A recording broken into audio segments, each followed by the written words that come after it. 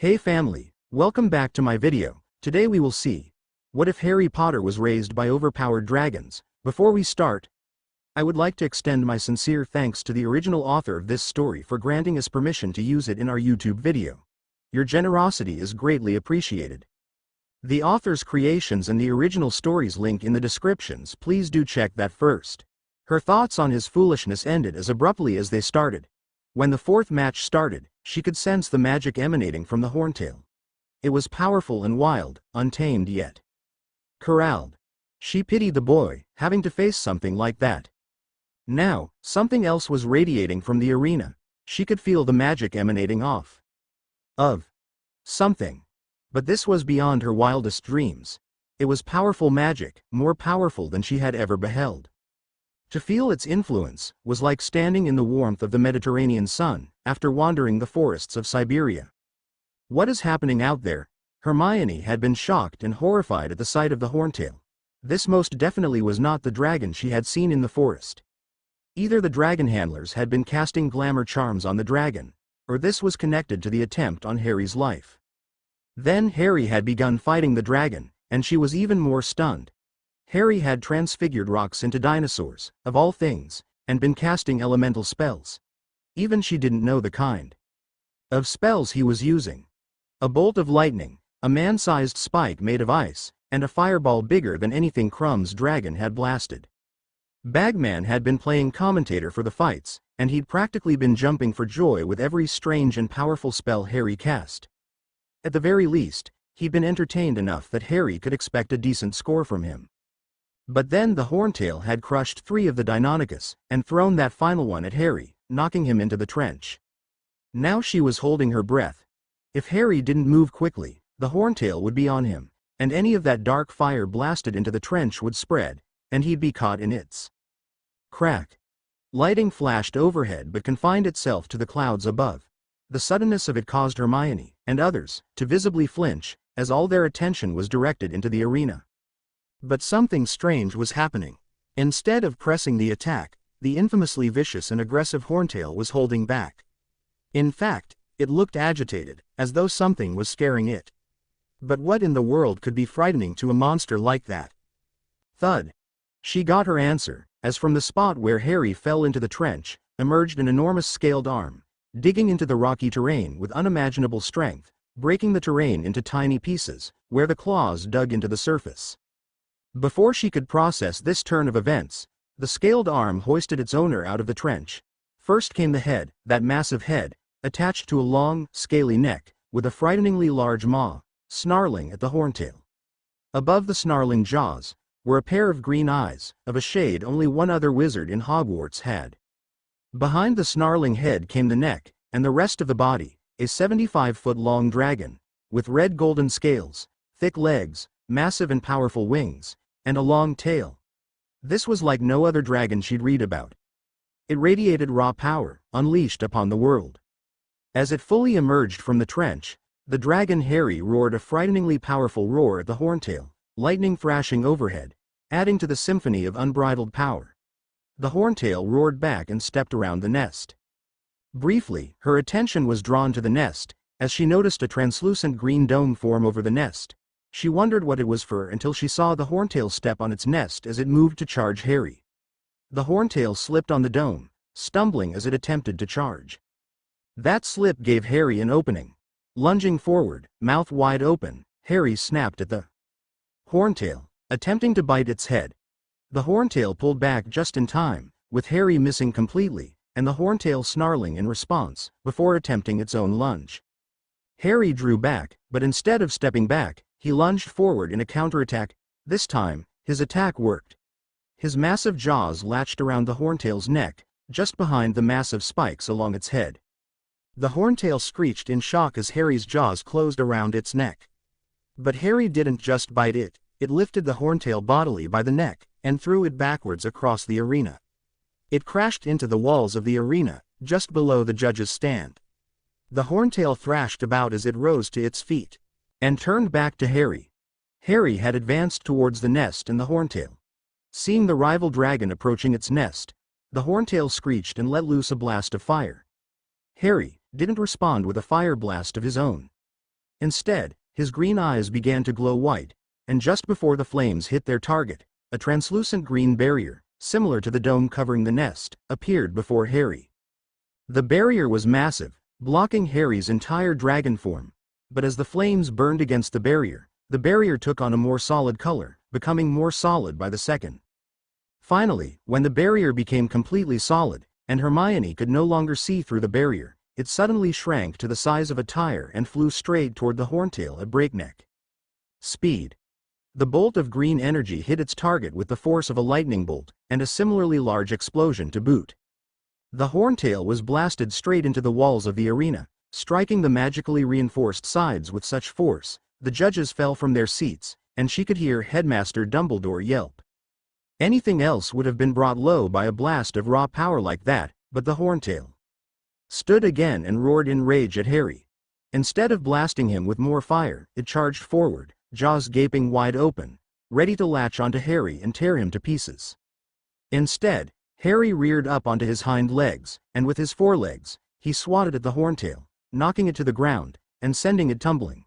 But as it fell, its massive bladed tail came up, striking Harry across the face. Hermione cringed as the tail made contact, knocking Harry's head to the side. He roared in surprise, but no blood could be seen. The blades hadn't pierced the scales, but that still left the potential problem of the poison. While Harry shook his head, trying to regain his focus, the Horntail righted itself and launched itself at Harry again. Once again, Harry reared up on his hind legs, and the Horntail locked claws with Harry. The two dragons began tearing and clawing at each other, Harry leaving deep gashes in the Horntail, while the Horntail made little progress. Blood flowed freely from the wounds on the Horntail's neck and underbelly, as they bit and snapped at each other. Suddenly, Harry dropped on all fours, and body slammed into the Horntail, sending it tumbling back to the ground. But as the Horntail rose again, Harry spread his wings and took off into the sky. The Horntail screeched in fury as its enemy flew away, and rather than let it escape, it too spread its wings and launched itself into the sky. The two massive dragons now soared beneath the steadily darkening clouds above the arena.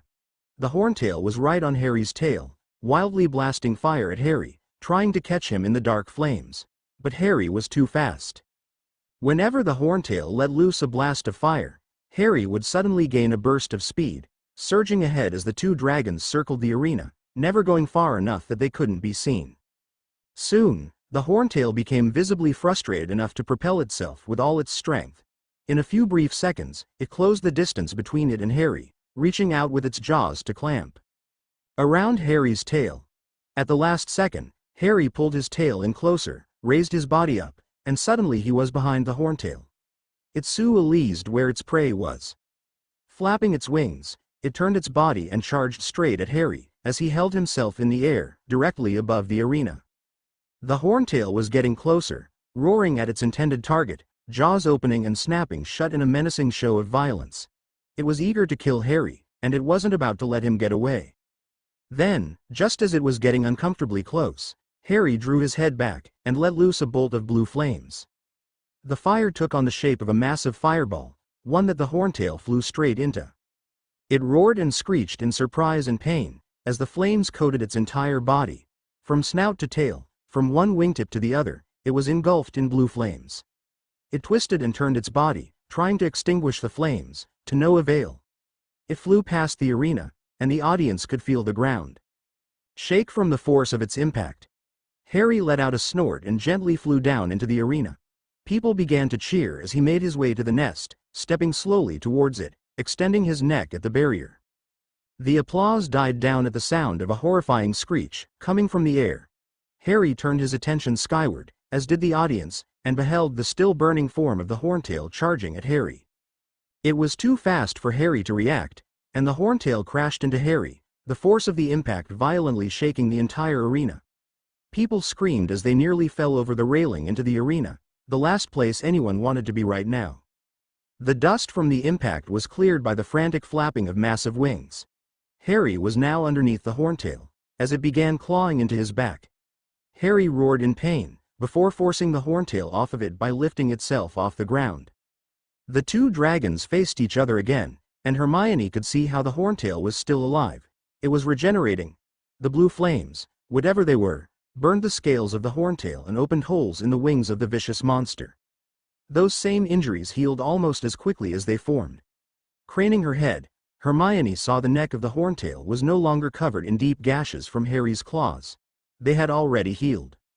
Now Hermione was scared, as Harry was up against a monster that healed itself as fast as he could hurt it. She had no idea how Harry could beat this thing. But that didn't stop Harry. He lunged at the horntail, successfully grabbing it by the throat in his jaws.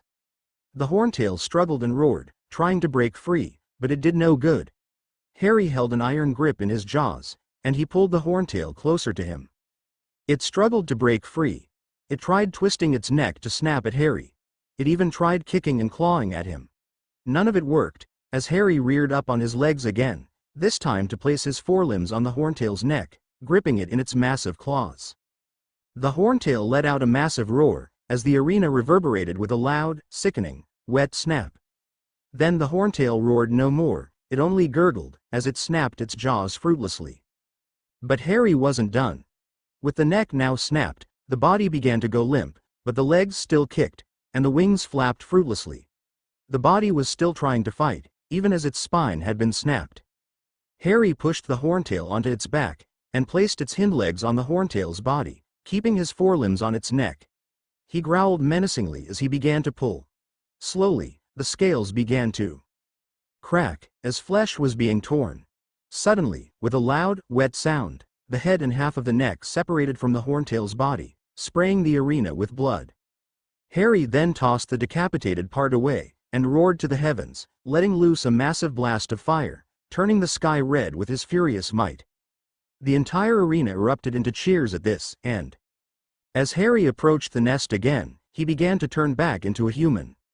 When he finally reached the nest, he waved his wand, and the barrier protecting the nest disappeared, allowing him to reach down and pick up the golden egg, holding it aloft with one hand as he took in the audience's reaction. The cheers of the audience must have been heard from Hogsmeade Village.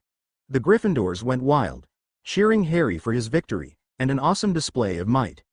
The Ravenclaws likewise cheered, astounded by his performance. Even the Hufflepuffs and Slytherins cheered, but both of them were more subdued. The Puffs because Cedric was still one of their own, and the Slytherins were more inclined towards polite clapping. The Gryffindors raced down into the arena, and Harry briefly had time to notice the bushy-haired missile coming at him at Mach 3. Hermione tackled him into one of her strongest Hermy hugs, and they both fell onto the ground. Harry looked up at the sky, briefly stunned by the surprising strength she had displayed before a pair of familiar redheads appeared. "Well done, Harrykins, I dare say, you've managed to impress even the notoriously stoic Slytherins. That'll go into the history books." They both grinned as they finished that sentence together and helped Harry and Hermione to their feet. Harry then turned to the judges, who were busily conferring among themselves. When they finally turned back, they gave their final score. Madame Maxime 9, Ludo Bagman 10, Albus Dumbledore 9. Barty Sr. 10, Igor Karkaroff -8, Sirius Black 10. That put Harry in the lead with 56 points. Gryffindor cheered loudly at that, with the twins patting Harry on the back, as Hermione slowly disentangled herself from him. Before Harry could speak with her, he noticed a familiar presence. "Air Potter, that was the most incredible fight I've ever seen." "Thank you, Keeper Ragnuk. Now, I hate to give you more work, but I hereby claim the Horntail's remains by right of conquest." Ragnuk grinned at that, showing all his sharp teeth. "After that display, I consider it an honor to be given that task. I don't think I can handle any more surprises today." Harry complained as he and Hermione were led back to the Gryffindor common room by Colin Creevey. After receiving his score, Madame Pomfrey had been insistent he receive a full medical checkup, while Hermione hung back with him. The rest of Gryffindor made their way back to the castle, under orders from Professor McGonagall and the headmaster. She'd been brimming to bursting with questions about his performance. Where did he learn those spells? What were those spells? Did he make them himself, or was he taught them? But most importantly of all, she was desperate to know, how did he turn into a bloody dragon? The only thing holding her back was Madame Pomfrey's insistence she holds off on her questioning, along with a promise. Harry promised that, if he didn't tell her by the end of the school year, he'd tell her over the summer. Now that he was living with Sirius, and not the vile Dursleys, he could actually visit her during the summer. When the trio reached the portrait, the fat lady congratulated Harry on his successful performance in the first task. When she opened up, Colin let Harry take the lead. When he stepped into the common room, he was shocked by the massive party that had been prepared. Snacks and drinks could be seen in abundance, and the Gryffindor lions had been turned into dragons for the momentous event. As Harry was handed a butterbeer, he couldn't help but grin. He just displayed a sample of his immeasurable power to the world. While he enjoyed himself, along with his friends, his enemies would panic. Tonight, at least, he could relax, and live as the teenager he was again. In his office, Albus Dumbledore was in a panic. At first, the task was going exactly how he wanted.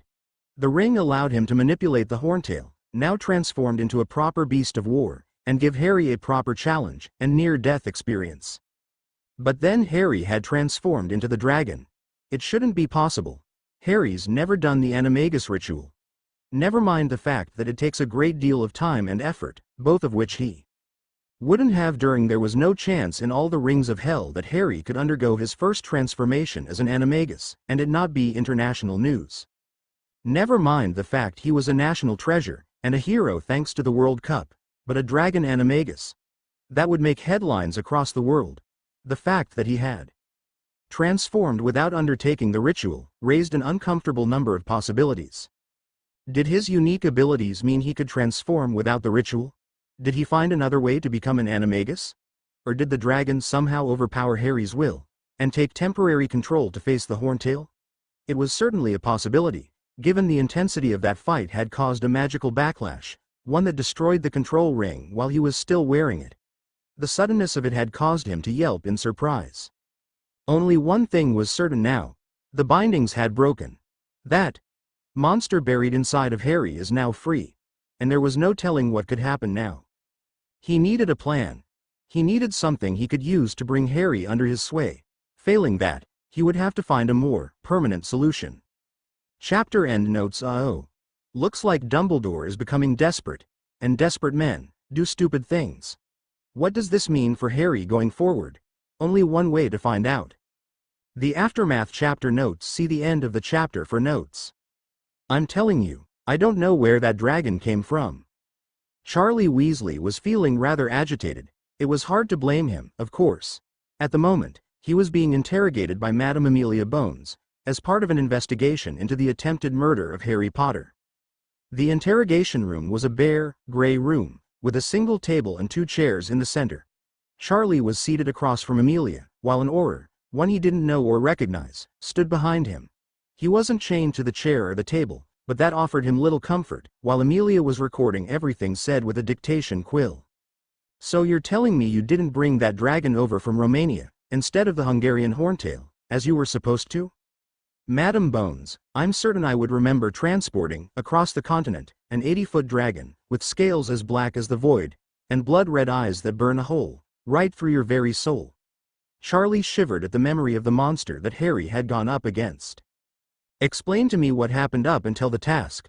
Walk me through the day's events. We arrived at Hogwarts on the 22nd, shortly after midnight. The dragon enclosure had already been set up, thanks to Professor Hagrid and the Ministry. It had been built to required specifications, both physically and magically, so we had no complaints. Can you tell me who, if anyone, visited the enclosure that night? Professor Hagrid, and Madame Maxime they were. On a date. Hagrid was showing her the dragons, and Maxime thought they were magnifique. I'm fairly certain I saw Karkaroff skulking about around the same time. Anyone else? Just one. Headmaster Dumbledore. He stopped by to make certain the dragons didn't disturb any of the creatures of the Forbidden Forest. So all 3 school heads came to see the dragons. That's correct. Anyway, after we pacified the dragons, including the Horntail, we went back to our quarters, getting our schedules organized to care for the dragons. What was the schedule? Monday morning, we do a complete medical checkup on the dragons, make sure they aren't carrying anything that might be contagious, or they haven't contracted anything. Feed them. Afterwards, keep them under watch for the day, intervene as necessary. What qualifies as necessary intervention? If the dragons attempt to leave the area, or they become aggressive towards each other. They're nesting mothers, so they aren't too keen on leaving the eggs unattended, especially with unfamiliar dragons close by. Did the horntail behave in any manner that could be considered abnormal? No, I wouldn't think so. They're already aggressive dragons, so it's impossible to say whether they're behaving in a more or less aggressive manner than usual. Did anything happen on Monday that seemed unusual, or could indicate tampering with the dragons? No, madam. What happened the day of the task? We got the dragons unconscious, giving them a quick final checkup, to make sure they were in peak health. We already knew the order the dragons would need to be brought in, we just needed to know when to move the dragons out of the arena. So at what point did you realize you had brought in the wrong dragon? When Harry's turn came up. We brought in the dragon, stunned, and got the nest set up. We heard people gasping in shock and fright but figured it was because nobody expected the horntail. Anyway, we got out of the arena, revived the dragon, and that was when we realized. You realized the horntail had been switched or tampered with? When Charlie nodded, she continued. What was your first reaction? Shock. Horror. Confusion. None of us had any idea what had happened to the horntail. We wanted to stop the task, but by the time we got to Bagman and the judges, it was too late. Harry was already in the arena, and Bagman was too excited by the fight to listen. Nodding her head, Amelia stood from her chair. Excuse us a moment. With that, she led the unknown Auror out of the room, and into the corridor. In the corridor, she found Auror's Shacklebolt and Dawlish waiting for her. She then turned to the unknown Auror. You can drop the disguise, Auror Tonks. It's no longer necessary. With that, the Auror morphed into the familiar form of Nymphadora Tonks. The usually cheerful Auror looked somber as she looked at Madam Bones. So, what do you think, madam? He's telling the truth. Their stories line up, and they've remained consistent while being questioned. It looks like either they or the dragon were charmed to prevent the handlers from noticing the difference before they brought it to the arena. She then turned to Dawlish. I assume you have news from the goblins? Yes, ma'am. The dragon was claimed by right of conquest by Harry Potter, despite the attempts by the Ministry to claim it themselves. Given the law was clear on the matter, the goblins took charge of the carcass and prepared to harvest it, on his behalf. However, they did send us a full report on the dragon, as per the wishes of Harry Potter. It seems he's not too thrilled about what happened either. Dawlish then produced a large scroll of parchment and handed it to Madam Bones, who proceeded to read it. Give me the big picture. Well, for starters, that was the horntail. When a startled Madam Bones looked at him, he continued. They found that it had been mutated into its new, and frankly more terrifying form, via alchemy and ritual magic. Well, that certainly narrows down the list of suspects. Did they find anything that could help us narrow the search? Only what the dragon was capable of, and it's a lengthy list. A reinforced hide, with empowered magical resistance, regenerative capabilities, enhanced strength and senses, a startling variety of poisons located in the mutated tail spikes, and a magically empowered fire, capable of causing far greater injury than standard dragonfire. Then we can assume it's part of the attempt on Mr. Potter's life. Is there anything the goblins are willing to send us for use in the investigation? I'll check, but they haven't started the harvesting process yet. They're being cautious with the carcass in the event it has any surprises for the goblins, even in death. So it'll probably be a while until we get all the answers. Very well. In the meantime, bring in the school heads, including Dumbledore. Maybe they saw something we missed. The morning after the first task, Harry came down to the common room to find every first-year Gryffindor waiting for him. Led by Anna and Brian, they swarmed him as soon as he made his appearance, begging to know how he transfigured the raptors, how he coning, and most importantly, how he transformed into a dragon. Interspersed with these requests were declarations he was the coolest wizard in school. Sitting in a corner of the common room, Hermione watched the unfolding events with a big, goofy smile on her face. She called out to him, as he looked at her with a similar grin on his face. The burdens of celebrity. In this case, totally worth it. It took a great deal of effort, but the impromptu gathering of his newest fans was dispersed. With this opportunity, he and Hermione made their way down to the Great Hall, but she had questions of her own. Harry, you still owe me an explanation. I thought I gave you an explanation last night. No, you told me you'd show me those spells during the summer if you didn't during the school year. What I want to know is where those spells came from. They aren't in any of the books I've found, least of all the dragon transformation. In fact, self-transfiguration is one of the most risky of all spells, as it risks altering your mind as well as your body. Harry, don't you trust me? Of course I trust you. It's... what? I think whoever put my name in the goblet is in the castle. I promise, Hermione, you'll get your answers. I'm just keeping my cards close to my chest right now. I don't like being kept in the dark for security reasons, Harry. And I don't like keeping you in the dark, not after all we've been through. I just need you to trust me, just until this tournament is over. Sigh, all right, Harry. I'll let you keep your little secrets for now, but I expect an explanation on the train back home. They made their way to the Great Hall in silence, with Harry wondering how he was going to explain all this to Hermione. He wanted, desperately, to tell her the truth. Of Goliath, of Dumbledore, of their former friend Ron. But he couldn't. For one, he had no physical proof. Everything he knew came from the future, a future that would no longer happen because of his time travel. He had his memories, but there was a reason he hadn't brought Hermione back with him. Her memories might be gone, but so was the pain. Was it so wrong for him to wish she would never have to endure that kind of hardship again? He didn't have an answer that would satisfy him. All he could do now was press forward. In the Great Hall, the eyes of most of the staff, and nearly all the students, were turned his way upon his arrival. He could feel their stares but heard none of the whispers he expected. I figured the hall would be filled with gossip mongering. Your performance left an impression on the school, especially the teachers. They don't know whether to be amazed or to be terrified. In their eyes, you've achieved something that shouldn't be possible. Before he knew it, the familiar sound of flapping wings could be heard overhead. The Owl Post had arrived, along with today's Daily Prophet. When Harry got his copy, he was surprised by the front page. Harry Potter. Merlin or Monster? By Rita Skeeter. Beneath the headline was a picture of Harry transformed into his dragon form. The snarling visage of an angry Goliath looked back at the reader, and occasionally roared as lightning flashed behind him. All in all, it was an impressive picture, and would definitely be drawing the attention of many a reader.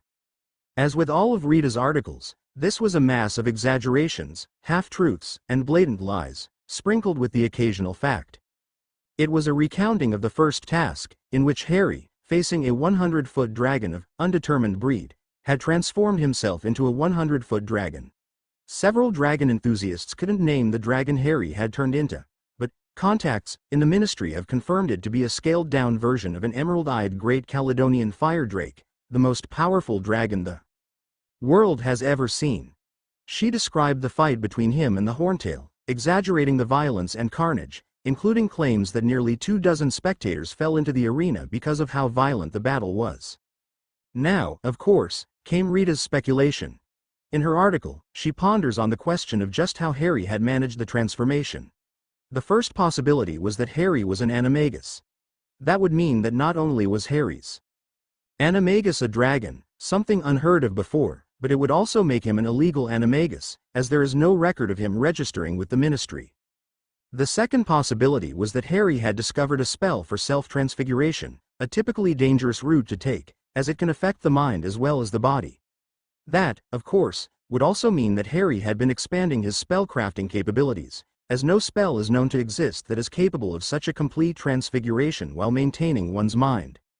The third possibility, the one she was clearly building towards, is something far more sinister. Rita reminded her readers that for a decade, Harry had been completely absent from the wizarding world. At that time, nobody had any idea as to where he was. She wrapped up the article by suggesting that during that decade, Harry had been subjected to dark and forgotten magics in an attempt to discover the secret to his surviving the killing curse. This is ridiculous, even by Rita's standards. Leave it for now. There's another letter coming your way. Looking up, Harry did indeed see Hedwig flying his way. When she landed, he realized the letter was from Gringotts. Taking the letter, and after giving his phoenix some bacon, he read it briefly. Herr Potter, as I write this letter, we have begun harvesting the Hungarian horntail. Prior to this, we sent Madame Amelia Bones of the Department of Magical Law Enforcement our preliminary findings regarding the horntail and its mutations, as per your instructions. We fully intend to harvest the horntail in its entirety, but because of the unusual circumstances, the harvesting team is proceeding much more carefully than normal. Some of the team have sworn the dragon is still regenerating its wounds, so the process may take some time. On a similar note, the DMLE is requesting that we continue to send them information regarding the horntail, and any further discoveries made in the harvesting. Do we have your permission to go through with their request? Please notify us at your earliest convenience. Keeper Ragnuk X. So the DMLE is going forward with their investigation? Send them whatever the goblins discover. If it's Dumbledore, it'll help neutralize him sooner. That'll only leave Voldemort and the Weasleys. Still, there is the issue of our status as an illegal animagus. Oh, that's easy to solve. Go talk to Moody at the high table. Following his instructions, Harry made his way to Moody at the high table. The polyjuiced Death Eater looked at him hesitantly. Can I help you, Potter? Actually, yes, Professor. I assume you know the spell for revealing an animagus? Of course. Why does that matter? I'd like for you to cast the spell on me, up here in the Great Hall, in front of everyone tonight. Moody blinked a few times, but agreed to his request. As Harry made his way back to Hermione, he argued with Goliath. What exactly is the point of this? The Reveal Animagus spell is only able to reveal those that have completed the rituals using Mandrake Root. You used a ritual of the old tribes, so the spell will have no effect. Let's hope so. Otherwise, things are about to get very interesting. So, what did the goblins send us? It had been 3 days since the first task. Madam Bones sat in her office, reviewing notes taken during the questioning of the school heads. As they weren't under arrest, she couldn't use Veritaserum on them, much as she wanted to. Questioning Madame Olympe Maxime had proven pointless. She admitted to being present in the Forbidden Forest the night they arrived, but steadfastly maintained she had only observed them before continuing her walk with Hagrid. As far as she knew, only she and Hagrid had seen the dragons prior to add no doubts the other champions would be informed of the dragons, but she had no idea whether they would stop by themselves, or someone else would inform them. Amelia knew that there was no chance that Igor Karkaroff had any part in this. Still, she wasn't going to pass up an opportunity to make the whinging coward suffer. The bastard had been part of the Death Eater team that killed her brother and his wife, leaving little Susan an orphan. Since then, she'd been dreaming of a chance to take him down, hard. Bringing him in had proved easy enough. She sent a pair of younger Aurors to bring him in, and he offered no resistance. It seemed he thought these 2 second-class Aurors would be easy for him to handle. He barely made a fuss when he was brought to the interrogation room. Then she had walked in, with Scrimgeour right behind her, the most menacing scowl he could conjure on his face. In between Karkaroff's whimpering, they extracted an admission that he had seen the dragons that night. He swore up and down that all he did was tell Krum the potential dragons he'd be facing and help him devise a strategy. The memory of that interrogation would power a Patronus capable of clearing Azkaban. Amelia was willing to call that a win, even if they didn't get anything useful. Questioning Albus had been a tricky matter. That bearded blighter had a tendency to tell half-truths, and a talent for spinning the facts to suit his own narrative. He'd admitted to visiting the dragon handlers that night, as he wanted to make sure they didn't disturb the residents of the Forbidden Forest. He trusted them to do their jobs, of course, he just wanted to be thorough. After all, there had been enough surprises this year already. They didn't need angry centaurs, hippogriffs or thestrals rampaging through the castle grounds. All in all, it hadn't been very informative. Igor lacked the intelligence and the nerve to pull off something like this. While Nicholas Flamel might have been a student of Beauxbaton's, Madame Maxime had none of the knowledge needed to achieve an alchemy project quite like this. That only left Albus, a meddling tweaker that had been tutored by Nicholas Flamel himself. Much as she hated to admit it, she didn't have enough evidence to suggest it was him. He had the skills to pull off something like this, of that she was certain. However, she couldn't find any motive to speak of. He was a meddling bastard, convinced that he knew better than everyone else, but she doubted he was this much of a sociopath. So when Dawlish arrived with news from Gringotts, she was eager for something they could use. I'm afraid there isn't much for us to go on. According to the goblins, the dragon was still trying to regenerate its wounds, right up until they removed the still beating heart. They've given every piece recovered so far a thorough look, but they've found nothing that either of us can use to identify the culprit. No magical signature can be found, or any other identifying markers. Damn it. Well, keep on it. As long as the goblins are willing to send us information, we'll keep accepting it. Maybe one of us will get a breakthrough. Nodding, Dawlish left her office, leaving her to her thoughts. Someone managed to mutate a horntail into a monster, and completely cover their tracks. This bears watching. Albus might try to hide things from the outside world, but he can't keep my Aurors from reporting to me. Looks like I'll need to increase security. In his office, Albus sat pondering his immediate future. The day after the first task, he was questioned by the DMLE as a possible suspect in the attempt on Harry's life. It was only thanks to his occlumency skills that Amelia hadn't caught his worry. Privately, he damned those infernal goblins. When Harry had done what he hadn't even considered possible, and killed the dragon, he had hoped the Ministry would claim the carcass before Harry could. After all, a dead horntail, especially one so unique, would prove a goldmine for greedy bureaucrats. But what he was more concerned with was covering his tracks. If any evidence could be found linking him to the mutated horntail, Amelia would have no problems dragging him into Azkaban in chains. The Ministry would be careless, sloppy, and only concerned with acquiring a quick profit. The goblins would be careful, methodical, and interested in getting the most value possible out of the dragon. That meant they would be thoroughly examining the remains. He could only imagine what they already uncovered. The only upside at the moment was if Amelia hadn't arrested him yet, it either meant she was waiting on more evidence, or there was nothing conclusive. Then, later that night, Moody cast the Reveal Animagus spell on Harry, in the Great Hall, in front of the entire school. When nothing had happened, Harry used this to assure the students he wasn't an illegal animagus. That might have alleviated the legal issues for Harry, but that left an entirely new set of issues for Dumbledore. This meant that somehow, Harry had achieved this transformation without performing an animagus ritual. Which, naturally, raised the question of how he had done it in the first place. He needed information, and he needed it now. It was maddening to imagine Harry, a student, in his school, having knowledge that he was denied. First came his spells during the World Cup riots, then came that bloody owl turned phoenix, and now this. It was intolerable. To make matters worse, he had no way of getting information. Ron had been cut out of Harry's circle of friends and was thus denied any information he might otherwise have learned. But even that was doubtful because his legilimency had failed to produce results, regardless of who it was being used on. Harry was keeping that information to himself, and if he didn't know any better, he'd swear it was being done to spite him. Still, he couldn't lose focus, not now. The Yule Ball wasn't far off, and it would be an ideal time to push Harry towards a proper date to the ball. If he played his cards right, he could get things back on track, and all the secrets of the brat who cannot die would be his. Chapter end notes. I'm gonna be honest, this felt more like a filler chapter than anything else I've done. Still, the plot is getting moving, and it looks like Harry is having a bit of a crisis of conscience. Hopefully, he can resolve it soon, giving him peace of mind again.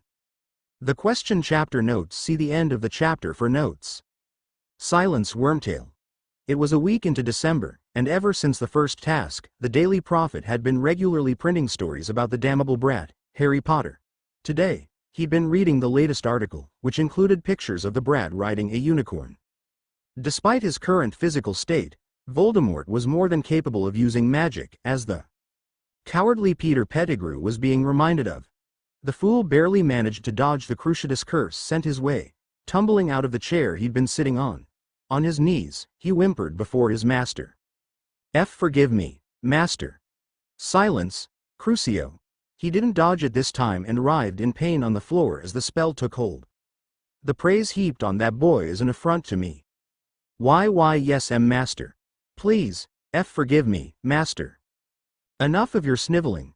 Nagini will be finishing her patrol of the grounds. Ready her food, and prepare the potion.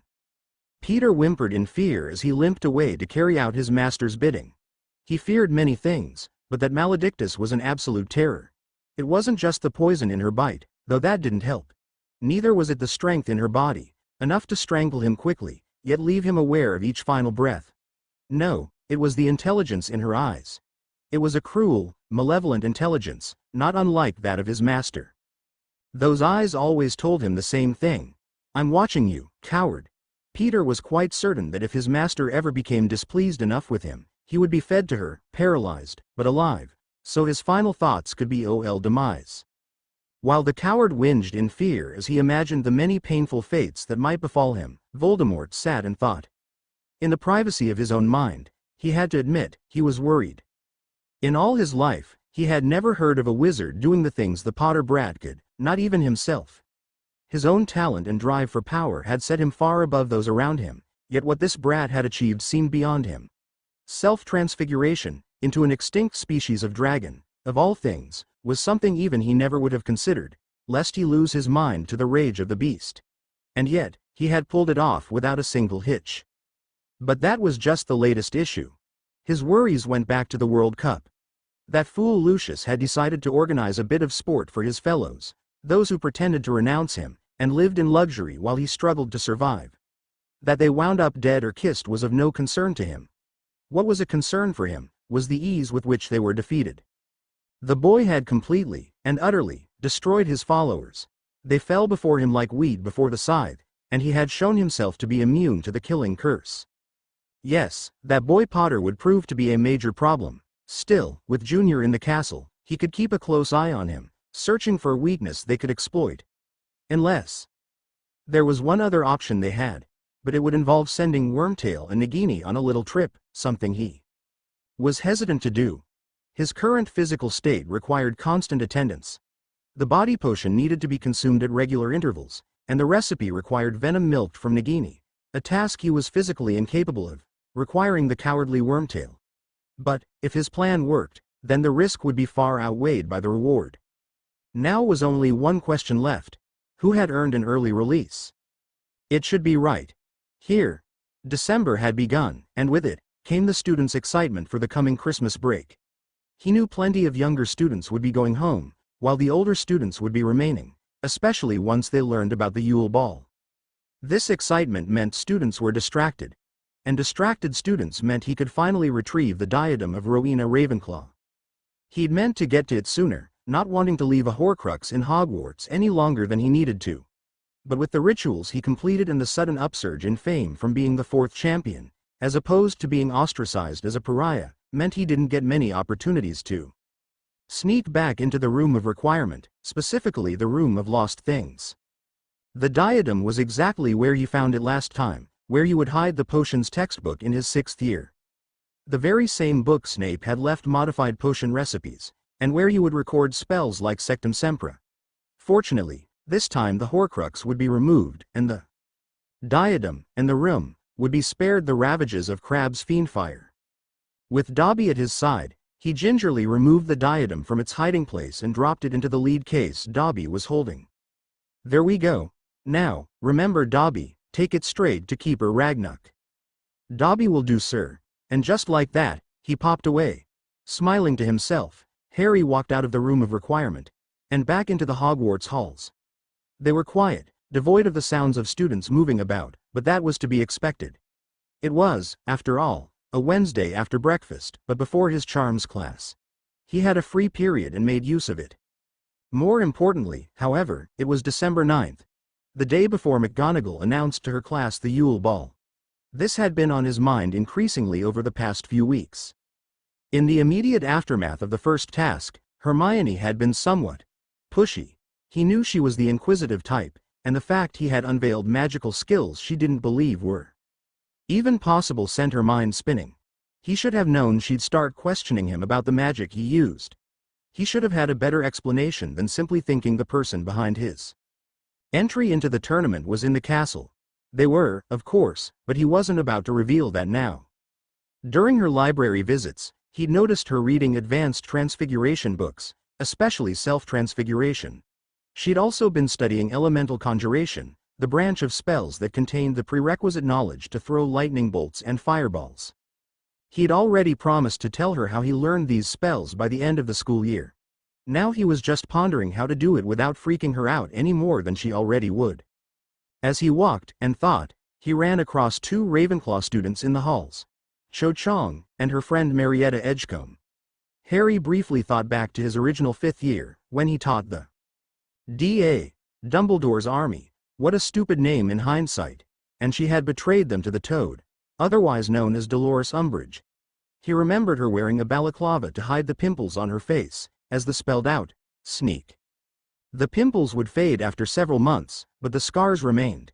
As did the fear, as she not only never attempted an apology to Harry or the other members, but she never took part in the Battle of Hogwarts.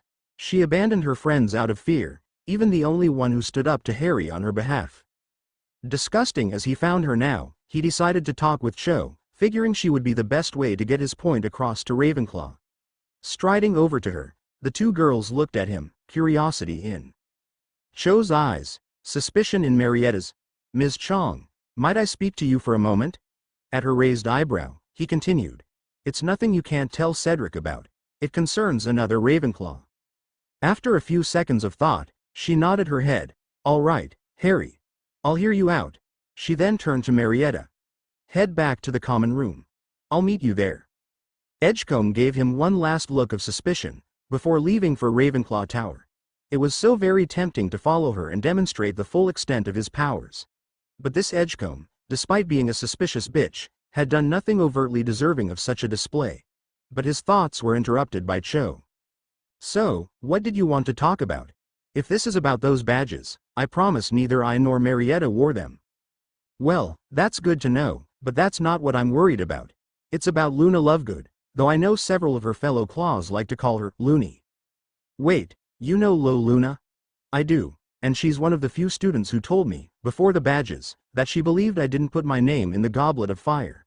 She keeps quiet about it, especially from the prefects, but I know she's being bullied. My message, Cho, that I want you to pass on to the rest of Ravenclaw is this. Back off.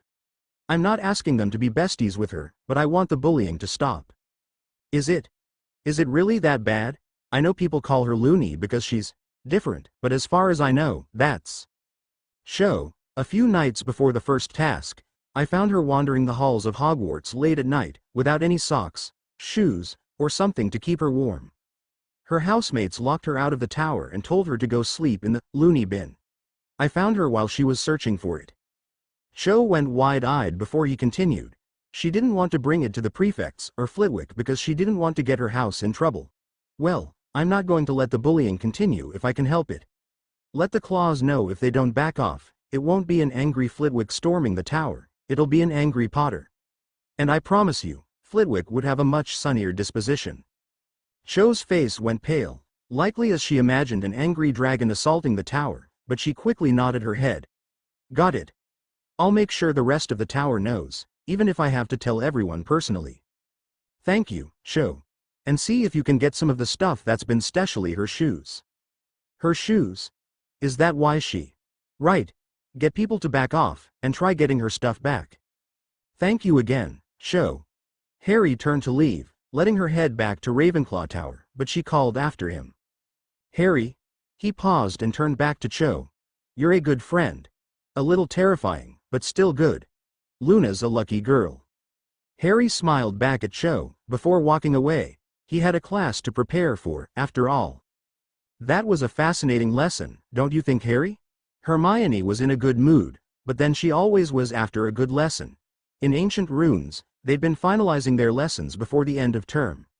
At the moment, they were refining the process of creating wards using runes, and it had indeed been an interesting lesson. With Goliath's lessons, he was already tied with Hermione for the top spot in the class. Professor Babbling had even remarked her disappointment he was exempt from their final exam because she wanted to see how well he would do. For now, they were on their way to the Gryffindor common room, to drop off their school bags. Afterwards, they made their way down to the Great Hall for dinner, with Harry continuing the conversation. "Absolutely. I wonder, though, if can add other wards to the box. Defensive wards, that would repel an intruder, if they try to open it. Harry, we have to be careful with our projects. We don't want to go overboard with them, or Professor Babbling might dock points. She's not Professor Snape, besides, you're her best student, she'd never dock points from you." Hermione blushed at the compliment but became somber after. "Harry, can I ask you something?" Harry paused in the hall, uncertain of what to expect. "Of course, Hermione. You can ask me anything." "It's about the House Elves. Or, it's about a house elf. When Harry said nothing, she continued. It's about the house elf Winky. The one we saw at the World Cup, that Crouch freed. What about her? I've just been wondering, what happened to her? I know you said house elves can get magic from other sources, so I was just wondering what happened to her afterwards? Harry sighed deeply before he answered her. She's here, in the Hogwarts kitchens, but it's not good, Hermione. What is it? What's happened to her? She's here at Hogwarts, but she's not properly bonded to it, so she isn't getting the full magical payment needed to stay healthy. Even worse, she's begun drinking butterbeer, which is very bad for house elves. But that isn't what's killing her. She's depressed, Hermione, over being released by Crouch. Her family had been bonded to the Crouch family for generations, and whatever your thoughts on Barty himself, by all accounts he was a good master to her. Being set free by him, it hurts. Can't she bond with another family, or another witch or wizard? She can. But most families wouldn't bond with an elf that's been freed by their master. But more than that, I don't think she wants to. I tried getting her to bond with Sirius after the first task. I asked Dobby to take her to him, so she could bond, and hopefully get better. But I think I just made it worse. The Blacks are an old magical family, just like the Crouches. Asking her to bond with a Black, I think it just reminded her of what she's lost. Hermione looked shocked at what she was told. Her desire to save house elves stemmed from the treatment of Winky she witnessed after the World Cup. To imagine her suffering so deeply. Afterwards, it horrified her, but it got her thinking. Her mind processed the information before she looked back at Harry. What about me? What do you mean, what about me? Would she form a bond with me, since I'm not from an old magical family? That might actually work. It would be a fresh start for her, and it's better than nothing. Dobby. The house elf appeared next to Harry. Great Harry Potter calls for Dobby. Dobby. Meet us in the kitchens. We're going to see if Winky will form a bond with Hermione. Dobby's face lit up at that. Dobby will do, for Great Harry Potter and his Hermy. When he popped away, Hermione snorted at the nickname. Great Harry Potter and his Hermy. Let him have it. Come on, it'll be hectic, but I'll show you the entrance to the kitchens. With that out of the way, Harry led her down to the portrait of a bowl of fruit. At Harry's prompting, Hermione tickled the pear, and the portrait opened up into the kitchens. Just as before, there were dozens of house elves, at least, working busily in the kitchens. But at the sight of two students stopping by, some of them immediately came up to them, happily offering them a seat at the tables, as dinner was ready to serve. When they politely declined and informed them they were here to see Winky, they were happy to point out Dobby, who was waving them over. As they walked over, after hearing some elves wishing them luck in forming the bond, Hermione whispered to Harry, they really are happy with this. Every house elf bonded to Hogwarts lives under the same contract, I guess, that Helga Hufflepuff formed at the founding of Hogwarts, and she would have killed the Malfoys for their treatment of Dobby, slowly and painfully. Dobby had been standing next to a pile of towels. When Harry and Hermione reached him, he snapped his fingers and the towels vanished, revealing the sleeping form Winky. She was snoring, surprisingly loudly, and hiccuping in her sleep. She'd been drinking recently. Winky be waking up now, Dobby said gently. You be having a new mistress today. Winky a bad girl. Winky Hick don't deserve new mistress. Of course you do, Winky, Hermione said as she knelt beside her. You don't deserve to suffer. Bushy hair Hick be Winky's new Hick mistress. Winky don't be needing Hick bushy hair as mistress. Winky Hick remembers how Bushy Hair Hick angry with older Master Crouch Hick for treating Winky. Winky Hick did bad job for Hick Master Crouch. Winky Hick deserves Hick this. Winky, no one deserves to suffer like this. You're suffering because you need a master or mistress. But I can help you, Winky.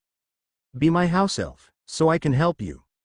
Winky had been lying down as they spoke, but now she sat up. Her eyes widened as she stared at Hermione. Bushy hair Hick mean it? Bushy hair not Hick joking? She looked at Dobby as she finished the sentence, as though disbelieving the situation.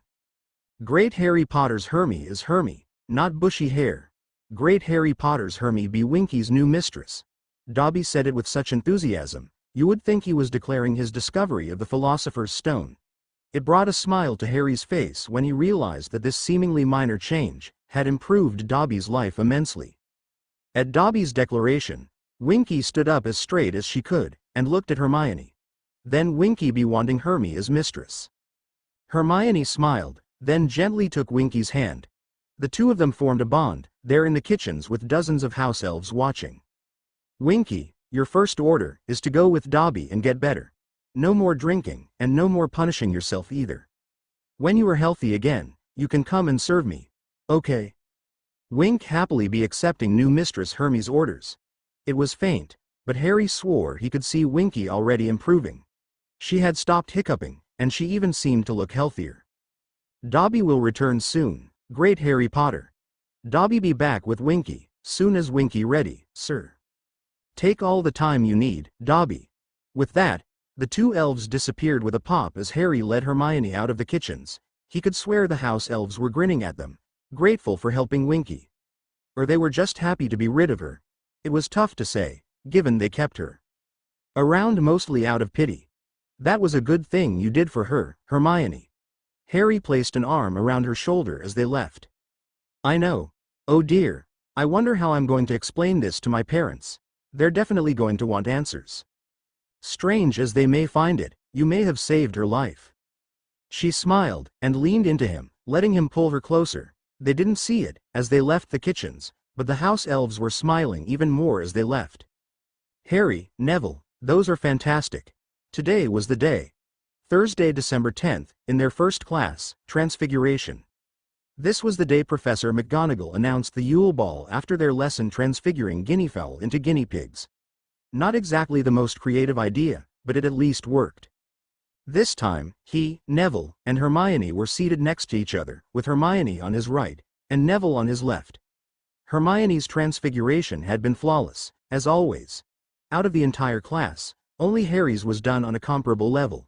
It had taken some coaching on their part, but Neville's had turned out pretty well, at least when compared to some of the other examples of work in the class. It at least looked like a guinea pig, if a slightly sickly one. Looking around the class, Harry caught sight of Ron's pathetic attempt. It was about the same size as a guinea pig, but it had feathers instead of fur, and it still had a beak. Frankly, it looked repulsive. Turning back to his own guinea pig, Harry grinned as he got an idea. "Thanks, Hermione. But I wonder if I can get it to sing." "Harry, no, this is transfiguration, not charms. Besides, Professor McGonagall won't like fooling around in class." "It's not fooling around, Hermione. It's expanding the limits of one's abilities." "Is that so, Mr. Potter? Then, by all means, let's see you expand your limits." Without either Harry or Hermione noticing, McGonagall had appeared next to them. Hermione blushed at the sudden appearance of the teacher, while Harry decided to test his luck. "Really, Professor? You're giving me permission to charm a guinea pig to sing?" McGonagall kept a straight face but raised her eyebrow. "I am giving you a chance to test yourself. Whether you succeed or fail is on you." Taking that in stride, Harry turned to his guinea pig. Everyone else in the class had been graded and was watching the interaction closely. McGonagall was known for her stern, no-nonsense attitude. The fact she was allowing a student to do something as frivolous as charming a singing rodent got everyone's attention. Everyone was either curious to see what Harry would do with this rare privilege, or hoping he'd embarrass himself in front of the teacher. Grinning like a loon again, Harry decided to take the chance and run with it. With a wordless incantation and a quick tap on the cage, the guinea pig immediately stood on its hind legs and started to dance as it sang. "Do a little dance, make a little love, get down tonight, get down tonight." The class burst out into laughter. The students familiar with disco, like Hermione and Dean Thomas, laughed especially hard as they recognized the song. The rest of the class simply found the silly lyrics, and the sight of a dancing guinea pig, to be funny. McGonagall, for her part, remained as stoic as ever, though Harry swore he could see her mouth twitch ever so slightly into a grin.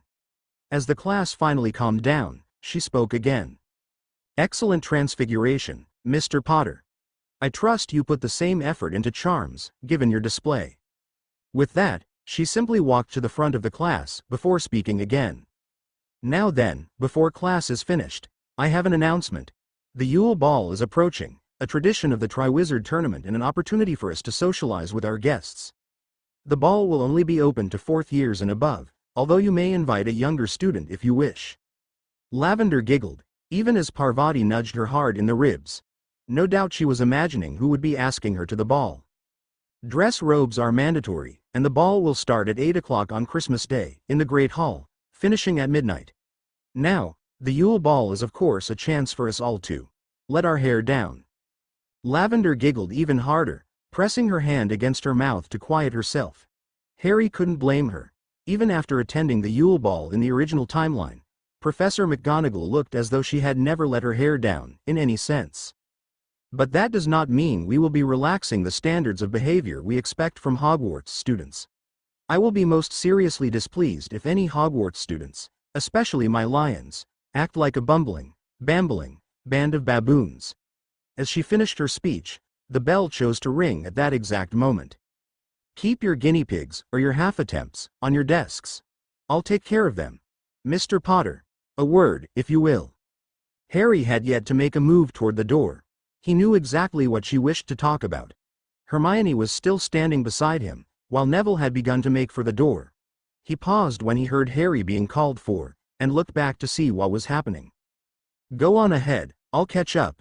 They both visibly hesitated, while Hermione looked like she wanted to say something. At the last moment, she decided against it, and she and Neville followed the rest of the class out the door. Yes, Professor.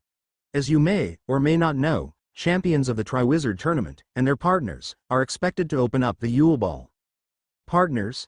You mean our dates? Yes, but they will be your dance partners during the opening dance of the ball. Now, Mr. Potter, do you know how to dance? Harry was about to answer when his voice caught in his throat. How long had it been since he'd danced?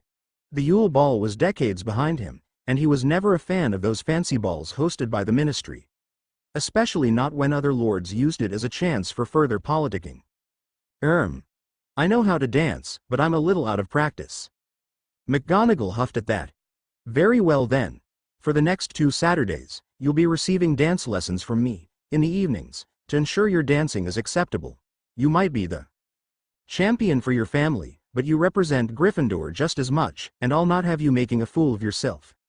You are welcome, and encouraged, to bring your date, otherwise, you will be practicing with me. Understood? Yes, Professor. Very good, you're excused. Oh, and Mr. Potter. 30 points to Gryffindor, for you and Miss Granger. You two performed the only perfect transfiguration. Though, save the singing for Flitwick's class. With a grin, Harry nodded and left the class. He was surprised, but happy, to find Neville and Hermione waiting for him outside. Once he closed the door, Hermione stepped up to him, worry written across her features. What did Professor McGonagall want? She told me that the champions are expected to open the Yule Ball first, along with their dates. Well, that's to be expected, of course. The Yule Ball is a tradition, like she said, and the champions and their dates are all announced to the rest of the guests at the ball in a grand showing, to start off the ball. Right. Well, mainly she was interested in whether or not I could dance, and what did you tell her? I told her I was a little rusty. Oh, that's a surprise. From what you've told me about the Dursleys, they don't seem like the type of people who would teach you how to dance. Or even taking you to social events where you might have danced with anybody. They didn't. I learned in my last year of school before Hogwarts, for a school event. Haven't danced since, so she's going to be giving me lessons for the next 2 Saturdays, to make sure I don't embarrass myself, or Gryffindor. Oh, really? Can you invite anybody? I'm supposed to invite my date. So you're only expected to bring your date. Hermione looked, and sounded, rather disappointed at that. Harry cleared his throat. Now came the moment of truth. Hermione, will you go to the Yule Ball with me, as my date? Hermione looked stunned, as she stared up into Harry's eyes. None of them moved or even breathed. It stopped. Then, a great big grin spread across her face, and she jumped up, crying out, yes, yes, yes. As she finished, she wrapped her arms around Harry and pulled him into the strongest Hermy hug he'd ever experienced. It was a lesson on what Remus must have felt when he hugged him in the leaky cauldron. Neville, meanwhile, watched this with a small grin on his face. The twins are going to love this. Hermione broke the hug to look at Neville. What do you mean? They've been taking bets on whether you two would be going to the ball together. Wait, when did they learn about the ball? McGonagall just announced it. Since their shopping list included dress robes, they're only required when a formal event like a ball is being held. How long have they taken bets? Since the tournament was announced. Apparently, the pool is up to 100 galleons, especially since the first task. Harry then got an idea. If people were betting on them, why not give them a show to decide the winner? Hermione, what do you say to us giving the school a bit of a performance? What do you mean? I mean, since people are betting on us, why don't we publicly announce each other as dates? You want to ask me to the ball again, but in the Great Hall during a meal? Only if you're okay with it. Hermione looked thoughtful but nodded her head. All right then. We'll do our little performance at dinner tonight. Neville, do you mind keeping quiet until then? Neville simply nodded, and the trio were startled by the door to McGonagall's class opening behind them. I trust you three have a reason to be loitering outside my class? Hermione blushed, but Neville quickly stammered out a response. I was just asking Harry and Hermione if they could help with my transfiguration, ma'am. McGonagall simply looked at Neville, before she nodded. Very well, though perhaps save such a conversation for somewhere other than an empty hall. She walked past them but paused to look back. Mr. Potter, Miss Granger. 30 points to Gryffindor. Your work in class was exemplary, and then she walked away. She gave us points after telling me about the lessons. You don't think she heard us, and gave you points for asking me to the ball, do you? Well, on the plus side, I think you can trust McGonagall to keep quiet about this. Professor McGonagall. Honestly, Neville. Here we are, Hermione. Ready for the show? Harry and Hermione stood outside the Great Hall. It was time for dinner, and most of the school had assembled by now. A few stragglers may be elsewhere, or coming down later for dinner, but otherwise, the school was in full attendance. The plan the two of them had devised was so simple, even Ron could figure it out. Hermione would go into the Great Hall first. Harry would wait a minute before going in after her. He would go up to her, and loudly ask if she would go to the ball with him. I'm still nervous, but I'm ready to go. If you don't want to, you don't have. No, it's all right. I'm just a little jittery, but Gryffindor's charge ahead. After taking a breath, she walked into the Great Hall, while Harry waited outside. Why do you really want to make this public? Because I don't trust Dumbledore to keep his meddling nose out of this. After everything that's happened, everything we've learned, I'm shocked he didn't resort to using potions on us the first time around. He couldn't risk the potions getting discovered too early, or them affecting you negatively and leading to your early demise. Too early for his liking, you mean? Exactly. Still, I suppose if you make this public, people would notice if you two suddenly broke it off. Well, enough of that. It's showtime. Stepping into the hall, Harry noticed that several eyes were on him. Several Gryffindors were watching him, along with a number of Ravenclaws and Hufflepuffs. Even a few Slytherin students were watching him. Harry then realized the international students were present and were among those watching him. Even the staff were watching him, including the bearded blighter. Let's see how you like this, you miserable bastard. Putting on his most confident face, he strode to the Gryffindor table, right next to Hermione. He noticed she was blushing, and struggling not to smile too broadly. She didn't want to give the game away. It didn't help that Harry dropped to one knee beside her, and wandlessly produced a bouquet of periwinkle blue flowers, her favorite color. Hermione Granger, will you go to the Yule Ball with me? The hall went silent, as every pair of eyes turned to the Gryffindor table. Hermione must have felt them because she was blushing more than ever. But she had the biggest smile he'd ever seen on her, in this or any timeline. Yes, Harry. I'd love to go to the Yule Ball with you. Harry did a not-so-discreet fist pump, as he handed her the bouquet, and sat down next to her. As he did this, the hall became filled with applause. It was hardly the most impressive round of applause, but the Gryffindors were enthusiastic in their clapping, while the others were polite. Harry noticed, with some satisfaction, that even Krum seemed to be clapping. Well, hopefully, that means he won't be a problem. If he does become a problem, there's more than one way to deal with him. Harry was broken out of his thoughts by the sound of two irreverent pranksters. Attention, everyone! We'd like to announce the winner of the, who Harry will ask to the ball, pool. One twin spoke. The second twin followed up, holding a small notebook in his hands. The winner of the pool is Gryffindor's own Ginevra Weasley, for betting on Harry asking Hermione. Harry swore he could hear a discreet yes, but thought nothing of it. We'll award Gin her galleons tomorrow at breakfast once we figure out how much she won. While the twins were announcing the winner of one bet, the high table was discussing another pool. Pomona Sprout turned to Septima Vector, seemingly quite pleased with herself. I believe, Septima, that this means I win the jackpot. Actually, Pomona, Minerva spoke up before Septima could answer. If you'll recall, you bet that Harry would ask Hermione by the end of the week. I bet he would ask her by the end of the day. At the far end of the table came a dry voice. I didn't know you were the gambling type, Minerva. Betting against Pomona isn't gambling, it's investing. One person was oblivious to all of this discussion around him. In his mind, Albus Dumbledore kept saying the same thing, over and over and over again. Damn it, damn it, damn it. Chapter end notes.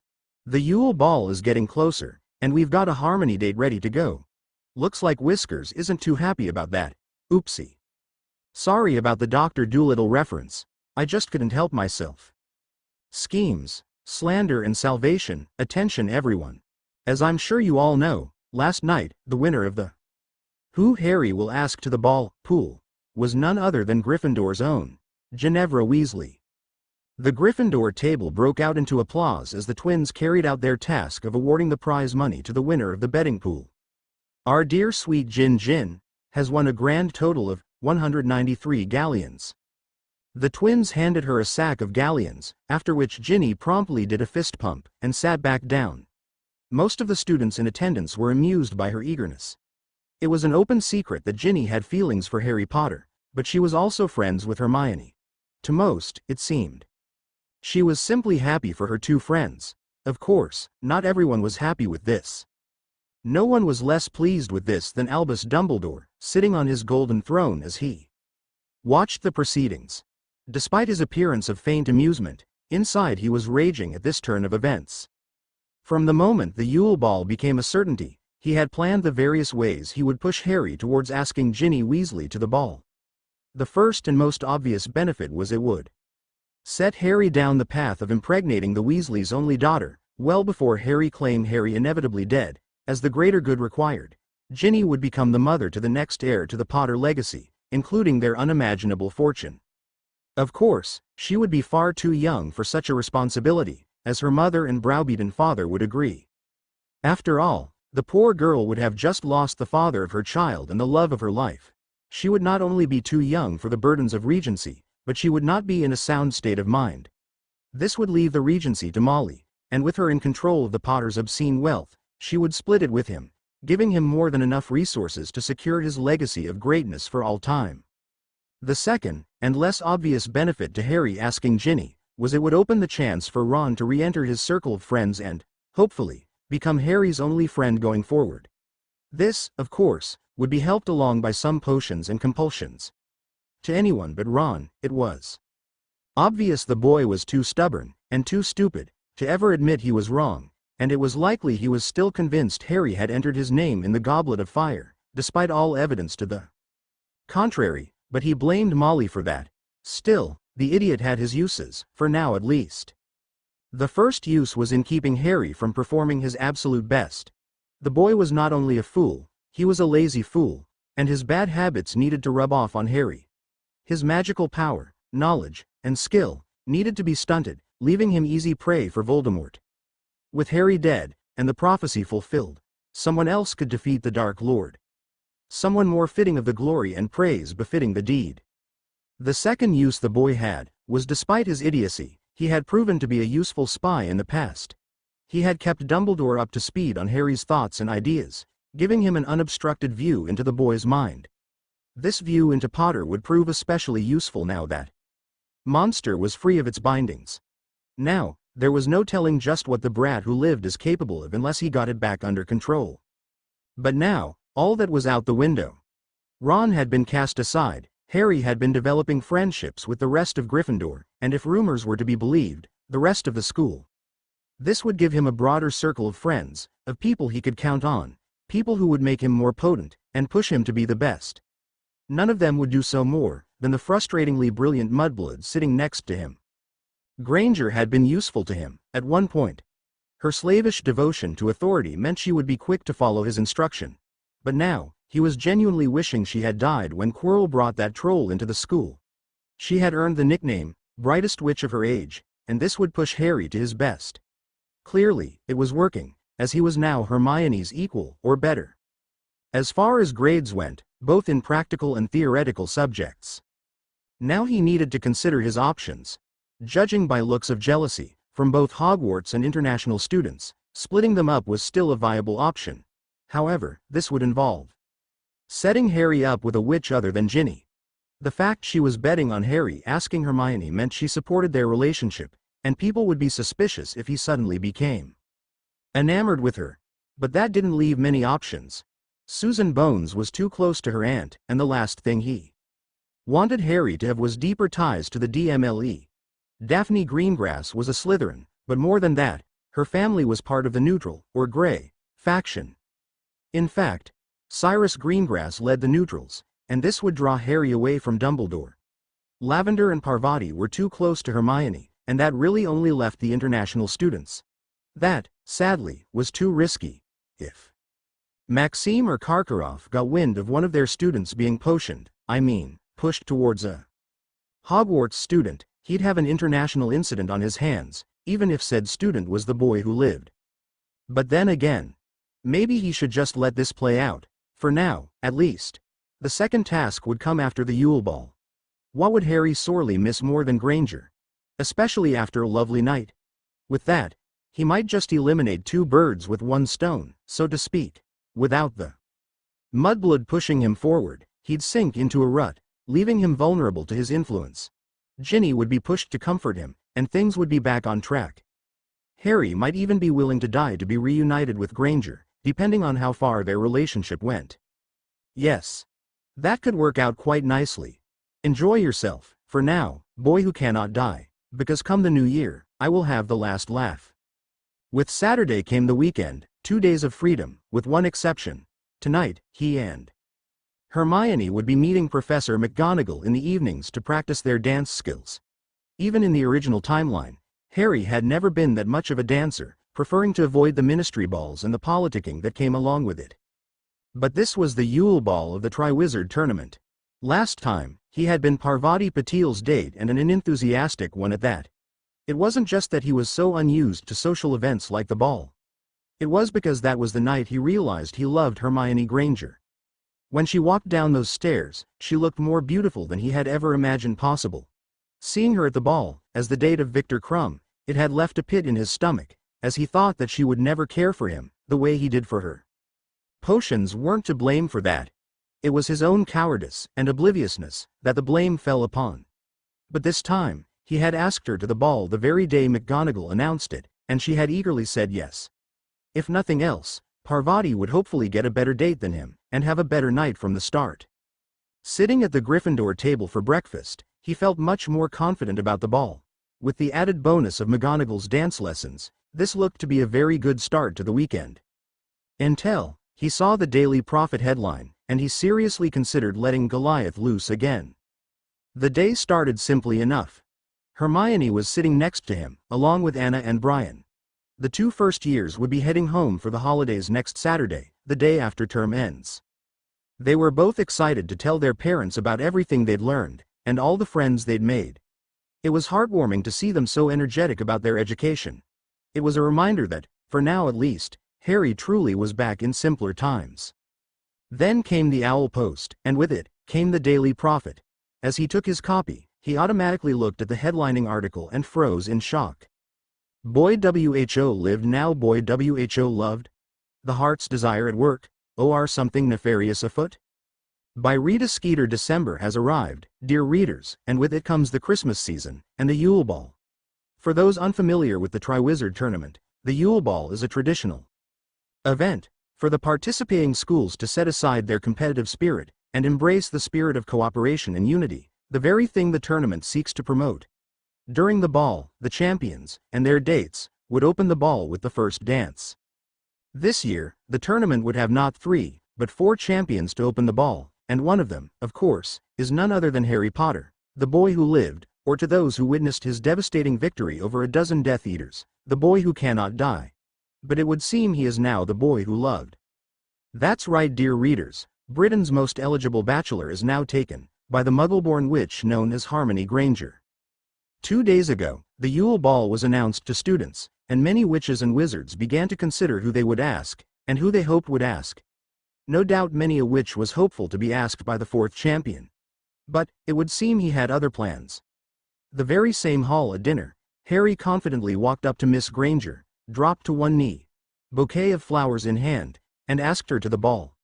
To the shock, joy, and disappointment of onlookers, she said yes. There was no hesitation when she agreed to be his date. This begs the question, was this a show put on for the students? Did Potter ask his friend to the ball earlier in the day in private? Or was she afraid if she didn't accept immediately, he might ask someone else? Or is something else at play here?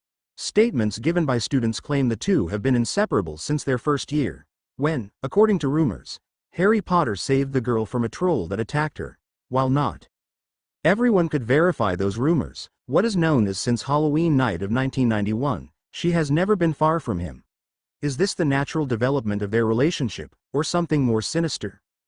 Granger's been following him like a lost puppy, but he's never looked twice at her before.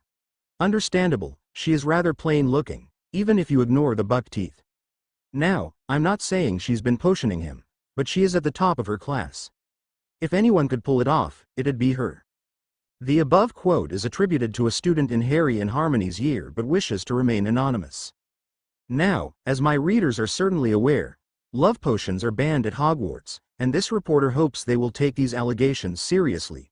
If not, then your favorite journalist will be there to find out the answers. Holding the paper in his hands, Harry began to shake with rage. A murderous fury rose in him like nothing since his return to the past. He could hear Goliath roaring in rage, demanding they find Rita and make her suffer for this. As Goliath devised a means to discover how loud Rita could scream before her lungs popped, Harry looked to Hermione, to see how she was faring. A look of shock and horror spread across her face. It was no surprise, she was being accused of potioning him into asking her to the ball. It did little to help that Harry could hear people whispering around the hall. As he reviewed his options, he suddenly got an idea. Grabbing some parchment from his bag, he began writing letters, before calling for Hedwig. As the students began fawning over her, boosting her ego even more, he gave her 3 letters to be delivered as soon as possible. A letter for Sirius, a letter for Rita, and a letter for Keeper Ragnarok. Assuming everything went as planned, he'd have Rita under his thumb by Monday. But now he needed one final thing. Something that would silence the chattering fishwives he was forced to call students. Looking to the high table, he noticed that Madame Pomfrey wasn't seated there, but Snape was. Loath as he was to deal with the greasy dungeon bat, he would suffice. Turning to Hermione, he whispered to her, "I trust you, but this will shut everyone up." He stood from his table and walked up to Snape, who looked at him with suspicious eyes. Leaning in close, he whispered to Snape, who whispered right back. The entire hall watched curiously, wondering what exactly would happen next. They were surprised to see Professor Snape nod his head, before standing up. As he did so, Harry turned to the Great Hall and spoke with a voice, powered by an iron will. "As you've all read by now, Rita has accused my friend Hermione of something truly disgusting. She has accused her of using potions to influence me into asking her to the ball. I know I am under no such influence, but because some of you seem to believe the venomous lies spewed by that woman, and I hesitate to call her that, I've asked Professor Snape to run a diagnostic on me for potion influences." As Harry finished his speech, the dry voice of Snape could be heard. "Amusing as it is to imagine you a love-sick fool, I can find no potions in your system, though I doubt they would make a difference." Harry turned to look at Snape, who was holding a piece of parchment in his hands and was looking it over. "It would seem you've developed an immunity to potions, Potter. Or at least your resistance is strong enough. The difference between it and immunity is practically irrelevant." Handing over the parchment, Snape sat back down and resumed eating his breakfast, while Harry returned to his seat. As he did so, he got a warm smile and a kiss on the cheek from Hermione.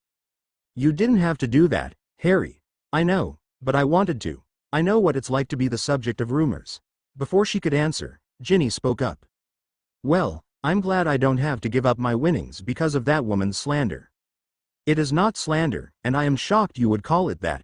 The students around Harry looked stunned by what he just said until he continued.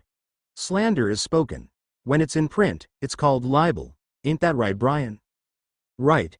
The enthusiastic first year got the rest of the table chuckling, as Hermione shook her head whispering, "Oh, Merlin." That would have been the end of it, until the next day. Everyone was seated at their tables again, waiting for the owl post. Harry in particular was waiting for Hedwig. She hadn't returned last night, and he was wondering whether he would have to wait another day. He knew Rita would continue to be a problem unless he got her back in line. At the fluttering of wings, he noticed an unusually large amount of owls flying in, but he could identify Hedwig with ease. She was faster than any other owl, and landed gracefully before him, allowing him to retrieve 3 of the 4 letters she carried.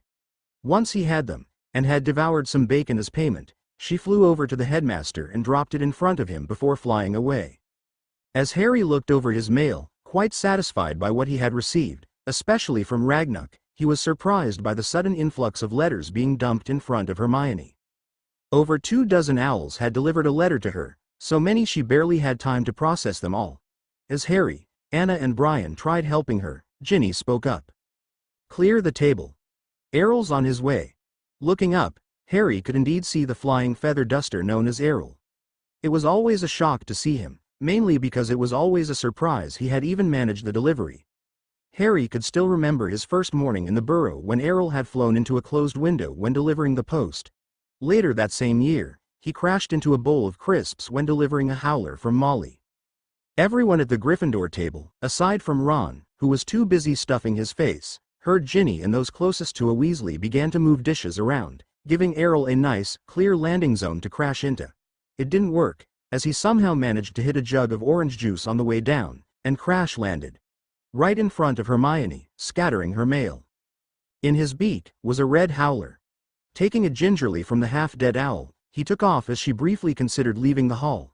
But she took a deep breath and opened it. The unmistakable voice of Howler Molly resonated through the hall. Hermione Granger, you Scarlet. Anything further was cut off, as the howler was incinerated by a blast of fire from Harry. More specifically, a blast of fire from his mouth. Before anyone could question him about this, Ginny asked Harry a question. Harry, do you still have that parchment from Snape? Yes, why? Because I'm going to send my mum a letter telling her how stupid she is to believe Rita. Now everyone was looking at Ginny in shock before the twins spoke up.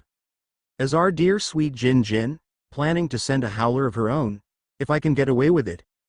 The twins nodded, impressed that their sister was defending her friends, better than Ron was, as they looked at him with disgust. The entire event had passed without him even bothering to look up from his plate. As the twins glared at their idiot brother, Hermione whispered to Harry, maybe I should set these aside, in case any of them have surprises. Don't worry. I'll have Dobby check to make sure they're safe, and once Winky's better, SHTHER howlers sent your way. I must admit, Harry, I didn't think you'd write to me so quickly. Right now, Harry was in the Three Broomsticks, seated at a table across from a woman he very much would like to strangle. Rita Skeeter. His letters had been sent in order to get this meeting set up as quickly as possible. The letter to Sirius had been asking him to pull him out of school for the day, allowing him a chance to meet with Skeeter. The letter to the bitch across from him was an offer for an interview. And the letter to Ragnuk? Well, she was about to find out what it was. What can I say? I have a weakness for scandal mongers. Oh Harry, such cruel words, and I was hoping we could be friends. Do you tell all your friends not to stomp on water beetles? Specifically, water beetles with round markings around their eyes. Skeeter went pale. Yes, Rita, I know all about your animagus. I also know you never registered. So what? If you're trying to threaten me, I can always go and register. Then what will you do? Oh, Rita, don't be an idiot. The past casts a long shadow. You've worked for the Daily Prophet for years now. In that time, you've illegally gathered intel on several people, including powerful individuals, and dragged their names through the mud. Even worse, you've done your spying by trespassing on private property and eavesdropping. Who knows? You might even have done so to take family secrets. Perhaps even the secrets of the Sacred 28. That last crime alone is enough to get you kissed. Even if it wasn't, you've got a long enough list of enemies they'll demand a life sentence in maximum security. I wonder what they would learn if they dosed you with Veritaserum. Even if you were a pureblood, the Dom would happily lend a truth stone for the trial, just to make sure you haven't been snooping around there.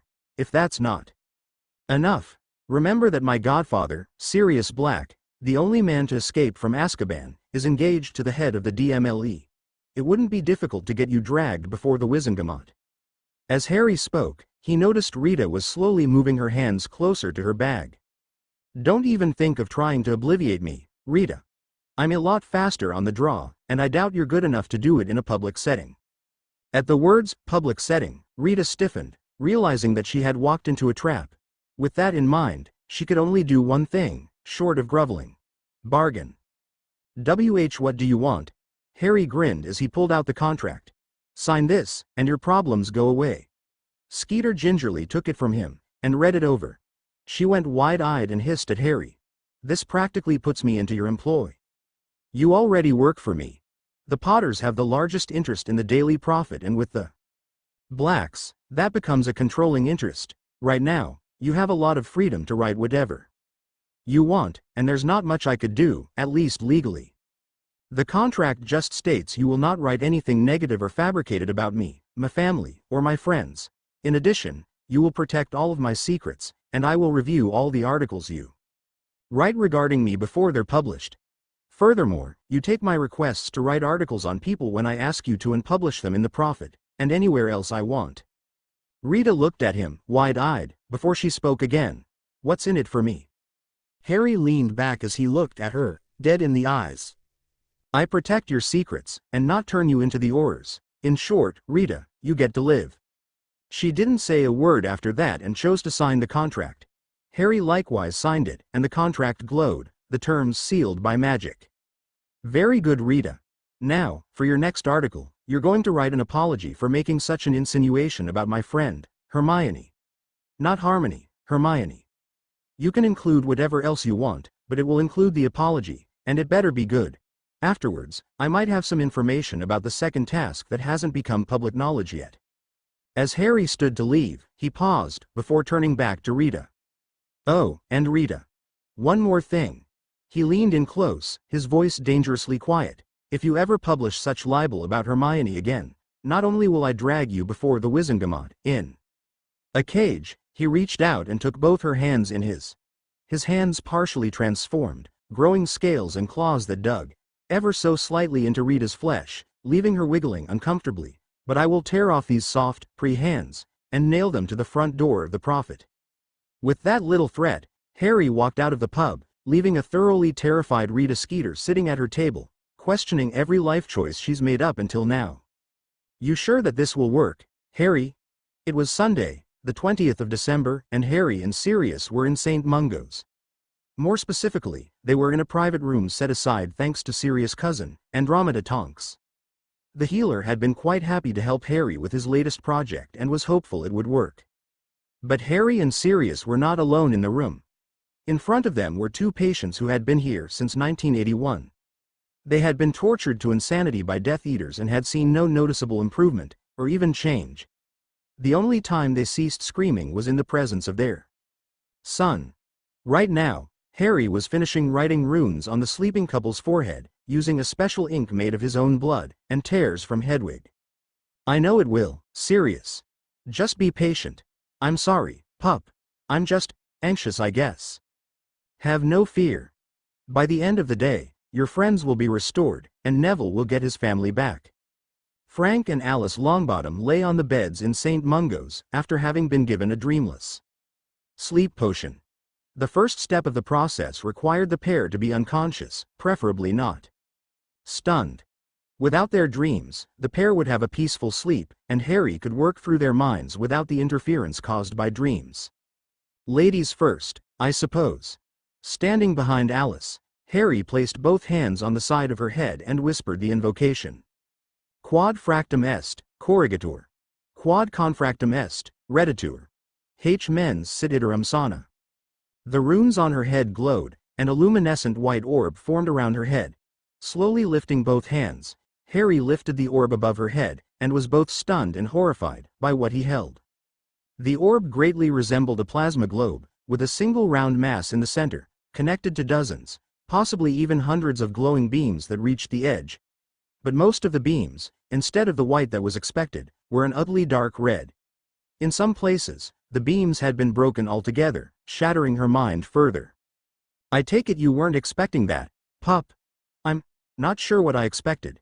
A healthy mind would be white in coloration, but these beams, the ones that aren't shattered at least, are a dark red."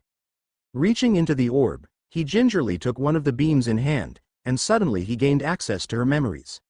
This particular memory was of Alice meeting Lily in Hogwarts, during their first year at school.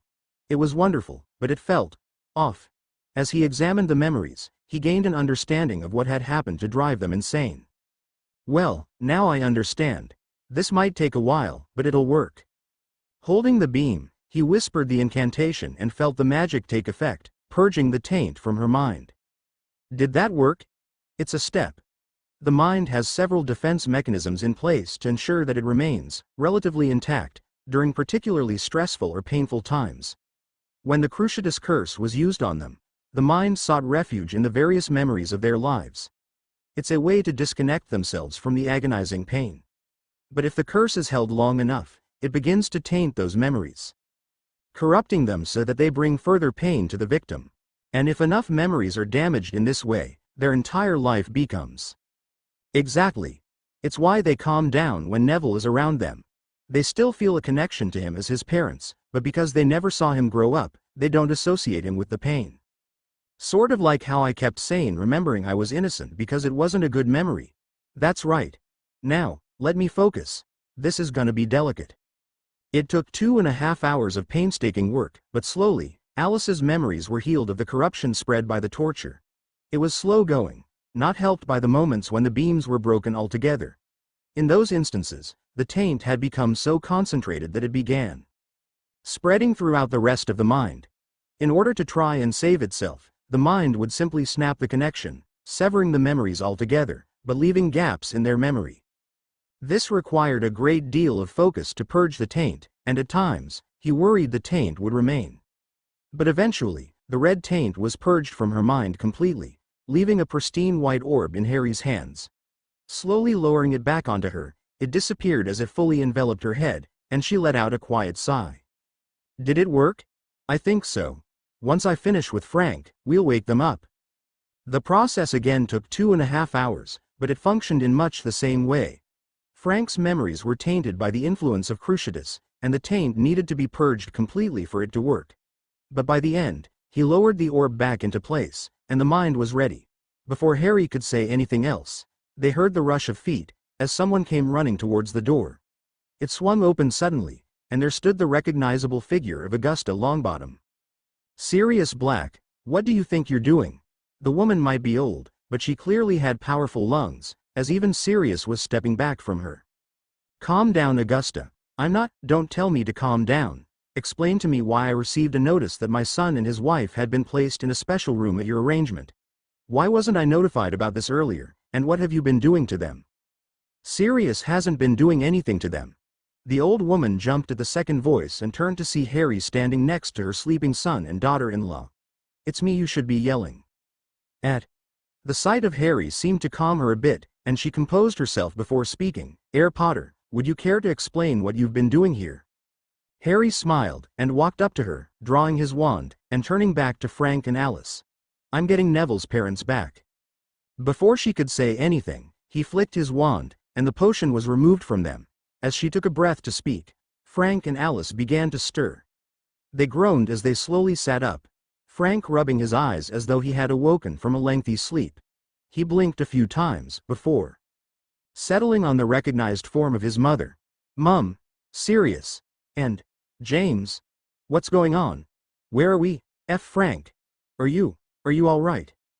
I'm fine, Mum. I'm just confused. The last thing I remember is fighting that bitch Bella, and then it's all fuzzy after that. A great deal has happened since then, Lord and Lady Longbottom, but for now, welcome back. Harry spoke with calm confidence, before leading Sirius out, letting Augusta be reunited with her son and daughter-in-law. So pup, where to next on our journey of miracles and discovery? Hey, how about the leaky cauldron? I'm starving. Neville sat at the Gryffindor table for breakfast. The topic of discussion for today: Harry Potter, as nobody had seen him since yesterday. All that was known was he was again pulled from the school by his godfather Sirius, but unlike last time he hadn't returned to the castle. That got people curious. Even if it was technically the holidays, nobody expected him to be gone from the castle for any serious length of time. As the discussion veered into more outrageous rumors concerning the possibility of him investigating a serial killer stalking the streets of London, the doors to the Great Hall opened. Everyone, including the staff, turned to see who was arriving.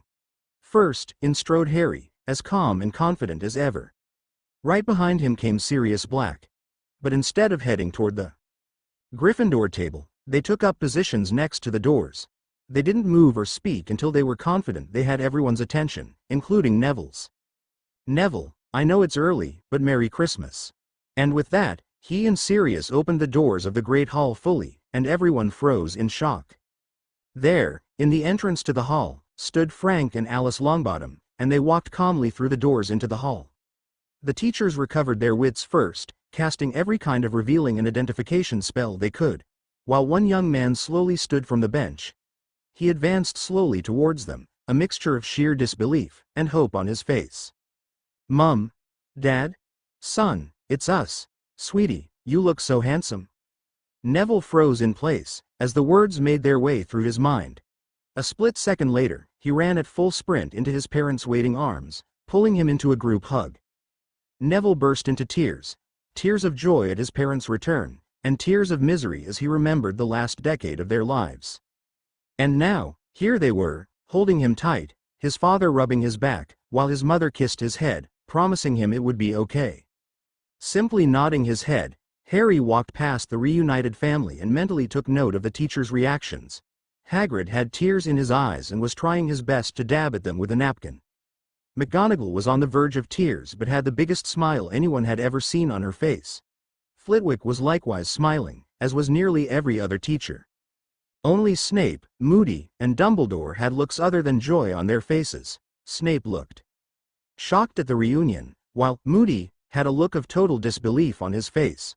Only Dumbledore surpassed them, with his mouth hanging open for a few brief seconds before he recovered himself. But that all faded from his mind as he sat next to Hermione, and she pulled him into her biggest Hermie hug yet. How did you do this? Rather than answer, he simply handed her a scroll. A healing spell like this, there was no harm in sharing it with others. But rather than look through it, she simply smiled at him again. You're the most wonderful man who ever lived, Harry. She kissed him on the cheek again, as his face blushed beet red. I'm not sure if I am, Hermione, but I promise, I'll never stop trying to be. One remains chapter notes. Heads up, this is a brief chapter, wrapping up loose ends, and getting ready for the Yule Ball. See the end of the chapter for more notes. You wanted to see me, Headmaster? Harry walked into the headmaster's office with Minerva right behind him. It was the day after Neville's reunion with his parents, and Harry had been expecting this. He knew it was only a matter of time before Albus decided to try and question him, hoping to gain some insight into just how Harry had managed the magical feats he had performed. Yes, Harry. Please, take a seat. Thank you, Minerva. You're excused. As head of Gryffindor House, my responsibilities include chaperoning meetings involving my lions and the staff. Minerva spoke politely, but her tone spoke volumes, informing Albus she would not leave under any circumstances. Frankly, it was impressive after so many years of her absence. The old man looked thoughtful at this and seemed like he wanted to argue, but he simply nodded and motioned for her to take a seat next to Harry. That was a noble thing you did for Mr. Longbottom, Harry. Not to mention rather impressive. Thank you, sir. Might I ask, how exactly did you manage such a thing? Frank and Alice have been in the care of St. Mungo's for a decade, yet you managed to heal them in a day. If I didn't see the results myself, I might imagine someone making the claim was a liar or a drunk. I can imagine, sir.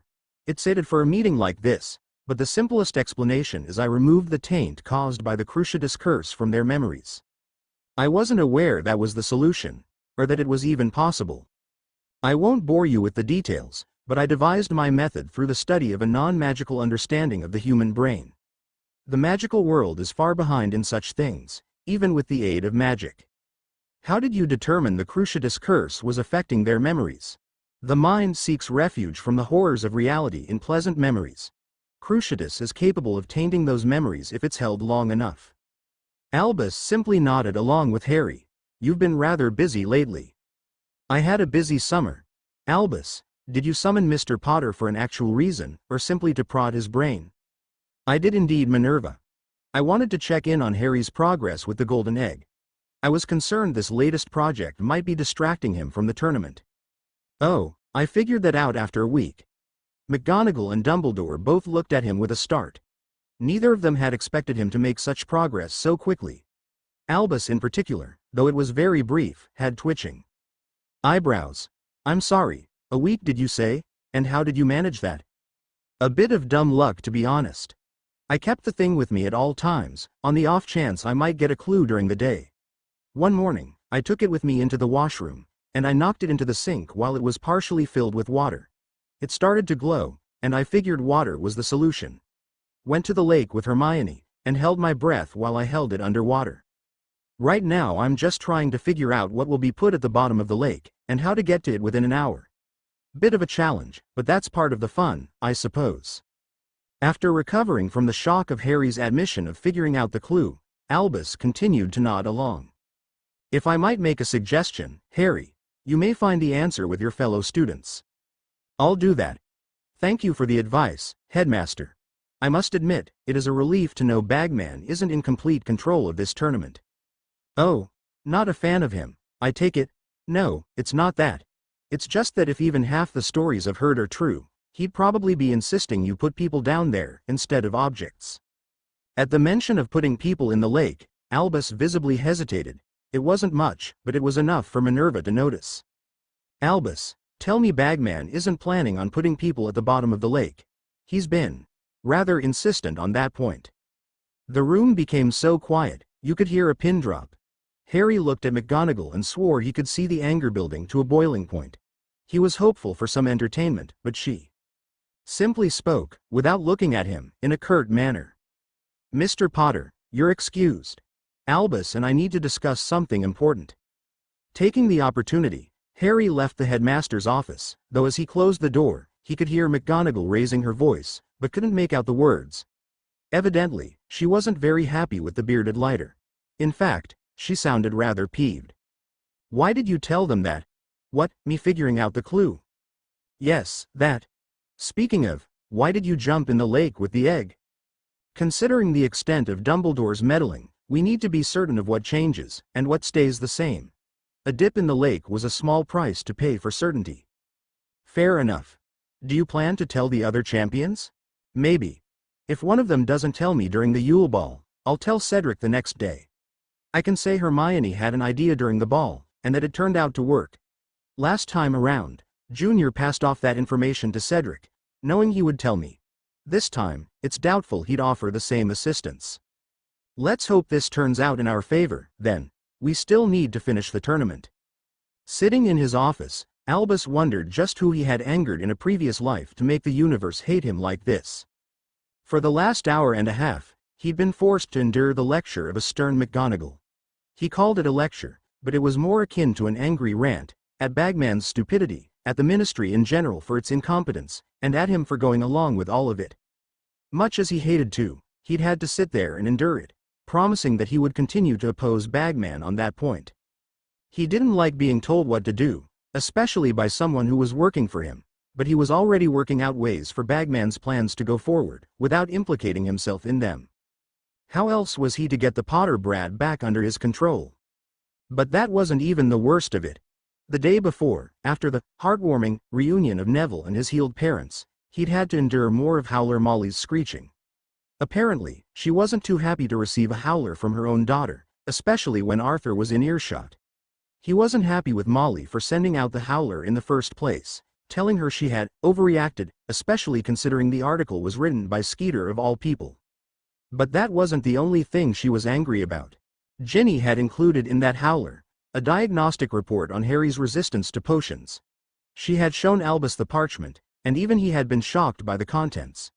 They all but verified that Harry had developed an extraordinarily strong resistance to potions. In fact, as Severus had said, it was so strong the difference between it and immunity was basically meaningless.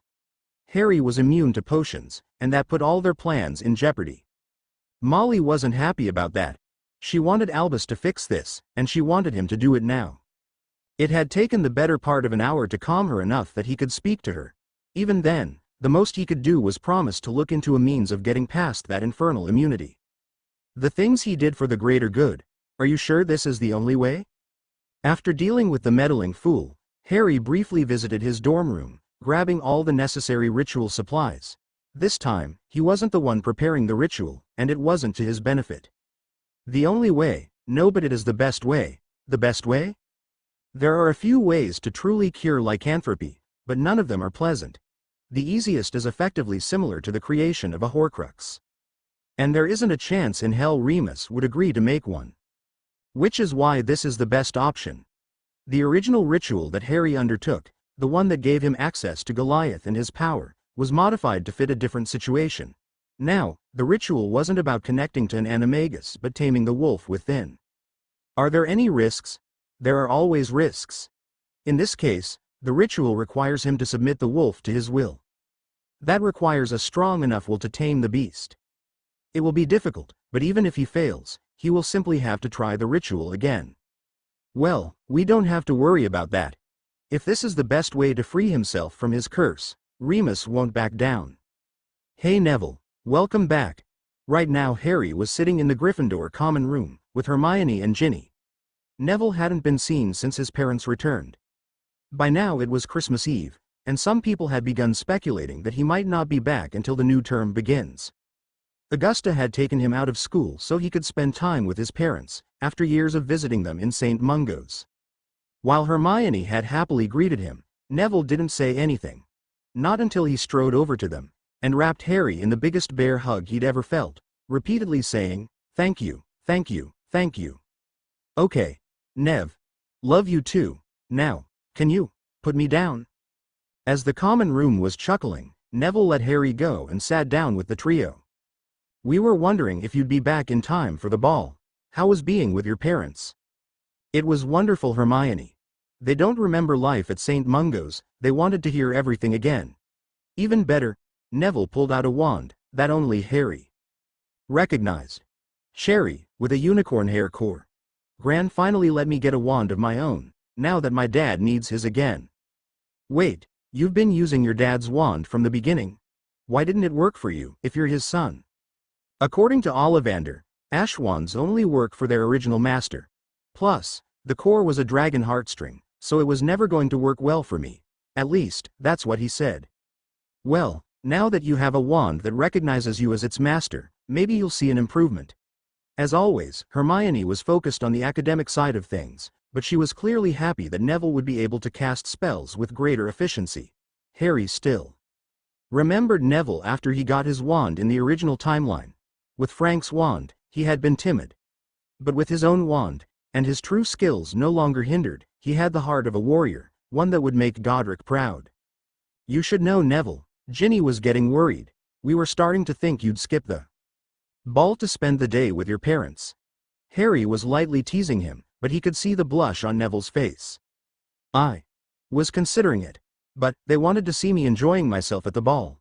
Even better, Sirius got them invitations to the ball, so I'll still be able to see them. Which means, dear Neville, your parents will see you dancing with our dear sweet Jin. Don't worry though, we won't embarrass you." The twins had appeared out of nowhere, and finished up their twin speak with cheeky grins on their faces. Before Neville could respond, Ginny spoke up. "You two better not. This is said to be the best Christmas ever. I won't let you two ruin it for a laugh." "Best Christmas ever?" Harry was curious at that. "Neville has his parents back, you two are dating, and I won almost 200 galleons off of it. Yes, this is a very good Christmas."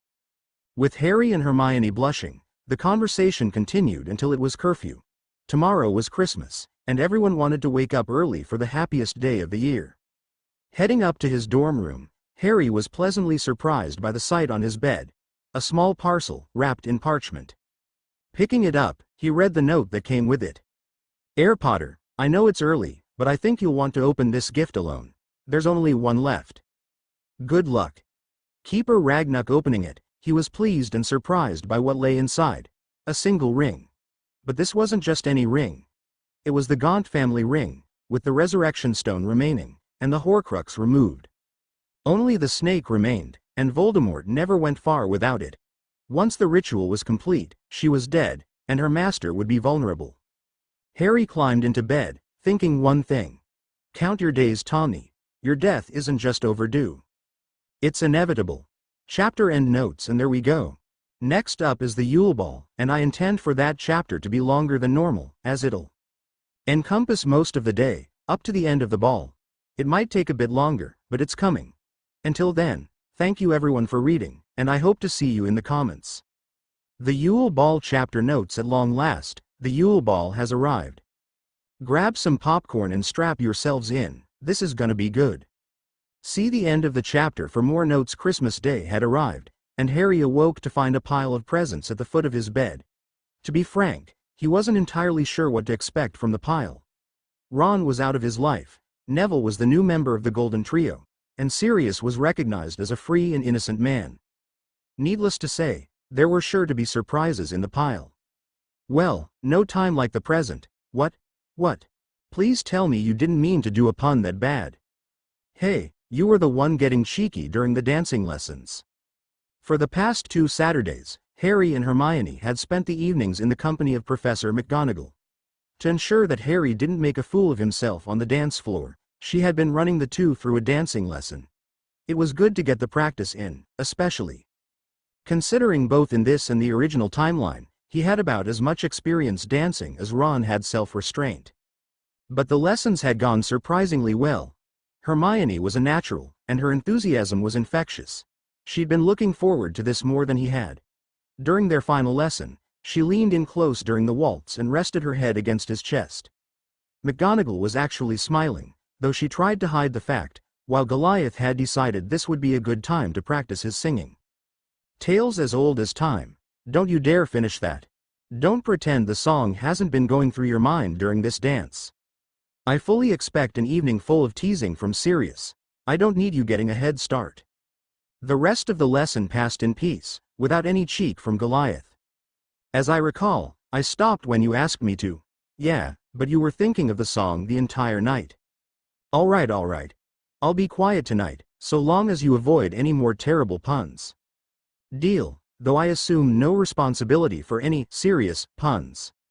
Speak of the devil, the first gift Harry picked was from Sirius, a new silver wristwatch.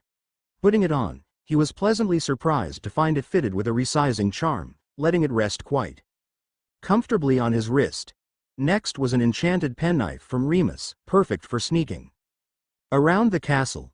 It even came with a note that during their Marauder days, he and the others had penknives like this, and they'd proven helpful on more than one occasion. Hermione had gifted him a new pair of Seeker gloves, while Neville had provided a deluxe wand care kit. Seated next to it was a large package from his parents, Frank and Alice. Opening the package, he had tears in his eyes as he held a photo album, filled with pictures from their Hogwarts days. While Frank had never been a Marauder, he was a lifelong friend of James and Sirius, while Alice was practically a magical sister for Lily. Drying his eyes, he set it aside, promising to thank the Longbottoms for their kindness. Not much else stood out. There was the yearly jumper from Molly, that he resisted the urge to incinerate, though set it aside to be lost. Perhaps his favorite gifts were from Anna and Brian. Anna had sent him a large box of Christmas cookies, that her mum had helped her make, while Brian had sent a red scarf with gold lions. Both of their parents were grateful to hear about how wonderful their first year at Hogwarts was and wanted to thank their big brother for his kindness. Smiling at the year's haul, he went down into the common room, where Hermione was seated on a couch next to the fire. Crookshanks curled up in her lap, and a bell tied around his neck. "Merry Christmas, Hermione." She turned to look at him, smiling widely at the sight. "Merry Christmas, Harry. I love your gift. But where did you get it?" She reached up with her free hand and touched the necklace she was wearing. The necklace was one of many pieces of unenchanted jewelry in the Potter Vault. To that end, Harry had spent a week endowing it with every manner of protective enchantment he could think of. Occlumency shields, strong enough that even Dumbledore wouldn't be able to pass them. Charms for detecting potions, and for resisting them, in the event Dumbledore or Molly decide to push ahead with their plans. Charms that allow only her to remove it, along with a tracking charm in the event that she lost it, or was kidnapped. He'd already included a note on how to perform the tracking charm, just to keep her from panicking over feeling it merging with her magical core. All in all, it was a masterwork, both in enchantment and in craftsmanship. The Potter Vault in Gringotts. There are a few pieces of jewelry in there, and frankly, it looks better on you than in a dusty treasure chest. She blushed at that, flattered both by the press to give her something so precious. Thank you, Harry. My pleasure, but tell me something. How on earth did you get Crookshanks to wear a bell? She chuckled and looked down at the miniature tiger in her lap. It was a gift from Anna. She loves Crookshanks, and I think he likes her almost as much as he likes me. He's been insufferably pleased with himself, and the noise he can make, since. The cat in question looked up from Hermione's lap, and Harry swore that the normally grumpy-looking cat was smiling.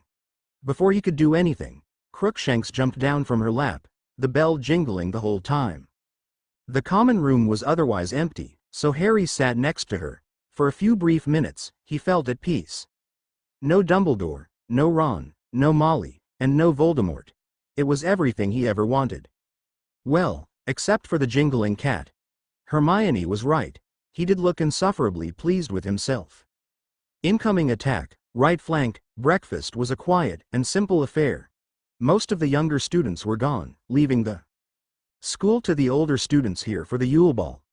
Thankfully, Ron kept his distance during the meal, far too focused on stuffing his face to do any more than glower at Harry and Hermione sitting together. Hermione herself was full of energy, excited because it was Christmas Day, and because of the Yule Ball. Most of the girls shared in her sentiment, and while they were chatting with Hermione, officially welcoming her into the sisterhood of girly girls, Harry chatted with Neville. The usually timid boy was full of life and loved his gift. A copy of Lunar Gardens. A treatise on the lunar cycle and herbology. After breakfast had come the Snow Wars. What began as a simple snowball fight, evolved into a four-way war, with the champions leading an army of their own, constructing snow forts with magic in the likeness of Hogwarts. Beauxbatons, or Durmstrang. Harry had rallied Gryffindor behind him, holding a small pocket of territory on the northern part of the grounds, while building the biggest of the forts. Cedric had united the Hufflepuffs as they held a broad stretch of territory further south. To the east, Fleur Delacour held total control, directing the Beauxbatons students with precision, preferring quick maneuvers in response to their opponents. Finally, to the west, Victor Krum commanded the Durmstrang students. The Ravenclaws divided their loyalties between Fleur, Cedric and Harry, while the Slytherin students preferred to stand by Durmstrang. This left Krum in command of the larger force, in direct contrast to Fleur, who only had a handful of claws reinforcing her side. To that end, the three smaller sides decided to call a truce and direct their forces against Durmstrang, launching multi-pronged attacks that pushed Krum to the limits. But he proved himself a capable leader, holding firm against the onslaught, and even managing to launch a counterattack against Harry. But none of them counted on the brilliance of the twins, Fred and George. Those two may have shared a brain, but this meant they knew what the other was thinking, and they had remarkably quick reflexes. Reinforcing their position with a snow bulwark, they led the forces of Krum into a firing line, and neither the Durmstrang nor the Slytherin students anticipated the coming ambush. The massacre of the flying field forced a rout back to New Durmstrang, spreading chaos among the defenders as they attempted to reorganize. Seizing the initiative, Harry led the final push, driving Krum from the field, and seizing the fort, and a handful of surrendering Slytherins joined his side. However, this did not end the war. Those students leading the defense against the other two forces decided to switch sides, while Fleur and Cedric decided to maintain the alliance against the new threat of Harry. Now Harry was in a dire situation, as he had led most of his forces to New Durmstrang, leaving Gryffindor Castle vulnerable to attacks from northern Beauxbatons, reinforced by allies from Hufflepuff Keep. With only a dozen defenders, Hermione, who had been left in command, faced a dilemma. She needed to buy time for Harry to return, but their enemies were advancing quickly and were ready to storm the castle. She was in a conundrum, until Neville rallied the remaining defenders, and she got a bold idea. The forces of Beauxbatons and Hufflepuff were surprised when Neville launched a counterattack, with only 6 students following him into battle. But the surprise attack worked, with Neville excelling in shock combat, forcing the allied forces to dig in, when Harry led reinforcements back to the castle, driving back the alliance. Recognizing her situation, Fleur decided to retreat from Beauxbatons to Hufflepuff Keep, combining their forces for a final stand against the armies of Imperial Gryffindor. With total victory on the horizon, Harry recognized that he only had one recourse if they were to end this war before it dragged on any longer than it needed to. I.e., it was almost lunch, and he wanted to end this before they had to quit the field. Gathering his forces, he advanced on Hufflepuff Keep, reinforced by the combined efforts of Beauxbatons and Hufflepuff. Establishing forward operating bases, the Gryffindor forces launched probing attacks, testing the keep for weaknesses. They held firm, as neither Cedric nor Fleur was willing to go down without a fight. Forced to dig in, Gryffindor surrounded the keep, keeping the defenders occupied as they looked for opportunities. It wasn't until after the third assault, launched from the greenhouses, that they were finally able to break through the walls and invade the keep. With Neville in command of the surrounding forces, Harry led the push into the keep, forcing Cedric and Fleur to surrender and secure victory in the name of Gryffindor Castle. Just in time too, as lunch began and the Snow Wars had managed to work up an appetite in everybody. Cold, wet, and laughing so hard their sides were aching, the students filed back into the Great Hall, filling up their cold bellies with warm food. At the end of lunch, the girls began disappearing in groups at various times, Hermione among them as Lavender and Parvati roped her and Ginny into getting ready with them. While Hermione underwent the torture regimen known as Yule Ball preparation, Harry mostly relaxed in the common room, reading the letters he received from Brian and Anna, while Neville read his gift, regularly saying, "Amazing," out loud. Eventually, the appointed time came, and the boys began preparing for the ball. Taking a hot shower, Harry felt refreshed in ways he didn't think possible and applied some Sleekeasy to try and tame the mess he called his hair. It mostly worked, and he donned his dress robes. Like before, they were green, and went quite well with his eyes, but this time they were brand new, and well made, tailored perfectly for his impressive physique. Add a touch of cologne, and he was ready to join the others in the common room. Until he looked in the mirror and saw one final thing. His glasses. He hadn't needed them since coming back, replacing the lenses with cheap fakes that did nothing to help or hinder his eyesight. He had kept them to help keep up appearances, to maintain the illusion he was still the same Harry the others knew. But now, after displaying his unfathomable might, why bother? Ditching the glasses, he went down to the common room, finding Neville, Dean, and Seamus ready and waiting, but no Ron. "Where's Ron?" Neville turned to him to answer. "With his brothers. They're working on charming the robes so they look better. Turns out, his date is Padma, and they want him to make a good impression." "Padma? Seriously? How did he get her to go with him? She's sweet as a marshmallow, and Ron's been a royal ass since Halloween. I'm going with Parvati, and she wanted her sister to have a date, and I figured a night of fun might get Ron out of his funk." "You two still on the outs?" Dean answered Harry's question. "Does he still think I put my name in the Goblet of Fire? Well, he hasn't, but he hasn't said, 'I was wrong. Harry isn't a liar or a cheat.' Has he? No, he hasn't. He just glares and sulks if anyone brings it up. Then we'll stay on the outs until he grows up and admits he was wrong. Until then, I hope his brothers at least keep him from making a complete ass of himself." Before any of them could respond, the boys heard one of the girls yelling into the common room. "Boys, head to the entrance hall. We'll meet you at the stairs." Shrugging their shoulders, the boys filed out of the common room, heading down to the entrance hall where a large crowd had already formed. Gathering at the foot of the stairs, they had fun joking about the other students and their dates. "Oh Merlin, look at Malfoy. He looks like a vicar, and Pansy looks like she's attending a funeral. She looks like that's what she'd rather attend. Steel yourselves, boys, here comes Fleur. Who's that walking up to? No, Roger Davies," she said yes to him. "He's gonna embarrass Ravenclaw tonight. I can already see the drool forming." Chuckling at the apparent misfortune set to befall Davies, they were interrupted in their talks by the sound of footsteps coming down the stairs. Turning their heads, they saw the remainder of Gryffindor, including Ron, coming down the stairs. The git didn't even bother looking at him and went off to find Padma. Ignoring the bastard, he turned his attention back to the stairs, looking for Hermione, but couldn't find her. In fact, she wasn't the only girl missing.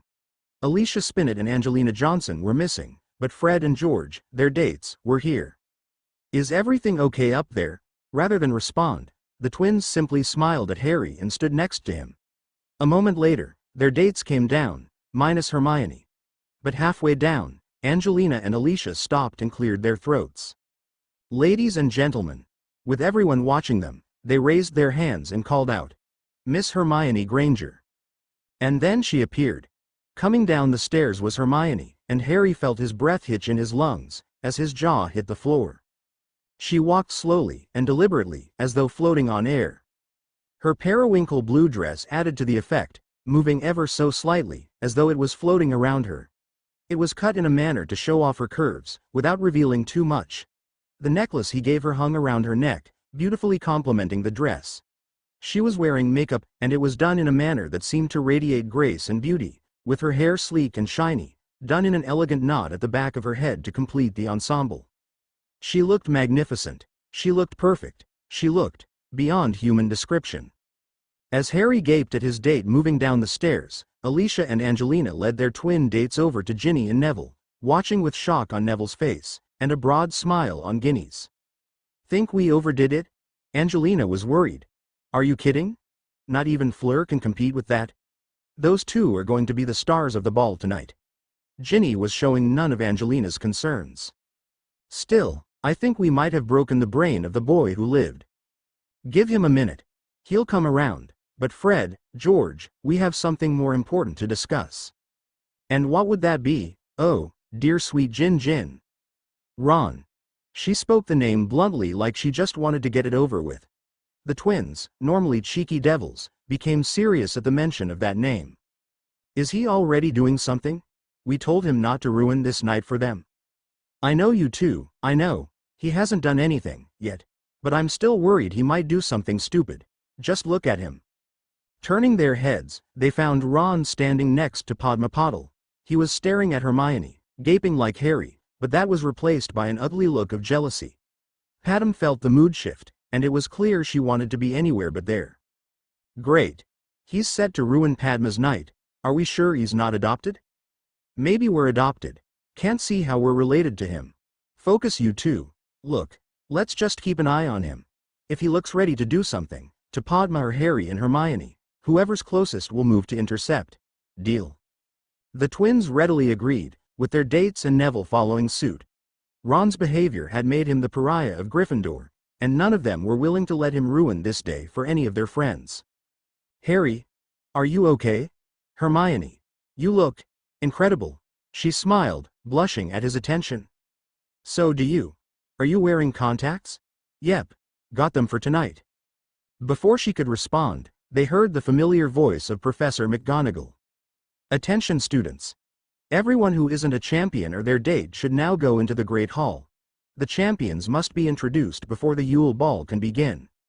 With that, the rest of the students filed into the Great Hall. Soon, only the champions and their dates were left. Cedric Diggory was standing next to a gorgeous Cho Chang. Victor Crumb was with a student Harry thought he recognized as a Ravenclaw. Fleur Delacour was with Roger Davies but was promptly ignoring the drooling idiot, as she stared at Hermione. When he found the Beauxbatons champion looking envious, Harry couldn't help but smirk. "Line up with your dates, champions. Miss Delacour, you shall go first, then Mr. Crumb. Mr. Diggory, you and Miss Chong are third. Finally, we'll have..." She looked with a start at Harry and Hermione. She clearly wasn't expecting this. "Harry? Hermione? The one and only Professor." Harry smirked as he answered her. "I like your outfit, Professor McGonagall." Hermione complimented the red tartan dress robes of her head of house. Smiling, Minerva replied, "Thank you, Miss Granger. You look beautiful tonight. Now, you two shall be the last to enter. Understand?" Yes, ma'am. Nodding at Harry's response, she cleared her throat and walked over to the doors. They had been closed after all the other students had entered. With a wave of her wand, she opened the doors. Instrumental music began in the room, and McGonagall motioned to Fleur and Roger Davies. The pair walked into the Great Hall as Dumbledore announced them. A minute later, Krum and his date walked in. After Cedric and Cho were announced, McGonagall turned to her two favorite lions. I'll follow after you two, but I'll be walking around the students, so don't worry about me walking past. Understood? They nodded their heads, and she smiled. Good, now, in you go. Hogwarts champion, Harry James Potter, and his date, Hermione Jean Granger. Dumbledore's voice carried to the end of the hall as they entered. Applause erupted around the Great Hall, along with cheers, murmurs, and whispers, and frankly, Harry neither blamed them nor cared enough to. Hermione looked like an angel from heaven, while he had developed to the point he truly had the physique of an Olympian god. As people reacted to their appearances, Harry and Hermione took in the sights of the decorated hall. The walls of the hall had all been covered in sparkling silver frost, with hundreds of garlands of mistletoe and ivy crossing the starry black ceiling. The house tables had vanished, replaced by 100 smaller, lantern-lit tables, each seating about a dozen people. Harry noticed that Ginny, Neville, Fred, George, and their dates were seated together, while Ron and Padma were seated further away, with some other Ravenclaws and Luna of all people. Harry and Hermione made their way toward the end of the hall, where a large table was seated. Along with the judges and other champions and their dates, Professor McGonagall, who true to her word went around the audience, was standing near 3 vacant chairs, where Harry and Hermione were supposed to be seated. Ignoring Dumbledore's stares, they sat down, with Professor McGonagall on one side, and Sirius Black on the other, with Amelia Bones seated next to him as his date. Sirius was smiling broadly at them, while Amelia was blinking her eyes, as though disbelieving these two gods among mortal he had lunch with before the first task.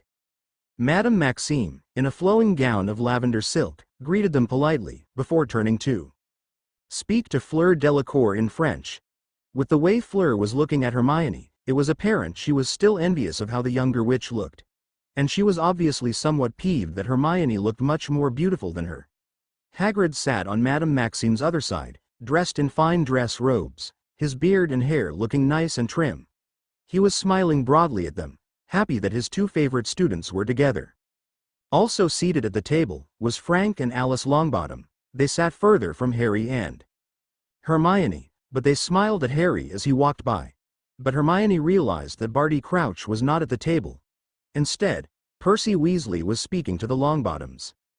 Looking down at the table, there was no food yet on the silver plates, but small menus. As Harry and Hermione looked through them, Sirius told them to simply speak clearly what they wanted. Case in point, he spoke clearly, prime rib and roasted potatoes. And a hearty plate of prime rib, with roast potatoes and green beans appeared before him. Smiling Harry ordered the same thing, with an addition of butterbeer. Hermione ordered buff bourguignon, a French beef stew, as well as butterbeer. As they began to eat, Hermione started the conversation. The hall looks gorgeous. The elves outdid themselves, assuming they decorated the hall? They did indeed, Miss Granger. I didn't realize you were so supportive of our smallest, yet most vital staff members. I was under the impression you were trying to see them freed. Dumbledore replied, maintaining the illusion of a benevolent grandfather figure. Karkaroff snorted at that, but before he could say anything, he realized he was receiving death glares from Harry, Sirius, Minerva, both Longbottoms and the one person he feared more than Voldemort, Amelia. The Durmstrang headmaster then turned back to Krum, attempting a conversation, despite Krum looking annoyed with the man. I was working on false information, headmaster. The library doesn't seem to have the proper books about house elves. The authors write a great deal about the benefits to magical society, but so little about the benefits to the elves themselves. It's no wonder I thought of it as slavery, rather than symbiosis. Dumbledore blinked at that but soon had a small smile, and yet, you seem to have found the solution already. Speak to the house elves. So simple and obvious, yet no one had thought of it before. Indeed, headmaster. How has no one thought to write a book after interviewing house elves? I know plenty of families have at least one, So why hasn't anyone interviewed their house elf and written a book consisting of the information they received?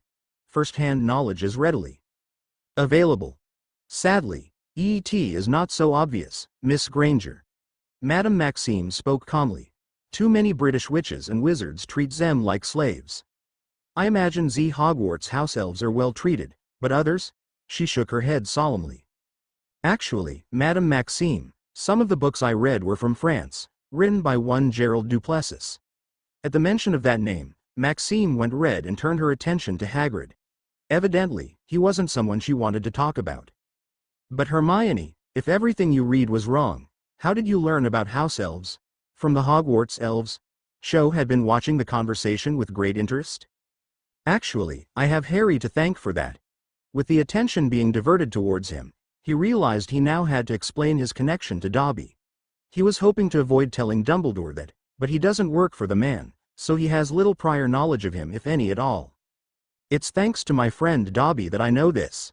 Dobby. One of the Malfoy house elves. How on earth did you get him to talk to you? Amelia Bones was shocked at the mention of that name.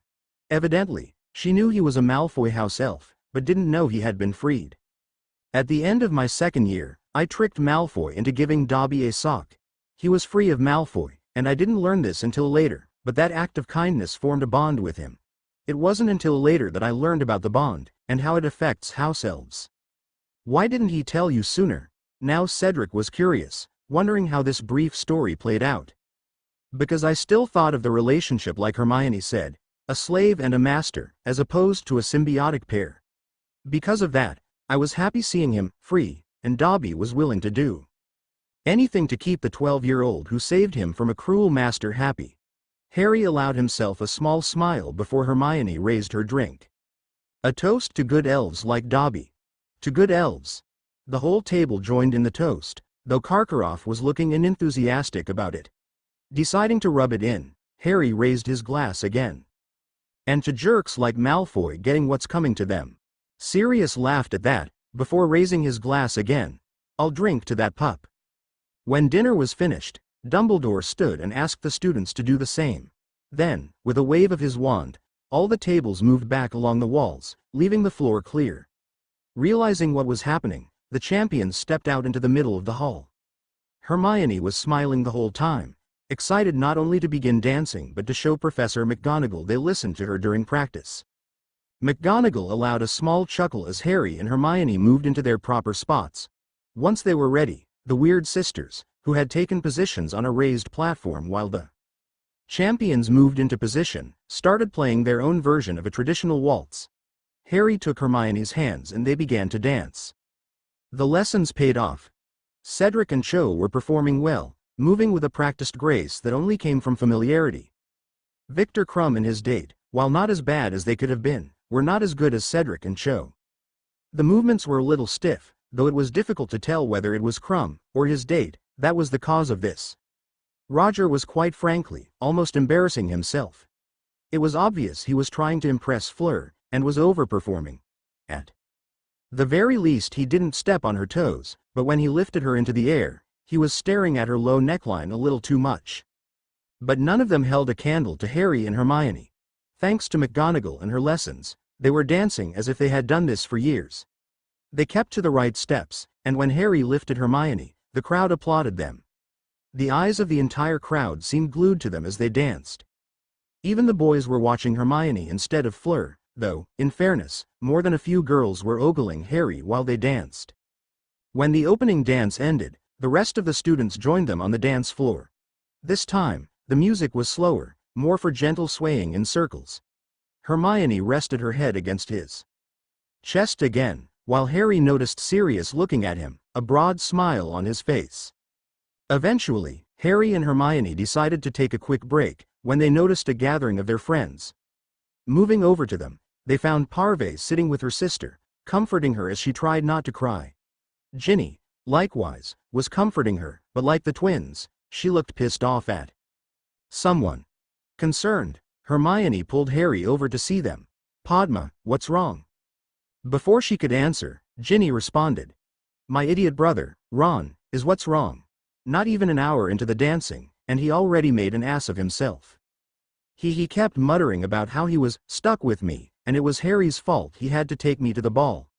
Padma was fighting back tears, while Parvati looked ready to strangle someone. Where is he now? Harry asked the question quietly, with an air of danger in his tone. Parvati pointed to the doors, but before Harry could leave, Hermione spoke up. Padma, would you like to dance with Harry? What? Adma both asked the question, out of surprise if nothing else. If it's Harry's fault you got stuck with Ron, then Harry should fix this with a quick dance. Hermione was smiling up at him, a look in her eyes that said, please don't fight me on this. Unwilling to ignore her request, Harry held out his hand to Padma. Padma, might I have the honor of a dance? The poor girl looked shocked at this, and ready to faint, before Hermione grabbed her hand and placed it in Harry's. Pulling her up, Harry led her onto the dance floor, while Hermione sat with the others. Was it really that bad? If I didn't think I'd get detention, I was ready with a bat bogey hex. She was way worse a few minutes ago. Last time I tried to do him a favor. Dean muttered under his breath, but when Hermione looked his way, he spoke up. I set them up for Parvati, so her sister would have a date. I thought if he had some fun tonight, he might get that stick out of his ass. Yeah, well I'm ready to rip that stick out of his ass, and beat him to death with it. Parvati had been quiet until now, and her voice was laced with enough venom to kill a dragon. While the twins plotted how to prank their idiot brother, and the girls tried to lighten the mood, Padma was having the time of her life. She was shorter than Hermione, so Harry by contrast towered over her, but she was soon smiling like the whole incident with Ron hadn't happened. In his mind, however, Harry was furious. Just like last time, but even sooner. The fool can't help himself. He thinks Hermione belongs to him, and you asking her is a betrayal in his eyes.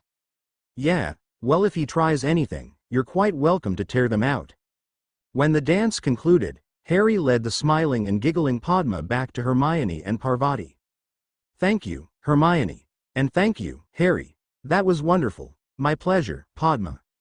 Well don't get comfy, Harry, now the others want to dance. Hermione was smiling as she said that, and Parvati led him back to the dance floor.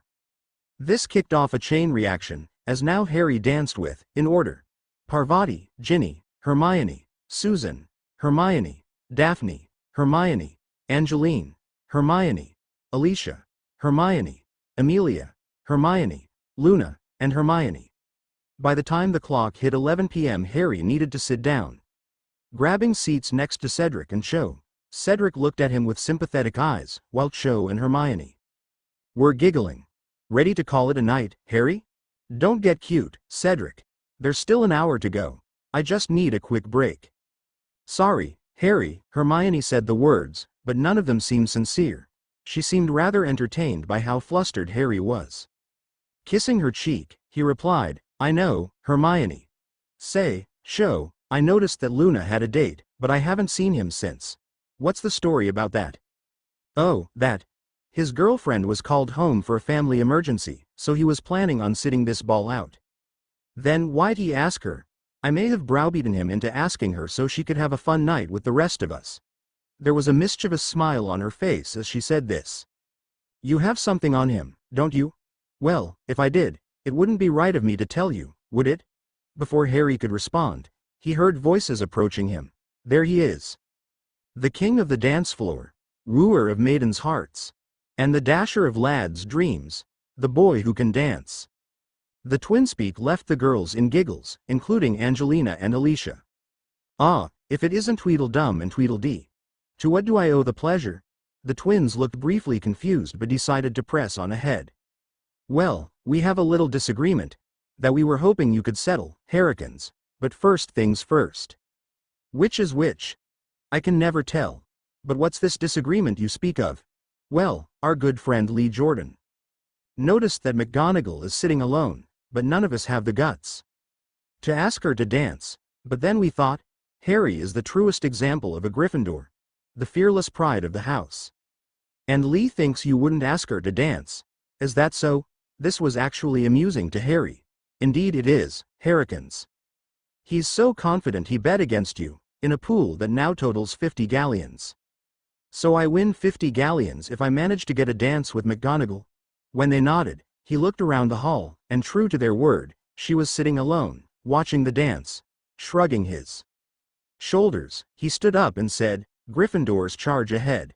Approaching McGonagall, he said to her, "Good evening, Professor." "Evening, Mr. Potter. I trust you're enjoying yourself?" "Quite so, Professor." "Quite so, but I notice you're sitting here all alone. Would you care for a dance?" McGonagall looked at him with a raised eyebrow, before her lips quirked into a small smirk. She was suddenly reminded of another Gryffindor student with messy black hair who once asked her to dance. He had used similar words, and his friends looked on in anticipation, noticing the twins. Watching the events unfolding, she decided to humor Harry, as she once did James. "Very well, Mr. Potter. But I warn you, step on my toes, and it'll be 20 points and a detention? Understood?" "Perfectly reasonable, Professor." McGonagall extended her hand and Harry took it, leading her to the dance floor. Several students and most of the teachers stared at them as they started dancing.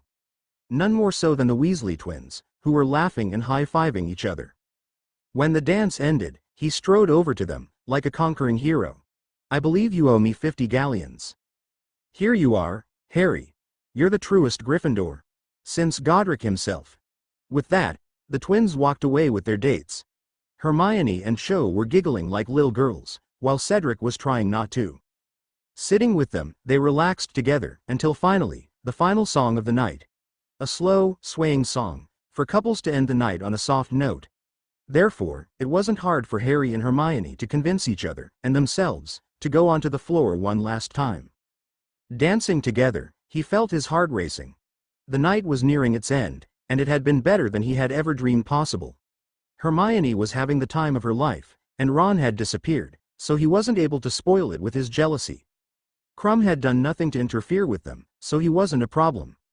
Ginny and the twins were fully supportive of him, and were actively watching for Ron, should he try something stupid tonight.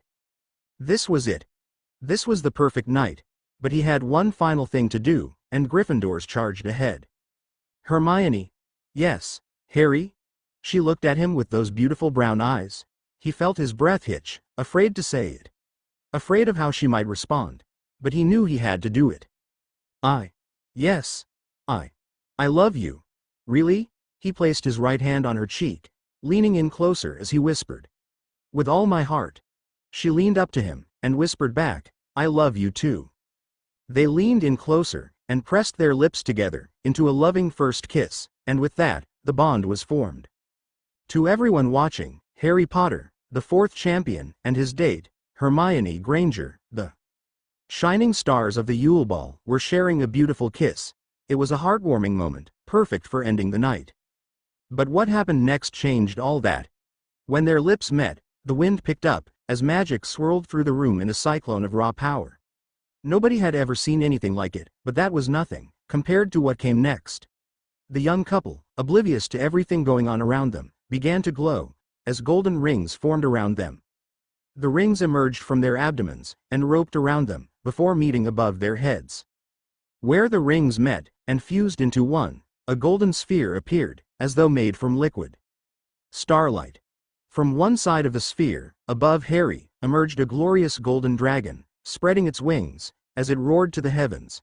But above Hermione, a magnificent golden phoenix emerged, spreading her wings as the hall filled Weenix song.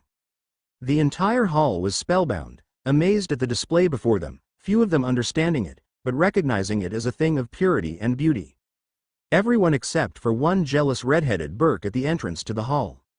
Ron had been having a rotten year. Ever since Harry's name came out of the goblet, and it didn't matter what everyone said, Ron knew Harry put his name in the goblet.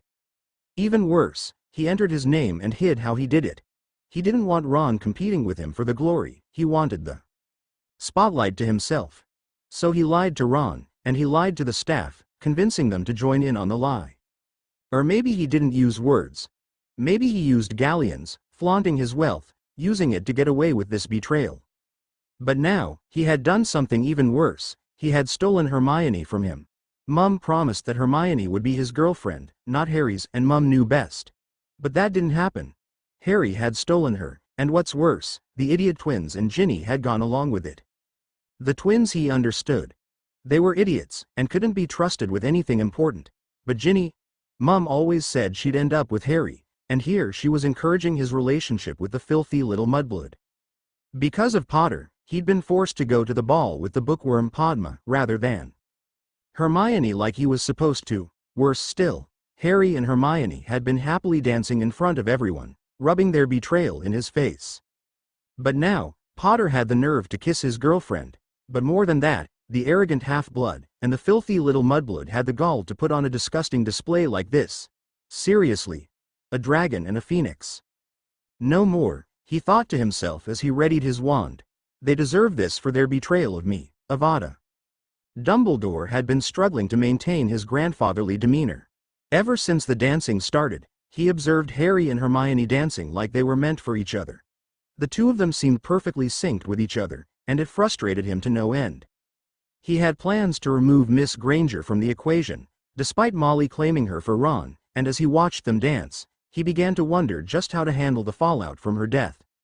He was able to deal with Molly easily. She trusted him completely and would go along with whatever he said after she had vented her howler rage, but he was more worried about Ginny. She had been supportive of Harry and Hermione and would be hesitant to move towards Harry if he was grieving her friend.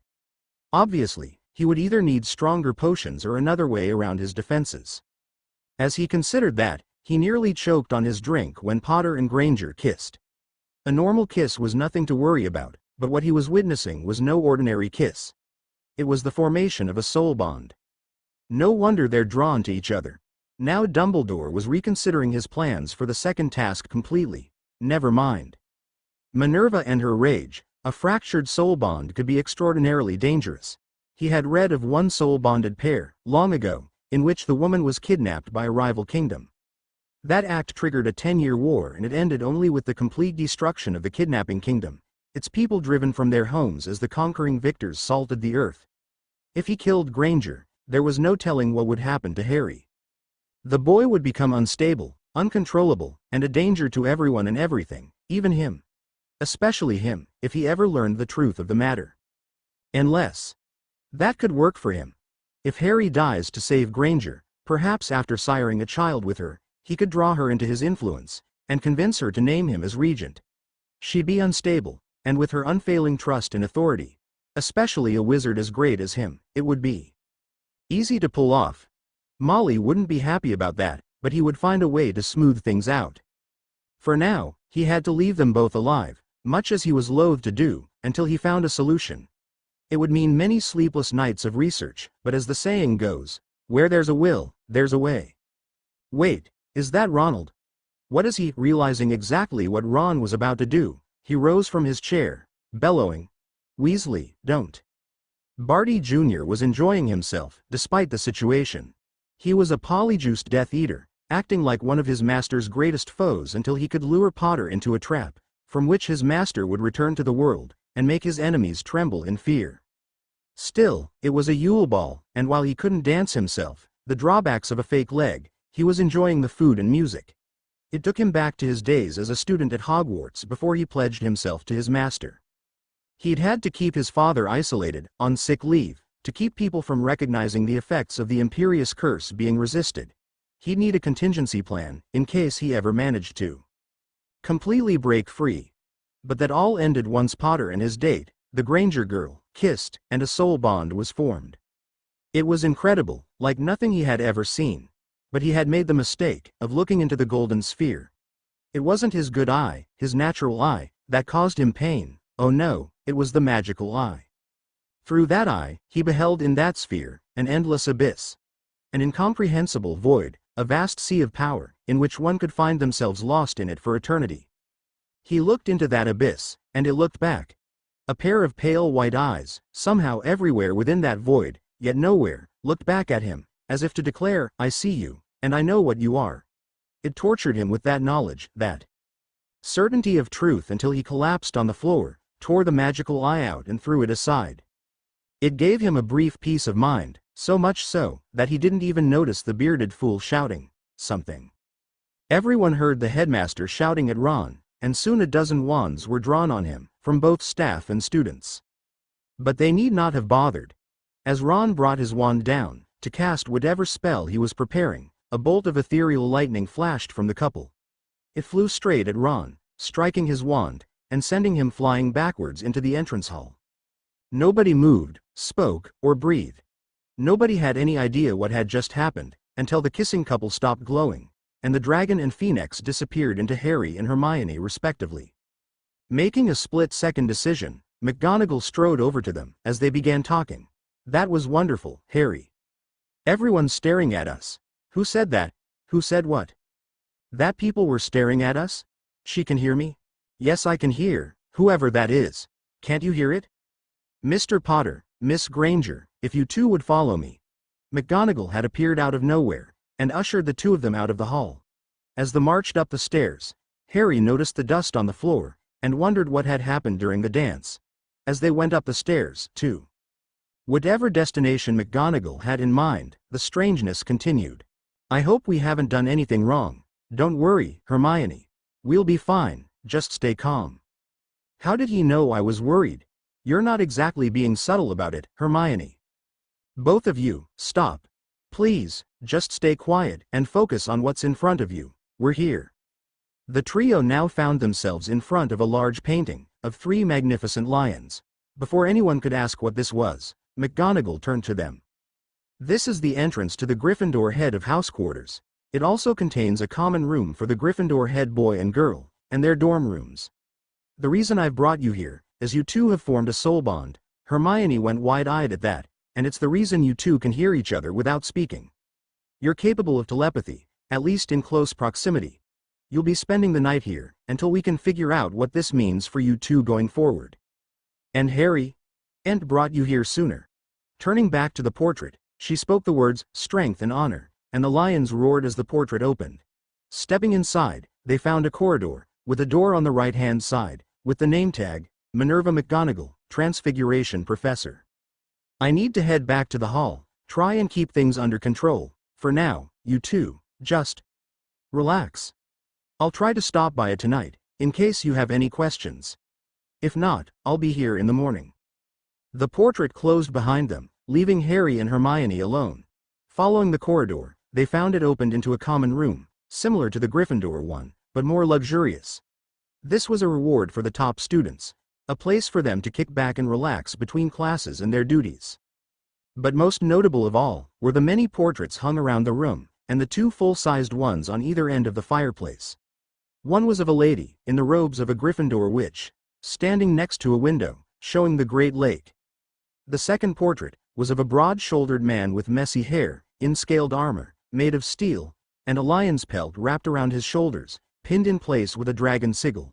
It was this portrait that spoke first. "Hail and well met, young ones. I must admit, I am surprised Minerva brought in new students. I thought the head students were Ravenclaw and Slytherin this year. They are. He and I are a soul-bonded pair." The portrait smiled at that. "Then I congratulate you two on finding each other. It's quite rare, you know. But you two have found each other, where so many others keep searching. Tell me, young ones, what are your names?" "Hermione Granger, Sir. Harry, Sir, Harry Potter." "A Potter you say? Then I say, well met kinsman. I am Aurelian Potter, grandson of the founder of our noble house, Octavian Potter, and one of the first students at Hogwarts, as well as the first Gryffindor head boy. My counterpart over there is Victoria McGonagall, the first Gryffindor head girl." You're my ancestor?" "I should hope so. You've the same hair as me lad, huh? Never goes away, does it?" The portrait was smiling, but he saw the shocked disbelief on his descendant's face. "But you know, there's a portrait for every former Gryffindor head student in this room, and I think I know who you want to speak to." A pair of portraits next to Aurelian moved, and suddenly, there he saw the portraits of James and Lily Potter. They looked at him with shock and joy. "Harry? Is that you, Dad?" "Yes, Harry. It's me, your father James. Or at least a portrait, Mum?" "Sweetheart, you look so handsome." They were smiling at him. They were happy to see him. They were here. The whole time. They were here. Collapsing to his knees, Harry wept from misery and pain. His parents had portraits made, when he thought they were lost forever. He had never found his parents' portraits, even as Lord Potter. But here they were, in the castle the whole time. And he was denied their presence. He was denied their comfort. He was denied by him. That bastard. That miserable, meddling bastard. Harry slammed his fist on the floor, his tears staining the carpet, while his strength shook the tower. Before he could do anything else, he felt a pair of hands on his shoulders. Harry, Hermione. I'm sorry, don't apologize. Please. She helped him up and led him to one of the sofas, and sat down next to him. Just tell me what's wrong. I don't know where to begin. She grasped his hand. We've got time. Whatever happens, we'll get through it, together. She leaned against him, resting against his broad shoulders. They looked at each other, and leaned in for another kiss. No, Harry drew back, surprising Hermione. Before she could respond, he continued. If we're going to face the future together, there's something I need to tell you tonight. What? Hermione had concern in her eyes. Concern and love, for the boy who saved her life, and made every trial at Hogwarts worthwhile. The truth. Chapter end notes, and there we have it. What does Harry mean by the truth? What secrets is he letting Hermione in on? Also, for those who might be wondering why the dragon and phoenix, I got the idea from East Asian culture, specifically China. The Chinese dragon, typically described as male, is used to symbolize the divine powers of the emperor, while the phoenix, or Feng Wang, personally I think it looks like a mutated pheasant, but that's just me, is considered female, and used to symbolize the divine powers of the empress. What does this mean going forward? Stay tuned, and find out the answers. The Truth chapter notes. See the end of the chapter for notes. The portrait closed behind her, as McGonagall raced through the castle. 1,000 thoughts were going through her mind at once. Harry and Hermione were a soul-bonded pair. Ronald Weasley had tried to do something. It was something stupid, no doubt, as he only managed to be struck by lightning. But that lightning, that wasn't just any lightning. It had a tinge of purple to it, instead of the pure white she expected. But that could only mean it was ethereal lightning, something she'd heard of only in legends. Whatever it was, it mattered little. Madam Bones was here, along with Moody, though most of the Auror security had been sent from Hogwarts for tonight. The reasoning behind that was it was not only a holiday, but with the wards on high alert, and the number of trained staff already in attendance, compared to the number of ministry events being held tonight, it was considered a low priority, even with Amelia as a guest. That, of course, didn't even fully address the primary concern. What happens to Harry and Hermione now? Soul bonds mean they are recognized as married in the eyes of magic, meaning Miss Granger was now Mrs. Potter, Lady Potter, when Harry claimed his lordship. How would they inform her parents? How would her parents react? Sirius was no doubt happy for them, but would the Grangers share that sentiment? They were still students, and so they might look unfavorably upon it. In any event, she soon arrived at the entrance hall, where Sirius waited at the foot of the stairs. He looked up at her and motioned towards the great hall. Better get back in there, Minerva. It's a bit of a madhouse in there. Thank you, Sirius. But what are you doing out here? Making sure Ron doesn't go anywhere. Now go. The urgency in his tone gave her a burst of energy, and she rushed into the hall, where she did indeed find a sort of chaos. The students were scattered throughout the hall, in various sized groups, chattering with each other at varying volumes. Some were speaking just loud enough that only those in the immediate vicinity could hear, while others were speaking at volumes loud enough to be heard in Hogsmeade. Up at the end of the hall, Dumbledore and Madam Bones were arguing, while the rest of the staff either lingered uncomfortably or attempted to maintain some semblance of order. When she got closer to the headmaster and Madam Bones, she could hear their argument. Amelia, please be reasonable. You first, Albus. You're not sending anyone back to their common rooms. We need to clear the hall, especially after what just happened. Not until I get some Aurors in here to take statements. Surely you don't intend to cart people off to the DMLE? Merlin, old man, do you hear yourself sometimes? The only one getting carted off is the Weasley boy that just got struck by lightning. None of the students will leave the school, but I need to get those statements. For Merlin's sake, your students are claiming the boy attempted the killing. Curse. Before Albus could attempt a retort, Minerva stepped in. Albus, she's right. If Ronald attempted the killing, curse, we need confirmation.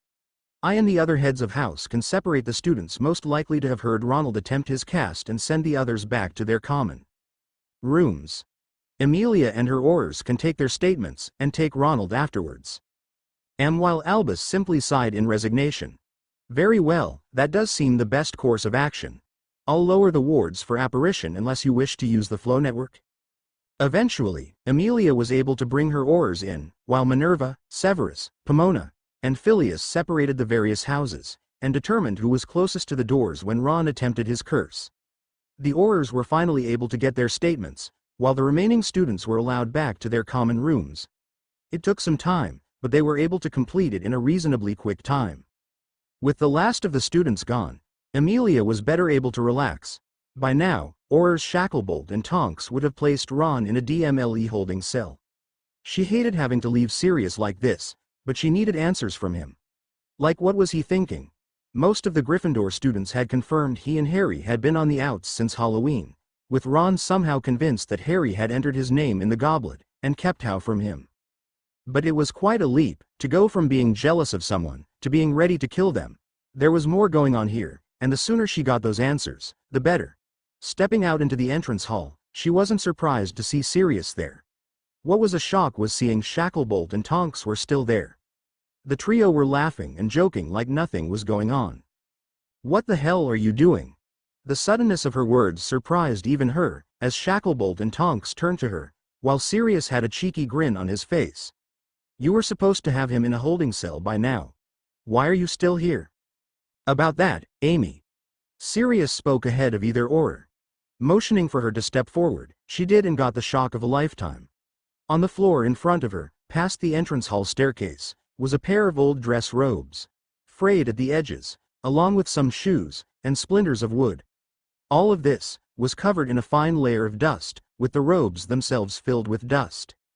"This is all that remains of Ronald Bilious Weasley. If we're going to face the future together, there's something I need to tell you, tonight." "What?" Hermione had concern in her eyes, concern and love, for the boy who saved her life, and made every trial at Hogwarts worthwhile. "The truth."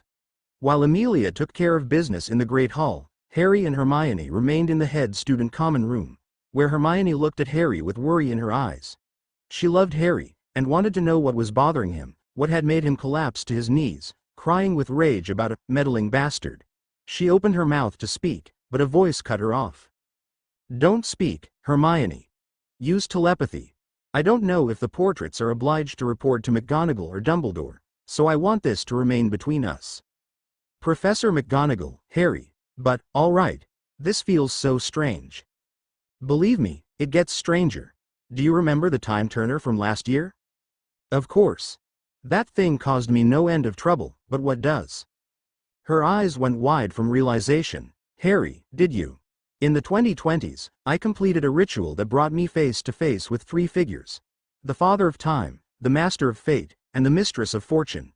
They sent me back in time, with all my memories and power, arriving this year, on the day of my birthday. Why though? Because I had to set things right. I had to save our friends and loved ones from Voldemort, and Dumbledore." "Dumbledore? Why would you need to? Please, let me explain first. I shall tell you what happened in the original timeline, and the nightmare Voldemort was responsible for. Then, I shall tell you of Dumbledore and his crimes. First, at the end of the third task, Cedric and I would be portkeyed to a graveyard in Little Hangleton, where Pettigrew will be lying in wait. He killed Cedric and immobilized me, using my blood in a ritual that brought Voldemort back to life. He would attempt to kill me, but I escaped with Cedric's body and warned everyone of Voldemort's return. But Fudge, a coward in Malfoy's pocket, didn't believe me, and spent the next year running a smear campaign about me, all while Voldemort rebuilt his forces and plotted his conquest of Britain. Eventually, though, he was revealed ahead of his plans, and even Fudge was forced to admit the truth. But it did little good. He had spent an entire year, doing nothing to prepare Britain for the coming storm, while Voldemort was launching attacks the very next day. A lot of good people died, including Amelia Bones and Sirius. But we did eventually learn the secret to how Voldemort survived that night in Godric's Hollow. He had made Horcruxes, vile artifacts created by splitting your soul in half. He made 6 intentionally, and 1 by accident. So long as even one remained, he would eventually return. No matter how many times we killed him. But before we could kill him, Death Eaters invaded the school, thanks to Draco, and Dumbledore would end up dead. With him gone, Voldemort was easily able to take over the Ministry, and you, me, and that bastard Ron became public enemy number one. Because of this, we went on the run, hunting for the Horcruxes, and eventually, we found them all, rendering Voldemort vulnerable. Eventually, he attacked the school with his army, beginning what would become known as the Battle of Hogwarts. Death Eaters, Dementors, werewolves, and giants attacked the school, defended by us, those still willing to fight Voldemort's evil, centaurs, house elves, and various other defenses. All the while, over 100 Acromantulas rampaged across the grounds, attacking both sides. That battle was a nightmare, and we lost several of our friends, including Remus. But in the end, I killed Voldemort in single combat, securing victory for us, but at a heavy cost. Years passed, and we grew up. You would marry Ron, while I married Ginny, and we both started our own families. Ron and I became Aurors, but I would rise to become head of the DMLE, while you would eventually become Minister for Magic. But in that time, one feeling never left me. It was the feeling I had lost every connection to my parents. The Marauders were gone, and all I had were pictures that told me too little. But eventually, I hit upon an idea. Become an animagus. It was the one thing I could think of that would grant me a connection, even an indirect one, with my father and Sirius. But there was a problem. Every time I did the meditations to begin the process of becoming an animagus, I would hit a roadblock. I'd hear my animagus, but never see it, and thus never begin to properly complete the ritual. I got desperate enough to seek help from McGonagall, who was by then headmistress of Hogwarts. She gave me her notes on the animagus rituals of the old tribes, and after 2 years of trial and error, I finally completed the Amber Potion, the catalyst for the ritual, and it was through that ritual that I learned of Goliath. Who's Goliath? That, Hermione, would be me. That voice, it was you. Indeed. I am Harry's animagus guardian, a sentient being born within Harry's soul. I exist for the sole purpose of protecting Harry and guiding him through life. But because of Dumbledore, I was locked behind bindings that kept me from helping Harry when he needed me the most. Why would he do this? Because he fears me, and what I can do. When my mom and Alice were pregnant with me and Neville respectively, a prophecy was made. A prophecy that decreed as the 7th month dies, a boy would be born to parents who defied the Dark Lord 3 times. This boy would be marked by the Dark Lord as his equal, and have powers the Dark Lord knows not, and would be the one to vanquish him. Not defeat, vanquish, because neither of us could live while the other survives. The reason Dumbledore fears me is because he fears being surpassed.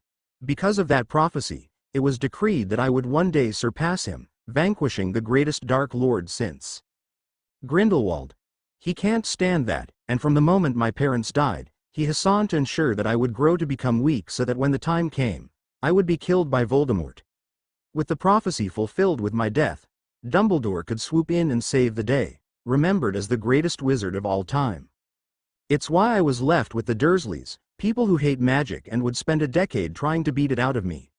When that failed, they would suppress it as best they could, leaving me theoretically, magically weak, and so starved for affection I would follow Dumbledore willingly no matter what, even to my death. But why would you need to die? That 7th Horcrux, the one he made by accident, it was made the night I became the boy who lived. When his killing curse rebounded on him, his soul was so unstable a piece of it attached itself to me. It's why I have the scar in the first place.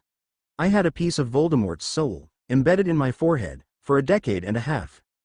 Dumbledore knew about the Horcrux, and he left it in me. Because you would willingly die if it meant Voldemort would finally be destroyed. That's right. But that's only the beginning. After my parents died, he had Hagrid bring me to him, ostensibly to keep me safe. While Sirius went after Peter, who Dumbledore knew was the secret keeper, he took me to Gringotts, where I received a blood test from a corrupt goblin named Griphook.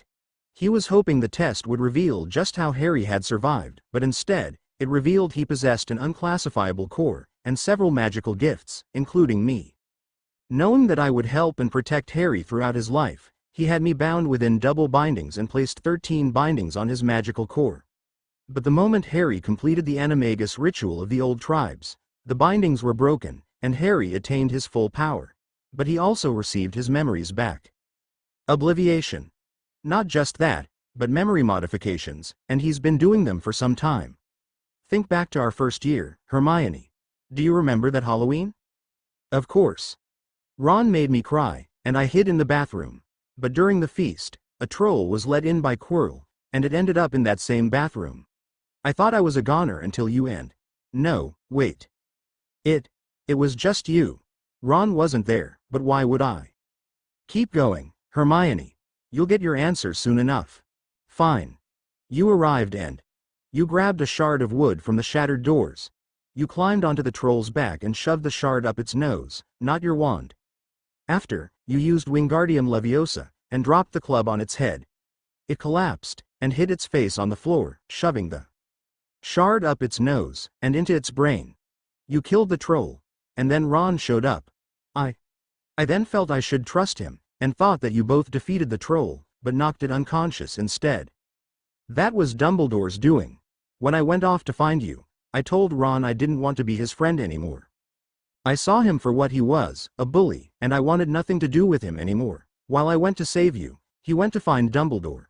Under my father's invisibility cloak, he modified our memories, convincing us that Ron had helped us and that we only knocked it unconscious. Years later, when I found out just how much he'd been tampering with my memories, he admitted to it, and the reason he did it was because he needed me to trust Ron.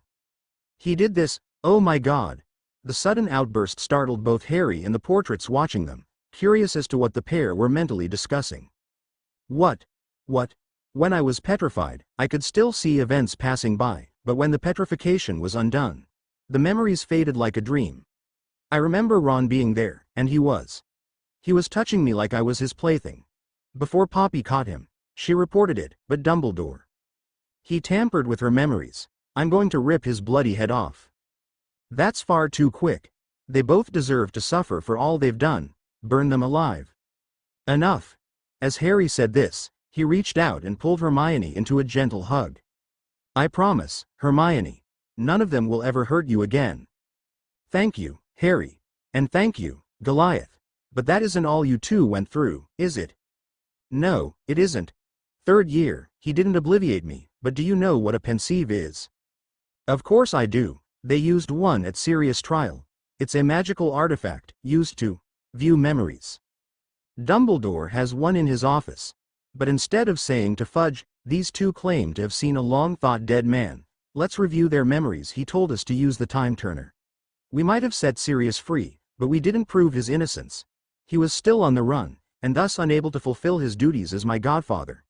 Because of this, I didn't learn much about my family until years later, when I could have used that information. But more on that later. During the lead up to the Yule Ball, I did ask you to the ball, but Dumbledore learned about it, and it was in a private spot, where no one could see us, or so we thought. The bastard uses the portraits to spy on students, and he used them to ensure I never went to the ball with you. I instead went with Parvati, and I was a poor date for her. Because that was the night I realized I loved you, and I thought you would never love me back. During the summer of that year, after Cedric's death, you decided that enough was enough. I'm not sure how, but you eventually figured out where the Dursleys lived, and this where I was being imprisoned. You came to see me, and we both confessed our feelings. But before we could do anything else, Dumbledore arrived. He'd been keeping me under watch since the summer began, ostensibly to protect me from Death Eaters. The real reason was to make sure nothing happened that Dumbledore didn't approve of, like having visitors from school. Afterwards, to help keep me isolated, he moved you into the headquarters of the Order of the Phoenix, a vigilante group headed by Dumbledore, where the Weasleys were staying. Furthermore, he had you and Ron swear not to contact me all summer. By the time he finally deigned to have me moved to headquarters, temporarily mind you, I would be back with the Dursleys next summer. I was angry at you for seemingly abandoning me. It didn't help that you became a prefect, alongside Ron. Ron is a prefect. What the hell were they thinking? He's lazy, rude, obnoxious, and he hates everyone in Slytherin, no matter who they are. It was Dumbledore's reward, for his good little minion. I'm certain he had you under mind magics to not be bothered by the fact you were doing the work of two prefects, but that's just me. More importantly, it was a way to further the divide between you and me.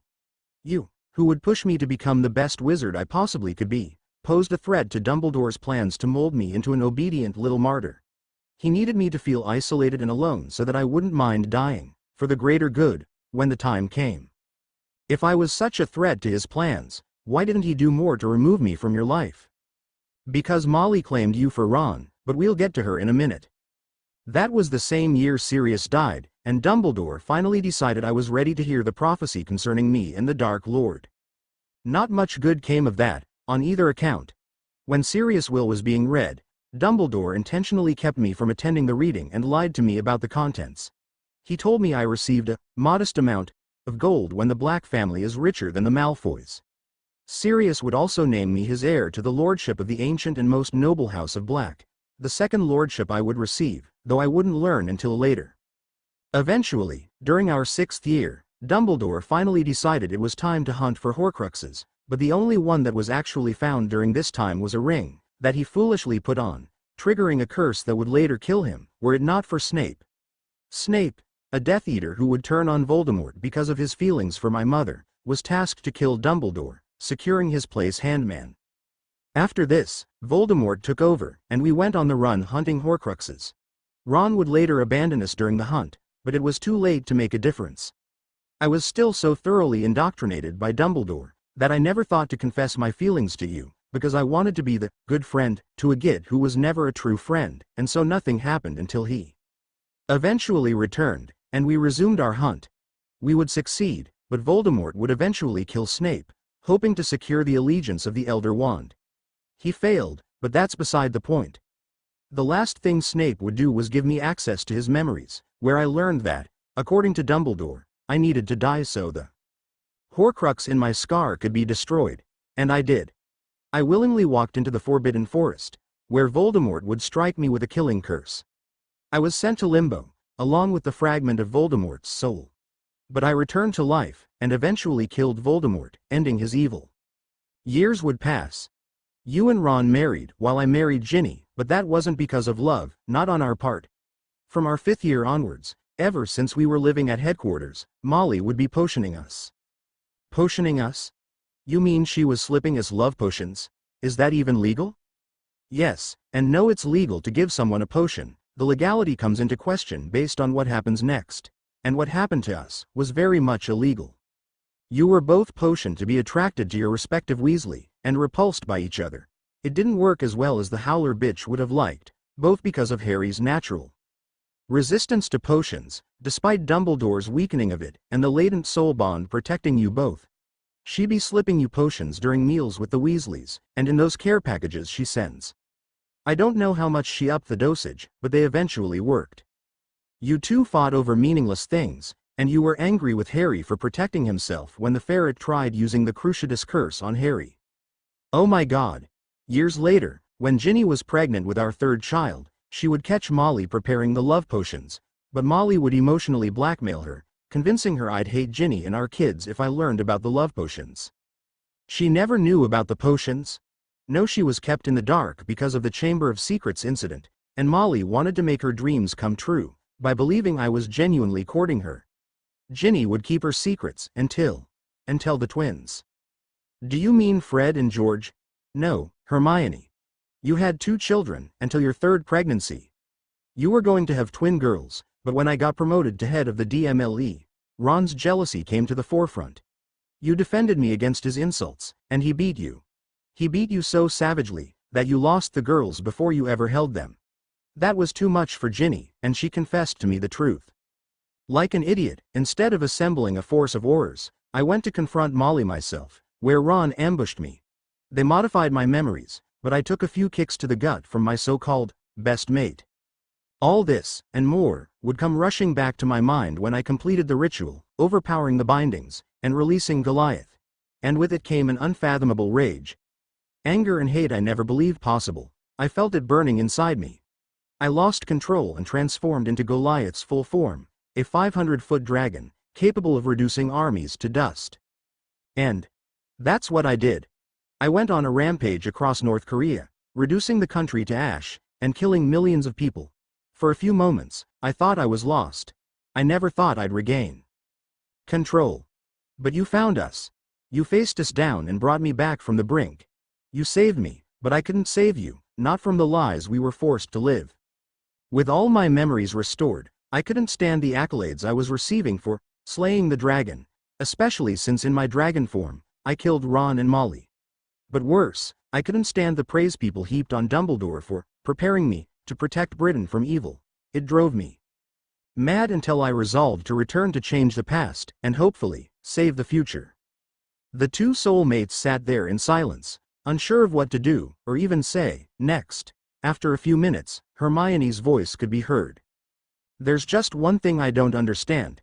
If you were supposed to die, why was Molly set on having you paired up with Ginny?" Another of Dumbledore's schemes. The Potter family is obscenely wealthy, but more than that, we have access to books that are considered myths by the rest of magical society. Because of this, he worked out a deal with her. According to him, I would die before my 17th birthday, when I could normally claim my lordship of House Potter. If Ginny were to become pregnant with my child, that child would become the heir to the Potter family and its fortune. But because Ginny would be underage, she wouldn't be able to claim the regency. But Molly could, giving her and the Weasleys access to your money, while Dumbledore gets the mythical books. Bingo. But that didn't happen. Ginny and I would get married, but Molly would never get her hands on the fortune. And I know that must have pissed off Ron to no end.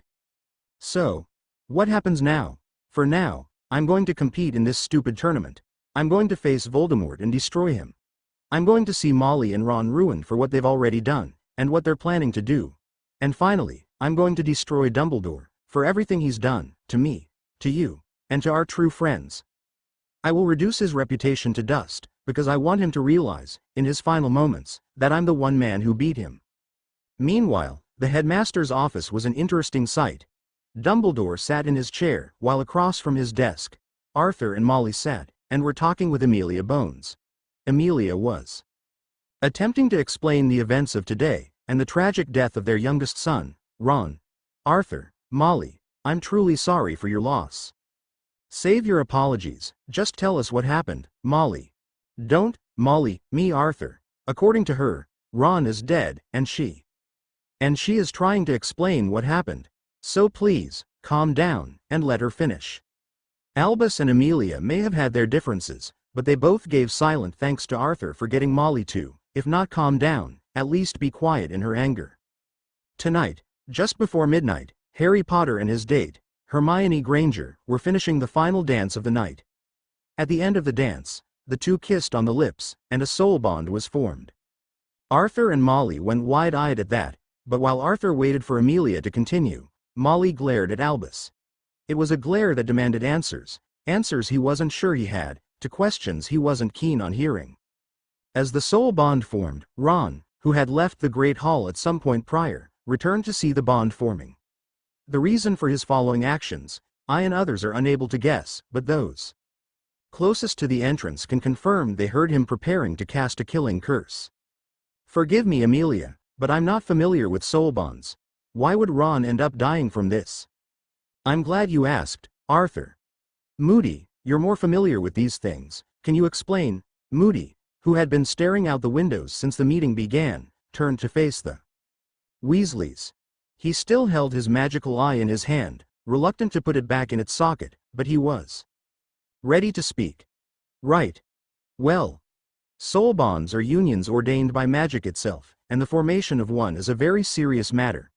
Magic doesn't look kindly on those attempting to interfere, and thus it responds proportionally to threats. If Ron had attempted to cast a stunner, the bond would have left him comatose, but still alive. But instead, he was preparing to kill either Harry or Hermione, or perhaps both. Either way, magic responded in kind, striking him with lightning and ending his life. As Alastor Fyldor produced an urn on his desk. The urn was red, with gold trimming, the Weasley crest embossed on the front. It was a burial urn that contained all that remained of Ron Weasley. Taking it in his hands, Arthur thanked everyone for their patience and led Molly out through the flow, though it was apparent she had more to say. "Thank Merlin that's done. That could have gone much worse." Amelia was relieved at the relatively easy informing of the deceased's family. "It would have been worse, had I told her the rest." "You left something out, Alastor?" Albus was curious to know what Alastor had left unsaid. "If I'm right, that was ethereal lightning. It doesn't just destroy the body, it purges the soul. Moody, are you saying? Madam Bones, Ronald Weasley isn't just dead. Magic itself has denied him an afterlife. Before anyone could respond, Minerva McGonagall strode into the office, looking about for the Weasleys. I trust everything went well? More or less. Minerva, have you brought the Grangers? I have indeed, Albus. They're right behind me, with Sirius. Bring them in. Let's get this over with. It's been a long night for all of us. True to her word, Minerva brought the Grangers, Dan and Emma, into the office, with Sirius following. Normally, if a Muggle ever came upon the castle, all they would see were the ruins of a once mighty fortress. However, if they were to be invited in with the headmaster's blessing, as the Grangers had, then they would behold Hogwarts in all its glory. The pair of dentists were taking everything in, impressed by what they saw, but eager to know why they had been brought in at such a late hour. Ah, Mr. and Mrs. Granger. Thank you for coming on such short notice. It's Drs. Granger, headmaster. But what's this about? Seems strange that we've been brought here at this time of the night. Daniel, please, give them a chance to answer. It's quite all right, Doctor. The reason we've brought you here is concerning your daughter and her date tonight, Harry Potter. Dan raised an eyebrow at McGonagall's words, waiting for an explanation. You see, Harry and Hermione are now a soul-bonded pair. Dan and Emma looked at each other, before looking back at Minerva. While she was struggling to find the best words, Sirius spoke up. If I may, Minerva. Dan and Emma, may I call you that? My name is Sirius, Sirius Black. I assume Hermione has mentioned me in her letters? Ah yes, you're Harry's godfather. The innocent man that was sent to jail without trial. Emma sounded friendly enough, but one could just hear the unhappiness with the magical society in her words. The very same. You see, a soul-bonded pair, or a couple that are, for lack of a better word, ordained to be together. They're... Oh, what did Lily say about that one story? True love, I think.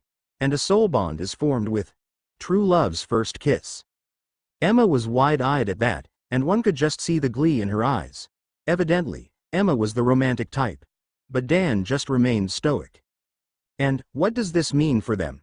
It means that Harry and Hermione, with that kiss, are now recognized as Mr. and Mrs. Potter. What? But they're too young, and they're still students besides. I know, Dan, I know. But this is one of those strange quirks of fate. Harry and Hermione were always meant to be together, and God, magic, fate, whatever you want to call it, has recognized them as a married pair. When Sirius finished, nobody said anything for a few brief moments, until Dan turned back to McGonagall. What does this mean for them going forward?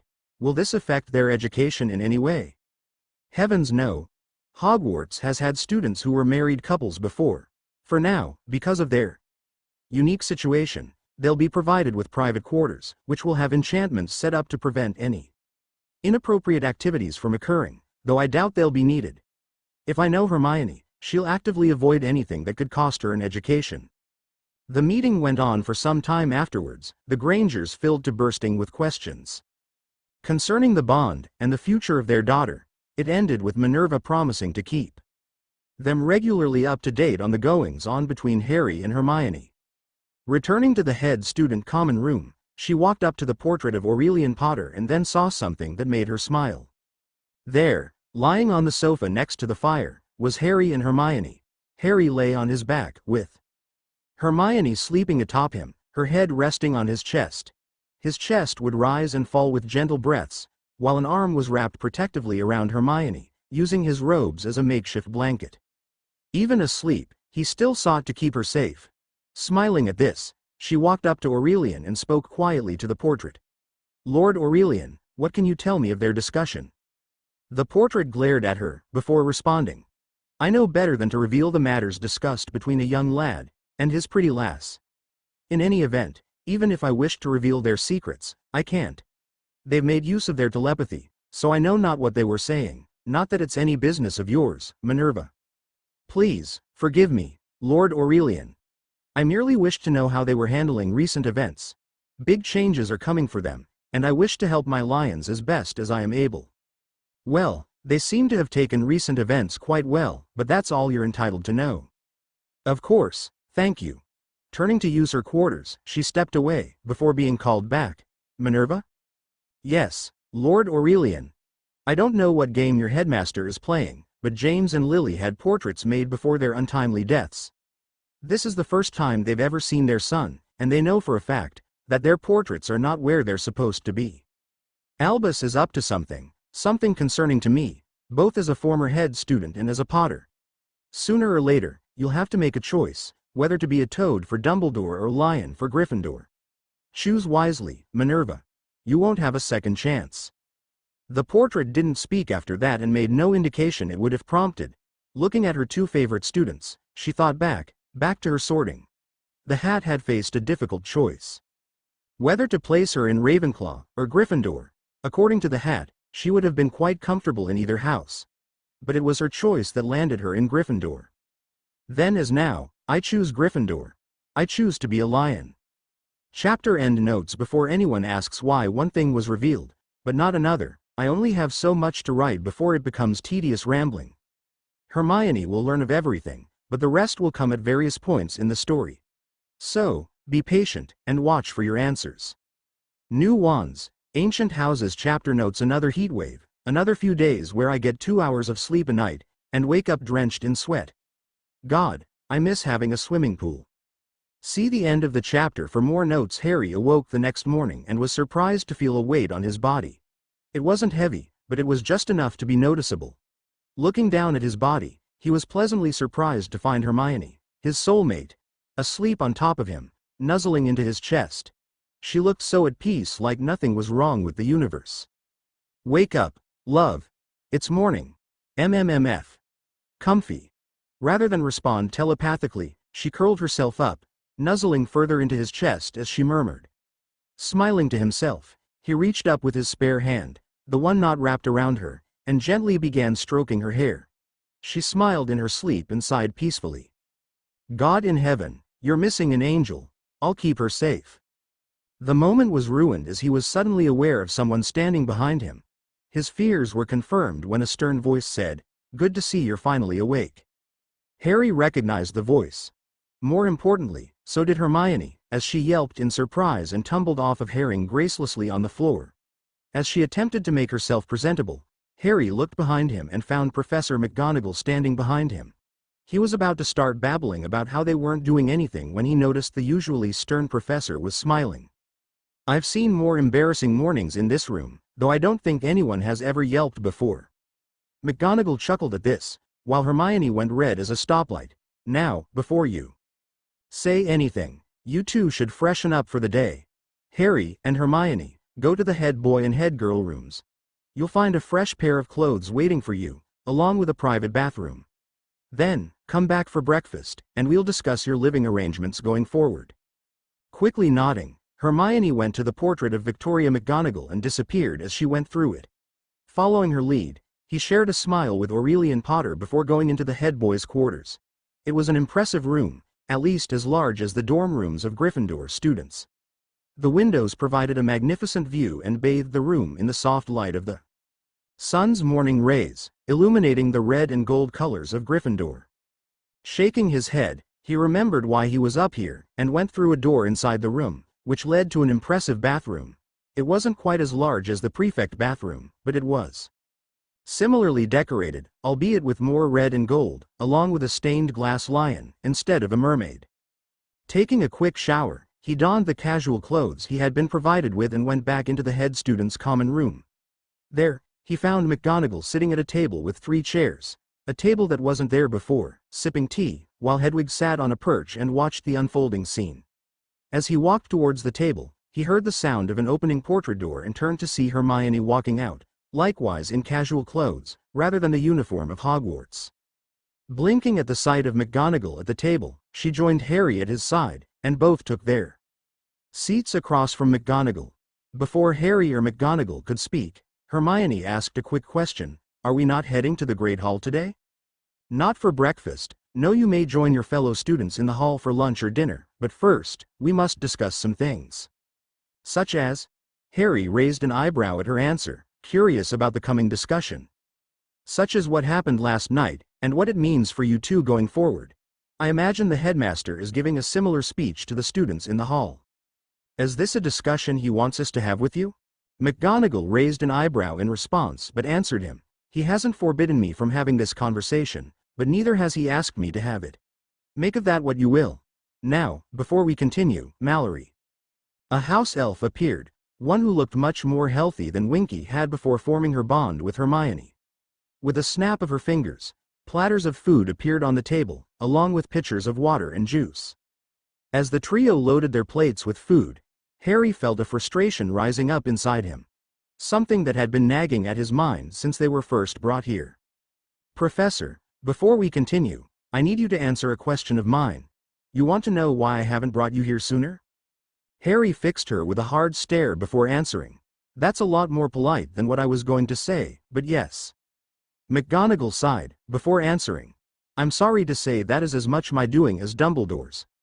I had intended to bring you here sooner, but he advised me to wait until you were more prepared, before introducing you to your ancestors. Harry didn't respond, simply glaring at her, wanting to say something, but waiting to see if she had anything to say in her defense. Mr. Potter, I'm truly sorry for not bringing you here sooner. I have no excuse, nor justification, beyond a misguided sense of loyalty. This is partly why I wish to speak to you about the events concerning last night. Now, what, if anything, do you two know about soul bonds? What should we tell her? Tell her what you knew beforehand. I'll keep quiet, given Dumbledore's obsession with keeping me in the dark. Not much, Professor. The amount of information concerning them is shockingly sparse, at least in the library. I know we can communicate using telepathy, and the bond is activated by our first kiss, but beyond that, nothing. McGonagall nodded at Hermione's explanation. You are correct on both counts. However, there is more to it than just that. Soul-bonded pairs are recognized, upon the forming of the bond, as a married couple. That means that you two are now Mr. and Mrs. Potter. Married, but we're still students, aren't we too young for this? Oh dear, what will my parents? Hermione, please, calm yourself. Your parents were brought to Hogwarts last night and brought up to speed on everything. Their reaction was similar to yours, but they seem to be supportive of you both. Did you know about this? No, and Goliath has never mentioned this to me, Goliath? I knew it was recognized by magic. I didn't think the Ministry would recognize it, or, frankly, even be aware of it. They haven't exactly impressed me with their competence. Now, because of this, there are going to be some changes to your living arrangements. First and foremost, these quarters will be yours. The common room is yours to share both with each other and those you trust enough to welcome into this room. Otherwise, I would ask you to keep the location to yourself. Married students are normally provided with a set of private quarters elsewhere in the castle, but considering what happened last night, I would prefer you two remain close enough for me to protect you easier. What exactly happened after we kissed, Professor? All in good time, Miss. Mrs. Potter. Now, the head boy and head girl rooms will be yours. However, as a soul-bonded pair, you will likely feel inclined to share a bed. In such instances, the head boy's room shall be provided with a bed for both of you. Simply inform Aurelian of your wishes, and it shall be so. While we eat, the house elves will be moving your belongings from your dorms to your new quarters. While technically not head students, as you now occupy their quarters, I feel it would be appropriate to allow similar privileges. Namely, you are welcome to have meals, outside feasts, and any other events with mandatory attendance, here in the common room, or in your rooms. Likewise, you may invite others to join you here in the common room for these meals. However, in that instance, I would ask you to inform me in advance, so I know whether to be concerned by a lack of appearance at meals. What if another Gryffindor becomes head boy or girl before we graduate? Then, Mr. Potter, we will provide you with private quarters elsewhere in the castle, as we would any other married couple. You will still be allowed to enter Gryffindor Tower. You are still members of this house. However, that remains up to your discretion. Now, as far as your quarters go, charms and enchantments will be put in place to prevent any inappropriate activities between students. Hermione and Harry were blushing red at that statement. Now, as to what happened last night, there's something else that you need to know about soul bonds. Each pairing is, effectively, ordained by magic, and magic itself takes a dim view of those who interfere in them, and especially their forming. As such, whenever a soul bond is formed, if anyone, regardless of who they are, attempts to interfere in their formation, magic responds in kind. What are you trying to tell us, Professor? Hermione, Harry, I am sorry to tell you that Ronald Weasley is dead. What? What? What? When you two formed your bond, Ronald was at the entrance to the Great Hall. Whatever his reasoning behind it, he decided to attempt the killing curse on one, possibly both of you, and magic responded in kind, wit, ending his life. Neither Harry nor Hermione spoke. McGonagall assumed they were processing the betrayal and death of who they once considered a friend, and gave them time before continuing. He's dead? Lightning, did she say? That's interesting. What's so interesting about lightning? If magic itself simply wanted him dead, it would have rebounded the curse back on him. More likely, he was struck by ethereal lightning, which purges the soul of its target. It would seem that magic itself has denied him an afterlife for his actions. Didn't you want revenge on him? Something involving fire, and a painful lack of limbs? If the staff are informing the students of what happened, then they'll be told that the insufferable Git attempted to kill us last night. It may not be a violent dismemberment, but the entire school knows he's an attempted murderer. That's enough, at least as far as he's concerned. Likewise, I can at least be appeased knowing his name is now Mud. Not even Dumbledore can salvage this in the fool's favor. Now then, there is a theory I wish to test before you two decide on anything today. What do you need us to do? I need you, Hermione, to cast a minor spell. A soul bond can make one, or both, members of a pair magically stronger. This also means your wand may not be as responsive now as it was before. Nodding at McGonagall's reasoning, Hermione drew her wand, rather than levitate a feather. Hermione cast a basic Lumos. The wand tip did indeed light up, but it was dim, at first. Suddenly, it grew brighter and brighter with each passing second. It became brighter than the sun, until suddenly, it exploded into a dozen wooden shards, startling everyone in the room. Hermione now held in her hand a single piece of dragon heartstring in place of her wand. That's unexpected. Are you all right, Miss Hermione? My wand. That happened to me during the summer, Hermione. All we need to do is visit Ollivanders. He'll happily make you a new wand. If nothing else, he'll be interested to hear about a core rejecting the wood for a second time. Before anyone could respond, Hedwig, who had been watching the events unfold, suddenly gave a trill cry, and flew down towards the trio, landing on Harry's arm as he held it out for her. Hedwig, you want to give her a feather for her wand? She gave another cry and nodded her head. In response, Harry brought his arm closer to Hermione, who was staring wide-eyed at Hedwig. When she was brought sufficiently close, Hedwig reached down and plucked one of her own feathers. It was white as snow, with the tips glowing ever so slightly in luminescent colors. It was as though Hermione held the aurora borealis in her hands. Thank you, Hedwig. This is incredible. Hedwig trilled in response and grabbed some bacon off Harry's plate before taking flight, disappearing in a flash of white fire. Dumbledore sat in his office, silently reading an old spell tome. This tome was one of many he had collected over the years. This one in particular was taken from a wizard he had persuaded into providing to him for safekeeping. The wizard in question no longer remembered ever owning the tome, but that was a small price to pay. It was, as with everything Dumbledore did, for the greater good. His research at the moment was into rituals used by the ancients. The old tribes had many secrets that were now out of his reach, but they were hardly the only ones. The Mediterranean civilizations, the ancient Romans, Greeks, and Egyptians, were some of the most advanced practitioners of magic in history. Egypt in particular, one of the oldest civilizations on the planet, had known some of the most powerful practitioners of magic, both dark and light, before any other. Greece may have been the home of Herpo the Foul, but he learned many of his secrets in the hidden tombs and archives of Egypt. The first necromancers had come from Egypt, and it was their understanding of death and the soul that enabled him to create the first Horcrux. No wizard or witch had ever truly managed to conquer death, but nobody had come closer than the Egyptians. It was this knowledge, the very knowledge that allowed Herpo to commit a deed most foul, that Dumbledore hoped would provide a solution to his problems. Harry's power was growing, day by day, and by now it was certain that Harry would prove more than a match for Voldemort. At this rate, he may very well soon become stronger than Dumbledore himself. For the sake of the greater good, that could not be allowed to happen. Harry needed to be weak, vulnerable, and easy prey for Riddle.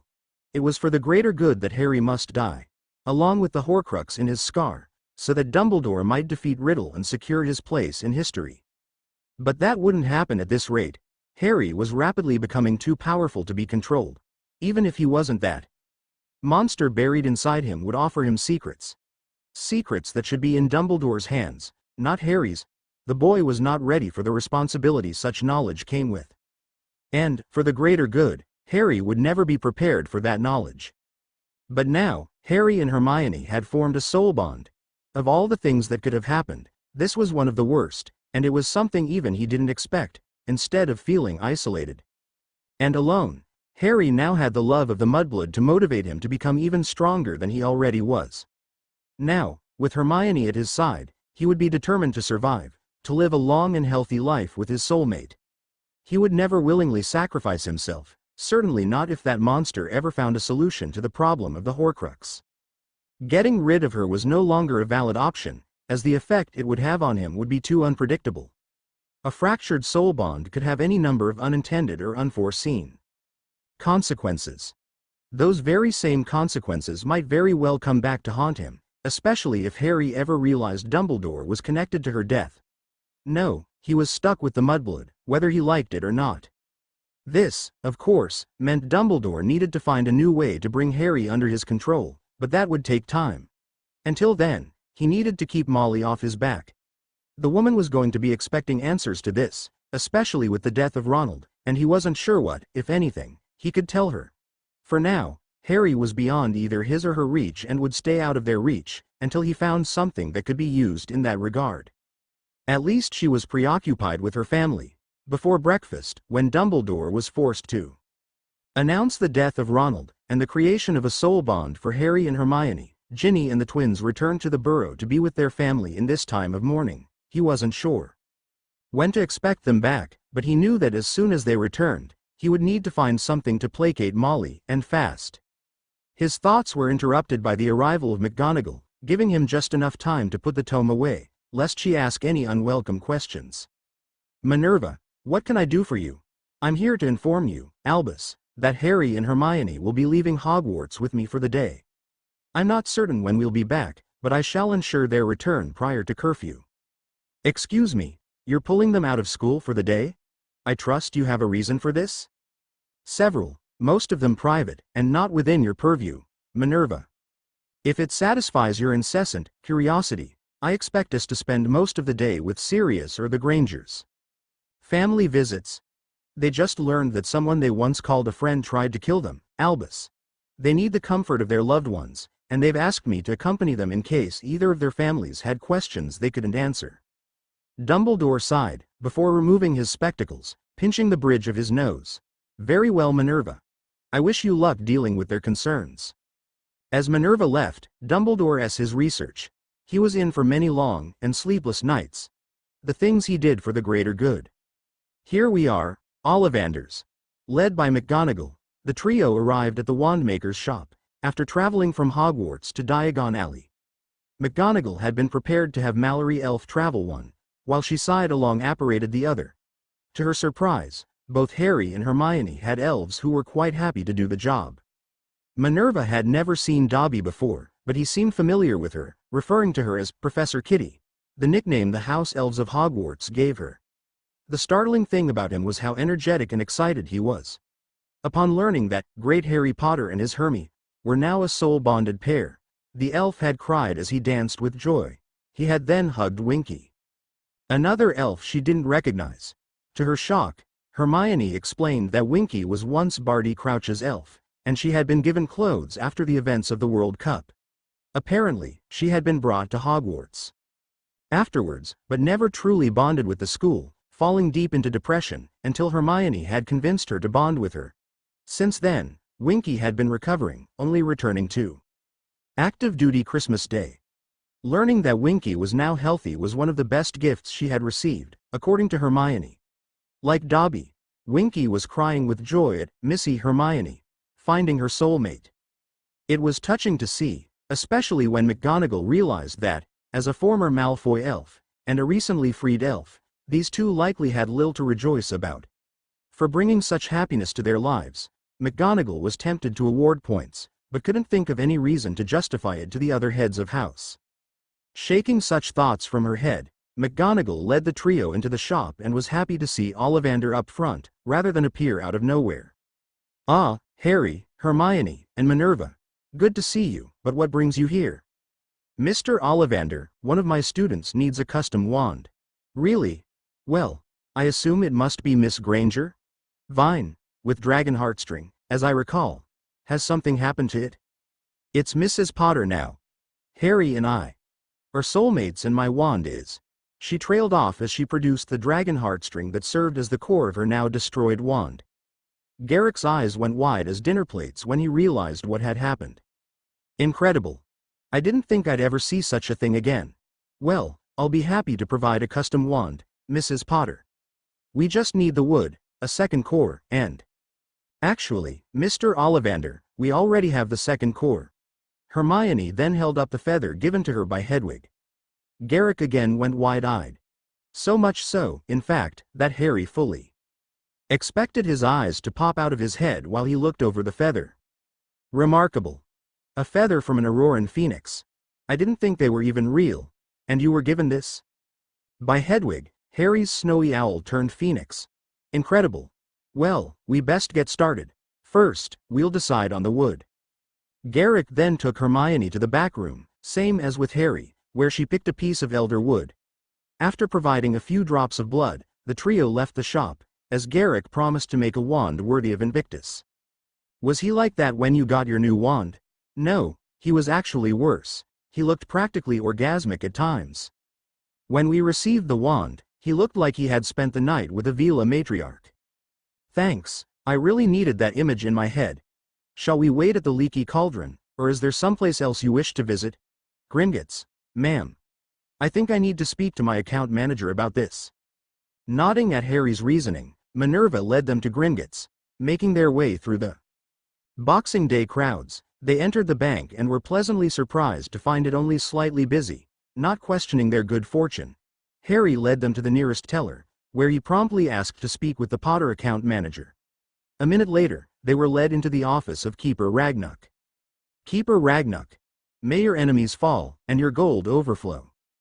"And may your gold overflow and your enemies fall, Heir Potter. I was wondering when you and Hermione would stop by." "You've been expecting us?" "I have indeed, Miss Granger. Or should I say, Mrs. Potter?" Hermione was shocked that Ragnuk already knew, and it showed on her face, as Ragnuk began chuckling. "Gringotts keeps up to date on its clientele, Mrs. Potter. We knew last night that Heir Potter formed a soul bond with you, making you the next Lady Potter, when Harry took up his lordship." Harry, can you explain all this? Let's take a seat first, this might take some time." With the three of them seated across from Ragnuk, Harry turned to Hermione and began to explain.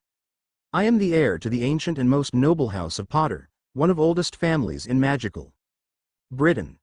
This means I am guaranteed a seat on the Wizengamot as a lord when I claim the lordship. Normally, this can only be done when the heir turns 17. However, legally I can claim the lordship as early as 11 because I am the last member of the main Potter line. But, because of everything going on, I've elected to remain the heir until a later date." "You mean until Dumbledore and Voldemort are dealt with?" "Just old moldy butt. Beating Dumbledore involves taking the lordship early. But I beat the murdering bastard as just Harry, and I can do it again." "Okay. So what does ancient and most noble mean? There aren't any books detailing that in the Hogwarts library." Minerva swore under her breath and received a raised eyebrow from Ragnuk, but Harry ignored her and continued speaking. "To understand that, you have to understand the classification of families, or houses, in magical Britain. First, are the new houses. These are automatically formed whenever a Muggleborn reaches 17. You, as a Muggleborn, would technically be considered Hermione, of New House Granger, were it not for our soul bond automatically making you the next Lady Potter. Second, are the minor houses. These are families that have at least 3 generations of magical heritage.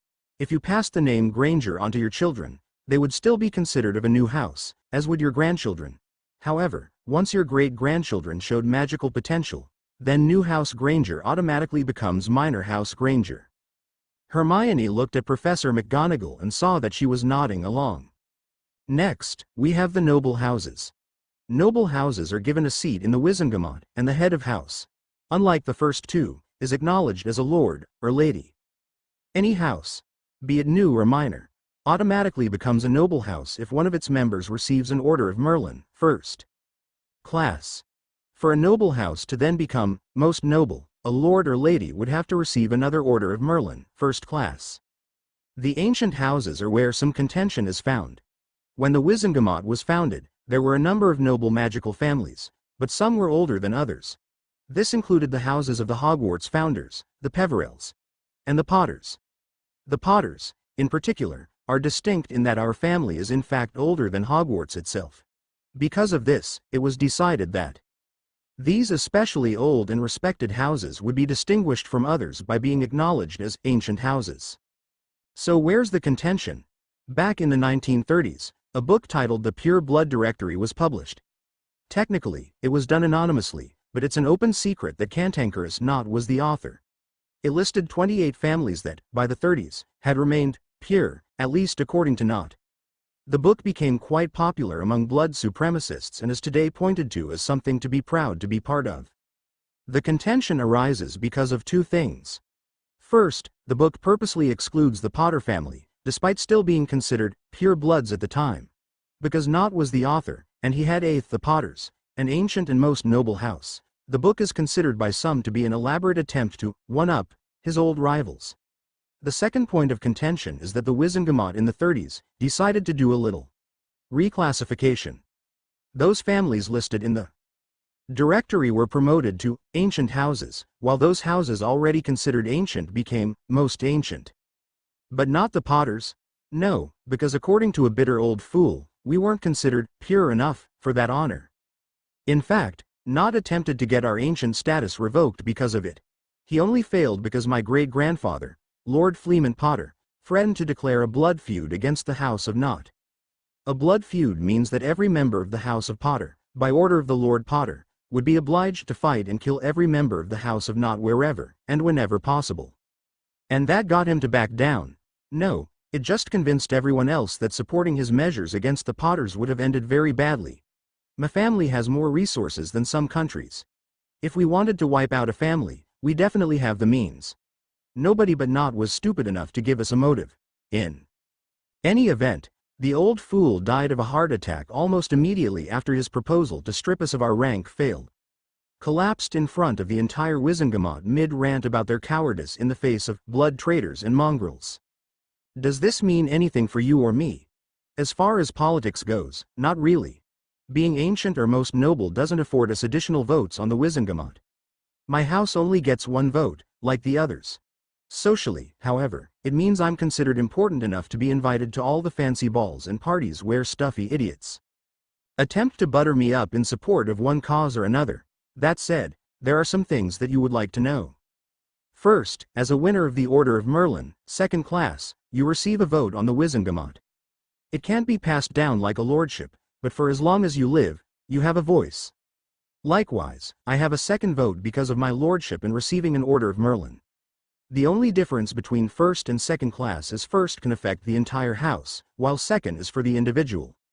And for the record, while some in the Wizengamot may expect you, as my wife, to name me proxy for your vote, I will never expect or ask this of you.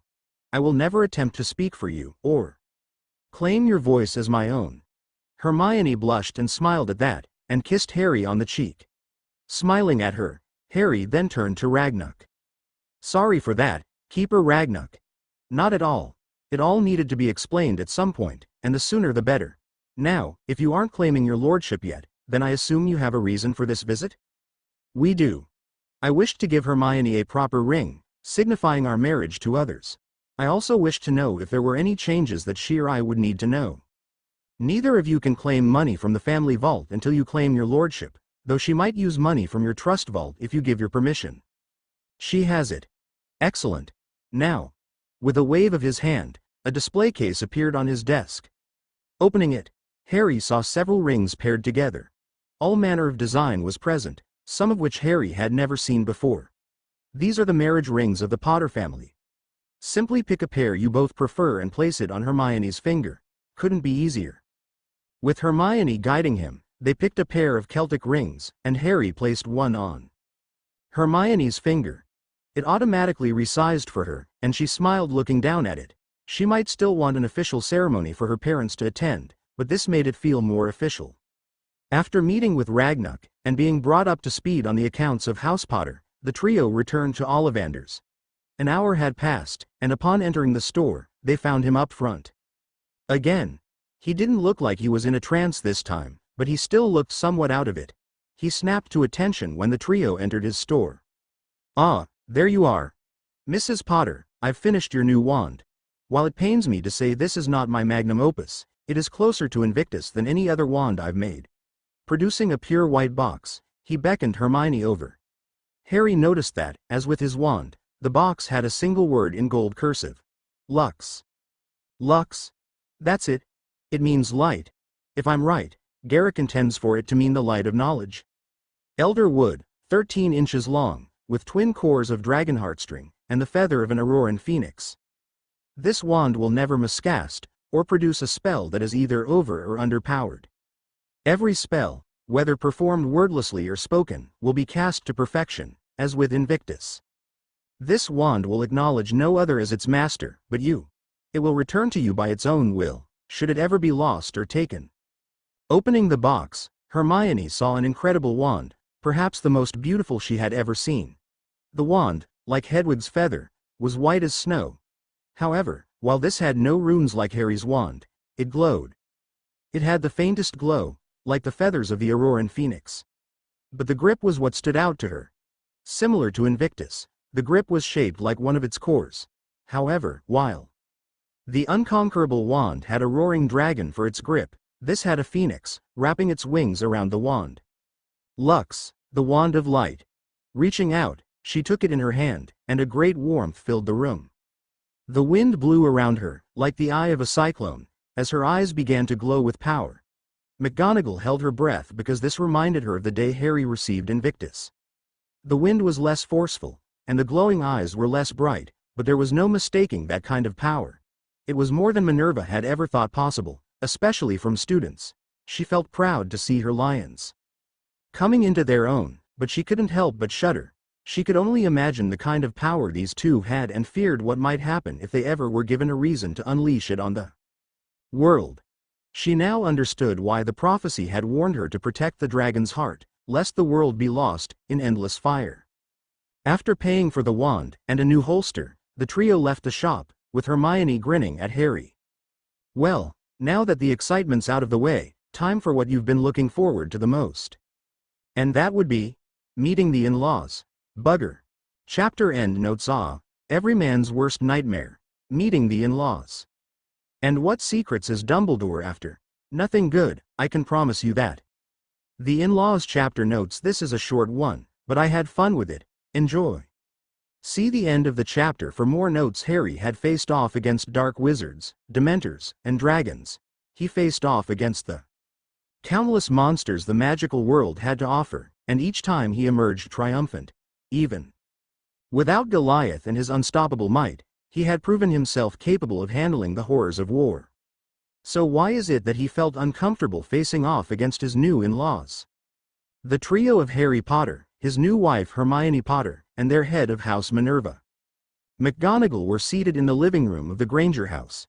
It was a lovely place, far more pleasant than the Dursleys had ever managed. It wasn't just a more expensive house, something that would have irritated the daylights out of Vernon, but it actually felt more welcoming. It was like the people who lived here, happy to have people over for tea, to chat, or simply to be good neighbors. Right now Harry was feeling none of that. Dan Granger was seated across from Harry, giving his best attempt at a hard stare. Normally, anyone trying to intimidate him would be met with faint amusement, or a menacing glare of his own. With Dan, however, it was actually just enough to make him feel uncomfortable. He silently prayed that Emma Granger, Hermione's mum, ran the kitchen with the tea and biscuits. At the very least, she seemed more amenable to the situation than Dan did. "Dad, do you remember my letters about the Triwizard Tournament?" "I do, yes." "Then you'll remember that Harry faced off against an angry mother dragon just over a month ago." Dan made no response, just maintained his hard stare. "Daddy, Harry isn't going to be intimidated by the protective dad routine. Please stop trying to make him uncomfortable." "Oh good, reverse psychology. Don't let him know it's actually working." At that moment, Emma returned from the kitchen, carrying a tray weighted down by a silver tea set, teacups, and biscuits. "Dear, stop trying to scare our daughter's boyfriend. It's just plain rude, but he's not her boyfriend, he's her husband." "Boyfriend, husband, either way, it's impolite to try and intimidate him when's he a guest in our home." Emma set the tray down and took her seat next to Dan. Dan remained quiet as the tea was poured, and everyone began sipping their drink. "So, Harry, tell us about yourself. We've never had a proper introduction." Dan grumbled under his breath but otherwise remained quiet. "Well, Mrs. Granger, oh please Harry, this is hardly a time for formalities. Call me Emma." "Okay, Emma. Well, there's not much to tell about me. I lost my parents when I was 15 months old, and until this summer, I was living with my relatives. I would prefer not to talk about them if it's all the same to you." McGonagall frowned at that, remembering quite clearly her discussions with Dumbledore and his decision to place Harry in their care. "It's quite all right, Harry. You don't have to tell us anything you're not comfortable with." Dan was frowning, like he wanted to say something, but was keeping quiet. "Well, what I will tell you is that I love Hermione, and I will do whatever it takes to keep her safe and happy. Even if I have to build her a private library by hand." Harry smiled at Hermione as he said this, and she blushed under his gaze. When he turned back to the Grangers, Hermione leaned over and kissed him on the cheek. Dan retained his scowl, while Emma smiled at how much her daughter clearly adored Harry. "Well, it seems like you know our daughter quite well. How did you two meet?" "We met on the Hogwarts Express. She was helping another student find his missing pet, when she barged into my compartment, asked if we had seen a toad, and cast a spell to fix my glasses." "You performed a reparo before even being sorted, Hermione?" McGonagall looked at Hermione with a raised eyebrow. Hermione blushed when she thought back to that day. "I've always read ahead. It seemed like a useful spell to know. Anywho, we didn't talk much until that Halloween. She, unfortunately, spent much of the day crying in a bathroom because of rude comments made towards her. During the feast, a mountain troll snuck into the castle and cornered her. It was risky, but I managed to save her from the troll. We've been friends ever since. Considering you were the reason she was in there, it was the least you could do." Dan finally spoke up. His voice was curt, and he clearly wanted to say more but held back. "I beg your pardon, Dan. That wasn't Harry who made her cry. It was the other one. The ginger boy. The one who hates Crookshanks." Realization slowly dawned on Dan as he went wide-eyed and smacked his forehead. "Good heavens, Dan, you've been trying to intimidate the wrong boy. This is Harry, the one with a walrus for an uncle, and a horse for an aunt? Remember?" Harry snickered at the apt description of the Dursleys as Dan groaned in embarrassment. "Harry, I am so sorry for my husband. He's a good man, and normally he's smarter than this. He's just having a slow day, it would seem." "Not a problem, Emma. I'm just glad to know Hermione gets her looks and her brains from the same place." "Harry." Hermione spoke up against Harry's comment, but further words were stopped by Dan. "No, he's right. I deserved that. I am so sorry for that, Harry. This definitely isn't one of my finer moments." "It's quite all right, Dan. It happens to the best of us.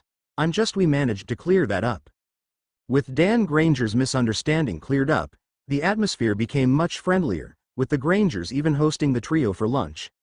It was a simple meal, but it was much more pleasant than the meeting had been prior. During lunch, the Grangers learned a great deal about Harry's life, with Dan swearing under his breath as he realized, from Harry's reluctance to discuss the Dursleys, that they had been abusive. The Grangers were also introduced to Winky and had house elves, and the bonds they formed explained to them. It was awkward at first, but the Grangers were proud of their daughter for doing the right thing. Winky, for her part, had never been in a non-magical home but quickly realized Hermione's parents were just as kind and lovely as their daughter. Eventually, however, they had to part ways. The Grangers had been met, now it was time to go see Sirius. Elf popping away, they stood in front of number 12 Grimmauld Place. Contrary to the last time he had been here, this place looked much cleaner and well maintained. It retained the darker paint job, but at least it didn't look like a dilapidated ruin. Stepping inside, they were greeted with a great deal of red and gold. Somehow, it didn't completely remind them of Gryffindor, as it maintained a darker shade to it. Evidently, either Sirius preferred the darker shade, or the bloody house just made everything a darker shade. Reminiscing on the paint job would have to wait, as Sirius strode up to them, all smiles at the sight of the trio. Godson. Godson's wife, Minnie, glad to have you here. McGonagall rolled her eyes at the nickname, as Harry rushed forward and wrapped Sirius in a big hug. The two men laughed and smiled until Hermione came up. When the hug was broken, Sirius was treated to his first Hermy hug, and he was still smiling and laughing. Glad to have you all here. What do you think, Harry? Like what I've done with the place? I do. It says, why vampire aristocrat, as opposed to demented mountain troll. Barking with laughter, Sirius led them into a sitting room, where snacks and cold drinks were waiting for them. Taking a seat, Harry noticed the distinct lack of screaming. From the lack of vulgar language, I take it Walburga's been evicted? Close enough. I told Kreacher he could keep her portrait, but he had to keep her somewhere her screaming wouldn't be heard. Walburga? Who's that? That, Hermione, would be my dearly departed blood supremacist mother. The charming woman had her portrait made, so she could remind me even in death, just how much of a disappointment I am. Oh Sirius, I had no idea. It's quite all right, Hermione. I got the last laugh in the end, since I'm Lord Black, and my father got skipped over in favor of me, so she never became the Lady Black. I take it from Kreacher's willingness to follow that order, that means you two are getting along. More or less, pup. Ever since giving him Reg's locket, we've come to a live and let live agreement.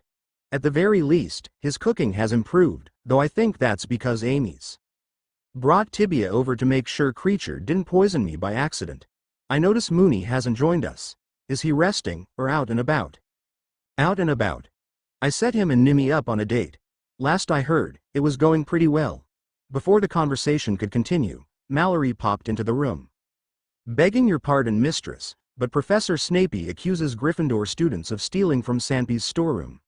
You are asked back to handle the situation. Sighing, McGonagall stood up. It never ends, it seems. If I'm not back sooner, I'll return to bring these two back before curfew. Until then, take care, Lord Black. With Minerva gone, Sirius turned to Hermione, a mischievous glint in his eyes. So, Hermione, now that you two are telepathic, learn any embarrassing secrets? Forget it, Sirius. I told her everything last night. The broad strokes at least. Might have missed out on some finer details. Too tired to tell her the rest? Gimme a break. I spent 3 hours straight dancing. My feet still hurt from that.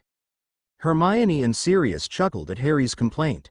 But Hermione then had a grim look on her face. Harry, there's something I'd like to know. What is it? How did my parents handle me being married to Ron? I mean, my dad glared at you because he got you two confused. I can't imagine they were happy with me for marrying the real thing. Sirius laughed at that but eventually calmed down. Harry sighed as he sunk into his chair. They weren't pleased, but there was more to it than that. During the Horcrux hunt, you obliviated them of their memories of you, or even having had a daughter. After, you sent them away to Australia. Eventually, you did restore their memories, despite Ron and Molly's reluctance. They weren't happy with you, and unfortunately, your relationship with them never recovered. Part of the reason is because they never approved of Ron. What's more, you never properly reconciled with them, remaining on the outs for as long as I can remember. When I asked you why you never patched things up with them, you told me that because your parents were muggles, they didn't understand what life was like for you as a witch. I didn't think much of it at first, but considering everything they did already. Sounds like a loyalty potion. Molly probably had it keyed to the Weasleys, so that you would always choose them over your parents. They have a tendency to mess with the way people think, so your brain probably came up with a logical explanation for your sudden preference for the family of the Howling Bitch. Sirius spoke in a calm, clinical voice.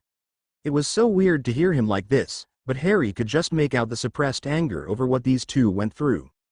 It did little to help, as Hermione began softly weeping at the thought of her relationship with her parents being destroyed. Harry wrapped his arms around her and pulled her into a gentle hug. He calmly stroked her back, softly kissing her, promising to protect her and her family.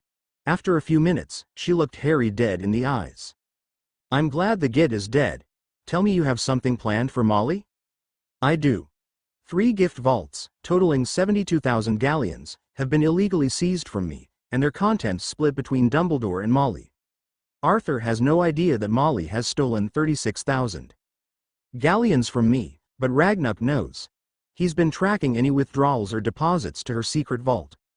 All he needs is a letter from me, and Molly will be answering to Goblin Law. I can't imagine that'll be pleasant. It definitely will not. The goblins hate thieves like a cat hates water. Speaking of water, how fares Amelia when dealing with Bagman?" "Not as well as I'd hoped, pup. Bagman's been pretty insistent on using hostages for the second task." "Wait, hostages. Right, I never mentioned that. Well, the mermaid song mentions what you'll sorely miss, but it's a trick. What we'll sorely miss is our friends and loved ones. Instead of objects, people were placed at the bottom of the lake, and we had to rescue them from a mermaid village.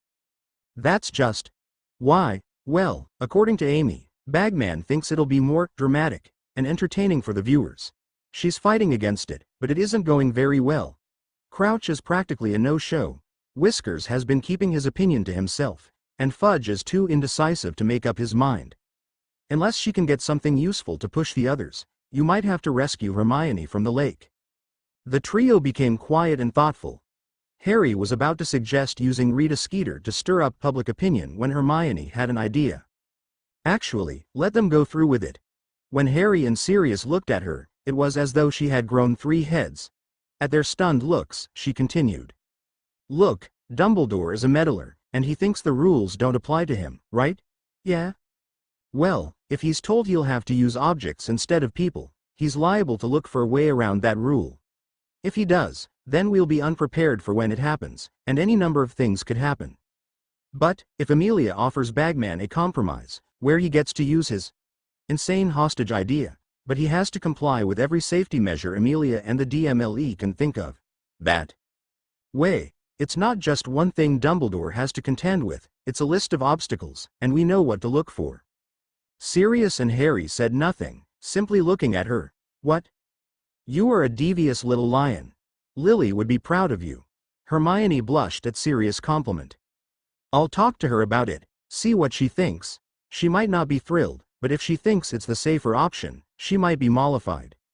"Won't you get in trouble for talking about this with us? Will Amelia be upset?" "Oh please, I told her a week ago you and Harry figured out how to open the egg and the clue inside. It's part of the reason she's on the warpath with Bagman. She doesn't like people she's supposed to be working with pulling a fast one on her. I almost pity the idiot. Well, in any event, what else is new, Dogfather?" The conversation continued from there, going on until McGonagall returned from Hogwarts. According to her, Snape was convinced the twins had stolen supplies from his private storeroom before returning to the burrow. Turns out, it had been a pair of Slytherin students who stole the supplies, and it was a Ravenclaw prefect who caught them afterwards.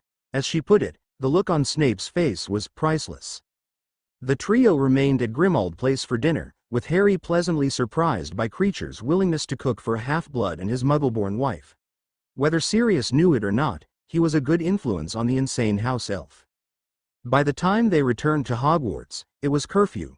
McGonagall escorted them to the Gryffindor head student's common room, before bidding them good night. Cautiously, the pair walked up to the portrait of Lord Aurelian. "Hermione, you know you don't have to spend the night with me." "I know." Smiling at the two Potters, Lord Aurelian opened his portrait without a word, and the soulmates walked through. On the other side, they found a magnificent bedroom, complete with desks, wardrobes, and a king-sized bed, with their trunks at the foot of the bed. Slowly and carefully, the pair walked to their wardrobes and changed into their pajamas. It was awkward for the both of them, as this would be their first night sharing a bed. Their second night, as husband and wife. The two climbed into bed, next to each other. Harry was nervous, wanting to hold Hermione close, to let her know she would always be safe in his arms, and that he would protect her, no matter what. She shared his thoughts, and without warning, she wrapped her arms around Harry and cuddled up next to him. "I love you, Harry. I love you, Hermione." The two soulmates soon drifted off to sleep, each knowing they were safe and loved. And not even Dumbledore would take that from them. "Master, are you certain you wish to silence Wormtail? I know exactly what I'm doing, and you should know better than to question me. But if the Ministry finds out where, by the time the Ministry realizes where we are, it'll be too late. I will have returned to my full power, and the boy who lived shall be forever known as the boy who failed. Now, make ready the final preparations. Azkaban is calling us." Chapter end notes. Oh. Looks like old Moldybutt is planning something of his own. This won't be good. Normalcy. Chapter notes. All I have to say is never get your hopes up when dealing with government bureaucracy. When Harry woke up, he felt warmer and more comfortable than he could remember. Opening his eyes, he found the woman he loved, Hermione Jean Potter, sitting up in bed next to him. She was casually reading a book while sipping a cup of tea. It was a picture of domestic bliss. He never realized he was awake. She turned to look at him, smiling all the while. "Good morning, Harry." MMMPH. "Morning, Hermione. Been up for long?" "Not too long. Just enough to let McGonagall know we would be having breakfast in bed. Whenever you want, I'll call Dobby and Winky." Sitting up, Harry stretched his arms as he began to wake up fully. Rubbing the sleep from his eyes, he noticed Crookshanks curled up at the foot of the bed. Looking around the room, he noticed Hedwig sitting on a perch. She was looking back at him, with what he swore was a smile on her face. "This a special occasion, or do you want us to have a private conversation?" "Both, actually. I figure it can be our honeymoon breakfast, and we need to discuss a few things." A few minutes later, the married couple were enjoying a pleasant breakfast, served on trays that were perfect for such a situation. I can only imagine how Snape would react to this. Special privileges for a spoiled brat would probably be the kindest thing he'd say. "Professor Snape, Harry. But he's not important right now. First, I'd like to talk about the Weasleys. Any one of them in particular. For now, Ginny and the twins. We need to decide what happens with them going forward. Are you expecting trouble from them?" "From them? No, but their mother. Absolutely, but we'll get to hear later. So, what's the problem?" "Based on everything you've told me, one of two things will happen once the Weasleys come back from the Burrow. 1. They'll either blame us for Ron's death and likely start helping their mother with her potions schemes. Or 2. They'll recognize what happened to Ron was his own fault. Normally, I'd say the first is unlikely, however. Given Molly's penchant for potions, you think she might potion them into opposing our relationship? Or she might get them to help in her potioning. She might consider it just desserts for the death of Ron. If she does, she'll find out that tickling a sleeping dragon is far less dangerous than pissing off an active one.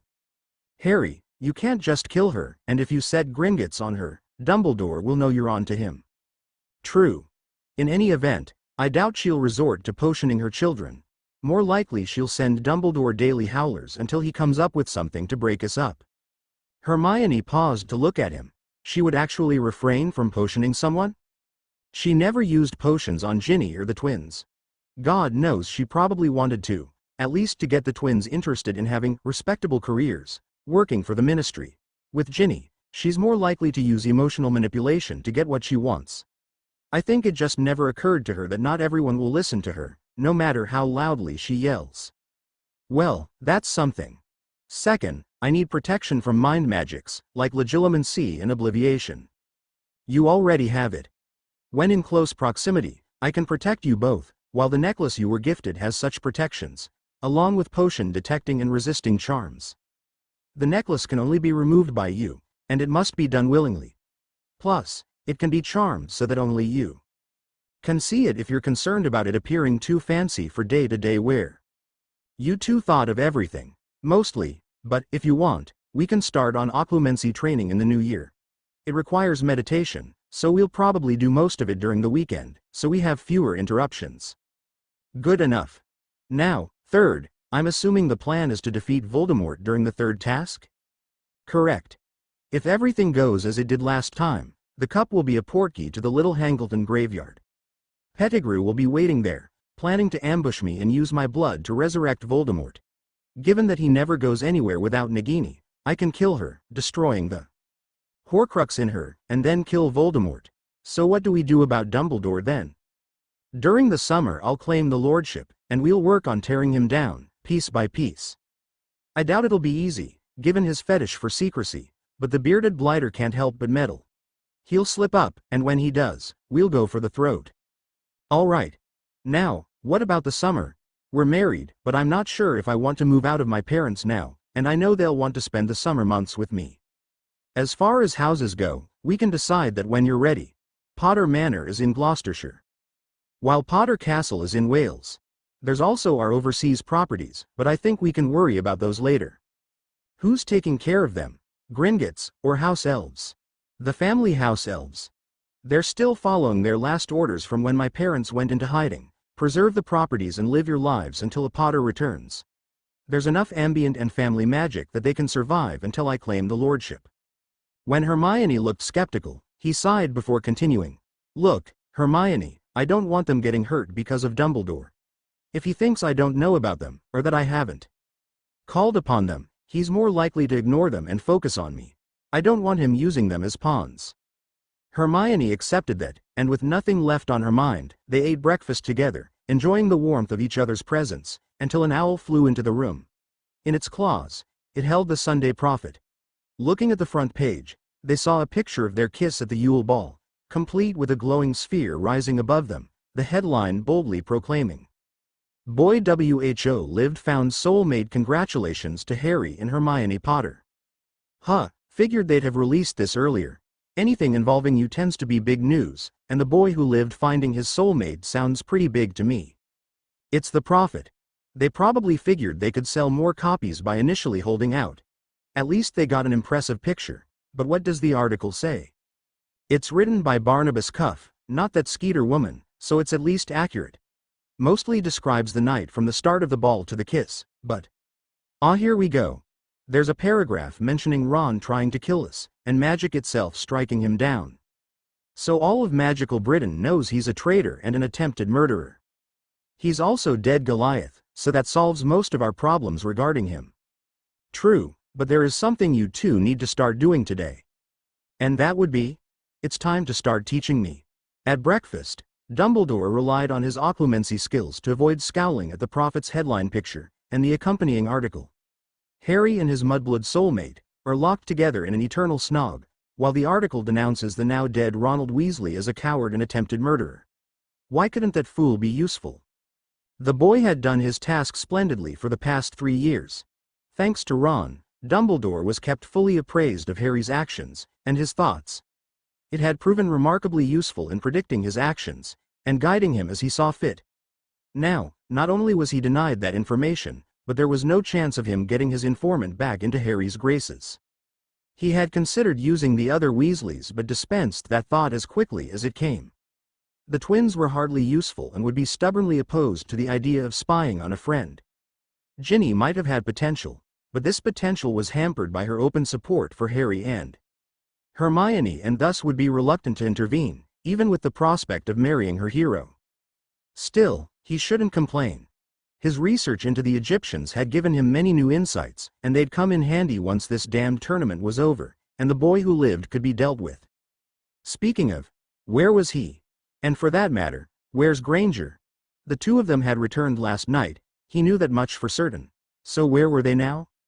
Minerva, it seems you're missing some lions. I don't see Mr. Potter or Miss Granger anywhere. Minerva, who had been in conversation with Flitwick, reluctantly turned and spoke in a tone she usually reserved for stupid students.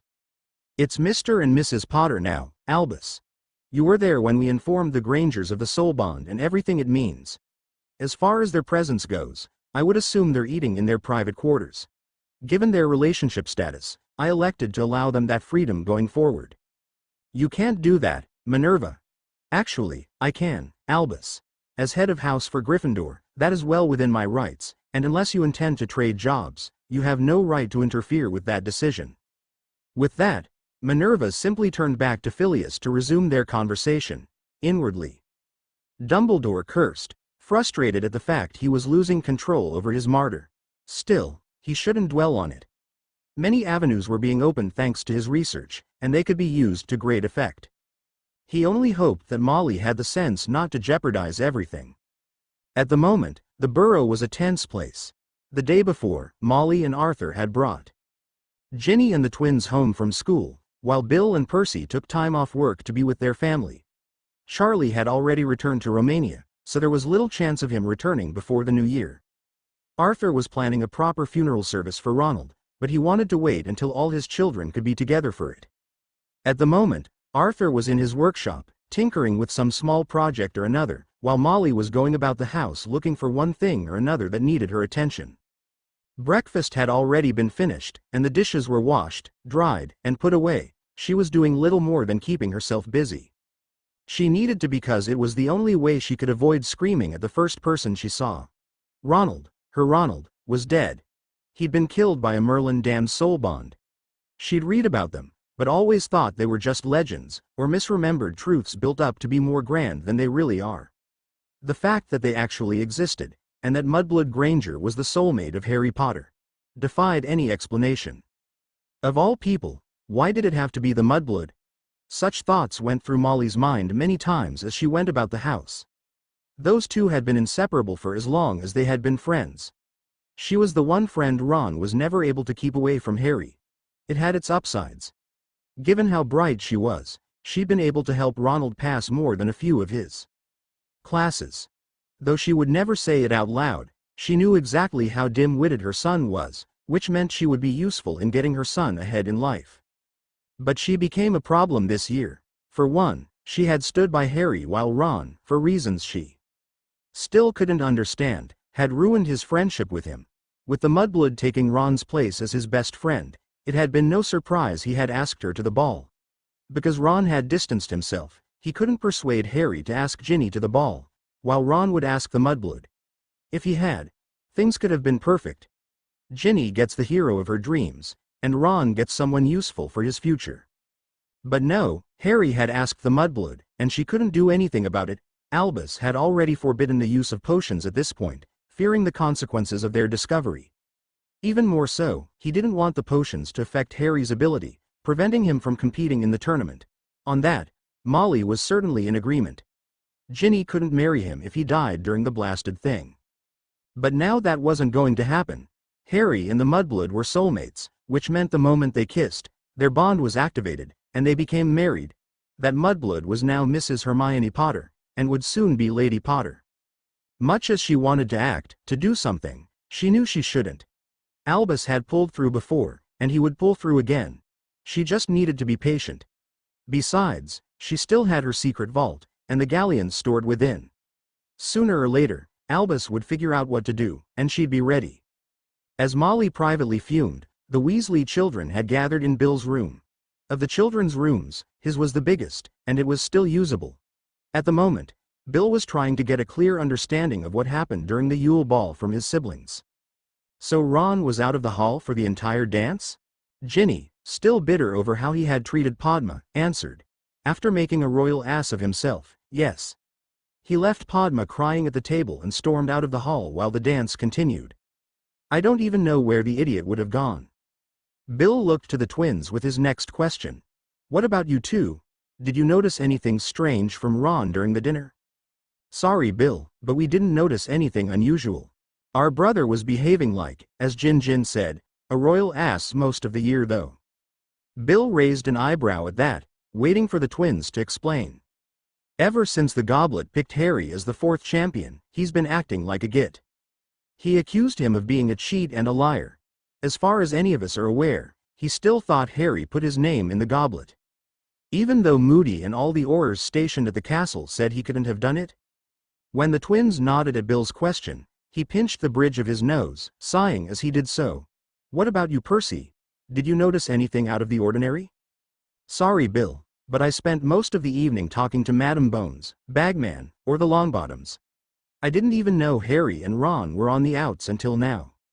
It's all right, I'm not accusing you of anything. This is all new to me too. Bill turned back to Ginny and the twins. But everyone said the same thing. that Ron attempted the killing curse? When the trio nodded, Bill sighed again. As much as he loved his family, he hated this. He hated having to be the responsible parent at times like this. When he arrived the day before, he could already see the signs. Mom and Dad had been arguing, or rather, Mom had been ranting while Dad tried, and failed, to calm her down. Thank Merlin, Percy was already there. He'd put up silencing charms, letting his younger siblings get through the day without hearing everything. It was a good thing too, because they'd already heard their mum use some pretty foul language. It didn't surprise Bill that Ron's death put Mum in a foul mood.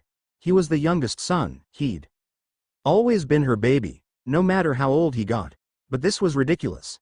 He knew that Dad was in his workshop, trying to keep himself busy. It was just how he was trying to process his grief. He didn't blame Dad for it, but he wished that sometimes he would put his foot down more often. From what Percy had told him, Dad had recognized that Ron's death was his own doing. The boy had tried to use the killing curse as a soul bond was forming. Anyone with even a basic understanding of soul bonds knew that magic itself protected these unions, and responded proportionally to threats. But Mum wasn't having any of it. As far as she was concerned, this was Harry and Hermione's fault, not Ron's. They were the reason he was dead, after attempting the killing curse. So what do you three want to do now? When his younger siblings looked confused, he continued. Right now, things are tense in the house. We all know it, and much as I hate saying it, Mum isn't helping. I don't know what's going through her mind, and frankly, I don't care. You three. He paused to point at his siblings, or what's important right now. So, what do you three want to do? The twins looked at each other, then at Ginny, before she decided to speak. I'd like to go back to Hogwarts. Are you sure, Ginny? Yes, Bill. All my friends are there, and I think I'd rather spend time with them than listen to Mum vent again. Harry and Hermione will still be there. Are you okay with that? Bill, they didn't kill Ron, no matter how many times Mum says it. He got himself killed by his own stupidity. And they've been like siblings to us, ever since. I don't want any bad blood between us. Harry's a friend, and Hermione's like a sister. I don't want them to think any of us blame them. The twins nodded along to Ginny. Much as they acted the part of irreverent pranksters, Bill knew they were good kids deep down. They might freely bend the rules, but their hearts were always in the right place. Fair enough. Percy, what about you? Do you want to stay, or do you need a place? They've given me an allowance because of the tournament, so I can stay or get a room in Hogsmeade for a few days. All right then. Make sure they've got everything they'll need for the new term. I'll let Dad know you're heading back to school, and I'll keep Mum busy while you get them there. Sound good? They all nodded, and Bill took that as his cue to leave. Times like this, he wished he was the younger brother instead. But he was the oldest, and he needed to look out for them. Even from his own parents at times. Remember, Hermione, use a happy memory, the happiest you can think of. With breakfast done, Hermione had been anxious to get started on her new training. Given she didn't want to risk damaging the portraits, Hermione thought it best to have her lessons in their shared room. Of course, the moment he agreed, he realized that Hermione meant for Harry to begin the lessons, not Goliath. But that wasn't too bad. Turns out, Harry still had a knack for teaching, even with his encyclopedia, teaching assistant communicating with them both telepathically.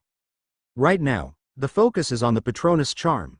In the prior timeline, Hermione hadn't learned it until the DA and her corporeal Patronus was an otter. Given everything that had happened, he was curious if it would still be an otter, or if it had changed. Better yet, had his changed? He hadn't even thought of doing a Patronus since coming back, even to give messages. Seemed redundant given Hedwig was now a phoenix. Granted, she still seemed to prefer flight to flame travel, but the point stood. Expecto Patronum. Hermione cast the spell, and on her first try, she succeeded, to a degree at least. She hadn't created a corporeal Patronus, but she had created the silvery shield. It was good, extremely good, but Harry knew she could do better. Almost there, Hermione. What memory did you use? Hermione blushed at his question but answered. I was thinking about the night we flew on Buckbeak. That was the night I realized that I was in love with you. Harry smiled, but his teaching assistant had an explanation. That is a good memory, but it's tainted. Tainted, by what? By your fear of heights. You were flying through the sky, on a hippogriff. You were calmed by Harry, but you didn't forget that you were high in the sky. I hate to say it, but it sounds like he's onto something. It's a good memory, but do you want to try another? Hermione looked thoughtful but then smiled as she turned to Harry. She readied her wand and cleared her throat. With a flourish of her wand, she cast the spell again. Expecto Patronum. This time, she succeeded in creating a corporeal Patronus, but instead of an otter, her Patronus took on the form of a magnificent silver phoenix. It flew across the room, flying circles about them, before dissipating. Harry was smiling broadly at Hermione. Fantastic, Hermione. You got it faster than I did. Well, it was all about the right memory. What did you pick? Our dance at the ball. I forgot everything around us as we danced. Harry smiled, then quickly crossed the room. He wrapped his arms around her and kissed her deeply on the lips. For a few seconds, they held the kiss until breaking away. Now you've got another memory. Hermione giggled at that, but a look of curiosity spread across her face. What was my Patronus before? An otter. It was cute. It would swim through the air, chirping and squeaking. Not sure if the phoenix is an improvement, but it was beautiful. Has your Patronus changed? Harry was about to answer when he remembered he didn't know. So, releasing his hold on Hermione, he grabbed his wand and cast the charm. This time, instead of the magnificent stag he remembered, it was a glorious silver dragon. It soared through the room, before coming to a stop before Harry and Hermione. Before it disappeared, Harry got a good look at it and was shocked to find it resembled Goliath to an uncanny degree. Goliath, is this your doing? Not intentionally. The Patronus can change depending on the person and the life they've lived. You haven't forgotten that Snape's Patronus is a doe like Lily's, have you? Wait, Snape's Patronus is like your mother's? Yeah, he had unrequited feelings for her. It didn't help that they used to be friends, right up until he called her a mudblood in front of the entire school. Hermione looked shocked at this revelation before she responded. Is that why he hates you? Because you're the son of the woman he destroyed his friendship with?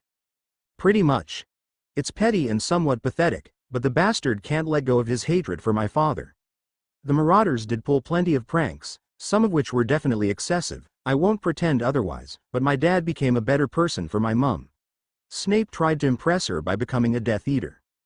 How does anybody misread a situation that badly? Beats the hell out of me.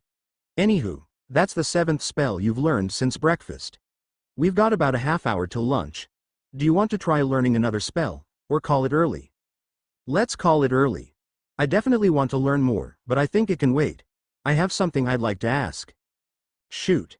Should we expect anything during the New Year's ball? Worried about someone else trying something stupid? No, just curious. You've been to these in the future, I assume? A few. Was never a big fan of the politicking, but a few were mandatory. It's not far off from the Yule Ball, with a few differences. First, while we'll be receiving an award, we're not expected to dance. People will probably try and ask, but we're under no obligations. Is that all? Nope. Second, because there'll be an awards ceremony, for our Orders of Merlin, the minister will ask one of us to give a speech. Given that I'm receiving an Order of Merlin, first class, it'll probably be me, but don't count on it. Have something brief in mind. Will anyone unpleasant be there? Absolutely. The wives of Death Eater lords will be there, probably along with their heirs, so we'll probably be subject to glares and whispering, but little more. That said, Dumbledore will definitely be there, as the chief warlock, and Molly will probably be there, as Ginny's mum. Dumbledore might try some pontificating about how we're too young for a soul bond, and Molly might engage her howler voice, but that's it. Anyone we should think about who isn't out to kill or manipulate us. Kill, no manipulate, pretty much all of them. I've become an even bigger celebrity in magical Britain, and with you as my soulmate, you'll likely be just as popular, or close enough that the difference is irrelevant. As far as specifics go, I can't think of anyone off the top of my head. Madam Bones will be there, along with the Longbottoms, so we'll have sufficient backup if people get too close. The only person of interest who isn't hostile to us is probably Cyrus Greengrass. He might approach us during the ball. Daphne's father? Why would he approach you? His family was suffering from a blood malediction, a hereditary curse that caused them no end of grief. I was able to cure it, so he might approach us looking to be friendly, or looking for something from us. I'm not sure which though. Well, we can worry about that when it happens. Come on, let's head to the hall. I thought we were spending the day in. Harry, we can't avoid everyone forever. Let's join them for lunch and see how it goes. If it goes poorly, we can have most of our meals in private. With nothing left to say, Hermione made for the portrait. Much as Harry wanted to argue, he knew she was right. They had to face the school at some point, and it was veer with. As they made their way to the hall, students noticed them going by. These same students began to whisper. Whispers of, "It's them," or "Lucky Bint," or the occasional, "They're so cute." It was a damned improvement over the whispers he was used to being the subject of. Whispers of being a freak, a madman, a monster waiting to be unleashed. Idle chatter and gossiping fishwives were nothing to be concerned of, not when they were too scared or starstruck to do or say anything more. Entering the hall, all chatter ceased almost immediately. Looking up at the high table, the headmaster and the rest of the staff were already seated, enjoying their meal. Albus, however, briefly looked Hermione's way, before wincing in pain. Did he just try to use legilimency on me? He did. Have no fear, even without my presence, he can't pierce through the defenses guaranteed by your necklace. I can't imagine how you're able to handle being in the castle with him. It takes a toll, believe me. Don't think I haven't been tempted to say, "Bugger it," and blast him into little sticky pieces. But then I'd simply be an unhinged psychopath, on par with Voldemort himself. I need to tear him down before I break him. Well, whatever your chosen course, we'll face him, together. Sitting at the Gryffindor table, the pair became the immediate subject of discussion, with Lavender and Parvati instantly moving to sit across from their former dorm mate. The two girls question-bombed Hermione, though theirs were more along the lines of, "Are you two really married? Are you going to have a public ceremony? Did Harry get you a ring?" After showing off the ring, a feat which had the girls nearest sighing dreamily, the pair began to reacclimate to their regular lives. It was different, of that there could be no doubt. The entire house knew the pair were now married, and thus, would no longer be living in the tower with the rest of Gryffindor. However, given how well this meal was proceeding, they weren't going to lock themselves away, never seen outside of mandatory feasts and classes. Then the chatter died down again, as a new group entered the hall. A familiar trio of redheads, twin boys, and their younger sister, Fred, George, and Ginny. The Weasleys made their way to the Gryffindor table and politely asked Lavender and Parvati if they might sit there. The girls looked hesitantly towards Harry and Hermione, but the soulmates gave a nod in response. They shuffled over, enough to let the trio sit across from Harry and Hermione, with Ginny seated between Fred and George. The entire hall held its breath, waiting to see what would happen. Though nobody noticed it, Minerva, Phileas, and Moody all had their wands drawn. Even though he didn't have a wand. Hagrid's body tensed, as he braced himself to move with the utmost haste. He might not be allowed to cast spells, but he'd be damned if something happened to his favorite students and he didn't do anything to help. Fred, George, Ginny. Welcome back. We weren't sure when you'd come back. Harry opened up the discussion after a brief, and unbelievably tense, silence. Bill and Percy helped us get back. Things have been tense back home. The twins did their usual twin speak, while Ginny simply nodded along. Oh, and why would it be tense? Because of the Yule Ball? Ginny sighed in response to Harry's question, before continuing. Look, Harry, Hermione, none of us blame you for what happened. We all heard it, and we all saw it. Our idiot brother attempted the killing curse on one, or even both of you. We don't want you two to think we blamed you for this. With that, the mood at the table eased, with everyone becoming more comfortable with the situation. Sure, the Weasleys might mourn their brother, but they weren't looking to avenge him. They recognized who was at fault, and it wasn't the soulmates in front of them. Soon, the hall again became filled with the sound of chatter, as normalcy, at long last, began to return. Nothing exemplified this more than the twins resuming their good-natured teasing. So Hermione, you've landed a real winner. No, my less handsome twin, magic has handed her a win. All the same, my thick-headed twin. There's no more eligible bachelor in Hogwarts. True. Magic has broken many a heart with this most wonderful pairing. There couldn't be a more golden pairing, and there isn't anyone with more golden galleons than our noble Harrikins. Ginny rolled her eyes at her brothers. I hope you two aren't implying she's only interested in his galleons. Hermione smiled at Ginny, before leaning into Harry. Don't worry, Harry. Even if we weren't soulmates, I'm here for you. Down to your last 2 nuts. Neville was, unfortunately, drinking some juice when Hermione finished that. That same juice quickly came out of his nose, while Hermione went red in the face, realizing what she had just said. The twins, and everyone in the immediate vicinity, heard what she said, and peals of laughter broke out across the table. Hermione buried her face in Harry's shoulder, as he wrapped an arm around her. He couldn't help but smile, and decided to add his own little bit. Don't worry, Hermione. You'll never lose me, or my nuts. New year, new problems. Chapter notes. I'm back, baby. Took a little break from this to write some chapters for the Veil of Death. Might take another break in the future for Daphne's Gift, but I'll wait before doing that. Until then, enjoy. See the end of the chapter for more notes. With the return of the Weasleys, life returned to normal for most of Hogwarts. Harry and Hermione may have had their own private rooms, but they never distanced themselves from the rest of Gryffindor. The library remained a favorite haunt of Hermione, while Harry always found reasons to be with her. Likewise, Harry would spend many an hour in the head student's common room, speaking with the portraits of his parents and many ancestors. Hermione would always be with him during this time, comforting him when the emotional weight of everything that had happened came crashing down. During these talks, Harry learned that, during his time as Gryffindor head boy, Dumbledore had spent many hours trying to coax the secrets of the Potter family out of the various portraits, none more so than Aurelian himself. It had frustrated the boy to no end that he had no luck in this endeavor. So much so that when he became head of Gryffindor and later headmaster, he tried again to coax the Potters' secrets from Aurelian, attempting to pull rank explicitly. He'd had just as much success in that regard as before, only this time, it left Aurelian suspicious of Dumbledore. Suspicious enough that he actively refuses to speak with the man unless explicitly necessary by his standards. It was interesting and further cemented, in Harry's mind, the importance of bringing Dumbledore down.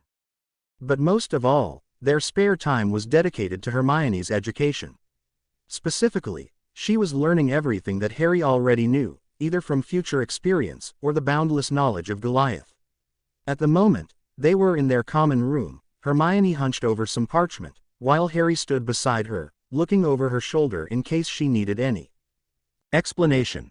This is amazing. An entire runic alphabet, and I'm learning it straight from the source. Glad to see you're enjoying yourself. It was a pain in the ass writing out the lexicon. How did you write it the first time around? Trial and error. Goliath would explain the design to me, and I'd attempt to copy it until he figured out a way for me to see the runes written out. Then it became a matter of tracing the runes. Their discussion was interrupted by the arrival of a ministry owl, carrying an envelope. Accepting the envelope from the arriving owl, Harry looked over the contents.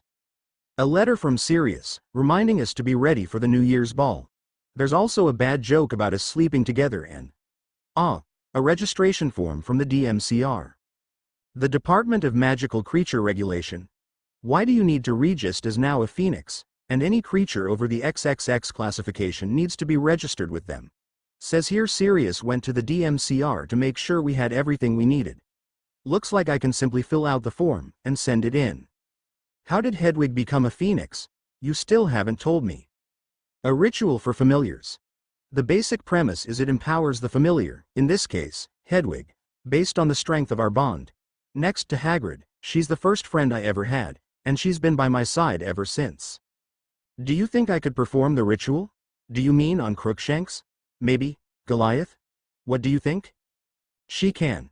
However, the ritual will empower Crookshanks, and transform him into something else. The smallest of these, the Catsidy, is a black cat as big as Padfoot, while the biggest could be the size of a Noondu. Oh, so, that's out of the question. Not necessarily, I'm simply telling you it would require greater preparation. We would need a plan for dealing with the potentially supersized Crookshanks. Give me some time. If you're serious about wanting to perform the ritual, I'll figure something out. Well, now that that's taken care of, finish up the Dedrigarath alphabet. After that, we'll move on to the language of heaven. Hermione squealed with joy at the thought of learning so many new things and immediately refocused her attention on the runic alphabet. McGonagall and the other heads of house had gathered in the headmaster's office to discuss a very important matter.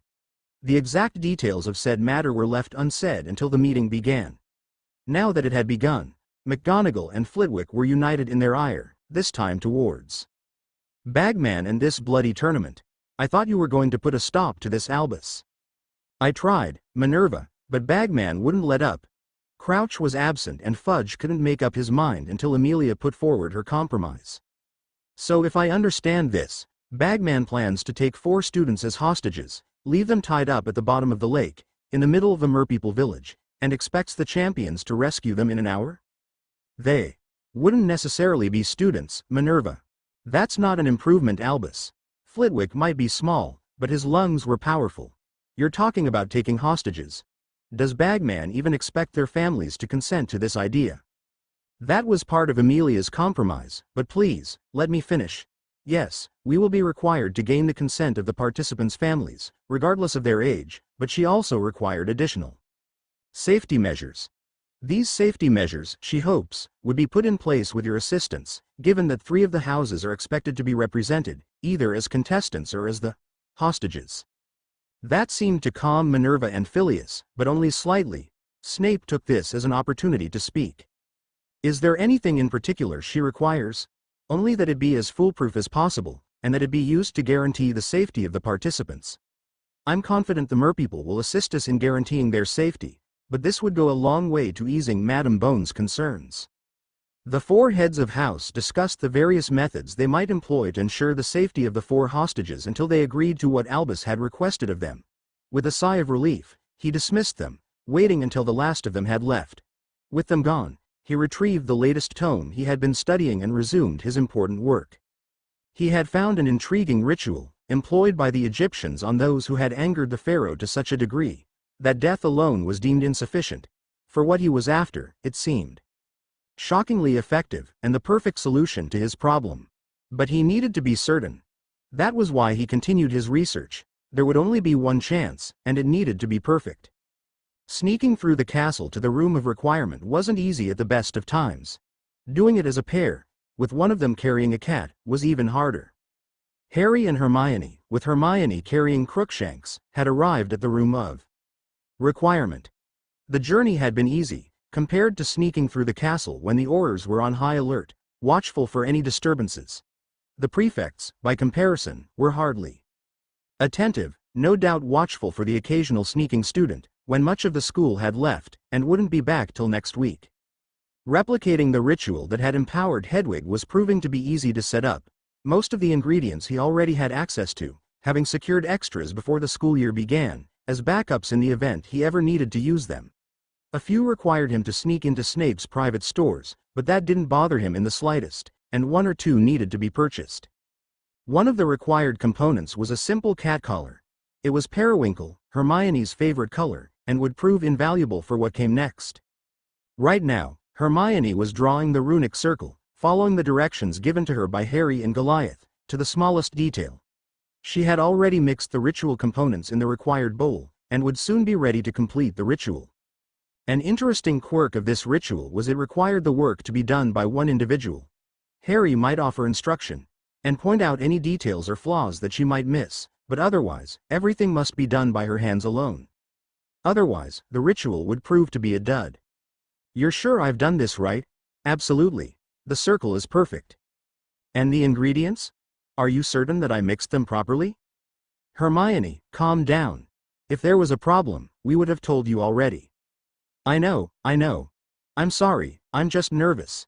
If this is going to be affecting Crookshanks, I have to do this perfectly. With Hermione satisfied, now came the most important part of the ritual, Crookshanks. Hermione didn't even need to approach him. The intelligent beast simply walked into the runic circle, and sat where he was needed. Smiling at Hermione, Harry stepped back and let her do what they came here for. Hermione ignited the mixed components and began the ritual. It was interesting to observe the same ritual he had already completed. Watching Crookshanks go stiff as Hermione chanted the ritual words got his attention, and then the runic circle glowed. It was dull, at first, but grew into a brilliant golden light, and suddenly, a bright flash and the ritual was complete. Opening their eyes, Harry and Hermione both stared in shock at the biggest lion they had ever seen. At 7 feet tall at the shoulder and 10 feet long, this lion deserved the title, King of the Beasts. The Nemean lion. I can honestly say I didn't expect that. The Nemean lion? As in, the beast Heracles slew as the first of his labors? The very same. Its hide is as resilient to magic as it is to conventional attacks. If that's true, then will the collar even work? The collar in question was now in Harry's hands. He had held it to prevent it from interfering with the magic of the ritual. It was designed so that, once placed around the neck of the newly transformed Crookshanks, he could be turned back to his original form at will. After all, while the school would allow a phoenix, it was doubtful they'd allow a supersized lion to freely roam the halls. Of course. We prepared the collar for any eventuality, as a precaution if nothing else. It just might be a two-person effort getting the collar on him. Taking the collar from Harry, Hermione walked up to Crookshanks. The lion looked at her with familiarity in his eyes and gently brushed against her. This was indeed Crookshanks, and Hermione returned the affection, gently petting his snout, as she moved to his side. It took some effort, but she was able to get the collar around his neck. When she clicked the collar shut, the lion transformed back into Crookshanks and was caught by Hermione. Now you can transform him back, Will. Hermione wasn't listening, as she stroked the purring Crookshanks, still held. I forgot how big an event this is. It was finally time. The New Year's ball was being held, and Harry and Hermione, both recipients of an Order of Merlin, were required to attend. Ginny had flown home to meet with her father. Who would bring her to the ministry? Neville, Daphne, Susan, and others had likewise returned to their homes to prepare for the ball. Right now, the soulmates were entering a large ballroom located within the ministry. This room was used regularly by the ministry to host large events. The most regular of these were the balls held throughout the year. The room was massive, with dozens of round tables set up around a large dance floor. At the far end of the room was a stage, where Minister Fudge would award the orders to Ginny and the Potters, along with anyone else receiving commendations from the ministry. Afterwards, there'd be dinner and dancing until midnight and the beginning of the new year. After taking their seats at the table reserved for them, Harry looked about the ballroom, taking in the decorations. Gold and silver featured heavily, with ribbons, curtains, and other wall decorations all featuring either color. Above them hung silver chandeliers, with enchanted silver stars floating between them. The chandeliers and stars would glow silver until the countdown to midnight. Once midnight hit, they would change from silver to gold, bathing the room in a brilliant gold light. Anyone in particular I should worry about? Harry diverted his attention from the decorations to the guests as they filed into the room. Nobody stood out to him that he hadn't warned her about already. Narcissa was here, as lady and regent for the Malfoy family, along with Draco, though his situation was hardly unique. Crabbe, Goyle, Parkinson, and Nott were also in attendance, their mothers acting as both lady and regent for their houses, following the World Cup riots, and Harry's devastating display of power. The rest of the Dark faction was present, the various lords and ladies attending with their heirs. None of them in particular stood out to Harry, little more to him than an assortment of yet-to-be-outed Death Eaters and their sympathizers. Every now and again, one of the lords or ladies would look his way and regard him with equal parts fear, disgust, loathing, and curiosity. That bore watching, but that would be for another time. The Grey faction was centered around Cyrus Greengrass and his family. While none of this faction were counted among the Death Eaters, they were far from steadfast allies against them. It was an eclectic mix of families and opinions. Most of the lords and ladies of this faction were conservative, yet rejected the blood purity doctrine that dominated the Dark faction. What separated them from the Light was they held to the traditions of magical society, given that they had done an effective job of guiding and stabilizing that society since the foundations of the Wizengamot. The Greys simply believed in doing more to integrate Muggle-borns into magical society, as opposed to the Dark, who regarded Muggle-borns as beneath them. This included familiarizing them with their traditions and customs, some of which the Light wished to dispose of. Then, of course, there was the Light faction. Dumbledore's dutiful followers believed he could do no wrong, and followed his word to the letter.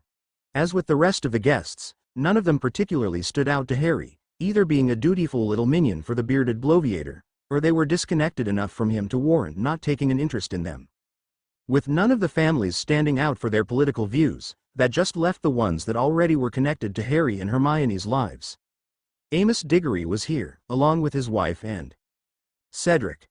Arthur and Percy just arrived, with Ginny in tow, but no sign of Molly, which was unusual.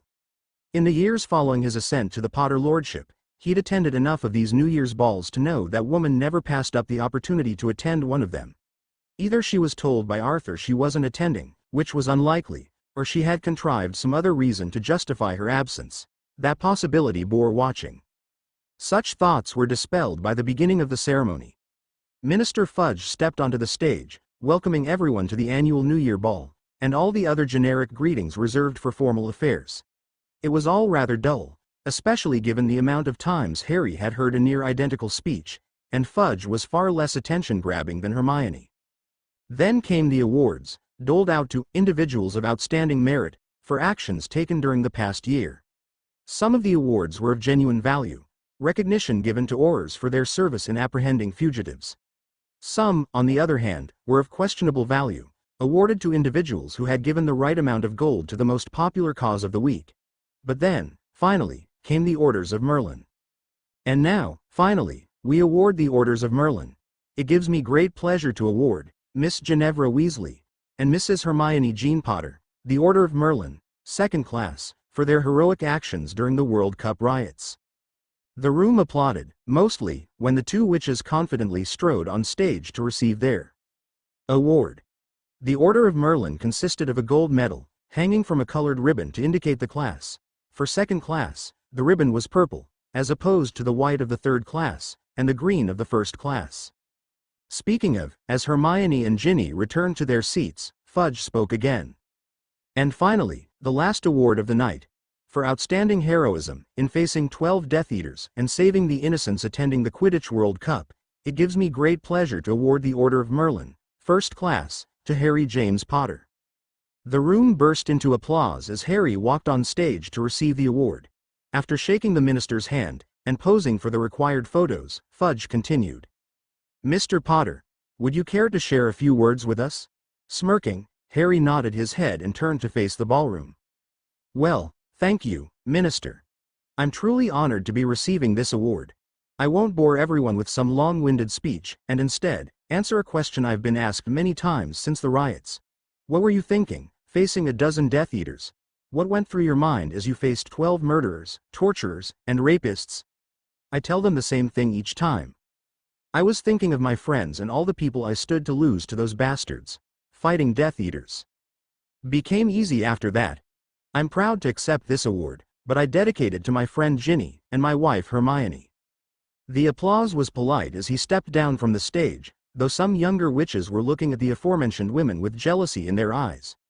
But that meant nothing to Harry, because right now, he was with his soulmate, and she was safe and loved. With Harry's little speech over, the awards ceremony was finished, which meant the ball could begin in earnest. Music started playing, from a band Harry didn't recognize, and menus appeared on their plates.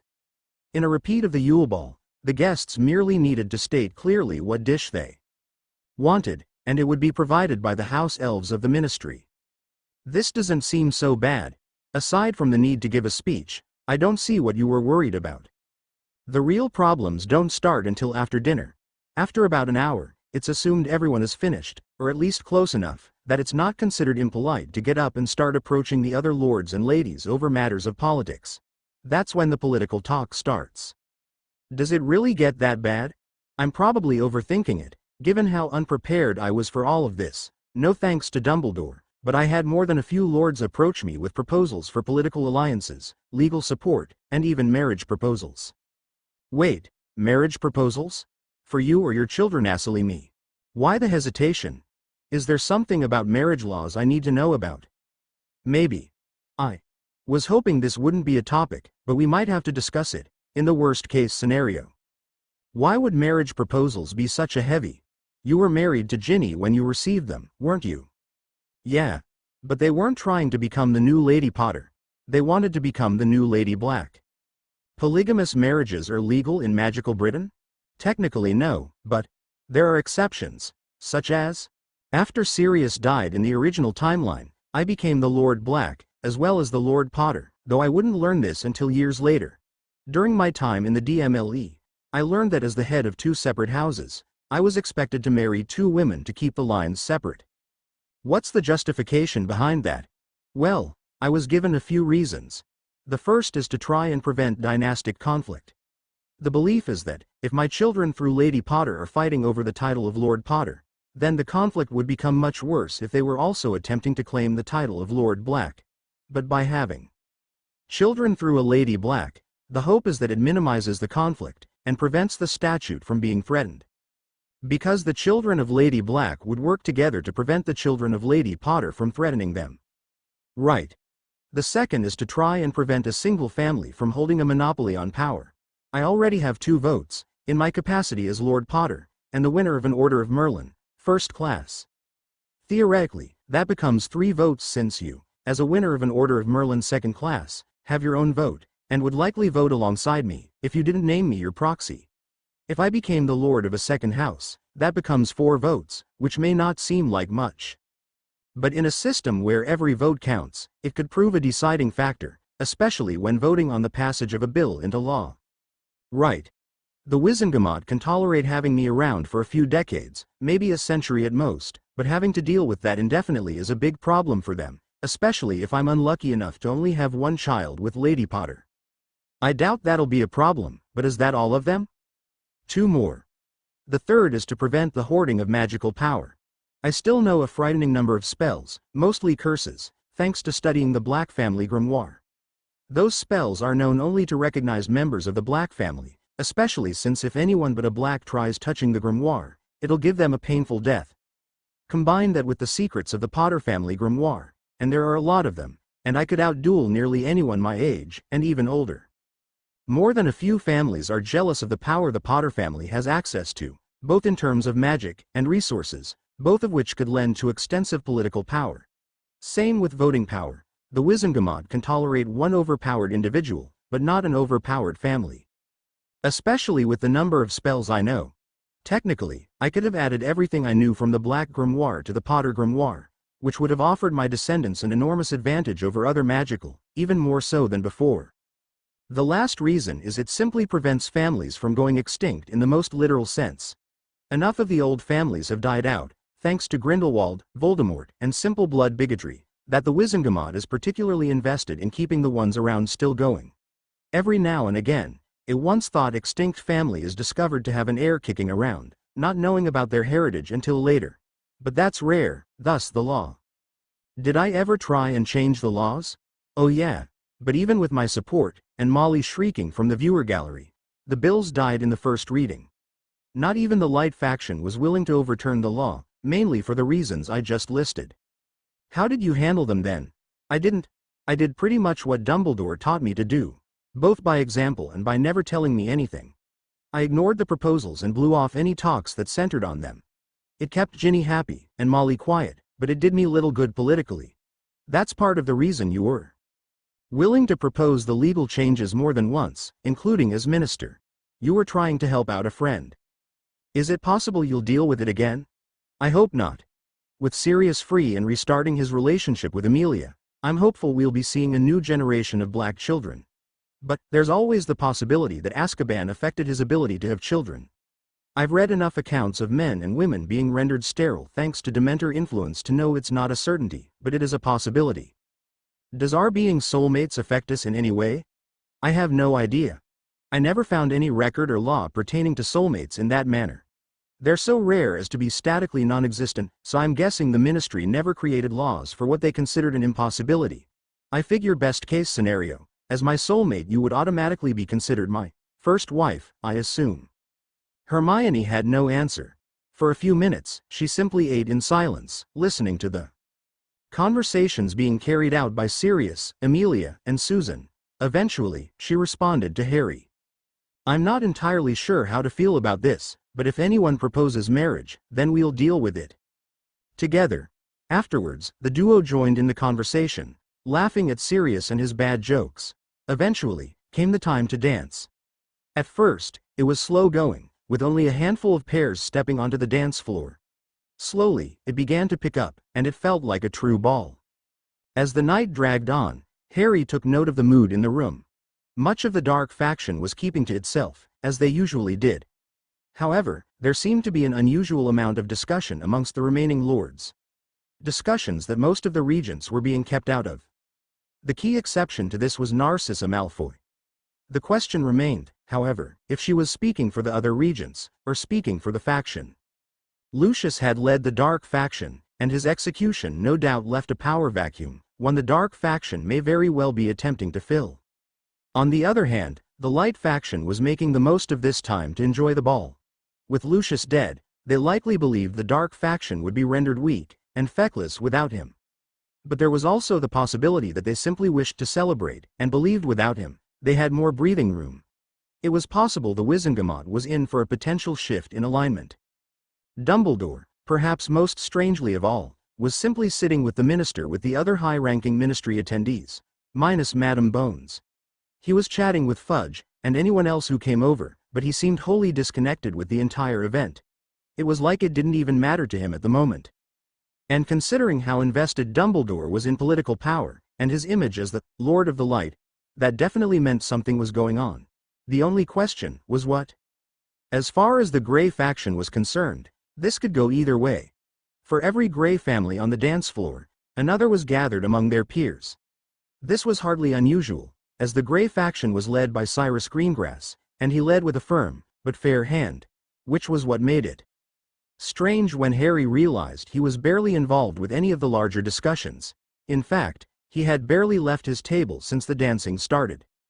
3 of the 4 Greengrasses were present for the ball: Cyrus, Cassandra, and Daphne. Harry could distinctly remember Cyrus holding talks with several of the lords in all 3 factions. The man was stoic and quiet, but a political juggernaut, and he would shine in political discussions. But tonight, he had barely left his table, speaking with 1 or 2 lords, and most at him. Something was going on, and it seemed he might get his answer, as Cyrus stood from his table, and made his way over to Harry's. Herr Potter, Lord Black, Madame Bones, a pleasure to see you all tonight. Harry, I don't believe you've been formally introduced yet. This is Lord Cyrus Greengrass, head of the Grey faction of the Wizengamot. Sirius handled introductions as Cyrus firmly shook Harry's hand. Lord Greengrass, it's a pleasure to meet you. Might I introduce my soulmate, Hermione, and my year-mate Susan Bones. I've yet to meet Susan in person, though I know her and Hermione through my daughter's letters home. She speaks highly of you both, especially you, Mrs. Potter.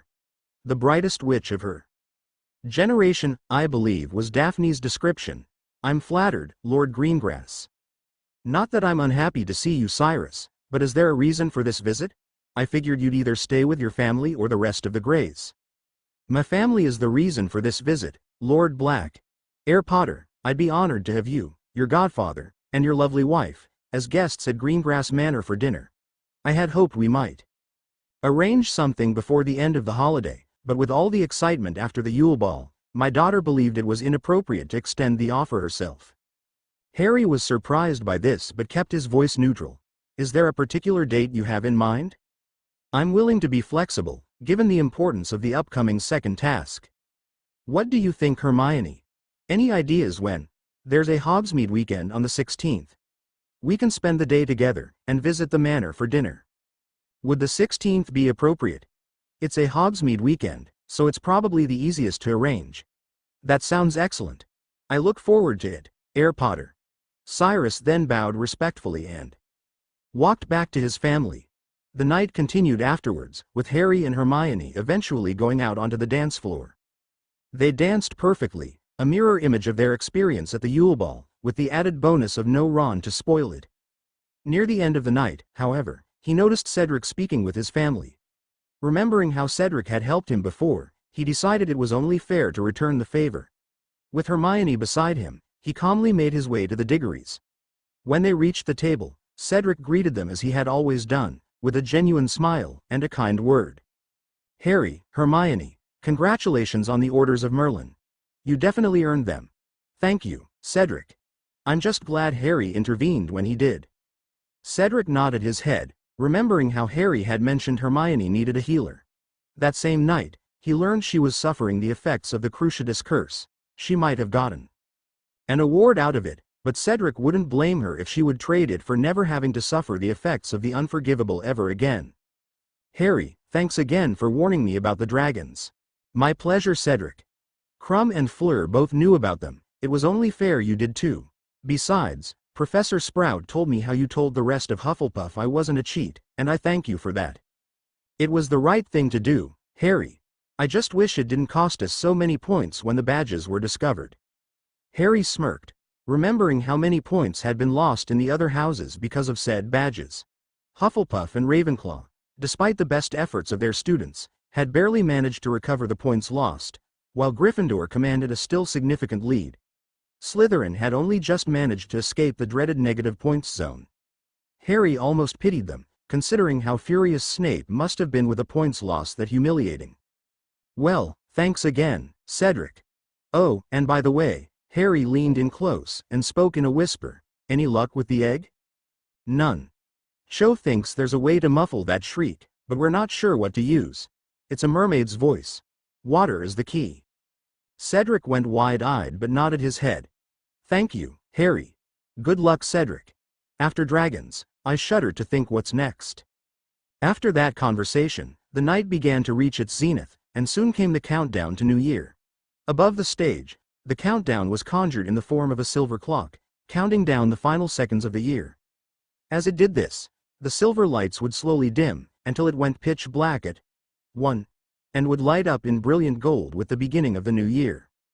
In some years, highly enthusiastic and somewhat inebriated attendees would fire off the vermilious charm like fireworks. This had a tendency to break the chandeliers decorating the ballroom. Though it was rare, it was still possible for people to get injured by a broken chandelier falling from the ceiling.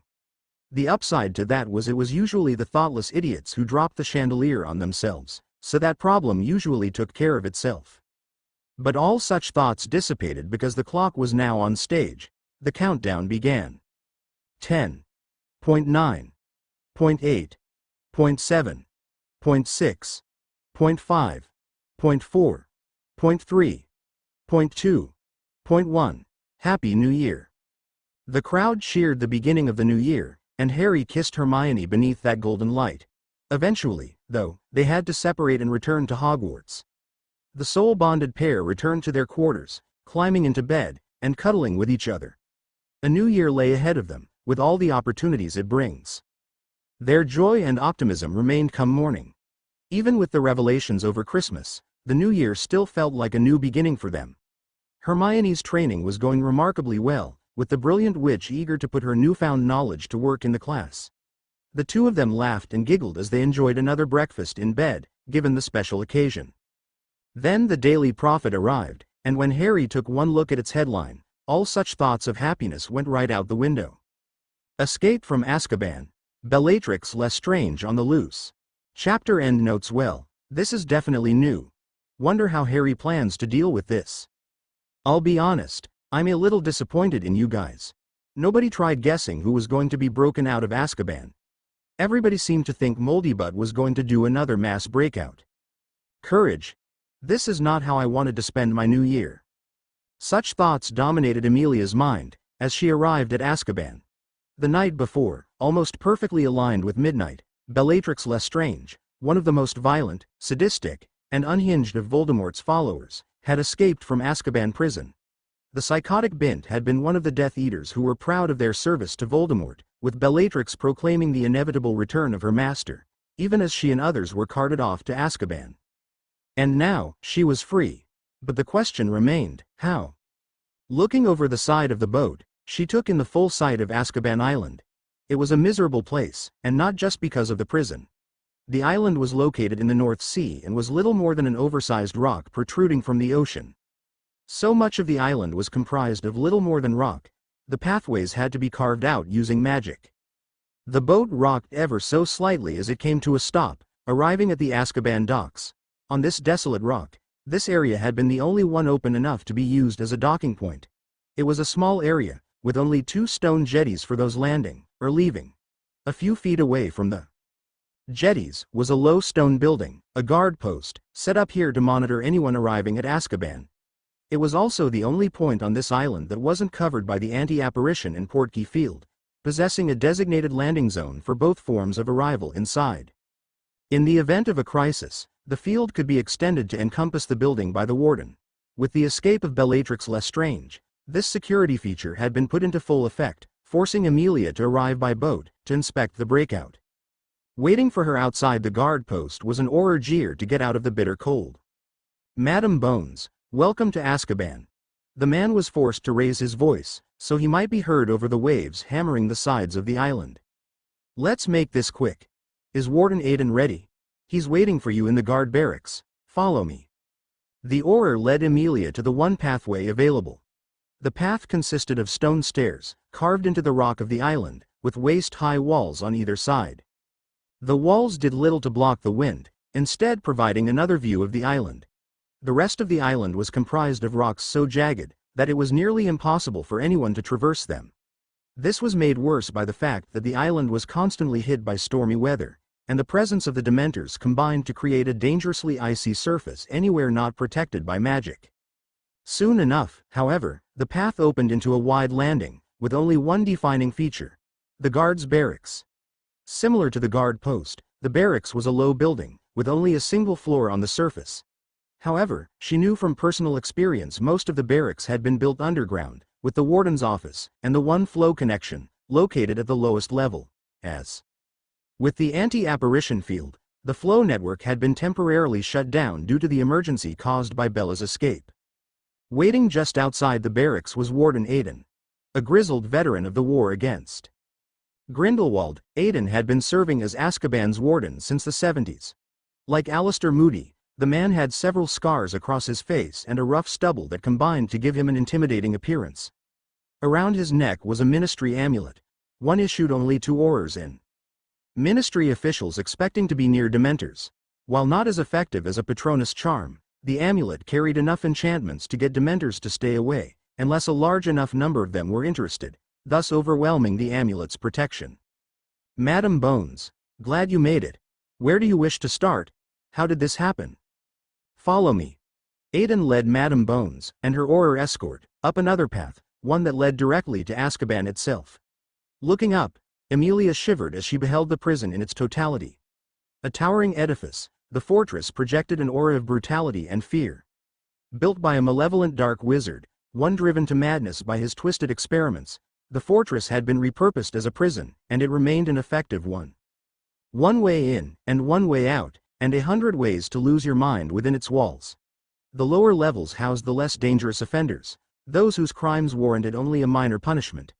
But even so far down, they could still feel the effects of the Dementors. From the highest levels, she could see the soulless demons patrolling the outer walls, watching the prisoners through the bars of their cell windows. Up ahead, she saw the black iron doors that led into the fortress proper.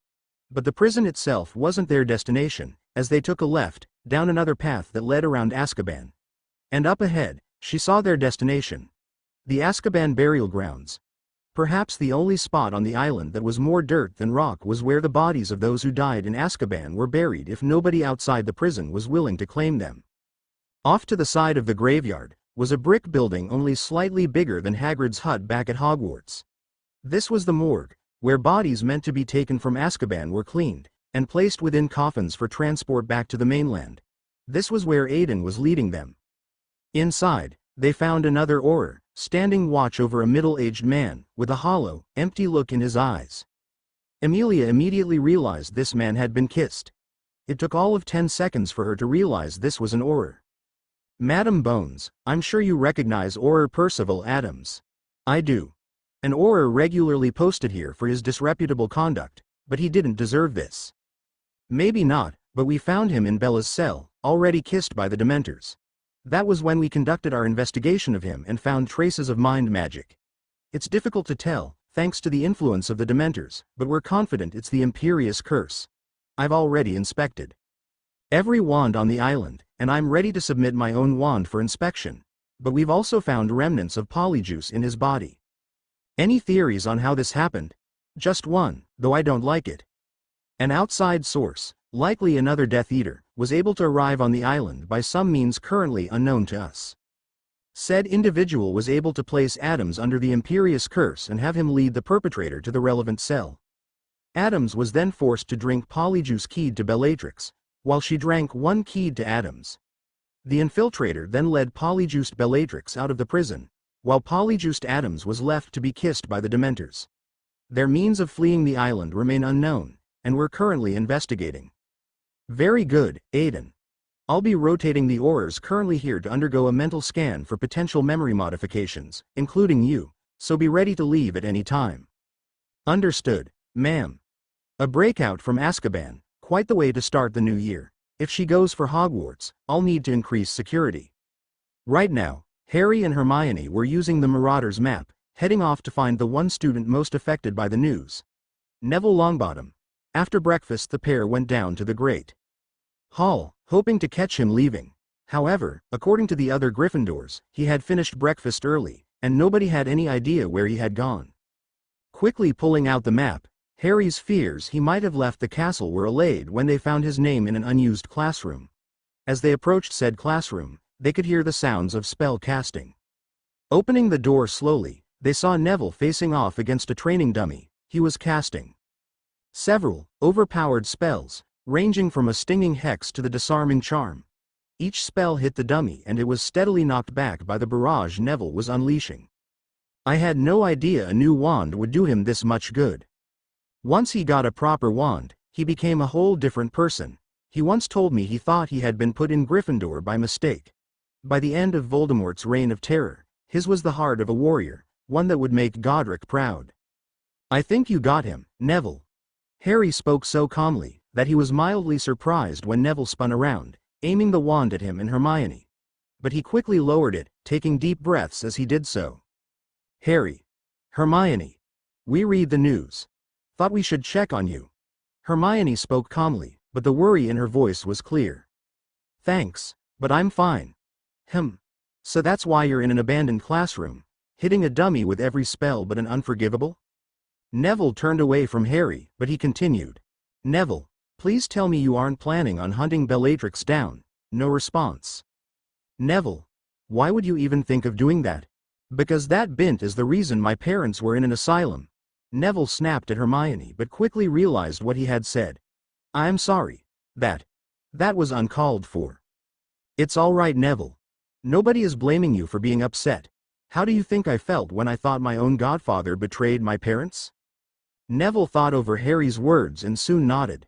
I know it's dangerous and stupid, but I lost my parents for more than 10 years thanks to that maniac. I just got them back. I can't go back to not having them, not again. Hermione walked up to Neville, wrapping him in one of her signature Hermie hugs, while Harry slowly approached him.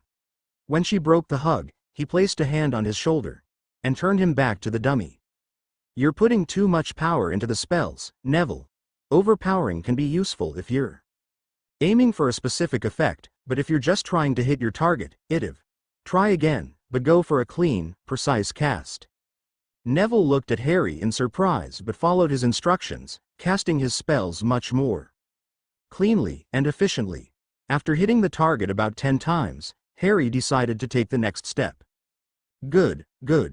But casting efficiently means little if you can't hit your target. Part of what makes Bellatrix so deadly on the battlefield is she moves like a murderous ballerina. She doesn't need to block or deflect incoming spells if she can dodge them. Not all spells can be countered effectively, while dodging allows her to conserve magical power, allowing her to last longer in the fight. With that, Harry waved his wand, and the dummy began rolling in multiple directions. First, it had moved to the left, then the right, then forward at an angle, and back again. The movements were slow and somewhat jerky, but it was just enough to provide an increased challenge. The addition of movement threw Neville off at first. The first dozen or so spells missed entirely, either cast too soon or too late, missing the dummy completely. However, after a while, Neville regained his focus and began timing his shots. After a great deal of patience, he could time his shots almost perfectly, hitting the dummy 8 out of 10 times. Then Harry sped it up, increasing the challenge. For the next few hours, Harry trained Neville, while Hermione offered helpful insights during breaks. When Neville's skill became sufficient at one speed, Harry would increase the speed, posing a more difficult challenge. After a while, however, Neville was worn out, being kept going solely by his drive to become strong enough to beat Bellatrix before she could threaten his family. Lunch is in an hour. Should we call it early and head to the hall? I got a better idea. Casting the Patronus charm, Harry sent it to McGonagall with a message that Neville would be joining him and Hermione for lunch in their common room. Exiting the classroom, they led Neville to the portrait of the three lions. After giving the password, they brought him into the head student's common room, where Neville looked around in shock. So this is where you two have been staying? Yep. Welcome to the Gryffindor head student's common room, a separate area for Gryffindor head students and their trusted friends.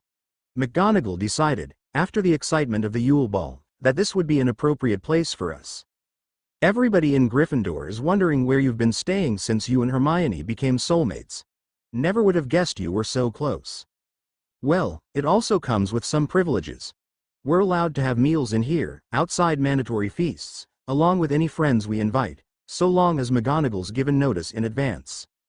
After summoning a table and chairs, the trio sat for lunch, with Winky and Dobby providing the dishes. Midway through it, after friendly banter, Harry had to ask an important question. Neville, what exactly are you hoping to do? What do you mean? I mean, are you simply training in the event Bellatrix comes after your family again? Or do you plan to take the fight straight to her? Neville sat in silence, as he thought over his answer. During the silence, Harry and Hermione shared a look of equal parts curiosity and concern. Finally, he spoke. I have to be strong enough to protect my family. I know going after her is stupid. She could be anywhere in Britain. Hell, Sirius was considered at least as big a threat as her, if only because he was the first to escape. And they didn't even come close to finding him. So if they haven't found her by summer, what do you want to do? I just want to protect my family. I can't lose my parents, not again. Well, if you're not planning on running off to hunt her down, I can help with that. After lunch, there's a special room I'll show you. What room? That's a surprise. All I'll tell you now is I found it recently, and it's been immensely helpful. What's the room? Sorry, Hermione, but you'll have to wait to find out. Not even a hint for your beloved wife? Well, I suppose I could give you a hint. We found it during our 5th year, and it has some of the most impressive enchantments you've ever seen. Now I want to know even more. Sorry, love, but that's all I'll tell you. In the solitude provided by his office, Dumbledore considered the implications of this morning's news. Since the summer, so many things had been going wrong for him. The biggest of these was the sudden display of absolute power by Harry. The boy was growing in power at a tremendous rate, so much so that he stood ready to eclipse both Tom Riddle and himself if he hadn't already. While he was hopeful that such a thing would never happen, he hadn't been completely oblivious to the potential risks. That monster buried in Harry's soul posed the biggest risk of all, and yet, he was confident that if things ever got too far out of hand, he could handily reapply his bindings, weakening him for his appointed task as a martyr. But Griphook was dead, executed for crimes against Gringotts and the Goblin Nation. The loss of his contact was annoying but manageable. Like most assets, he could be replaced. What annoyed Albus was the reason for his execution was unknown to him. Griphook had provided Albus with thousands of galleons, courtesy of Harry and his gift vaults that were much better off in his far more capable hands. If the goblins knew this, they would have seized his vaults and frozen his family finances, and potentially those of Hogwarts. They did not tolerate theft, nor did they mince words. So he hadn't been executed for anything relating to him or Molly, that much was certain. But then what was he executed for? Even if it was for something inconsequential to him, that knowledge would provide him valuable insight into the goblins and their legal proceedings. That was information he could always use to his advantage. That this knowledge was out of his reach only served to further irritate him. Even if Griphook was still alive, he doubted he'd be able to get the bindings placed on Harry again. Sirius had become a free man, thanks to Harry's and Amelia's efforts, and thus full guardianship was transferred to Sirius. This placed him even further beyond his influence, doubly so given Sirius had been cold towards Albus since his trial. The upside, at least, was nobody was interested in investigating why Sirius had been imprisoned without trial. If anyone found out about his use of compulsions, everything would be in jeopardy. But this escape from Azkaban raised new questions, new possibilities, and new problems. Bellatrix had been aided in her escape, that much was certain. The question was, who had helped her, and how had they done it? None of his contacts in the DMLE were being of any use in this. Either because Madame Bones had ordered silence on the subject until they learned more, or simply because the DMLE was uncertain. Either possibility annoyed him. But this raised one question above all others. Was this the work of ambitious Death Eaters, or Tom? The signs all pointed to Tom's return to power, by the end of the summer at the latest. If this was his doing, then we might be closer to his return than he thought. If so, this could prove useful. But for now, he would watch and wait. He had more experience than anyone at playing the long game. For years now, he'd been forced to wait for his glorious moment, when he would be immortalized as the defeater of Grindelwald and the vanquisher of Voldemort. He could wait a little longer. Why are we standing next to the dancing trolls? Neville had asked this question, just as soon as they arrived at their intended destination. Pointing to the correct wall, he grinned as he spoke. Right here is one of Hogwarts' greatest secrets. The house elves call it the come and go room. But history remembers it as the room of requirement. Pacing in front of the wall, Neville gasped in shock as a pair of doors appeared on the wall. Opening the way, Harry led them into the room as he remembered it. Here, he had to fight back against the encroaching influence of that miserable Toad and to prepare his friends for the inevitable fights against the Death Eaters. He'd had some success, until Edgecombe ratted them out to the Toad, neither knowing nor caring what would happen to the rest of us. Afterwards, came the battle in the Department of Mysteries. Sirius had died, and Dumbledore's grip on him had been secured. He would dance to Dumbledore's tune for the remainder of his fight against Voldemort, even with the bastard's early death, courtesy of Snape. Even then, it would be remembered as a noble sacrifice to give a young man a chance at redemption. Never mind the fact he had already killed to earn the mark. Reminiscing, husband. Just thinking back to what happened in this room. I trained so many of us, but it wasn't enough for us to escape Dumbledore's influence. Even that name, the DA, stood for Dumbledore's army. I was fighting under the banner of the very bastard who was trying to kill me. I might as well have joined the Death Eaters. At least Riddle was honest in his intent to kill me. Nevertheless, I think Neville is hoping for an explanation. Turning back to Neville, he found his friend looking about the room wide-eyed. As you can see, this room is capable of arranging itself into whatever you want. A bathroom, a storeroom, a place to relax. Even a training area. Harry, how did you find this place? Bit of dumb luck. Was looking through the castle for a place to train for the tournament, and stumbled upon this room I'd never seen before. Spoke with the house elves, and learned this place's history. Now I'm passing the knowledge of it on to you and Hermione. Use it well, Neville. This place will be the perfect area for you to train. If you ever need to use it, either for training or just to blow off steam, you now know where to find it. Thank you, Harry. This is incredible. You're welcome. Now then. Harry walked to the center of the room. Drawing his wand, he turned to face Neville. Wand at the ready. Show me what you can do. The remainder of the winter holidays were occupied with training. Neville had truly come into his own, learning a variety of new spells he wouldn't learn until later, and mastering spells he had previously had difficulty with. Harry knew with absolute certainty that once lessons started up again, McGonagall and Flitwick were in for a big surprise. Sunday, the day before classes resumed, the Hogwarts Express arrived, returning all the students who had gone home for the holidays. Among them were Brian and Anna, Harry and Hermione's new siblings. The pair of first years eagerly ran up to the pair of fourth years. Anna was so energetic, it'd be easy to assume she had eaten her weight in chocolate before returning. Brian was less so, but there was a look in his eyes, one Harry had come to recognize, both from his experience with Sirius and with the twins. It was a look of mischief, and Harry instinctively knew the boy was planning a prank. His suspicions grew after watching him talk, in hushed whispers, to Fred and George, while Hermione explained to Anna what soulmates were. Classes started up again the next day.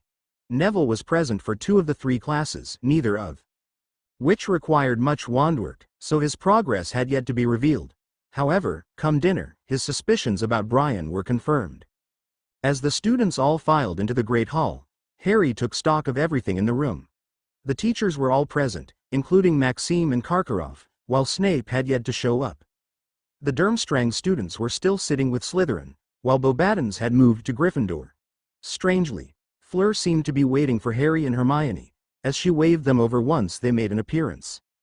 Sitting across from her, Fleur smiled warmly at the pair and congratulated them on their soul bond. For Veela, passionate creatures of fire and air, soul bonds were highly important among the Covens. Any Veela who found her soulmate was considered blessed by the gods, and Fleur had the honor of witnessing the formation of one. The moment had been ruined by Ron, but his fate was fair as far as she was concerned. In her own words, anyone who would interfere with something so pure had a rotten soul. Anna and Brian would soon join them, with Anna question-bombing Fleur about Beauxbatons, which amused the girl, amazingly enough. While Brian seemed distracted, he wasn't affected by the allure. He was too young for that, but he was waiting for something or someone. His attention was drawn to Snape, who suddenly arrived, with an even more annoyed look on his face. Something had managed to annoy him, even more than usual, so he ignored the students and made his way to his seat. The Dower Potions master promptly took his seat at the high table, and made the loudest, rudest noise anyone had ever heard in their entire lives. The hall burst out into laughter, with everyone, from the first years, all the way to the 7th years, including the foreign students, laughing hysterically. Not even the Slytherin students were immune, as several of them struggled to maintain their usually stoic appearance. Fighting to keep his eyes open, Harry saw Snape lift, of all things, a whoopee cushion from his seat. The potions master had a furious look on his face, like nothing he had ever seen before. The whoopee cushion was promptly incinerated, and the greasy dungeon bat stormed out of the hall, as Dumbledore and the teachers attempted to restore order. It wasn't easy, as soon the first years were rolling on the floor, laughing so hard. Eventually, dinner was able to proceed as normal, though several students couldn't help but giggle throughout the meal, especially Brian, who was receiving interesting looks from the Weasley twins. After dinner, Harry and Hermione joined the rest of the house in the Gryffindor common room. While Brian talked with his fellow year mates, Harry cornered the twins. "You two wouldn't happen to know about what happened tonight, would you? Why, Harrykins, I'm shocked by your suspicion. Surely we are known as honest, upstanding students." Just tell me, did you guys come up with this, or did someone else? Say, a first year with a protective, yet thoroughly amused, big brother? The twins grinned at each other, deciding to come clean with Harry. Well, I suppose it wouldn't be out of the question for said first year to approach us with an idea for a prank, one that would involve Sticky charming the entrance to the lair of the greasy dungeon bat, before dinner in the Great Hall. It also wouldn't be out of the question for us to teach the Notice Me Not charm, and how to place it on stationary objects. Harry smiled at the twins speak and laughed internally at how Brian had pulled off a huge prank on the first day of term, and had lucked out enough to have gotten away with it. As he looked at Brian and his friends, grinning like a loon the whole time, the twins continued. "Be honest with us, Harrykins. How proud are you of him? You realize, of course, he is the chosen one. They will tell stories of this day. They shall sing songs of his exploits. Generations from now, he will be remembered eternally as Brian the Bold." Harry chuckled at the apt description. Even with the news of Bellatrix, the world still kept going. Things had fallen apart, yet there was still time to enjoy the simple pleasures of life. "I am unworthy, Master. Rise, Bellatrix. You are indeed worthy, and it is for this reason I have chosen you for a vital task." "I am ready, my master. What is your will? The hour of my return to power draws near, and I shall leave nothing to chance. There are several witches and wizards free, who carry the mark, and others willing to take it. Here is what you must do." Cyrus Greengrass chapter notes. Hey everyone, hope you all had a spooky Halloween. Okay, so I've had a great deal of time to think over what I want to happen as far as the question of additional wives goes. This isn't in that I'm making lightly, as this one will upset several readers, regardless of the choice I make. With that said, enjoy the latest chapter. See the end of the chapter for more notes. In a private room in Three Broomsticks, Harry and Hermione were enjoying lunch with Sirius and Remus. For now, the four were enjoying reminiscing and catching up on the past week's events. Tonight, while Remus enjoyed a dinner with Tonks, courtesy of Sirius, the others would dine in Greengrass Manor. The two marauders were eager to hear about everything that had occurred since school started back up. Sirius had howled with laughter at the retelling of Brian's prank on Snape, while Remus was more subdued, yet still thoroughly entertained. The two of them had pulled their share of pranks, yet it took them years to work out ways to prank the teachers in the Great Hall. Even Remus was impressed. After Sirius had calmed down enough, the next topic was Neville. With the start of classes, Neville finally got his chance to shine in front of the rest of the staff. McGonagall and Flitwick were both stunned by the sudden shift in Neville's attitude and performance. Where once he had been shy, now he radiated confidence. His poor performance in class was now a thing of the past, as he was now only behind Harry and Hermione in perfecting spells. By the end of the first week, he had earned Gryffindor 150 points for his performance. He had done so well that the staff had written multiple letters to Frank and Alice, praising Neville's performance. This was paired with McGonagall, after learning the reason for Neville's lack of success, writing a furious letter to Augusta, condemning her for having Neville use Frank's wand. Afterwards, Neville received a letter from his grandmother, which he kept private, but admitted it was a letter of apology. Nobody knew exactly what was written, but it was sincere enough that Neville would read it multiple times over the next week. Potions class was another matter altogether. After the by now legendary prank in the Great Hall, Snape had been in an even fouler mood than before. Throughout the entirety of the class, he was actively hunting for reasons to dock points, especially from Gryffindor. As it happened, the consensus among the staff was that the Weasley twins were behind it, but there was no proof of it, especially given Snape's hasty decision to incinerate the whoopee cushion. As with his other classes, Neville had done a complete shift. He was no longer scared of Snape, or clumsy in his presence. Having the greasy dungeon bat looming over him was enough to make him stumble in class, causing more than a few accidents. But now, thanks to Harry's training, and some mentoring from Hermione, he was calm and collected in class. His first potion after the start of term was nearly perfect, enough that even Snape had to congratulate him, though he looked like he'd taken a lead pipe up his backside while he did so. Defense against the dark arts was interesting, to say the least.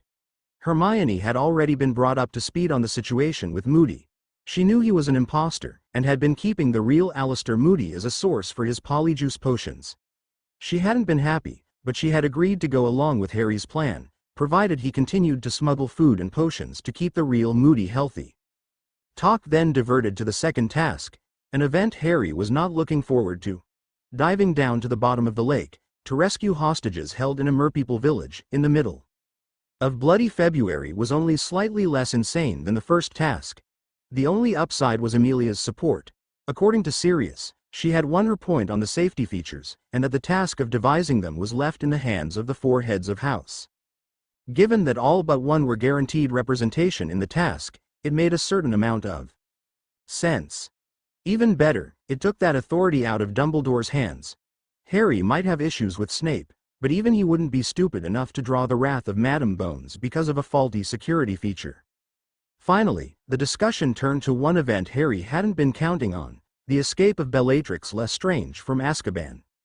As it stood, his original plan was to allow himself to be caught by Pettigrew, but he would willingly give his blood for the ritual. A key ingredient in the ritual, the blood depended on being harvested from an enemy, someone who would never give their blood willingly. If Harry were to give the blood willingly, then it would disrupt the magic of the ritual, restoring Voldemort to a physical form, but leaving him weak. According to Goliath, Voldemort would still be able to perform magic, and he would still have access to his spells, but his core would be left temporarily drained. Even better, by nature the ritual was parasitic. If the magic of the ritual wasn't satisfied with the offerings provided, it would leech power from the subject, until it was satisfied. Given that Voldemort's life was expected to be measured in seconds after his revival, the likelihood of him regaining his power was between slim and none. Here's what I don't understand, pup. You already know where Moldy Shorts is, or at least where he's going to be. Why not just pop over and finish him when he's what did you call it? A baby zombie? I could, but I have reasons not to. First, is the issue of Nagini. Right now, she is the last of the Horcruxes and is Tom's familiar.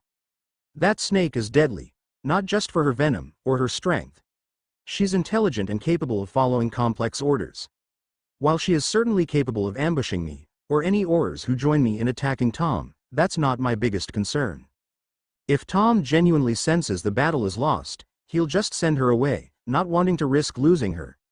When he learned we were hunting the Horcruxes, he had her placed inside a magical barrier he only ever lowered when it was time for her to feed or kill. Tom won't risk losing her unless he's certain of victory, or he has no other choice. She's simply too valuable to him. The absolute worst-case scenario is that I attack Tom and destroy his rudimentary body, but the snake manages to escape. If that happens, I could spend years hunting for her and not even come close. All the while, Tom is reduced yet again to his wraith form, still capable of possession, and thus still capable of posing a threat and making a return. Only this time, I have no idea where, or when, it would happen. Second, after his resurrection, Tom will summon his Death Eaters, about 30 in all. Even as head of the DMLE, I never did learn the names of everyone who had been present at the graveyard. Because of this, as many as 24 Death Eaters are still roaming free. By letting Tom summon them, I'll have them all in one spot for me. In one fell swoop, I can end both Tom and the influence of his followers. All in a single night. But Bellatrix throws all that into disarray. So, if she was freed by Tom, and is by now at his side, what do you think she'll be doing? That's the million-dollar question, Hermione. It's been a week since she escaped, and yet, nothing has happened. Nobody's been reported missing, no attacks have been staged, and not even a threatening message has been found. It's like she simply dropped off the face of the earth. And knowing my demented cousin, that's only something she'd do if ordered to. If Tom did free her, then he's got something else in mind for her, something that he figures he can use her for. Without requiring her to commit any mass killings.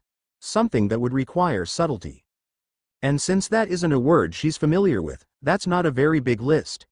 That also means we don't have any leads at the moment. This is a delicate situation, and we need to time our responses perfectly. If any of you hear something, even something minor, that could connect to Bellatrix, let me know. It might give us an idea of Tom's larger plan. Otherwise, we'll be stuck fumbling in the dark. Hours later, the trio of Sirius, Harry, and Hermione, we pathway to a beautiful Victorian manor. This was Greengrass Manor, the home of the Greengrass family, and where the trio were being treated to dinner by Lord Cyrus Greengrass, along with his family. This was a night he was both anticipating and dreading in equal measure. His efforts to cure the Greengrass family of their blood malediction, something that had previously been considered an impossibility, was the most likely reason for this dinner. A chance for Cyrus to properly thank him for helping his family overcome a curse they had carried for so long, that even they don't remember how it began. But Daphne was the one who was supposed to have invited them. The reason she didn't invite them sooner was because of everything that occurred during and after the Yule Ball. While not a certainty, there was always the chance that Cyrus wished to discuss a marriage contract with him.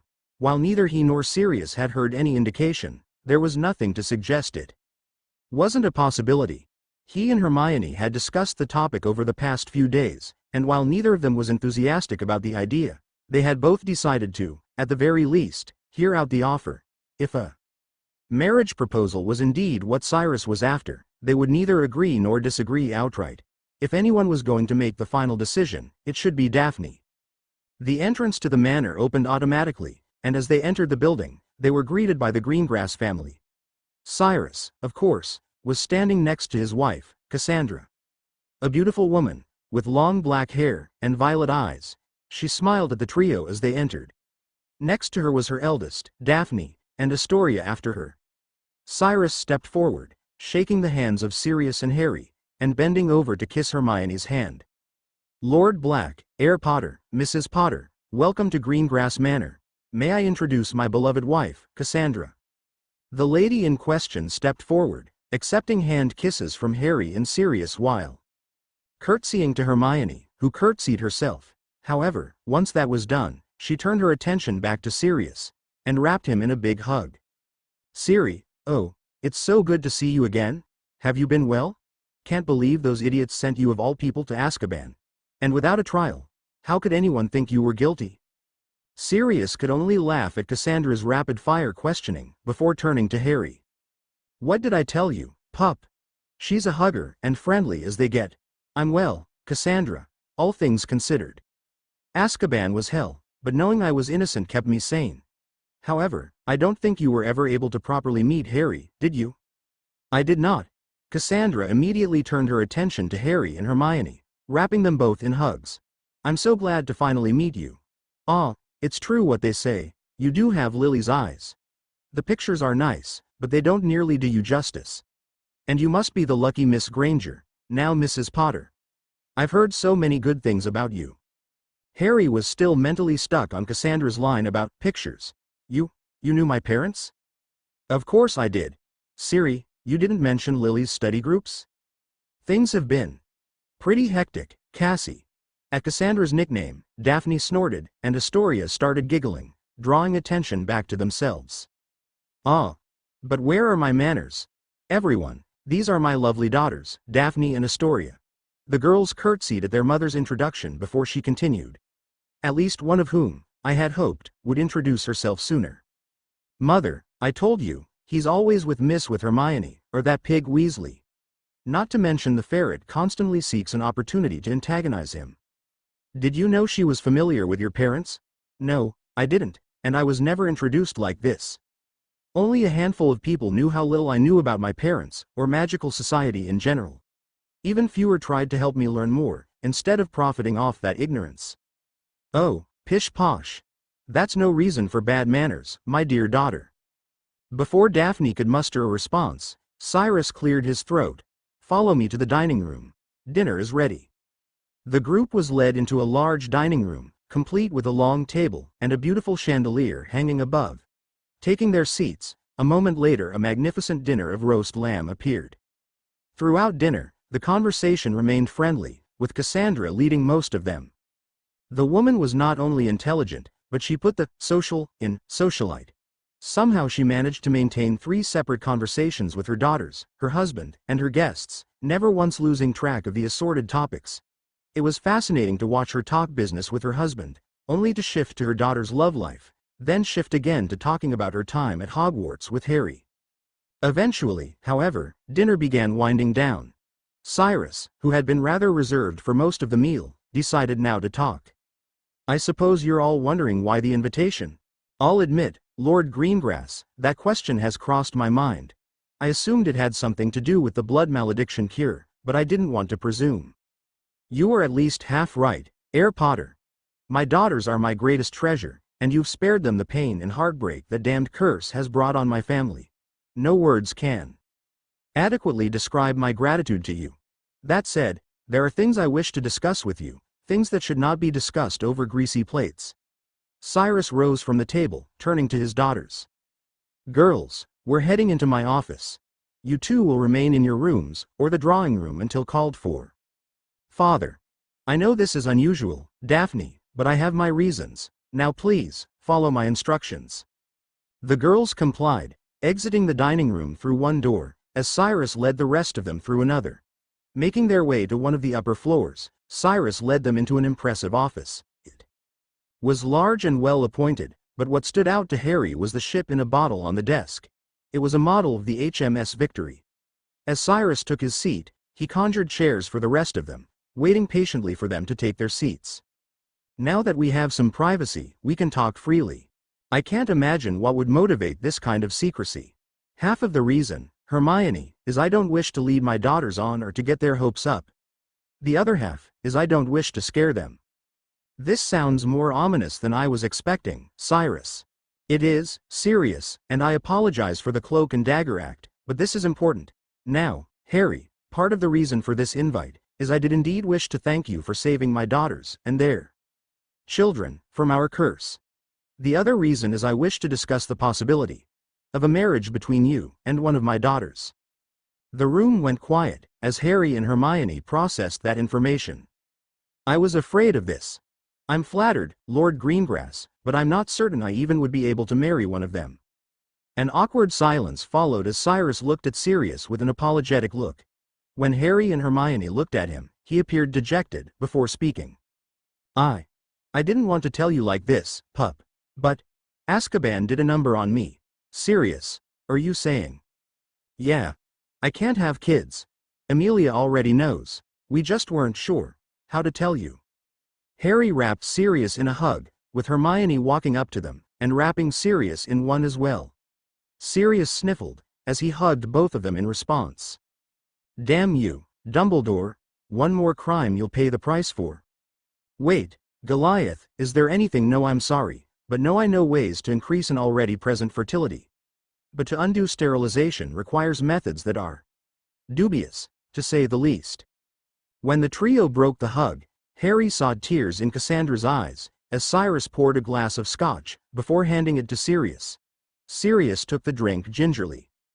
For what it's worth, Sirius, I would riage if it helped undo Azkaban's damage. Thank you, Cyrus. The words came out quietly, only slightly louder than a whisper. After Sirius took a few sips of his drink, Cyrus continued. I am sorry for what your godfather has gone through, Harry, and I'm not trying to profit off this situation.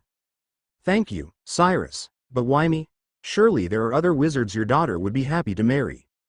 I'm not so certain. Though I have never brought this up to them directly, there have been offers of betrothal contracts from other lords. I've turned them all down, on the pretext of the uncertainty caused by the blood malediction. With it gone, I've already begun receiving renewed offers of marriage and betrothal, for both my daughters. Daphne in particular is sought after, by young lords, or lords seeking beneficial marriages for their sons and heirs. But I know my daughter, and I cannot in good conscience arrange her marriage to someone that she would hate, and several of these wizards are men she would grow to hate if she didn't from the start. Spoiled, and petty fools, with little more to their credit than galleons in Gringotts and a family tree with as many branches as a wand. If I am to arrange her marriage, it should be with someone who would treat her as she is, an intelligent, capable young woman, instead of the well-wrapped wound they want. But Daphne and I barely know each other. Yet that didn't stop you from offering to cure the blood malediction. You didn't ask for a reward, or hold it over her head to make demands. You simply did it because it was the right thing to do. Only a handful of people would attempt something like this without the promise of a reward, and only you ever succeeded. You've got a noble heart, Harry, one that matches a brilliant mind. I can think of no one better for my daughter. Is this something she would even want? As I said, I've not broached the subject with either of them, but we do receive letters from them. You'd be surprised how often they mention you. More than that, they speak often of a power struggle developing in Slytherin, over whether to support you, and Daphne leads the faction that supports you. She would not involve herself in this if she didn't believe in you, and yes, Harry, the letters speak very highly of you. She cares for you, even if she won't outright admit it. Harry was silent after, searching for something to say. Something to refute his point. But he could think of nothing. As he turned to Hermione, he saw her thinking, her brow furrowed as she contemplated something on her mind, before she spoke. Lord Greengrass, you mentioned not wanting to scare your daughters. Does this have something to do with Bellatrix escaping? It does, Hermione. Cyrus turned from the group and reached into a drawer in the desk. He withdrew a stack of papers, setting some on the desk, and handing the others to Harry and Hermione. They were newspapers, headlines from the Daily Prophet. But only one of them was recent, an article mentioning the disappearance of Bertha Jorkins, one of the witches involved in the Triwizard Tournament, and the latest victim of Tom, her death being used to create a Horcrux of Nagini. The others were a decade old, from the First War. They told the story of magical Britain, before the miracle that was his survival. Headlines detailing the latest attack by Death Eaters, of assassination, arson, and cold-blooded butchery. The fear in the headlines was palpable. Every line of the accompanying articles carried with it the absolute terror Tom held magical Britain in. But there was one other article. An article about that night. The night he lost his parents. The night Dumbledore knew heralded his own irrelevance. The night he became the boy who lived. There was so much hope in the article, it was as though the writers couldn't believe what they were printing. Voldemort was gone, and Harry became the only person to ever survive the killing curse. But the article was careful in its wording, especially as it included an interview with Dumbledore. The blighter lied through his teeth about Harry's situation, promising he was somewhere safe, with loved ones. But on the subject of Voldemort, his wording was curious. He stated that Voldemort had been beaten, but was neither vanquished nor dead. Only beaten, the means of which remained unknown. When Harry turned his attention back to Cyrus, he realized the man had lit a clay pipe and was quietly smoking it, watching him with an unreadable expression. He then spoke, calmly, as he realized Harry had finished reading. Do you understand what I want to say, Harry? Harry looked back at the headlines. Then the articles. And then he saw the pattern. These were all about the fear Voldemort had caused. Except one, the very article in which Dumbledore had explicitly avoided the word, dead. It all clicked together. You think Voldemort's alive, don't you? Cassandra flinched at the name, though Cyrus remained stoic. Yes, Harry. I do think he's still alive, and not just because of that article. My family is primarily involved in trade, especially the potions trade. In that line of work, sometimes I have to deal with unsavory types. In recent days, they've become scared and uncooperative, and even more importantly, some of them have refused to deal with me at all. Something is growing in the shadows, something that has the underworld scared. Only one man in all of Britain was capable of such a thing. Voldemort. Cyrus nodded, and a heavy silence fell over the room. Cyrus had pieced together the truth, that Voldemort was still alive, on his own. Harry had to give him credit, he was more astute than he had ever given him credit for, but something still was missing. But why me? Forgive me if I'm being obstinate, Cyrus, but what do I have to offer that you cannot get with money, or through politics? Harry, you are one of two wizards that, I believe, are capable of fighting Voldemort and winning.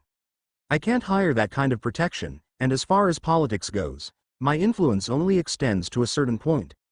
I command respect for my political stances, but that only goes so far. I'm not willing to risk my family's well-being on anything less. Forgive me for interrupting, Cyrus, but why now?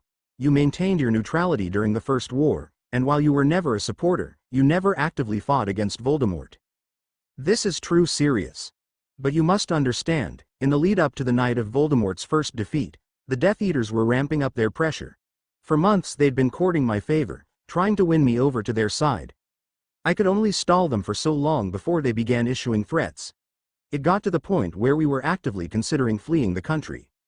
And then, just like that, it was over. You had survived, while Voldemort was gone. You've saved my family twice now, Harry. The first time, you didn't even mean to, it simply happened. The second time, you didn't have to. You did it because it was right. If my hunch is right, and Voldemort somehow does return, I can't imagine he'll take no for an answer this time. I have to make a choice this time before it's made for me. I'm flattered you think so highly of me, Cyrus, but I can promise you, if it's protection you're looking for, I happily offer it. I'm not going to leave you to the wolves, simply because of political differences. I believe you, Harry, but it's not just you that Voldemort will be fighting. Cyrus then reached back to his desk and pulled the last of the papers from it, handing them to Harry. He read through them, and quickly realized they were older than the last ones. These went back decades, to the war against Grindelwald, and they spanned the entirety of that conflict. The only person Voldemort fears as much as you, if not more, is Dumbledore. I know all about his Order of the Phoenix, and even if I were part of the Light faction, I would not join the Order. Not when that man leads it. Grindelwald and Voldemort had years to spread destruction and fear, while the Vite sat in Hogwarts and watched the carnage unfold. Even his little Order could only do so much, hamstrung by his foolish policy of stunners only. Is it any wonder magical Britain was so close to falling? But more than that, both these men feared Dumbledore. Both of them believed he was the only one who could defeat them, and yet, it took years before he could finally be bothered to face Grindelwald, and I'm not certain he ever once dueled Voldemort. After everything that has been lost because of his pontificating, he has the gall to present himself as the savior of Britain. I refuse to leave my family's safety in the hands of that bloviating nitwit. Cyrus, normally a very calm and reserved man, had steadily been gaining steam. It was as though years of anger and frustration were being let out at once, and it took a touch from Cassandra before he calmed himself. Forgive me, I should not have lost my temper, but I hope you understand my point. If I go to Dumbledore for protection, I'll be expected to make grand concessions for vague promises. Promises I don't trust him to keep. I know better than to take him at his word. He'll protect my daughters so long as it's convenient. After that, they'll be on their own. I won't let that happen to them. I know you will protect them if I ask, but I need something that'll keep even him off your back. The only way I see that happening is a potential marriage between you and Daphne. He makes a good point. Dumbledore preventing you from protecting one of your wives would be political suicide. But we're planning on killing both Voldemort and Dumbledore. True, But unless you intend to tell Cyrus that, I'm not sure how you could refuse him, especially after all that. So what do we do? While Harry and Hermione conversed telepathically, Cyrus went over everything that they discussed in his mind. What worried him most was Harry's reaction to the idea of Voldemort still being alive. He was barely fazed by it, like it was something he had been told time and again. Which meant, he already knew. Somehow, he already knew that Voldemort was alive. Even bigger, perhaps he already knew that Voldemort was planning his return. But how? Amelia. It made sense that he would learn of this from the head of the DMLE, or did he know? Some other way? It was curious, but at the moment, unimportant. If Harry knew, then he was likely already preparing himself for the showdown. Voldemort would never let Harry go untouched, not after he had been responsible for his first defeat. It was a gamble, him placing his family under his protection, especially his daughter. Voldemort would target them for being close to Harry, but then he would target anyone for standing against him. At least with Daphne married to him, perhaps there was more he could do for her. All right, Cyrus, here's what we'll agree to. Harry's voice broke Cyrus out of his thoughts. I'm listening. First, you must understand that Hermione is Muggle-born, and I am Muggle-raised, so our ideas of marriage are somewhat different than those of Magicals. We won't be penning a marriage or betrothal contract, not right away. However, I'll begin courting Daphne, and we'll let any relationship develop on its own. I also promise that I shall not entertain any other proposals for Lady Black, so long as I am courting Daphne. But, if at any point, for any reason, Daphne is unhappy with the relationship, or believes she would be unhappy with us, then she is free to call it off, with no penalties to either of us. I give you my word, Cyrus, I shall protect you and your family with all my strength. But Daphne's love life will be in her hands. Even if you are right, and she'll be guaranteed a lifetime of happiness and love with us, there shouldn't be any doubts. Very well, Harry. I accept your terms, and I thank you for protecting my family. The two men shook on it, and minutes later, Harry and Hermione were back in Hogwarts, curled up beside each other. Well, that wasn't quite what I was expecting. We've officially announced our willingness to allow other women in the marriage. How long until the rest of the castle hears of this? A week. 2 at most, before you both start getting marriage proposals. As long as Remilda Vane doesn't get any ideas, we should be fine. Chapter end notes, and there you have it. I've decided to go with the multi-pairings. As I said, this was a decision where people would be upset no matter what I decided. However, I'm not going to turn this into some bizarre fantasy. Why do you think I haven't done anything more explicit than snogging? Seriously, give me at least some credit. I've gone with Daphne as an additional partner both because I think she would add an interesting dynamic to the relationship, without degrading it, and because I want to include her more going forward. Plus, I really liked writing the talk with Cyrus. Courting chapter notes. See the end of the chapter for notes. Daphne Greengrass made her way to the carriages. It was still a Hogsmeade weekend, something she wished to take advantage of. The night before, her family had hosted Lord Black and the Potters for dinner. Afterwards, her father had retreated to his office, their guests in tow, to discuss several matters of import. Among them was the possibility of Daphne marrying Harry as Lady Black. The exact details were unknown to her, but her father had confirmed Harry and Hermione were willing to bring her into their marriage. They had been reluctant, both because of their situation and their upbringing, but they had agreed. Harry would begin courting her, but if at any point she wished to end their relationship, she would be free to do so, with no repercussions for either side. It was a far better arrangement than she could have predicted. She wasn't opposed to marrying Harry, far from it, given how he had saved her and her family. Without any thought of a reward. He'd already shown himself to be kind, powerful, and intelligent. But she also was walking into a soul-bonded marriage. A union that was meant to be, from the moment they were born. Whether it was magic, fate, or one of the many gods humanity worshipped, one of them decreed that Harry and Hermione were meant to be together. To call her nervous was an understatement. This is probably why her friend Tracy, an irreverent girl with a Muggle father, was accompanying her down to the carriages. You know, if I didn't know any better, I'd think you were nervous, Daph. And here I thought I was being subtle. Well, it was tough to notice, but you get this delightful wrinkle in your brow, that makes you look a bit like McGonagall. You've also been fiddling with your coat since we left the common room. Are you sure you're okay, Daph? I'll be fine, Tracy. I just need to get through this weekend. Daff, if Harry's anything like I think he is, he'll understand if you want to call this off until the next Hogsmeade weekend. That won't be for a month, and I'll just be thinking about it until then. Better to just grit my teeth and go through it. Daff, it's a date, not your newts. All you have to do is talk, make nice, and it'll be over before you know it. But what do I talk about? How do I broach certain topics? What do I call him? What do I call Hermione? What if I say something that upsets one of them? What if I upset both of them? What if Daff? Breathe, like a normal person. What's got you so nervous? Tracy, I'm about to involve myself in a soul-bonded marriage. Why shouldn't I be nervous? So they glow when they first kiss. Big flipping deal. Nothing says you can't be a part of their lives because of that. But that's just it. Until now, I've barely been part of their lives. At best Harry thinks of me as the girl he helped just because he could, and Hermione thinks of me as her rival in arithmancy. At worst I'll be thought of as a slimy snake, one of Professor Snape's spoiled wards. Well, I will admit, thinking of Snape does sound like an instant mood killer. But working yourself up into a panic because of what might be will only be. Just take a deep breath, and whatever happens, happens. If it doesn't work out, no harm, no foul. If it does work, well, that'll be up to you three. You're right. You're right. I can do this. I just need to. Go ahead and do it. Tracy patted her friend on the back as they made their way to a carriage that Harry and Hermione were standing next to. They smiled, politely, and waved her and Tracy over. Tracy would ride along with them, but do her own thing until the end of the visit, just to offer Daphne some support.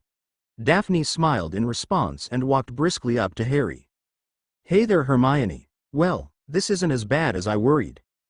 After Harry got over his brief embarrassment from Daphne's flub, and after Daphne stopped hitting the laughing Tracy with stinging hexes, they boarded a carriage for Hogsmeade.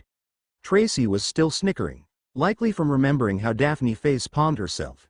That wasn't one of her proudest moments. After arriving in Hogsmeade and Tracy had left, the trio had taken it slow. They'd walked through the village, enjoying the sights, and stopping at their favorite shops.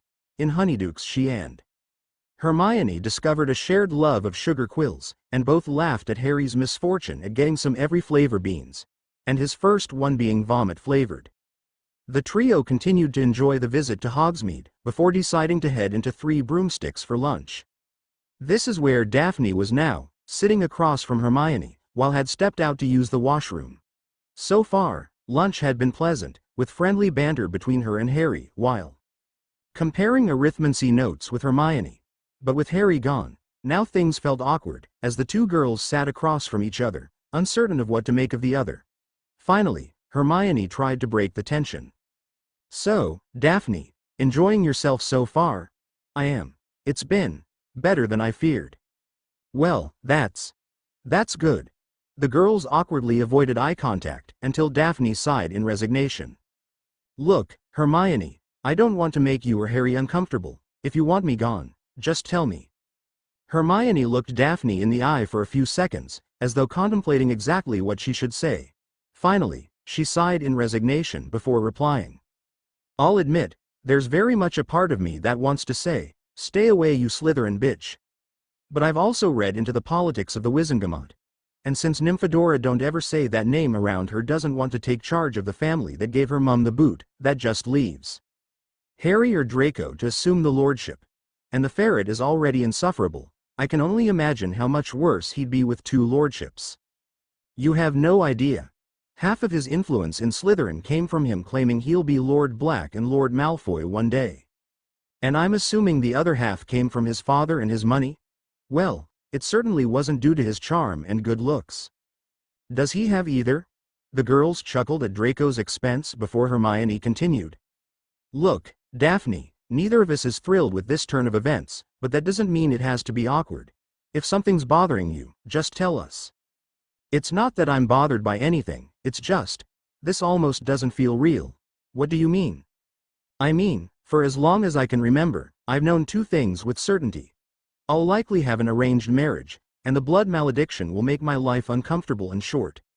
Before coming to Hogwarts, I was at least comforted by the knowledge that even if I had an arranged marriage, I could at least trust my father to find a good match for me. But then I came to Hogwarts and saw for myself the kind of suitors I could look forward to. Spoiled, petty, and cruel little bastards, who would imagine themselves lording their new position and wealth over my father, while using me as a broodmare for their mediocre spawn. By our 3rd year, I'd resigned myself to a future with one of these brats, only comforted by the knowledge that even if my sister and I were cursed, at least she would have the chance to marry for love. And then, who should come along but Britain's most famous wizard, who with no thought of a reward, would try to cure me, my sister, and our family of the curse that has caused us no end of suffering. And that he alone, where so many others had failed, would succeed, giving us a new lease on life. It's not that I'm uncomfortable with this arrangement, Hermione. It's that it feels like a dream. I'm free of the curse, along with the rest of my family, and I have a chance to spend my life with the wizard brilliant enough to cure us, and kind enough to do it just because he could. This almost feels like one of the storybook romances my sister loves so much. And the fact it's a polygamous arrangement doesn't bother you? Compared to imagining me, or my sister, dying before we reach our 30s, not even slightly. That's good. I guess. This whole arrangement isn't ideal for any of us, but Harry and I want you to be comfortable, Daphne. If anything is bothering you, just tell us. Thank you, Hermione. I do want to make this work, just, please be patient. Hermione smiled and nodded, and the pair made small talk until Harry came back. For the rest of the date, Daphne noticed he had the slightest smile, regardless of what was occurring. The smile continued for the remainder of the date when they all climbed back into the carriage with Tracy. So, how'd it go? It went well. So, no threesomes on Thursday yet. Daphne and Astoria will be here soon. Are you ready? I'm ready. 2 weeks had passed since their Hogsmeade date, and now the Gryffindor head students' common room was playing host to a pair of Slytherin students. In the immediate aftermath of the Hogsmeade weekend, things had progressed slowly, but steadily, for the new trio. After overcoming their initial hesitance, Hermione and Daphne became fast friends. While Hermione certainly knew more than Daphne, thanks in part to Goliath's boundless knowledge and Hermione's eagerness to learn more, Daphne had shown herself to be both brilliant and sophisticated. Their now all but confirmed relationship had made waves among the houses, especially in Slytherin. The House of the Serpent had experienced a strong shift in alignment. Ever since the first task, the balance of power between Daphne's pro-Potter faction versus Draco's anti-Potter faction had been maintained by the large number of undecided students. Since Harry's rather dramatic display of brilliance and power, the undecided students had begun drifting towards Daphne, giving her a slight edge over Draco. These newly minted pro-Potter students were motivated, not by confidence or respect, but by fear. Fear of the unbridled power Harry had displayed. Fear of the sheer unlimited potential he seemingly possessed. Fear that at any moment, the rivalry between Gryffindor and Slytherin could escalate, and the House of the Serpent would be torn asunder by the Dragon of Gryffindor. Daphne's new relationship offered a new perspective. It demonstrated Harry's willingness to play by the purebloods' rules of etiquette. It also displayed an apparent political mind, as he was building a relationship with the daughter of the leader of the Grey faction. Now more of the undecided had joined Daphne's faction, while Draco had been left in the dust. Now Daphne commanded the majority of Slytherin, especially the younger students. First and second year students were not expected to participate in the politics of Slytherin, not that it had stopped Draco from trying. But Daphne had taken the majority under her wing. It helped that her sister was a second-year student, and thus commanded a great deal of influence among them. As a result, her word was law in the dungeons. Even Malfoy's goons were hesitant to confront her or her supporters, given the overwhelming support she now had. Daphne's reputation had also begun rising among Gryffindor. While the traditional animosity between Gryffindor and Slytherin had become something of an exception, the internal politics of Slytherin were kept to themselves, but it was well known that several in Slytherin were more inclined towards peace with Gryffindor, as opposed to Malfoy's permanent hostility. This had bought Daphne a measure of respect among the Lions. It also helped that by now, Harry and Hermione led the Gryffindor students as the near undisputed king and queen of the Pride. Politics in Gryffindor had been far less cutthroat than in Slytherin and were based less on active politicking, and more on respect. Respect for an individual for any reason. Be it the courage and chivalry valued by Godric, skill with a wand, or simple popularity, Gryffindors were a true pride. Last year, despite being head boy, Percy never commanded the kind of respect or popularity that Oliver Wood had, leaving him as the closest thing to a leader for the Lions.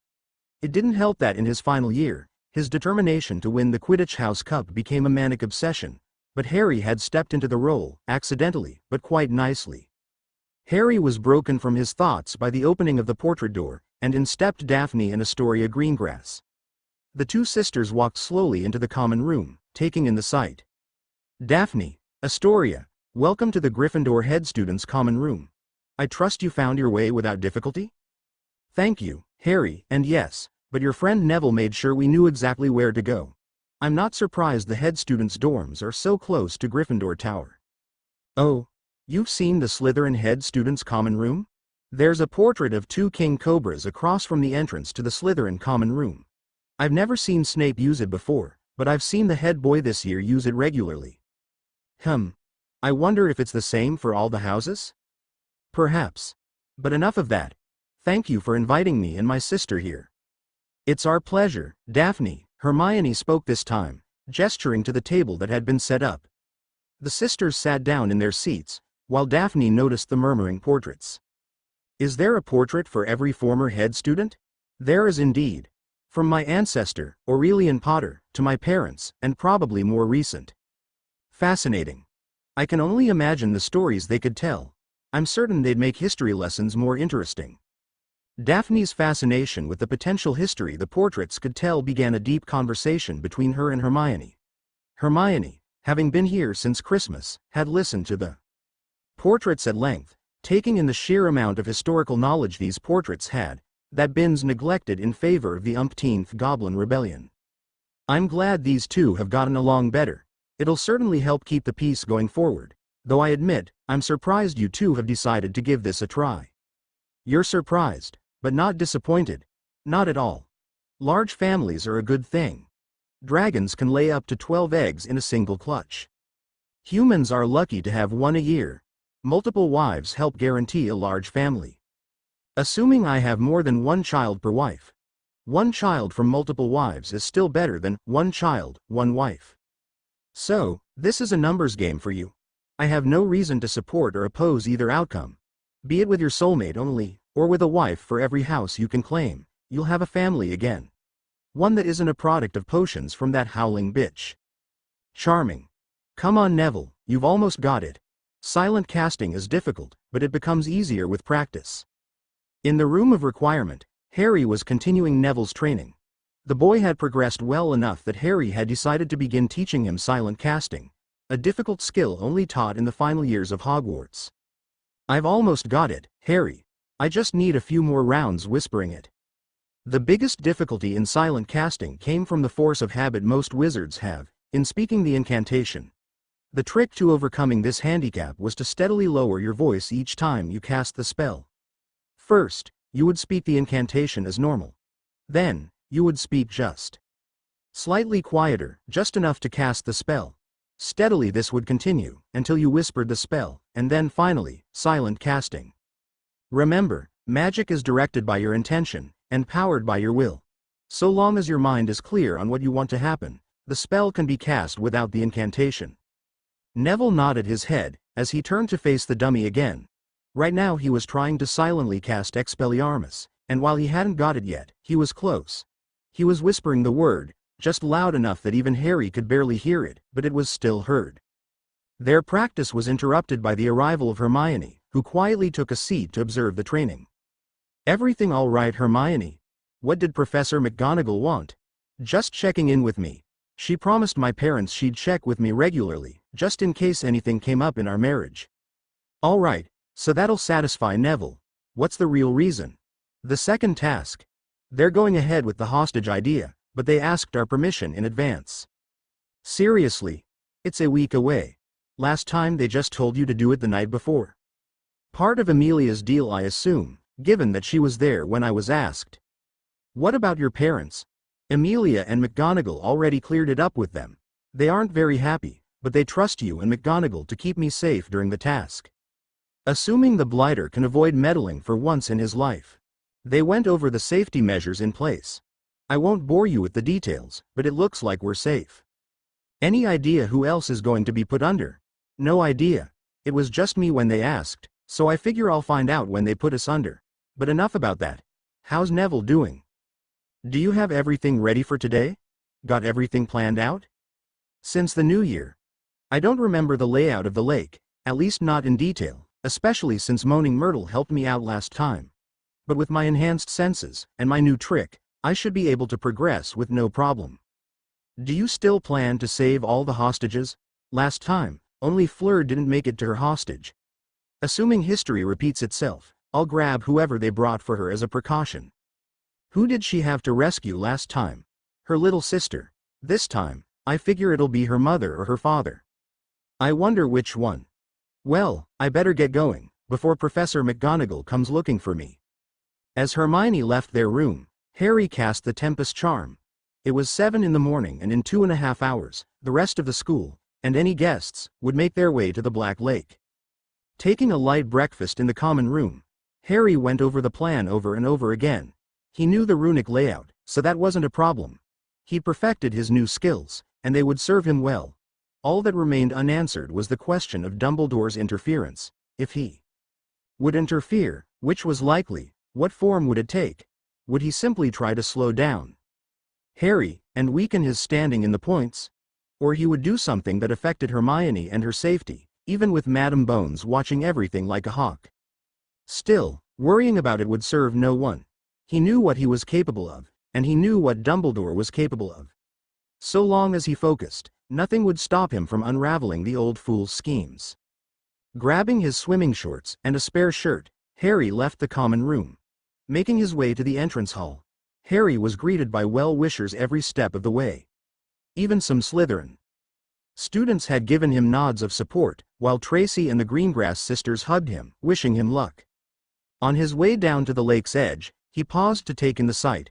The towers and the stands had been set up, possibly overnight, and he could see the students lining up to grab good spots. He could see here his godfather sat mere feet from the man responsible for his 12 years of hell, and stretching out from it all, the Black Lake. Somewhere down there, his best friend had been placed. Somewhere down there was his soulmate. As the final bell began ringing, summoning any stragglers, Harry shook his head and made his way down. The second task was about to begin. Chapter end notes aren't cliffhangers fun. Don't worry, I've already got the second task planned out. Hopefully, I can get this out before Remembrance Day, since I won't be typing anything then. Until then, thanks for reading, and thank you to everyone who stuck with me this far. The second task chapter notes. See the end of the chapter for notes. Welcome to the second task. Dumbledore's voice echoed across the lake, as the students and champions took their places. Last night, something was stolen from each champion. A treasure most dear. These treasures now lie on the bottom of the Black Lake. To win, they must find their treasure within 1 hour. After that, their time is up, and no magic will save them. Champions, take your positions. You will begin at the sound of the cannon. Taking his seat, Dumbledore looked over the lake, and the towers being used to observe the second task. Each of the towers had 5 levels, with the top level being the largest. Set up on each level was an enlarged mirror. These mirrors were similar to standard communication mirrors, allowing viewers to see and hear what was on the other side. These same mirrors would allow the crowd to watch the second task, as though they were in the lake itself. This had been part of Amelia's safety measures, one that Bagman had been eager to make the most of. Initially, the mirrors were to be used by oarers on the surface, watching the task unfold from boats that now drifted across the surface of the lake. These mirrors would tell them if any of the hostages were in danger and would allow them to intervene as necessary. Of course, once Bagman realized these could be used to watch the task from the stands, he eagerly endorsed them and pushed for additional ones to be set up on the towers. This would overcome a major obstacle he had yet to find a solution to. How were the students supposed to watch the task if they couldn't see what was happening in the lake? It had been costly and had to be done on short notice, but Sirius had called in a few favors to help ensure they were done promptly. Much as it annoyed him to admit, Amelia's intervention would work to his benefit, right now. Hermione Potter was at the bottom of the lake, the treasure that Harry must find.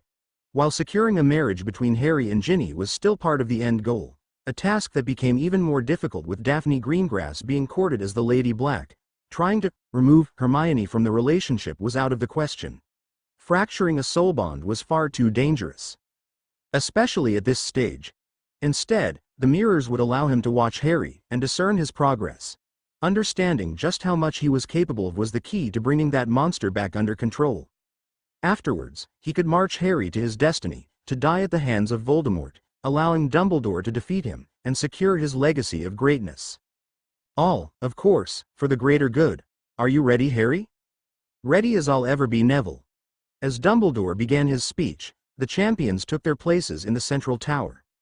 The bottom level was where the champions would begin, diving into the lake, and beginning the search for their lost treasure. The other three were calm but were looking about. Cedric was looking at groups of Ravenclaw students, while Fleur and Victor were looking in every direction. Either they were looking for a fellow student, or they were looking for family members, but there was no doubt who Cedric was looking for. I wonder where Hermione is. I figured if anyone would be here for you, it'd be her. Neville wondered aloud as he looked about for Hermione. For a few moments, Harry silently considered whether he should reply, or even how. Finally, he settled upon something. She's here, just not in the stands. What are you talking about? The treasure we're after, it wasn't taken last night. It was taken this morning. What are you talking? No. Yeah. Are they insane? What are you going on about? Cedric turned his attention from his search for Cho to Harry and Neville. What do we treasure more than our loved ones? Cedric went wide-eyed at Harry's question. They put Cho down there. English may not be their native language, but Victor and Fleur knew enough to understand what they discussed. Victor began to curse in Bulgarian, while Fleur began to panic.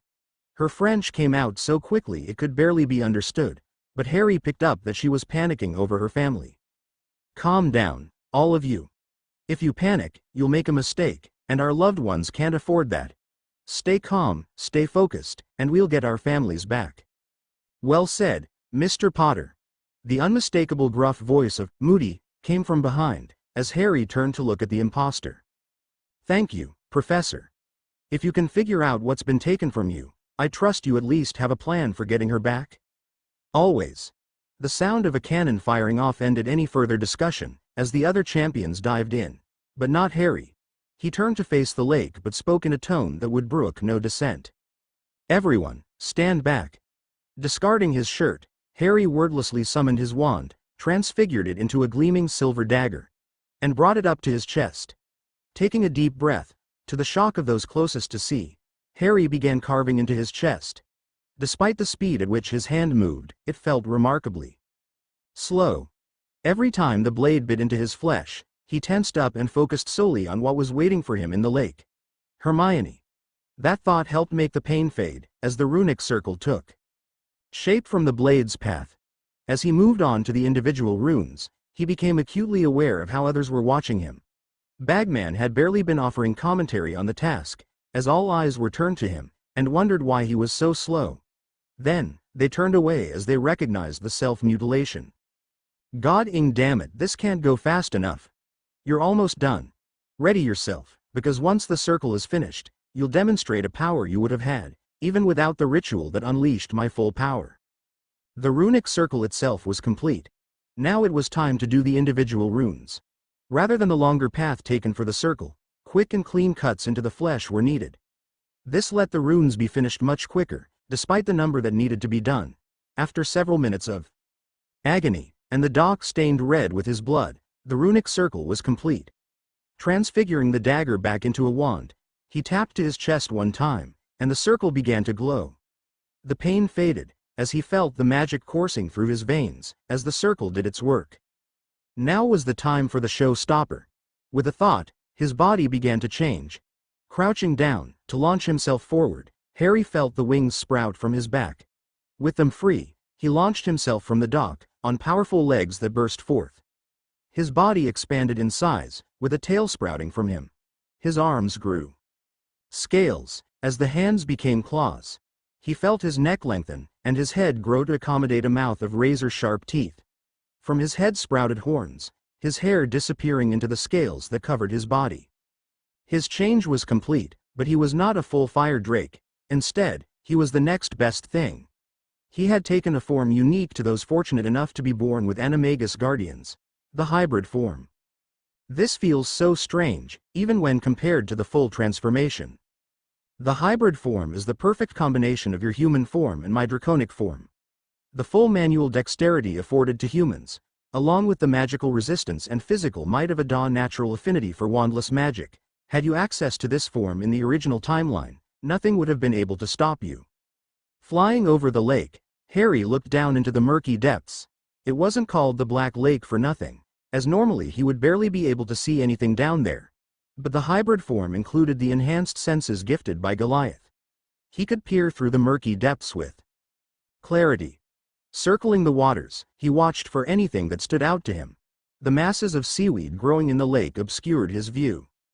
Then, he caught a glimpse of something through the weeds.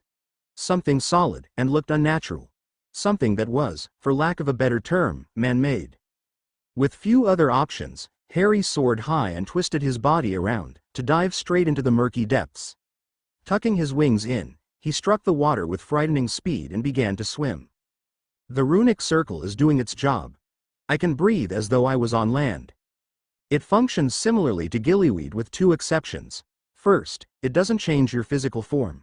Second, it wears off after you return to the surface. The upside to that is if we finish early, then we don't have to worry about the air burning as we inhale. But did I have to carve the runes into my chest? Yes. Nothing you could wear would maintain the effects of the runes for long enough, not when you transformed. Carving them into yourself might have been painful, but it won't wear off prematurely. As he swam through the murky depths, zeroing in on his target, Harry was surprised. Despite the fact this body was 12 feet tall, it moved through the water with surprising speed. The length of his body, including the tail, allowed him to propel himself forward like a crocodile. The muscular tail would undulate from side to side, while his limbs, including the wings, were tucked in close. To change direction, the wings would be extended slightly, allowing him to almost glide through the depths of the lake. As he descended into the deep, he saw something out of the corner of his eye. It was faint, but he caught sight of something.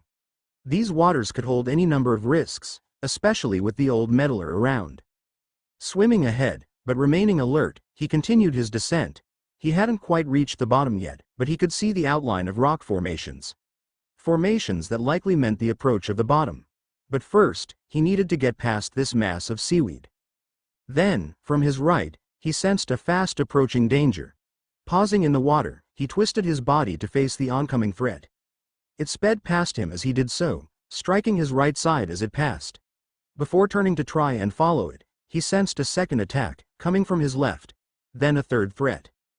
And a fourth, and a fifth. 5 creatures circled him, striking at him as they passed by, attempting to take bites of him as they did so. As Harry gained his bearings in the swirling waters, he finally got a good look at his attackers. Kelpies. Since when do kelpies attack in groups? Since now apparently. Don't get distracted, keep your... The voice of Goliath was drowned out as a kelpie struck from behind, biting into his left arm. The sheer pain of it shocked Harry. Kelpies were shape-shifting water demons and thus were known to be dangerous. But their preferred tactic was to trick humans into riding them like horses. Once the unfortunate human was in place, the kelpie would dive underwater to kill their prey. Attacking out of the blue made no sense. But before he could react, a second kelpie moved in, attacking one of his legs. A third went for the other arm, while the fourth went for his wings. Finally, the fifth attacked from behind, locking shockingly strong jaws on the back of Harry's neck. It wasn't enough to be fatal, but enough to be painful. And in that haze of pain, something bubbled to the surface of Harry's mind. Something angry. Something primal. Something predatory. Bloody hell. Where'd the kelpies come from? Seamus' outburst went unanswered, as the rest of the students gathered on the champion's launch point watched the mirror above them with shock. They had seen Harry make his startling transformation and watched in awe as he swam through the waters. Watching a 12-foot-tall, bipedal dragon, as it swam through the lake was an eerie affair. It moved with so little effort, it was as though the waters themselves were guiding Harry forward. But as Harry swam through the depths, a group of kelpies ambushed him. It was so unexpected that even Professor Moody hesitated when answering Seamus' question. All the activity setting things up must have drawn their attention, looking for fresh prey. But then why are they swarming Harry? It must be his new form. The kelpies see him as a threat, so they've decided to try and remove him from their territory. The students watched in macabre fascination as the kelpies launched themselves at Harry. The dragon thrashed about, as all 5 kelpies locked their jaws on him, ready to begin tearing flesh from his bones. Then, a loud primal roar echoed from the mirrors, as Harry spun his full body. The kelpies were pulled along, holding on tight with their powerful jaws. But this worked to Harry's advantage, as with his right arm, he reached to his side and grabbed the tail of the kelpie latched on his left arm. The kelpie released its grip on Harry, as Harry's powerful claws dug deep into the kelpie's flesh. It twisted to attack the hand that held it, only for the hand it had released to reach out and grab it by the throat. It thrashed and screeched in Harry's grip, only to be silenced by Harry's powerful jaws biting into it, tearing its body in half and swallowing the massive chunk of flesh whole. The 2 halves of its corpse were discarded, as Harry roared in triumph and fury. The now free left arm grabbed the throat of the kelpie, tearing into the right arm. As it pulled the kelpie loose, it thrashed about as it tried to break free. With shocking swiftness, the right claw was swiped, tearing the head of the kelpie from its neck.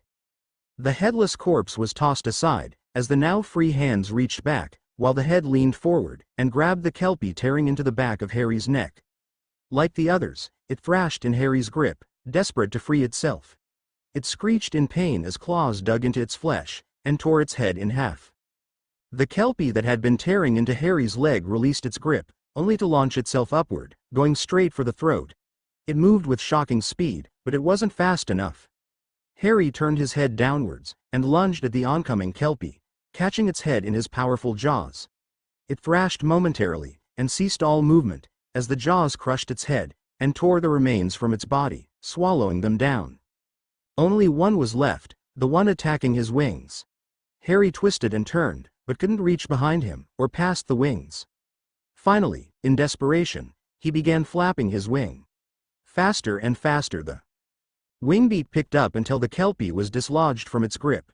Realizing the battle was lost, it turned to try and swim away. But Harry wasn't finished. Faster than seemed possible for something that large, a clawed arm surged forward, gripping the kelpie by the tail. As with the others, it thrashed to try and escape, but its screech was different. It wasn't a screech of anger or frustration. It was a screech of fear, one that was well-founded, as Harry pulled it in closer to himself, before tearing its head off with his jaws. After that, he just floated there. His chest rose and fell with heavy breaths, as the remains of the 5 kelpies drifted to the bottom, and a cloud of kelpie blood floated around him.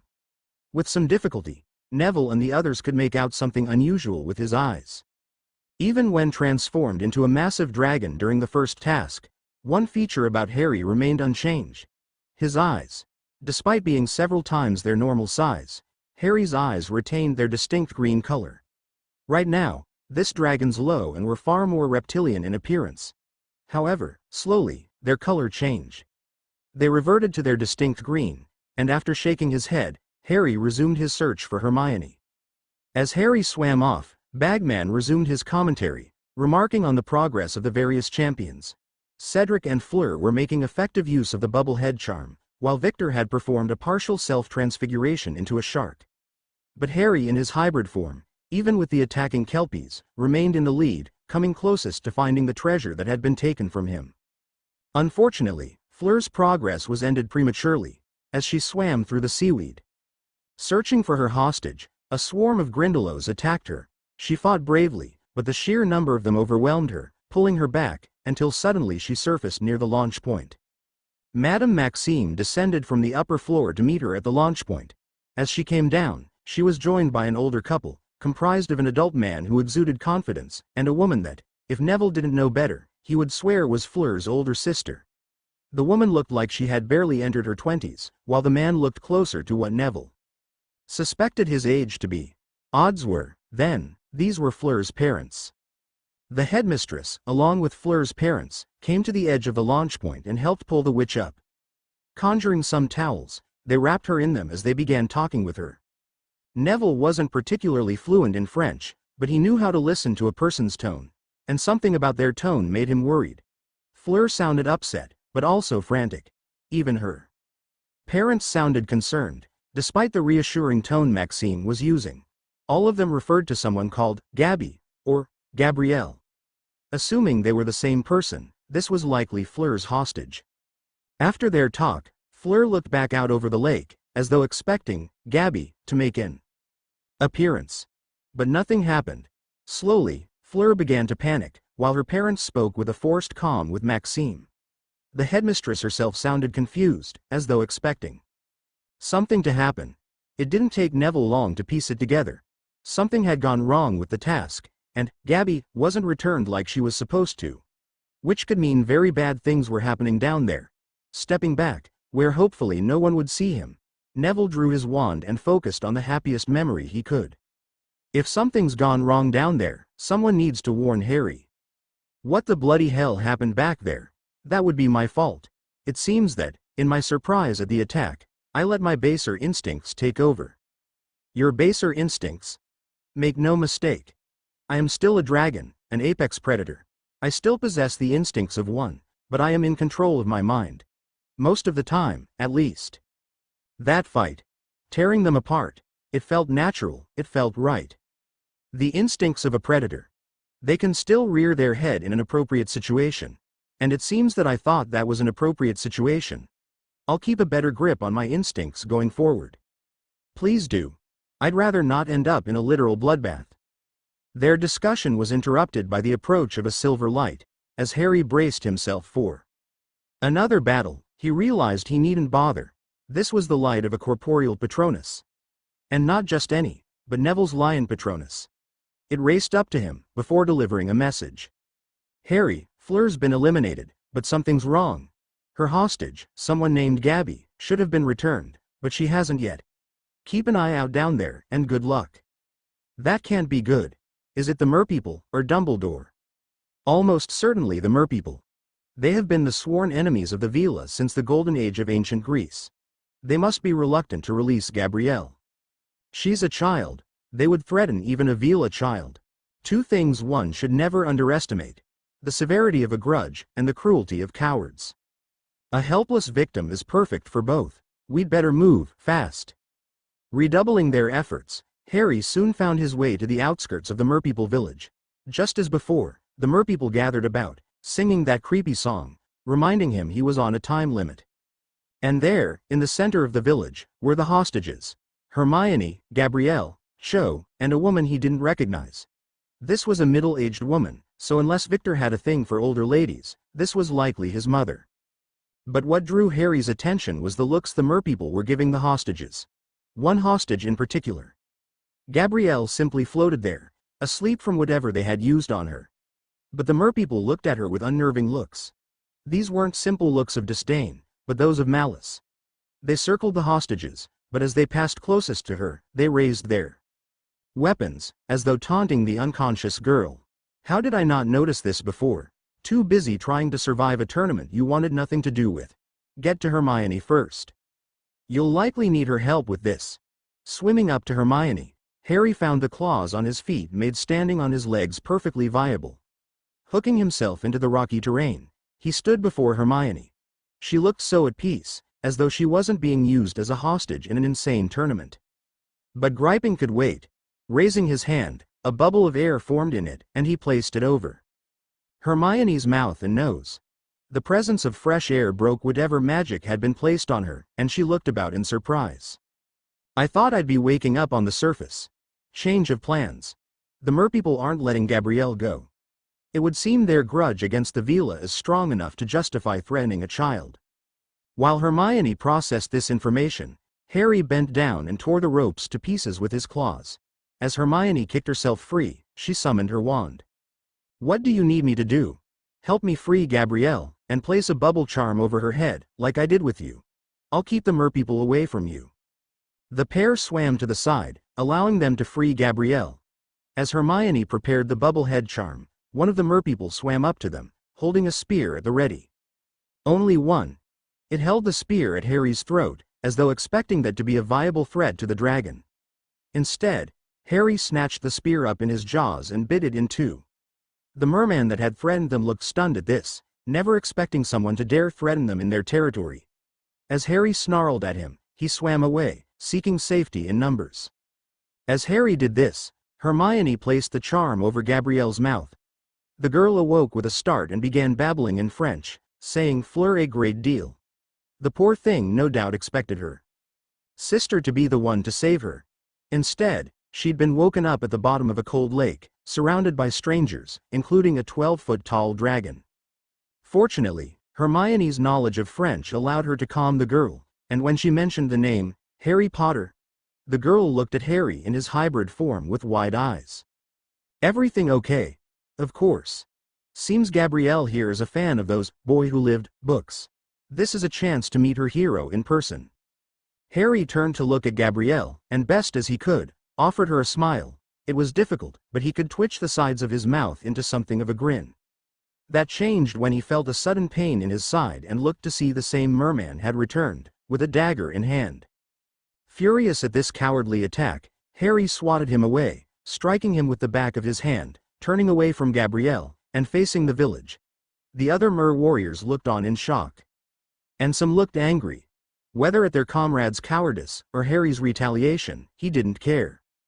"Tell Gabrielle to hold on. We're leaving." Summoning his magic, he created a powerful current and used it to blast the merpeople far from him and the hostages. Those in the various buildings in the village. The rest were blasted back by the sudden current. Amidst the cries of startled, scared, and angry merpeople, Harry turned back and pulled the girls into his arms. Holding tight to them, as they held on for dear life, Harry launched himself upward. There was no need for subtlety or grace. Only power and speed. Within seconds, they breached the surface, and Harry launched himself further into the air, flying out of reach of the merpeople, just in case they got overly confident. As the girls cancelled the bubblehead charms, the audience roared their applause. Turning to the towers, Harry saw they were cheering his victory with all their strength. Smirking internally, Harry flew back to the launch point, setting the girls down, as he turned back into his human form. Unfortunately, in his haste to escape the village, he had forgotten the dagger plunged into his side. It remained there as he transformed, and now that things were calming down, it hurt a great deal. Fortunately, Madame Pomfrey had already been summoned to the launch point, and after pushing others back, she conjured a seat for Harry and got to work. The dagger itself was an unremarkable thing. An oversized piece of sharpened bone, with a piece of seaweed wrapped around what passed for a handle. But the merpeople were known to poison their weapons, and Madame Pomfrey was not happy to have people crowding her as she worked. However, it seemed this merman neglected to add the poison to the dagger, so Harry was safe in that regard. After some deft wandwork, the wound was healed, and bandages were applied to the injured area. With the stab wound wrapped up, she then turned to the Kelpie bites. As it turned out, they had left a fair few, mostly on his arms and back. Fortunately, while the wounds were painful, they were only shallow. The kind of injury that's painful, and bleeds enough, but heals quickly. In this instance, essence of Dittany was the primary means of treatment, and Harry felt immense satisfaction as the wounds closed. When she was finally satisfied Harry wasn't about to drop dead, she finally backed off, allowing Hermione to hug and kiss him. Of course, after she broke the hug, Fleur came up to him. "You saved my little sister. Even when she was not yours to save." "Thank you." Fleur wrapped him in a hug and kissed him on both cheeks. Before Hermione could say anything, Fleur turned to Hermione, hugging her as she said, "Thank you. We can't take all the credit. If Neville hadn't sent a Patronus message, I might not have realized something was wrong." As Harry said this, he pointed to Neville, who stood at the front of the Gryffindor students. When Fleur looked at him, she likewise went to wrap him in a hug, while kissing him on the cheek. The poor lad was blushing furiously as the rest of Gryffindor, at least the ones who were still coherent, laughed and cheered. While all this was going on, the other champions surfaced, Cedric with Cho, and Victor with his mother. But it was so close, that it was practically a tie. As they were brought out of the water, Madame Pomfrey ran diagnostic charms on them and tended to any injuries they might have suffered. Luckily, they seemed no worse for wear, and the worst they suffered were bites from a few Grindylows. But apparently, it was a close thing. They must have arrived soon after Harry departed the village, as the merpeople were scrambling in the village, grabbing all manner of weapons. When they saw Cedric and Krum, the merpeople attempted to drive them off, and the two wizards were forced to work together, with Cedric distracting the merpeople, while Krum used his transfigured shark teeth to bite through the ropes holding their hostages. "Attention everyone!" Dumbledore's voice echoed across the lake, grabbing the attention of everyone. "We shall now announce the score. In fourth place came Fleur Delacour. While she might not have reached her hostage, she was freed from the lake, and so the judges have decided to award 30 points for her effort." The applause was polite, but scattered. Fleur seemed upset, not at the lack of applause, but that she was being awarded points at all, remarking how she had failed. In a tie for second and third place come Cedric Diggory and Victor Krum. Cedric displayed effective use of the bubblehead charm, while Victor made impressive use of self-transfiguration. For the skills displayed, and for their willingness to work together, we award each of them 50 points. This time the applause was louder and more genuine. And finally, in first place, comes Harry Potter, who used a remarkable combination of runes and self-transfiguration. As the first to arrive, and for ensuring the safety of both his and Fleur's hostage, we award the full 60 points. The applause this time was deafening, and Gryffindor students began firing red and gold sparks into the air. The third and final task shall be held at dusk, on June 24th. Exactly 1 month beforehand, the champions shall be told what is to come. Thank you all for coming, and good fortune to the champions. One more task, and then we can deal with Dumbledore. The end is approaching. Are you sure you're ready? Only one way to find out. Chapter end notes final score in case you want a reminder. Harry 116 of 120. Cedric 95 of 120. Krum 95 of 120. Fleur 71 of 120. Warnings. To Harry. The toast rang out through the Gryffindor common room. Mere hours ago, Harry had achieved first place in the second task, finishing with the full 60 points, leaving him with a firm lead. Now, he was enjoying a party, held in his honor, courtesy of the Weasley twins. Plenty of drinks, snacks, and music made the party a lively experience. As Harry took a swig of his butterbeer, he truly felt like a teen again. There had been few instances when he had felt like he was a teenager, so focused on payback against Dumbledore and his greater good schemes. But now, with Hermione beside him, he was free to eat, drink, and be merry, for tomorrow he dies. Or whatever Epicurus meant. At the moment, Harry and Hermione were sitting together on one of the couches, taking swigs of their butterbeer. Now and again, Harry would subconsciously touch his side, and feel the bandages wrapped around him through his clothes. His fingers would follow the outline down to the now healing wound, caused by one of the merpeople attacking him in a cowardly manner. Madame Pomfrey had been reluctant, to say the least, to release Harry from the hospital wing. While he'd finished with the better score, he'd also been the one to suffer the worst injury. The other three had gotten off with little more than Grindylow bites, and maybe some magical exhaustion. Diving to the bottom of the lake was no easy task, especially when you're expected to defend yourself. He, on the other hand, had endured an attack from 5 Kelpies at once, and only minutes later been stabbed in the side with a dagger. Luckily the dagger hadn't been poisoned, but that made little difference to Poppy. She'd only agreed to let him leave the hospital wing under the pretext he'd take it easy until tomorrow morning when she would remove the bandages, and check the healing progress. Otherwise, he risked opening the wound, and that would result in him being held until the wounds healed to her satisfaction. Thanks to his enhanced healing, he knew that the wound would be healed by morning. Still, he'd take it easy tonight. No need to go testing fate. Soon, a new set of voices could be heard coming from the entrance. Turning his head, Harry smirked when he saw the new arrivals, Daphne and Astoria Greengrass, along with Tracy Davis. Right behind them came Cedric Diggory, with students from Hufflepuff and Ravenclaw, including Luna. The rest of the houses were beginning to arrive.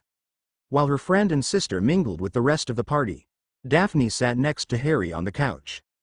"Congratulations on your performance in the second task, Harry." "Thank you, Daphne, although I'll admit, I'm a little hurt you didn't join us at the launch point. It was already Gigot there. Besides, someone has to remind the ferret he's not in control of Slytherin." Smirking, Harry took another swig of butterbeer as Hermione and Daphne began talking. The two girls had initially been hesitant around, but after the past few weeks, they'd gotten much more comfortable around each other. Hermione was thrilled to have someone who could keep up with her mentally, even surpassing her in some instances, while Daphne was happy to have someone other than just Tracy she could freely speak.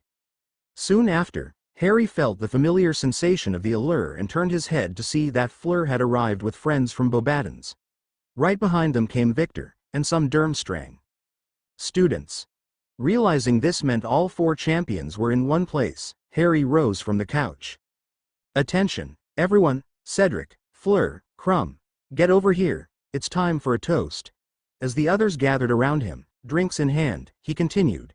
"Here's to us four making it this far. One more task and the tournament will be over. And win or lose, Gryffindor will host the biggest party Hogwarts has ever seen." The students roared in approval as the laughing champions drained their drinks. Even Krum, notoriously stone-faced, chuckled at the thought of the coming party. Afterwards, they resumed their mingling, with Harry asking Fleur a question that had been bugging him since the task ended. "Fleur, why was your sister down there? She can't be older than 8, yet she was your hostage, instead of your mother, or your father." "It seems that once Gabby heard about the need for an hostage, she volunteered herself. Gabby and I, Avenue always been close, and she wanted to help me in the tournament. Unfortunately, Maman and Papa, Avenue never been the best at telling her, non." Harry smiled at the mental image of a pleading Gabrielle. "That's cute. Little sister wanted to help her big sister. But is she going to be alright? I know Vila and cold water don't exactly mix, never mind the merpeople. She'll be well. They were not under for long, and Madame Pomfrey is quite skilled at her work." The champions continued to mingle as the party carried on. Soon, Harry was back on the couch. Daphne on his left, and Hermione on his right. Leaning back onto the couch, he was warm and comfy, but his thoughts were disrupted by the sound of giggling coming closer. Opening his eyes, he saw Luna being helped along by Cho. When Cho saw she had Harry's attention, she spoke. "Sorry Harry, but I wasn't sure who else to bring her to. Is she alright?" "She's alright, just a little tipsy. I'm still not sure if someone gave her something stronger, or if she found the twins' fire whiskey on her own." Luna giggled as Cho helped her along. "Everything's so pretty." Cho smiled in exasperation. "Yes, it is, Luna. Here, I thought you might like to see Harry." Cho tried helping Luna to the couch, but the girl somehow slipped from her grasp and stumbled forward. Harry leaned forward, catching her before she fell. The suddenness of her fall forced him to fall back onto the couch, Luna clutching to him. Now that she was stationary, she cuddled up into Harry, clinging to him like a giant teddy bear. MMFFF. Comfy Harry. The sight of the small Ravenclaw nuzzling into Harry's chest made Daphne snort in amusement. Hermione looked at the girl in bewilderment, before stroking her hair gently, a calm smile on her face. Cho mouthed an apology, before going off to find Cedric. All Harry could do, or even felt like doing, was lean back and close his eyes. For the moment, life was good. Dumbledore sat in his office, sipping a glass of whiskey, while reviewing everything that had happened that day. First was the annoyance caused to him by the merpeople. This was an issue he could honestly say wasn't his fault. He had gotten an agreement from the chiefess of the merpeople, that they would allow the use of their village for the second task. He had also informed them of the possibility that Avila would be a hostage and impressed the importance that she did not come to harm. So why did the merpeople decide to ignore his signal, and try to keep her until the end? Did they actually think they could keep her after the 1-hour limit? Loath as he was to admit it, he might have been saved an even bigger headache, not only thanks to Amelia talking with the Delacour parents, and Madame Maxime, but by Harry's actions. Pulling young Gabrielle out of the lake before the merpeople tried anything might have saved his hide. Then, of course, there was the matter of Harry himself. Choosing to merely observe the task was a good idea, as it allowed him to focus solely on the talents Harry had access to. And what a display of talent it was. A hybrid transformation, rune carving directly into his chest, and wandless magic. Then there was the sheer physical might of the hybrid, displayed by that sudden onslaught of Kelpies. Their sudden display of courage and coordination raised many questions. Alistair seemed to believe it had something to do with Harry's new form. It was a possibility, but not a very satisfying one. Then there was the matter of Harry's magic. Carving runes into his skin was not only unorthodox, but it appears to have been quite effective. Pity he never got a good look at the runes, as he had no idea what the runes were supposed to do. But the wandless magic was something else entirely. He had seen the current Harry conjured, and used to great effect against the merpeople. The sheer power of it was amazing, forcing the entire village to take cover in their homes. But then, there was the dagger. During the task, a merman attacked Harry with a dagger, trying to prevent him from freeing Gabrielle. He had managed to land a strike, stabbing Harry in his side with the dagger, before Harry struck him with enough force to shatter his skull. The merman in question hadn't survived, and so his dagger went unclaimed. It was an unimpressive thing. At first glance, it had the appearance of an oversized piece of bone, sharpened to a point, with a makeshift handle wrapped in seaweed. But it had done something incredible. Something that neither the Cruciatus curse nor even the killing curse had achieved. It had hurt Harry. More importantly, it had hurt Harry while in the hybrid form, a form possessing both great strength and powerful scales. Using every spell he could think of, he had examined the dagger as best he could. It was old, that much was certain. It was at least older than him, perhaps even older than Hogwarts. But that was just the bone itself. The handle was fairly new, likely from being replaced as needed. Perhaps most interesting of all, however, was that it wasn't a bone, but a tooth. A tooth from a creature he had never seen before, and at one point had lived in the Black Lake. So that just left one question. What creature could have teeth strong enough to pierce the hide of a great Caledonian fire drake? It was the first weekend of March, a Hogsmeade weekend. At the moment, the trio of Harry, Hermione, and Daphne were enjoying their walk through the village, making light conversation. However, the mood turned grim as Daphne brought up yesterday's events. So what was Karkaroff so worried about? The day before, Karkaroff had burst into potions class, interrupting Snape's lecture. Despite the man's efforts, Karkaroff would not be dissuaded, and Snape had been forced to call an end to class prematurely. Leaving a listening charm behind, Harry had heard every word of their conversation. As he expected, the dark mark was beginning to show, signaling the return of Voldemort to full strength. Daphne, ever perceptive, had noticed Harry leaving the charm as they left. It's the dark mark. Karkaroff's convinced it's becoming dark again, which means my father was right, he is still out there. Harry and Hermione looked at her with a start. The whole point of Cyrus holding their conversation in his office was to prevent the news of Voldemort's survival from scaring his daughters. And Daphne had just mentioned it so casually, as though she were discussing the caught their looks because she smirked as she continued. Give me some credit. My father may have kept quiet around me, but I do pay attention to what he does in his office.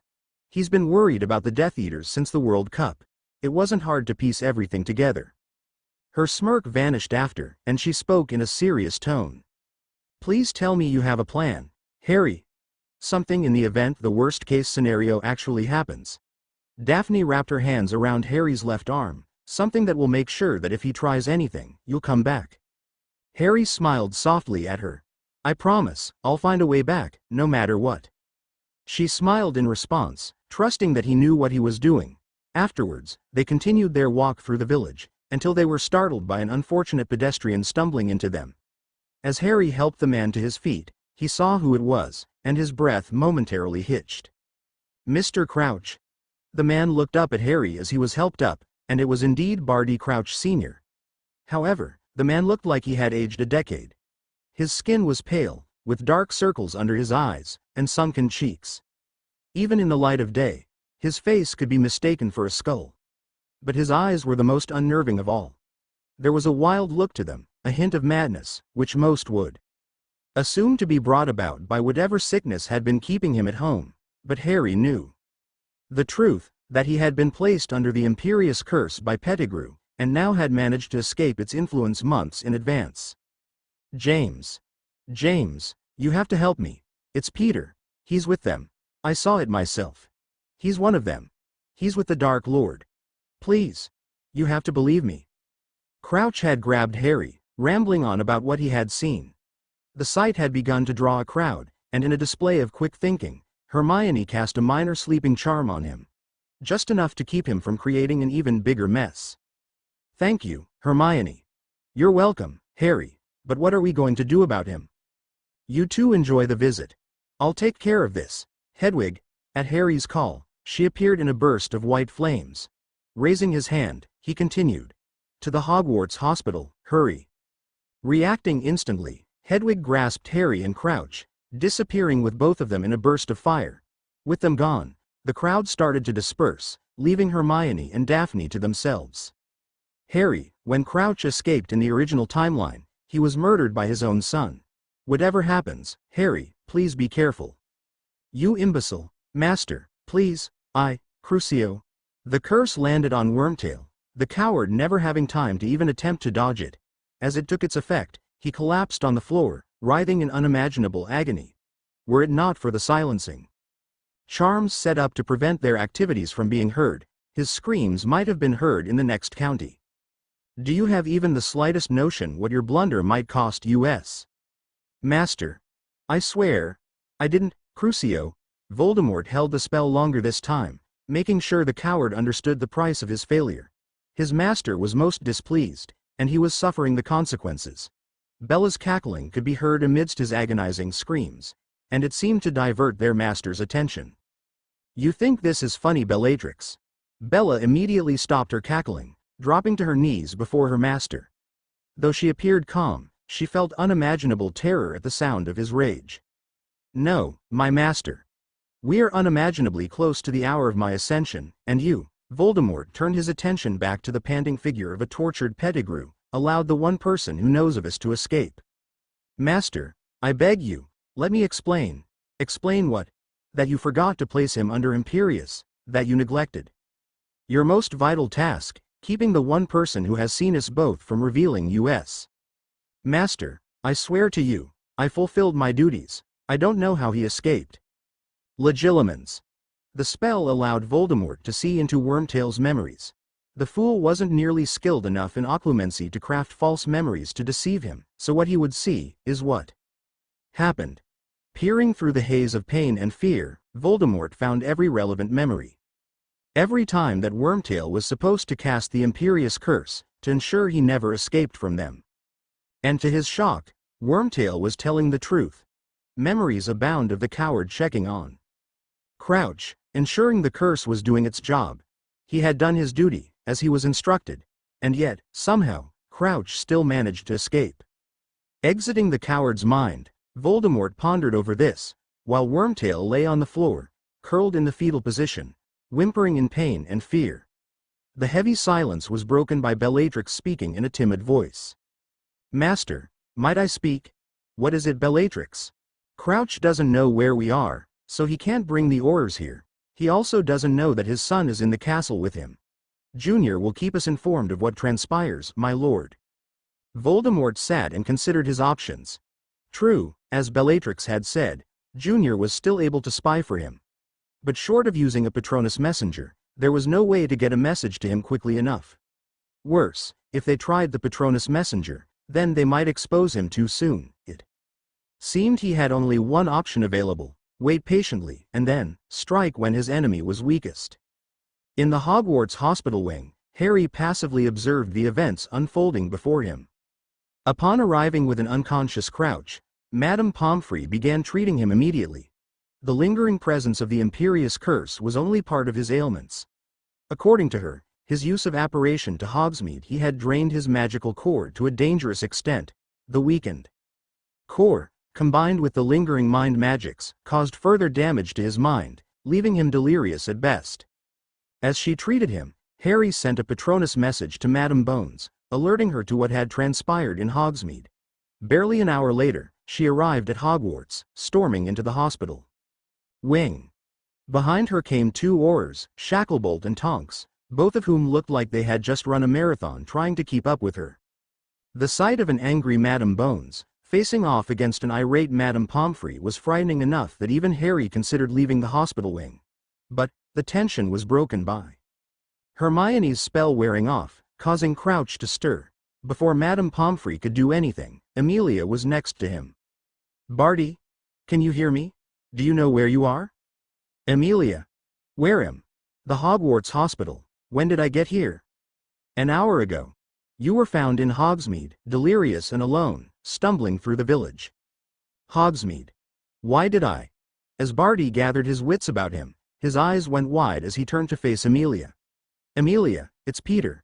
He's alive, and working with Voldemort, Madame Pomfrey. Cringed at the name. We know Peter's alive, Barty. Remember the trial? For Sirius Black? The trial. Right, I'm sorry, but my mind is still foggy. I don't know how long I was under the Imperious curse. It's all right, Barty, you've been through a lot. We can have this talk. No, you have to know. Voldemort is alive. I've seen it myself. Even when empty, the hospital wing had never been this quiet. Madame Pomfrey sat on one of the beds, fear overtaking her, while Shacklebolt and Tonks shared a look of grave concern. But Amelia remained stoic, never letting her emotions show, as she waited for Barty to continue. I don't when, but they arrived at my house. Amelia, I made a horrible mistake.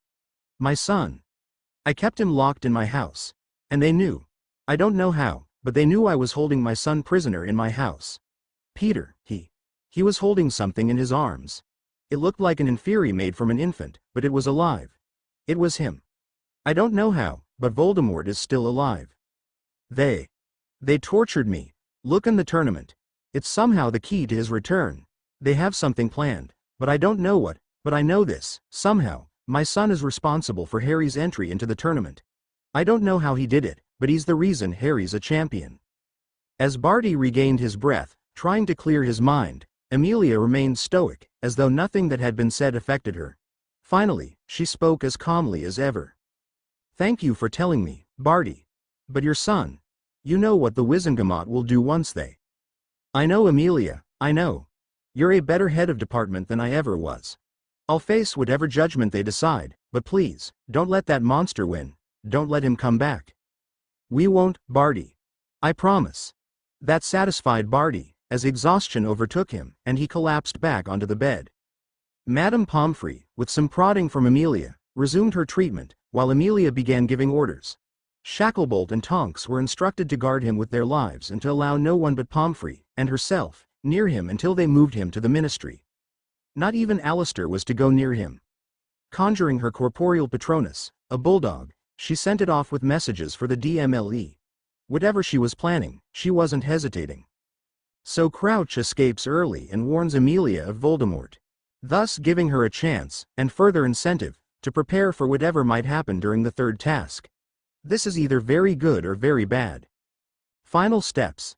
This session of the Wizengamot will be brought to order.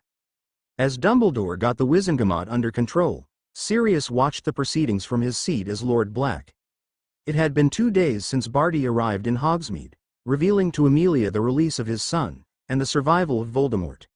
Amelia had scrambled afterwards, preparing a special holding cell in the DMLE, knowing that Barty would be placed on trial for releasing his son and using the Imperious Curse to keep him imprisoned in his house. She'd also taken steps to ensure his safety while at Hogwarts, and Sirius knew for a fact Harry had tasked Dobby with watching Junior until the Aurors relocated Senior. But Sirius also knew the impact this was having on Amy, for all his issues with the man for sending him to Azkaban without trial. He knew Amelia respected Barty a great deal. The man had been her mentor when she began as an Auror and was her immediate predecessor as head of the DMLE. Having to bring him before the Wizengamot, even for freeing someone as heinous as Junior, wasn't something she looked forward to. Even Sirius felt, begrudgingly, a measure of pity for the man. For all his faults, the man had been uncompromising during the war, authorizing the use of unforgivables, including the killing curse against Death Eaters was controversial, even today, but every Death Eater killed by Aurors was another attack delayed, or a family spared. Looking back on the events of the war, the biggest limiting factor in success against Voldemort, beyond the covert support he enjoyed among the Pure Bloods, and Peter feeding them intel, was the Ministry's complete inability to get things under control. The man had been ruthless, but that very same ruthlessness had offered a chance to turn the tide. Now as the man offered his testimony, he listened for anything that could help Harry. It all started soon after my son was sentenced. I knew he was guilty. I saw the signs during the war. But I ignored them or thought his mother's love would be enough to dissuade him from that path. When he was caught with the Lestranges, after what they did to Frank and Alice, I knew how badly I had failed. I thought that the trial would be the end of it, that he'd face justice for his part in their cruelty. But I should have known better.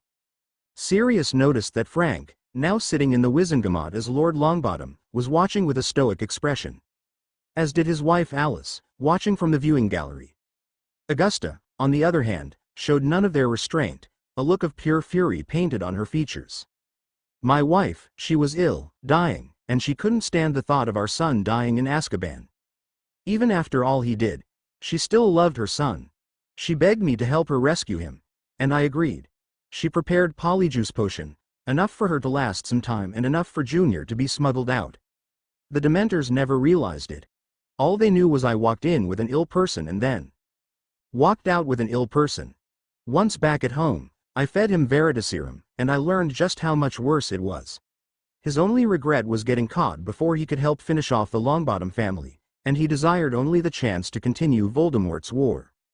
The Wizengamot members cringed and screamed at the name. After people calmed down, Barty continued. I knew I had to keep him imprisoned. I couldn't give him the chance to escape and cause even more havoc. I set up his room to serve as his new cell and spent months searching for ways to keep him restrained. At first, I used compulsions to keep him under control. Later, I added potions to the mix. But slowly he began to resist them until I finally resorted to the Imperious Curse. I tasked Winky with being his keeper and caretaker, keeping him hidden using an invisibility cloak. The only thing I hadn't counted on was Bertha Jorkins. For 12 years, I kept him hidden, until she came to my house, with papers to sign. I was out, but while there, she overheard Winky talking with my son, enough to figure out he was hidden under an invisibility cloak, and she decided to confront me. I used a powerful memory charm to erase that knowledge, but I overdid it. I damaged her memory, and when she went to Albania, she was vulnerable. And that was when Peter Pettigrew found her. At this point, Sirius took a more personal interest in Barty's testimony.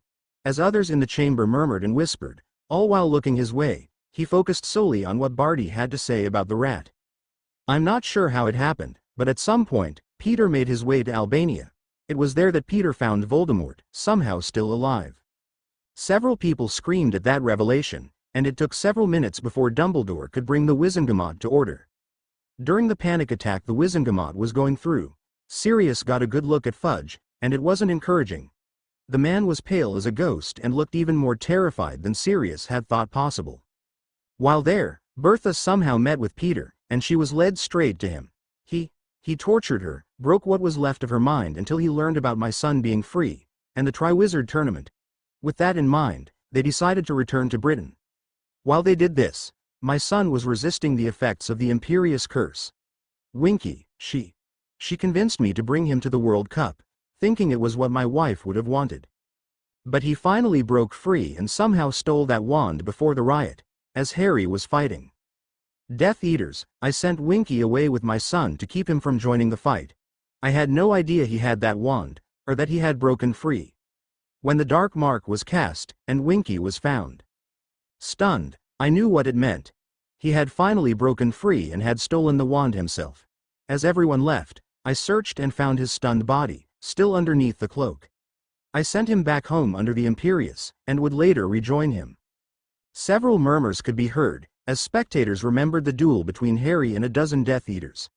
Maybe Sirius was being overly optimistic, but it sounded like that memory was giving people hope. Pity Fudge didn't seem to share that sentiment.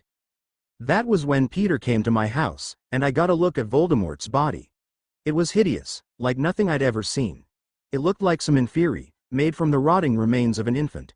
But it moved, it spoke, and it could still wield magic with deadly efficiency. They disarmed and stunned me before I could even react, and it was over. They freed my son from the Imperious, placing me under it, and Centriv as a judge. When Harry's name came out of the goblet, I had no choice but to ensure he competed in the tournament. The rules made it easy to do this, forming a magically binding contract. I don't know what their plan is, but I do know this. Somehow it relates to Voldemort's return. If the Wizengamot had been panicking before, now it had gone mad, with screams he was wrong, that he was delusional, alongside people demanding action be taken. Things got so out of hand, that the Aurors were called in to bring some measure of stability to the chambers. As the Aurors got things under control, Sirius groaned to himself. This was looking to be a very long day. Still nothing? Not a word. It's like the whole thing never happened. Sitting in the great hall, Harry read through the latest edition of the Prophet. It was breakfast, and most of the school had arrived, but that mattered little to Harry. What mattered was the disturbing lack of information available in the Prophet. A week had passed since Crouch Sr. gave his testimony to the Wizengamot. Sirius had written to them afterwards, filling them in on everything that had happened. Barty's testimony had been pretty damning. Once he admitted to not only freeing a convicted Death Eater but to keeping him prisoner using the Imperious Curse. Even if it was being used against someone like Crouch Jr., it still was considered a crime, and the man had been sentenced to life in Azkaban. During his testimony, he admitted to coming face to face with Voldemort, and that somehow the tournament was the key to Voldemort's return. Yet, the papers said nothing. In the week since the Daily Prophet had said nothing of this. Instead, it spoke a great deal about the illegal actions Barty had taken and made numerous mentions of Barty's mental state when he had been found in Hogsmeade. It's fudge. It has to be. I didn't think we'd have to deal with it this time around. Never underestimate that man's cowardice. That seeing Voldemort in person was enough to convince him is something of a miracle. So what can we expect from him? Anything. When Voldemort returned, he used all his influence over the Prophet to run a smear campaign against me, and anyone who dared speak out on my behalf. Right now, it's limited to Barty warning everyone about Voldemort's survival, so he's likely focusing his efforts on silencing him. This means that nobody who attended the Wizengamot will be able to have their opinions on what happened printed in the Prophet. Fortunately, we have another media outlet to consider. Do you mean the Quibbler? Exactly. Xenophilius is willing to print anything, regardless of the stance of the Ministry. As Harry considered the possibilities, his thoughts were interrupted by the arrival of Hedwig. As always, she drew the most attention and preened with pride as nearby students reached out to stroke her feathers. But she carried a letter, one from Sirius. Taking it from her, and giving her some bacon as a reward, he read through the contents and was reminded of Fudge's other irredeeming qualities. What is it? It's from Sirius. According to Amelia, Fudge is ordering the Aurors away from Hogwarts during the third task. What? Is he insane? No, just cowardly and stupid. This is likely some convoluted attempt to give off the appearance that all is well. Does Amelia have a choice in the matter? She can fight it, but that would cost her political capital. If I had to guess, she's going to keep her best Aurors here at Hogwarts, or at least close by, during the task. Any Aurors with family at Hogwarts are going to be given time off, so they can watch the task. That gives her an unofficial presence of Aurors that Fudge can't fight against. Add to that her presence as Susan's aunt, and the fiancée of a judge, which at least allows her to ensure some measure of security. Does that affect you going forward? Not really. I was counting on the Ministry being incompetent during this whole thing. Amelia's done well this past year, at least with what she's had to work with, but the task itself isn't what counts, it's the aftermath. Unless she intends to station a hit wizard squad in Lil Hangleton, they won't make much of an impact. What about Junior? His only job during the task was to ensure my success. I've done well enough that he probably doesn't even expect to do much. But keep an eye out for him during the task. That maze had more than enough surprises last time. Daphne Greengrass was looking at the Quidditch pitch with unease, one of the hills situated around the castle itself was just high enough for her to get a clear view of the inside of the pitch, and what she saw unnerved her. A hedge maze, grown on the Hogwarts Quidditch pitch for the express purpose of the third, and final task, of the Triwizard Tournament. 2 days ago, Harry and the other champions had been shown the maze, and the task had been explained to them. Get through the maze, and claim the Triwizard Cup. While running through a hedge maze might seem harmless, especially when compared to facing a mutated mother dragon, or diving to the bottom of the Black Lake, that only meant it would be filled with dangers. Those bloody scroots Hagrid was raising would be a prime candidate for a maze obstacle. And then, of course, there were all the dangerous beasts to be found in the Forbidden Forest. Trolls, werewolves, even acromantulas, at least according to Harry. Any of them, and possibly all of them, were candidates for the maze. And that didn't even consider the numerous beasts across the world that might be imported. Daphne was worried for Harry, and that thought made her smile, even if she had to hide it. For the past few months, she'd been spending more and more time with Harry and Hermione. It had been wonderful.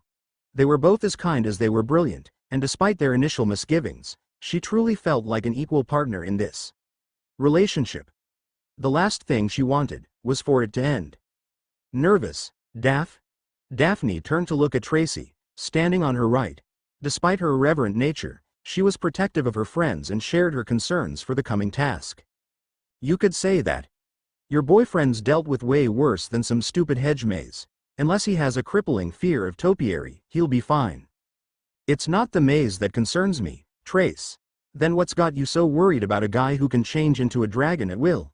It's what'll be inside the maze that worries me. The pair stood in silence, as even Tracy had nothing to say that would reassure her friend. They were preparing to leave, when a familiar, cheerful voice came from behind. Hey there, Daphne. Daphne turned to look at the approaching figure of Susan Bones. Oddly enough, beside her was a Ravenclaw 1 year their junior, Luna Lovegood, if she remembered correctly. The pair walked up to them, a sunny smile on Susan's face, and a dreamy look on Luna's. Susan, Luna. What are you two doing here? Well, I was helping Hagrid with some of the Nifflers. I know a few spells for healing injured creatures, and Luna came by as I was leaving. We started talking about creatures, and we found you here. Simple as that. I was hoping to find a crumple-horned Snorkik at the edge of the Forbidden Forest. Instead, I found Susan. She's much more friendly, and doesn't hide from everyone. Daphne raised an eyebrow at Luna's mention of whatever she called it, but didn't say anything. She simply smiled and nodded, turning back to the Quidditch pitch. Susan stood beside her, while Luna stood next to Susan. The four of them looked at the pitch, saying nothing until Susan spoke quietly. 1 more month, and it's finally over. Daphne nodded, before replying. Think there'll be any more surprises? Susan hesitated before answering. If the Death Eaters are going to try anything, it'll be then. Is that why Amelia's been pulling Aurors out of Hogwarts since Crouch spoke to the Wizengamot? Susan didn't answer, but Tracy did. Do you think he was telling the truth? About, you know who? My Fudge disagrees. Says the man was delusional and dangerous.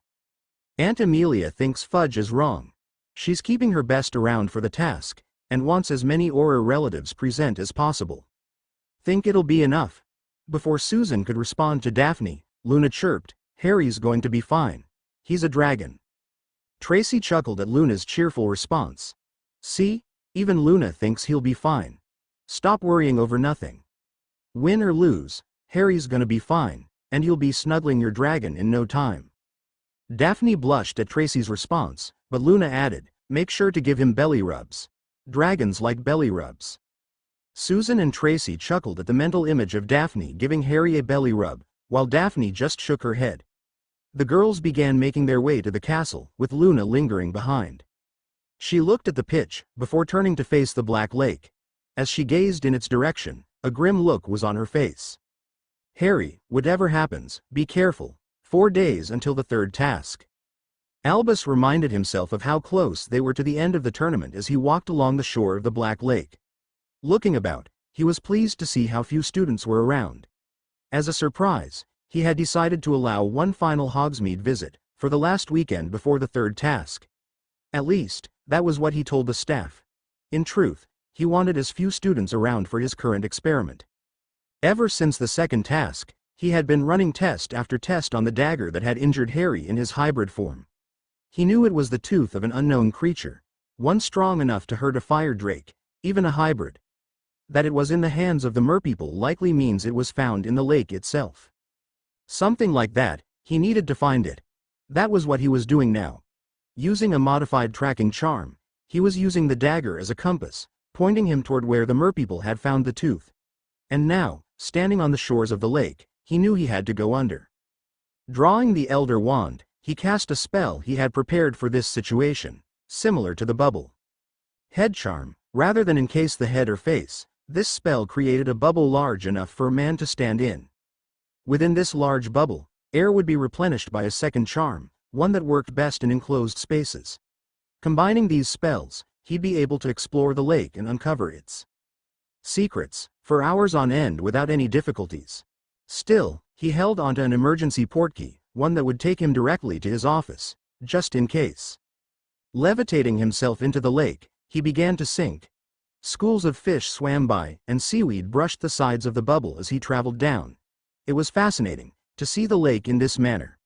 The mysterious depths of the lake, so close to Hogwarts, yet always unknown to those above. Even the Grindylows, unable to enter the bubble thanks to his warding, appeared no more dangerous than the post owls. Eventually, he hit the bottom and followed the direction given to him by the spell. The spell led him directly to a cave, seemingly innocuous at first glance. But the lake held many secrets, and there was no telling what was down there. Casting a floating light, he went forward, descending into the cave. The journey was silent, save for the sounds of Albus breathing. No fish swam through the pitch-black cave, lit for the first time in untold centuries. And still, he went deeper, the cave going steadily downwards. As he went deeper, the cave became narrower, becoming a tunnel that was constricting on itself with every few feet. Soon he began to worry, believing the bubble would need to be modified to fit without touching the walls. Until, suddenly, the tunnel opened again, into a massive underwater chamber. Looking around, he realized he was at one end of the chamber. Several feet below him, he could see a sandy surface. Descending lower, he floated forward, searching this chamber for the source of the tooth, until he found the wall, the end of the chamber. This surprised him, as he had expected it to be bigger. Shrugging, he approached the wall and noticed something unusual. It was smooth, so unlike the cave or the tunnel had traveled through. Tweaking the bubble charm ever so slightly, he reached out and placed his hand on the wall, and felt another shock. It was indeed smooth, but he could feel the power in the rock. It was like nothing he had ever felt before. Searching the wall for clues, he noticed that it curved upwards, and as he looked up he could see the stalactites and... Wait, stalactites? In an underwater cave? Floating upwards, he was shocked to discover the ceiling went much higher than he had initially believed. Higher, even, than the tunnel entrance. Going past the formations jutting out of the wall, he amplified the power of the light charm and looked down, and his breath hitched in his lungs. What he had thought to be the end of the chamber was barely a fraction of its size, and what he thought to be rock formations were anything but stone. Looking down, he saw the outline of the rock, and saw massive pits on the surface. As his eyes tracked the cave he had been in, he realized it was no cave. Instead, he had been inside a massive skull, bigger than anything he had seen in his life. Those stalactites were its massive teeth. Descending to their level, he inspected them, one by one, until he found the shattered tooth the dagger had come from. As he put the dagger back in place, he could feel the dagger absorbing the power stored within the skeleton. He had found it. He had found something beyond his wildest dreams, something that answered a question he had asked for weeks. What could possibly threaten a great Caledonian fire drake? Another of its kind. Albus grinned like a madman and laughed like a maniac. With something like this, nothing would stop him. The third task chapter notes colds. The wussiest of all illnesses, yet the only one that leaves me light-headed enough to affect my writing ability. See the end of the chapter for more notes. Finally, Albus thought to himself, as he finally arrived back in his office. For the past 3 days, he'd been keeping himself quite busy. After discovering the cave beneath the Black Lake, containing the skeletal remains of a great Caledonian fire drake, he'd been hard at work. With clever use of charms, runes, and transfiguration, he'd created a pocket of air within the cave, which served as an excellent landing point for apparition and portkey travel. This had allowed him to travel to and from the cave instantly, without the need to dive through the lake again. As such, he'd made active use of it, studying the skeleton and the cave, with a near-obsessive fascination. And it was hard to blame him. Hogwarts had been founded over 1,000 years ago. But this skeleton was older by far, having died in an age when mankind dwelled within caves.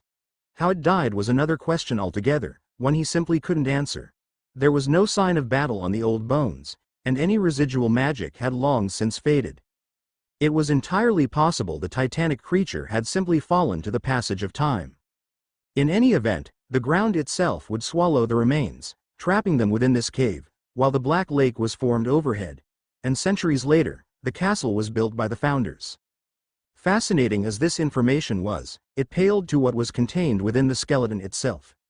The power contained within these bones was unlike anything he had ever encountered.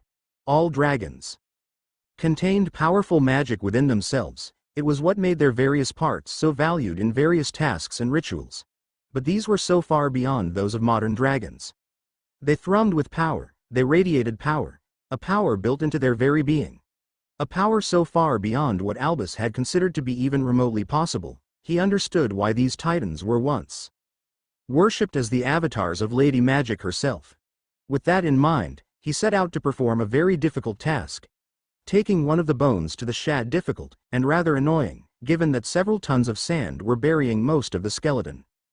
But the true difficulty in the task came from the bone's innate resistance to hostile magic. Even in death, the skeleton was near impervious to magical attacks, as he learned rather quickly after seeing a Bombarda Maxima didn't even make a crack in the bone, nor did a bone breaker, or a bone shatterer. Even shrinking it down was difficult, requiring much more power to be poured into the spell, even with the Elder Wand at his disposal. Finally, after moving who knows how many tons of sand, he'd found the forelimbs. Among these was a bone about as tall and wide as Hagrid. It took a great deal of effort, but he finally shrank it down a third of its size. Taking it quickly, lest the magic wear off prematurely, he activated the portkey, returning to his office. And just in time too, as in an hour, the third task would begin. Much as he wanted to take a nap after his recent exertion, he knew that was out of the question. He would be needed for the beginning of the third task. The best he could do was take a pepper-up potion and go to bed early afterwards. With this bone, now stored in a proper location, he could finally get his martyr back under control. For the greater good, of course. Harry watched as the lines of people made their way to the Quidditch pitch. Tonight was the third task. The night he would run through a hedge maze, and come face to face with Voldemort again. Last time, it had been the night Cedric died, and Voldemort returned. Not this time. This time, Cedric would live, and Voldemort would suffer a death long overdue. "Are you okay, Harry?" Harry turned to see where the voice had come from and saw Hermione approaching, with Susan, the Greengrass sisters, and Tracy. Harry smiled as he saw them approach. "I'm fine, Hermione. Just waiting for Professor McGonagall. I guess she wants to wish me luck in person." Nodding her head, Hermione stood beside Harry, as did the rest of the group, watching as the Quidditch stands filled with spectators. Briefly, silence hung in the air until Susan spoke. "Auntie will be with me in the Hufflepuff stands, but she'll have Aurors stationed throughout the audience, if anything happens." "I know, Susan, I know. I trust Amelia, and I know she knows what she's doing." "Do you really think any Death Eaters are dumb to try something tonight?" Tracy asked her question in a tone of disbelief. But Harry could hear the concern buried beneath. Though she was trying to hide it, even she was worried somebody might try something. "If there are, between the Aurors, the staff, and me, they won't last long." As Harry finished his answer, Hermione took his hand in hers. She'd been silent, even disregarding their telepathy. Instead, she simply held his hand, tightly, seeking the surety of his presence. He smiled at her, gently squeezing her hand, letting her know he'd be all right. Before any of them could continue, they heard two high-pitched voices from behind them. "Harry! Harry!" Turning to the source, Harry smiled as he saw Brian and Anna running up to them, with Luna skipping along right behind them. But what drew his, and the others' attention, were their hats. Unlike the pointed hats common among magicals, these hats were shaped like the head of a fire drake, making it look like the dragon was eating their heads. The eyes of the dragon were the green of his eyes, while red ribbons extended out the back, draping down around the heads of the wearers. "Hey, you two. Where'd you get those hats?" "Miss Luna made them for us. Aren't they great?" Brian was smiling broadly as he pointed at the hat he was wearing. "They sure are. Did you remember to thank Luna for making you those?" We did. We did." Anna made her declaration quite emphatically, as though offended by the idea she forgot her manners. "Watch this." Brian pulled out his wand and tapped the hat with it. The hat made a loud, and surprisingly accurate roar, while smoke came out the nostrils. "Isn't that cool?" "That's awesome." Harry was all smiles as he high-fived Brian, laughing as he did so. These two were just impossible to be scared or worried around. Looking at the others, he saw they shared his sentiment. As Hermione and Daphne were smiling, Tracy was chuckling, Astoria was giggling, and Susan looked like she wanted to melt at their cuteness. "If I might interrupt." From the side came the stern voice of McGonagall. But looking at her, her face was anything but stern, as even she smiled at the sight before her. "Professor McGonagall, you wished to speak with me?" "Yes, Mr. Potter." The pause in her words, and the look she gave the others, were taken to mean alone. Knowing this, Hermione and Daphne both kissed Harry on the cheek. Astoria gave him a quick hug, while Tracy just smirked at him. Susan would give him a hug of her own, promising to cheer for him and Cedric, regardless of who won. Brian and Anna would hug him tightly, as would Luna, who would follow up with a kiss on the cheek. The group made its way down to the pitch, while Harry could hear Tracy asking for another of Luna's hats. As they got further, he vaguely made out the words, "sticking charm," and "Malfoy." Smiling at Tracy's apparent plot, Harry turned to face his head of house. Her smile was gone, and instead of her usual stern countenance, she looked worried. "So, what did you want to tell me? Mr. Potter, Harry, are you certain you're ready?" Harry blinked at the mention of his first name. She had only ever done that once, when she feared for him over Goliath's influence. "I'm ready, Professor. I can handle whatever we're facing." McGonagall nodded slowly, before continuing. "We'll be patrolling the maze perimeter, and we'll be ready to intervene if anything goes wrong. But we don't know what's in the maze. The Ministry is being quiet about it, even with us, so just be ready for anything." Harry simply nodded at her words. She then led him down to the pitch, where the other champions were waiting with their families. Cedric was standing with his parents, and Krum stood with his. Fleur had her parents and sister with her, while Sirius and Remus stood waiting for him. Harry rushed over to them, giving them both a quick hug, when he heard the band start playing. It was time. Amos Diggory and his wife went first, with Cedric right behind them. Fleur and her family went next. From where he was standing, Harry could see Gabrielle trying to encourage Beauxbatons students to cheer louder for Fleur, and it seemed to work. He smirked as the Krum family went next, and finally, Sirius and Remus went ahead with him. Sirius, ever the showman, fired sparks into the air that turned into a roaring red dragon that set the crowd wild as they entered the clearing. Before them stood the maze, while behind them the crowd cheered loudly for the champions. Turning to face the crowd, Harry smiled as he immediately found Hermione, with Brian and Anna standing right next to her. He waved to them, and the trio loudly cheered for him as they applauded. Brian was jumping with excitement, and the sight of it made Harry laugh again. Even with the final task moments away, the boy couldn't help but laugh at his little brother. "Ladies and gentlemen," Harry was brought out of his thoughts by the amplified voice of Bagman. "Welcome to the third and final task of the Triwizard Tournament. In third place, we have Fleur Delacour of Beauxbatons with 71 points. The students of Beauxbatons cheered for their champion. As they quieted, Bagman continued. Tied for second place, with 95 points each, we have Cedric Diggory of Hogwarts and Victor Krum of Durmstrang. The students from their respective schools cheered loudly, as Karkaroff tried encouraging the crowd to cheer for Krum. And finally in first place, we have Harry Potter of the ancient and most noble house of Potter, with 116 points. The crowd went nuts, and Harry could hear 3 dragon roars at once and chuckled as he realized it was Luna, Brian, and Anna setting off their hats. Earlier Tor Moody hid the Triwizard Cup in the maze, and only he knows its exact position. The first champion to find and touch the cup will be the winner. However, the maze is filled with creatures and traps the champions must find a way past. The Hogwarts staff will be patrolling, and if any champion wishes to withdraw from the maze, they need only send up red sparks with their wand. As he is in first place, Mr. Potter will be the first to enter, followed by Mr. Krum and Mr. Diggory, and finally by Ms. Delacour. At the sound of the whistle, we begin. Champions, take your position. As Harry got into place, he glanced over to Cedric, giving his father one more hug. Last time, these were the final moments the two of them would share. The sight of his son, dead from an unforgivable, had broken Amos. Not this time. With or without Cho, you'll live a long, healthy life. Mr. Potter, are you ready? Harry simply cracked his fingers at Bagman's question. On 3, 2, 1.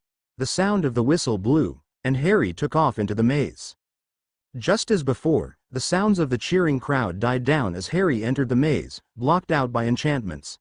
The walls towered above, and fog filled the ground, creating a dark and hostile atmosphere.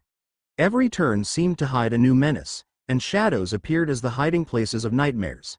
The maze might have been filled with creatures and traps, but the biggest trap of all was the maze itself, playing on their senses so that only the most determined would advance.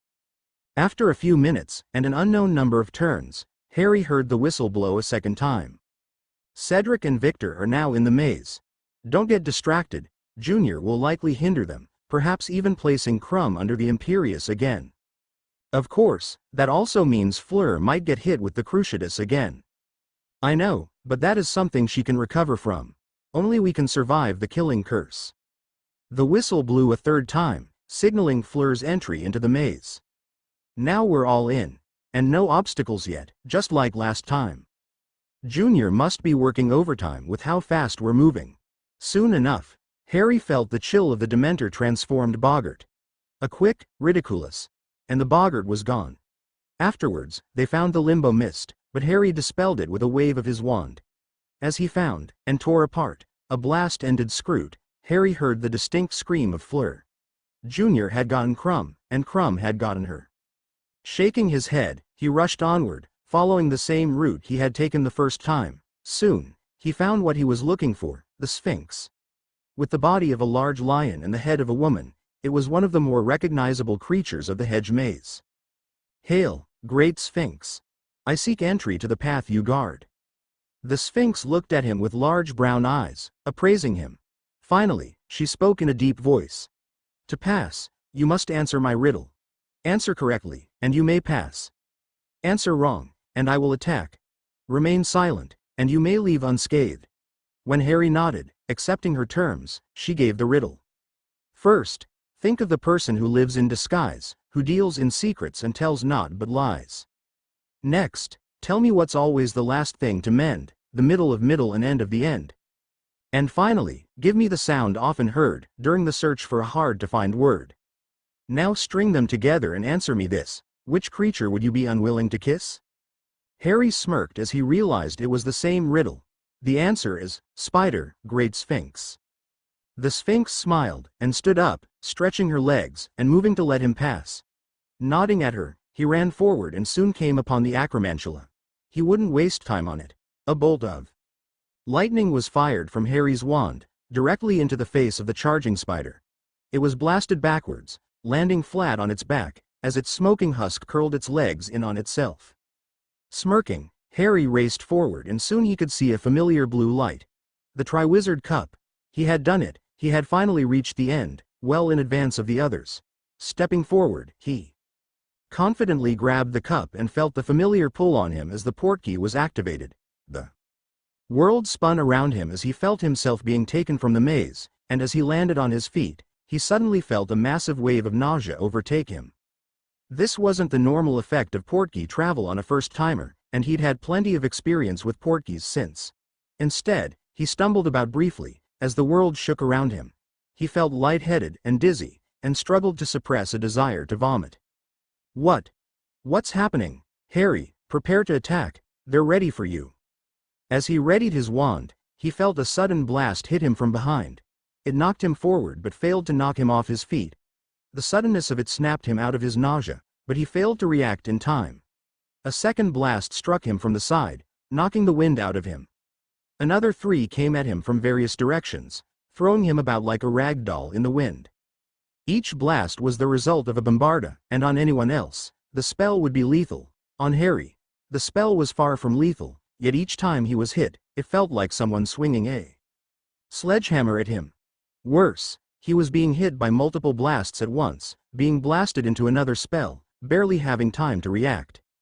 As he was thrown about, he cast spells in the directions he was being attacked from. A bolt of lightning here, a fireball there, all cast with intent to kill whoever was attacking him.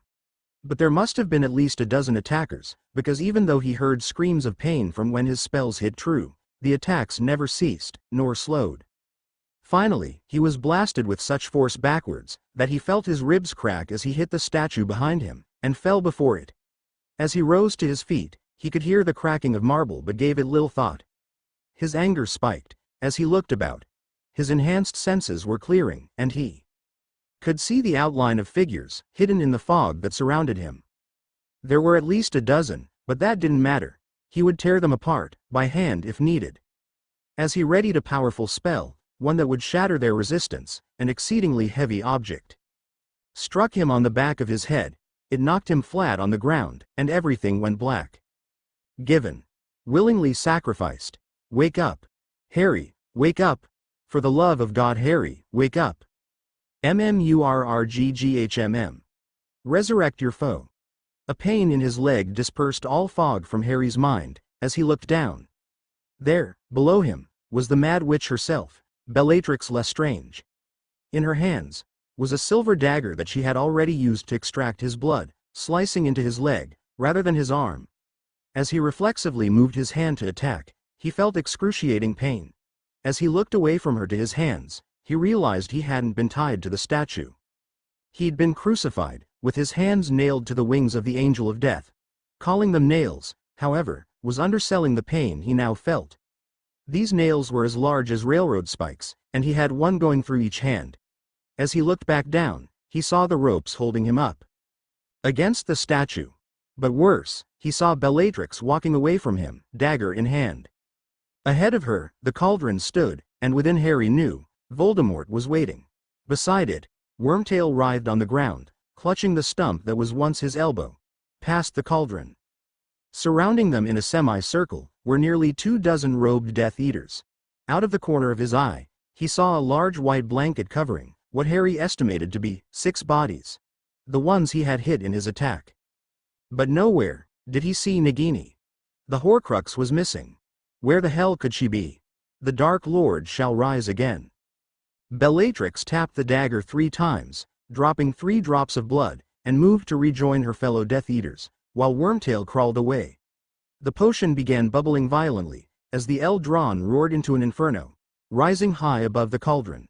The Death Eaters, minus Bella, instinctively stepped back and ducked for cover when the cauldron exploded outwards. But the potion held in the air, and in the fires, Voldemort began taking form. Arms and legs stretched out from the black mass, as the body took its form. Finally, the head rose from the mass, and his physical form was complete. And as the Death Eaters knelt before their master, Harry realized the grim truth. He had failed. Voldemort had returned, stronger than ever. Chapter end notes. That's right. You didn't really think I was ending Voldemort this easily? We are far from finished with him. As a side note, in the books, Luna's lion hat was a pointed hat with a stuffed lion on top. But the one in the movies was designed by Ivana Lynch, and it's her favorite prop from the movies. I thought it'd be a nice homage. Update. Hey there, everybody. So, after doing some chapters for Daphne's Gift, I'll be coming back to Dragon of Time. Now, first things first, I want to thank everyone who has stood by me this far into the story. I've been keeping my cards close to my chest with this one, in part because I never expected it to take off the way it did. I know this has upset some people, but to the ones willing to put with me, you're the best. Buy yourself some cake, or a similar sugary treat. Second, as for the future of this story, I've given it a great deal of thought, reviewed the path I want this story to take as we begin to enter the endgame, and I've made a few decisions. Mainly, I've decided to expand the number of girls. Now, before you start messaging me with male fantasy complaints, let me set the record straight. This isn't going to turn into an erotic story, nor will Harry be able to just pick and choose whichever girl he wants. There will be actual reasoning behind the pairings, and there will be relationship development. As far as how long this story will continue, it'll end by Christmas. We won't be doing the entirety of OP, but we will be doing some of it. The Toad, sadly, will be making a return, as will the DA. Although it definitely won't be called that going forward. Finally, a big announcement on my part. I've officially started AP at N30N. I've mostly been doing this in my spare time, and while I'm proud of what I've made so far, bills still have to be paid. My sincere hope is that this will become a valid primary source of income, but that remains to be seen. So far I only have the one benefit, Discord access, but as I'm able to make a schedule for my writing, I'll be able to offer additional benefits, including commission discounts, expanded voting rights, and early access. That's all for now. Look forward to the next Dragon of Time chapter, and my P@N30N account is Canadian_Caesar. Hope to see you there. Duel Among the Dead chapter notes. We're back, bitches. By the way, anyone seen the Batman the Animated Series episode, Mad Love? Where we get Harley Quinn's origin, and hear Batman laugh. It's a good reference point. See the end of the chapter for more notes. At long last, my return begins. For years, he, Lord Voldemort, the heir of Slytherin, had been forced to live like a parasite.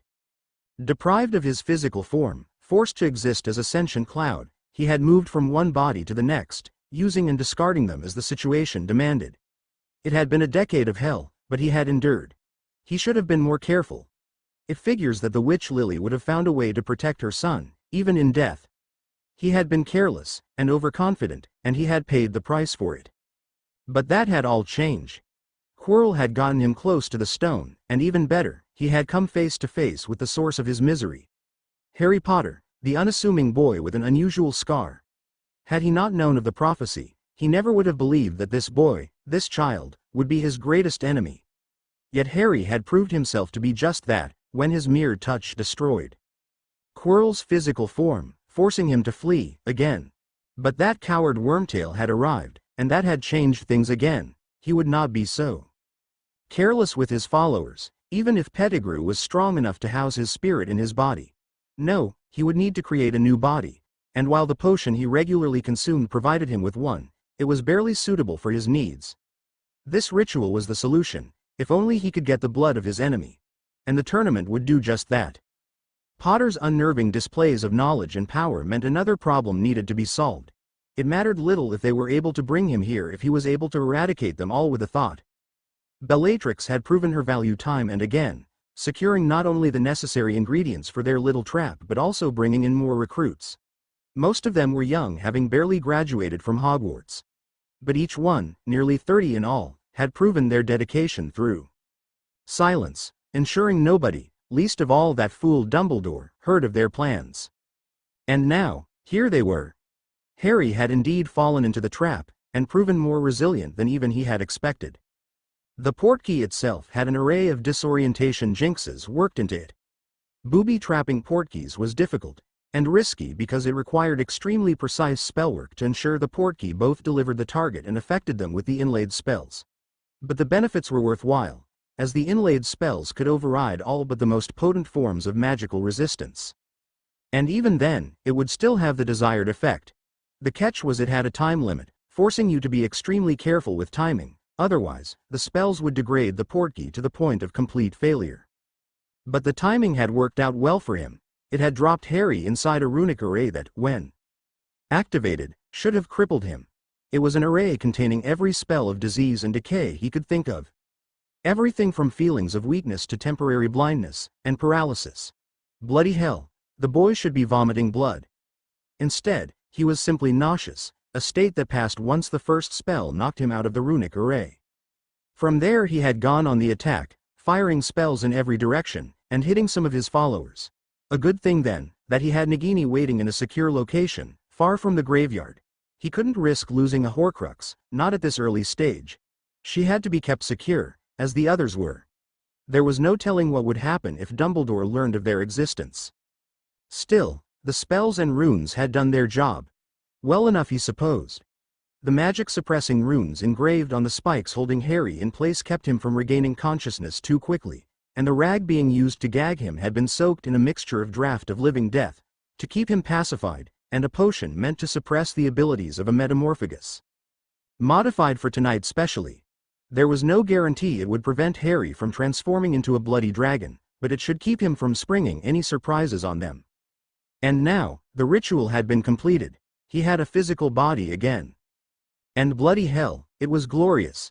Even now, he felt stronger than he could remember. Magic flowed through him as freely as water in a rushing river. His senses tingled as they took in the sensations that came with physical form, for the first time in years. And as he ran his hands over his scalp, he knew using Nagini's venom had served him better than he dreamed possible. He could feel the beginnings of claws emerging from his fingers, and his head. It had the beginnings of a bony crest atop it. The venom. And his heritage as Slytherin's heir, had worked in unison to bless him with the visage of the King of Snakes. Watching from his position, crucified to the angel of death, Harry watched as Voldemort finished inspecting his body, before commanding his followers to robe him. The old Voldemort, the one he had beaten in the Battle of Hogwartgen, reminiscent of a snake, complete with a noseless face. But this was something else. This didn't look like snakeskin. It bore more of a resemblance to an albino crocodile, or even dragon hide. Instead of a smooth scalp, there were the beginnings of a crest sprouting from his skull, not unlike the hybrid form. How in the hell is this possible? The ritual takes strength from the enemy. Before, it took a portion of your mother's protection. Now, it has taken some of our power. He is stronger than before, but even less human. Their talk was interrupted by the sounds of Voldemort, commanding Bellatrix to present her arm. Happily complying, Voldemort pressed his wand to the dark mark and summoned the remaining Death Eaters still free. It wasn't many, about a dozen in all, no doubt a result of Harry's performance at the World Cup. Malfoy, Crabbe, Goyle, Parkinson, Avery, Yaxley, McNair, Nott. The Carrow twins, Gibbon, and Jugson were all dead, either by his wand directly, or executed by the Ministry. He had been counting on that. What he hadn't been counting on was a recruitment drive while in hiding. Bloody hell, he was a fool. He should have forsaken preserving the timeline, even if it was meant to give them an advantage. He should have traveled here the first chance he got and nuked Voldemort at the first opportunity. He could worry about tracking down this lot later. He tried being clever and it had worked against him. Well, as they say, hindsight is 20/20. They were still here, and while he could sense the immense power radiating from Voldemort, he was far from invincible. Still, he had to be careful. While Voldemort was never the type to retreat or admit defeat, he wasn't a fool. All the steps he had taken tonight, freeing Bellatrix, recruiting all these extra Death Eaters, and the trap he had lain, it all pointed to Voldemort's survival instinct winning out over his pride and his paranoia. As he began chewing through the gag, not an easy thing given something was suppressing his transformative abilities, he analyzed the situation. All that time spent as an Auror had to count for something in this scenario. 24 Death Eaters, including Bellatrix and Wormtail, though given he was still writhing on the ground in pain meant he was hardly a threat, along with the 12 that had just shown up. 36 Death Eaters, and Voldemort himself. It would be tough, but doable. The only question was where that bloody snake was. My friends, welcome. It has been far too long, 13 years, to be precise. 13 years it's been, and yet, here you stand before me, as though it were only yesterday. Here we stand, united under the dark mark, in service to the cause of the purebloods. But then, he paused, sniffing the air dramatically. Why'd detect the stench of guilt, of treachery? Those dozen who had arrived fidgeted where they stood. Some of them seemed to try and fall back in with the crowd but were pushed forward by the newcomers. 12 Death Eaters, veterans of the First War, stood before their master, heads bowed, both in reverence and abject terror of their master's wrath. Oh Merlin, not this bloody speech again. On the upside, the longer he talks, the more time we have. Now, hurry up with that gag. The sooner it's out, the sooner you regain your power. Back in Hogwarts, Hermione sat in the stands with Brian and Anna. The two students had been one of the best things about this year, and seeing their enthusiasm was infectious. Even knowing what Harry would be facing in the maze and the graveyard, she couldn't help but feel confident in Harry's chances. But now, as the minutes ticked onwards, the crowd became restless over the disappearance of the winning champion, especially after Cedric had carried Fleur and Krum back out of the maze, claiming Krum had been bewitched with Imperius to use the Cruciatus curse. Looking over at Sirius and Remus, she knew, as they did, that this had happened in the original timeline. Minus Cedric surviving, a definite improvement, the timeline was still on the same course. Even so, she felt something within her soul. A deep sense of unease at the situation. Whatever happens, Harry, please be careful, don't leave me alone. Back in the graveyard, Harry had almost finished chewing through the gag. He didn't have dragon teeth, but he still had his strength, and he was almost ready to spit the gag, and whatever noxious concoction it had been soaked in, out of his mouth. All the while, Voldemort continued his speech, reminding Harry of the control he had over his followers. Not one of them, new or old, had moved a muscle as he spoke. When he cast Cruciatus on one of his older followers, nobody had even twitched at the sound of his screams. And still, Harry continued to chew through the gag, as Voldemort laid out his plans. The Dementors would be recruited when Azkaban was cracked open, Fenrir Greyback would summon the werewolf packs and the giants would be recalled from their banishment. He would rebuild his army of dark creatures and Death Eaters, and Harry was hearing all of it. Until he finally finished chewing through the gag and spat out the rag that had been stuffed in his mouth. Then, all eyes turned back to him. "Ah, Harry Potter, our guest of honor. I was so caught up in my little reunion, that I had almost forgotten you were here, standing on the bones of my father. I'd introduce you, but I dare say, you're almost as famous as I am. The boy who lived, and now, the boy who cannot die. Such lofty titles, Harry. A pity your legend begins with a lie." "Where's the lie, Tom?" Harry's voice was laced with venom. "That you bungled killing a baby, or that you were outsmarted by a Muggleborn?" Bold words, Harry, especially from one nailed to a statue, to be expected given how brave your fool parents were. "But you are correct, I did make a mistake that night. I underestimated your mother. You see, when dear sweet Lily Potter placed herself between you and me, I thought her a mere fool. But she had lured me into a trap. That night, when she gave her life for you, she powered a form of magic I hadn't anticipated. Her love had invoked old magic, something I should have foreseen, powering the ultimate protection. I could not harm, or even touch him. But the tables have turned, Harry. I can touch you, now." With that, Voldemort grabbed Harry's leg, right where the dagger had cut into him to draw blood. The wound hadn't healed, and Harry felt the sting of pain in his leg as Voldemort's claws dug into his skin. The hiss it drew from him was far from the cry of pain from when he still had the Horcrux lodged in his skull, but Voldemort didn't know about that then or now. Now, he could only content himself by bringing this small amount of pain to his adversary. "New body or not, you lost that night, and I've beaten you again since. But you haven't killed me, not before, and not now." Voldemort paused as he returned to his followers. "Nor will you, or that fool Dumbledore ever kill me, now that I have achieved immortality." "Really? Well, congratulations. I can only imagine the depths you sunk to hold the Reaper at bay for a few more seconds." Voldemort's face twisted into a cruel sneer, as the Death Eaters shuffled backwards, minus Bellatrix, too eager to see what her master would do. "Your glibness does you no credit, Potter, nor will false bravado save you. But, I am a merciful lord, and you have impressed me this past year. So, I offer you this one chance. Join me. Swear your allegiance to Lord Voldemort, and I shall spare not only you but your dearly beloved wife." Harry was stunned by this turn of events. He had been thrown off by the presence of additional Death Eaters, an oversight on his part, and it had cost him. But now, Voldemort, the man who had tried to kill him based on a prophecy, was offering to spare his greatest enemy in exchange for subservience. Now he realized just how badly he had disrupted the timeline. Voldemort was scared of him, especially after everything he had demonstrated. He had already feared WHA enough to try and kill him as a baby, but now that he's seen a taste of Harry's true power, he must have been terrified. But now that he had a new body, one empowered far beyond its natural limits by the ritual, he was confident, but no doubt still wary of his enemy. With that in mind, Harry could only do one thing. Heh. Heh heh heh. Ha ha ha ha ha. Ha ha ha ha ha ha ha ha ha. The laughter echoed across the graveyard, once silent as a tomb. The Death Eaters had heard the mortal enemy of their master, an abnormally powerful teenager, be offered a chance he had never extended before, a chance for mercy. They had heard their master offer the boy who lived a chance to not only save himself but to save the life of his soulmate. And now, he was laughing at the proposition like a maniac. It bounced across the tombstones, echoed within their hearts, and reached deep into their very souls to grab hold with a grip as cold as the void.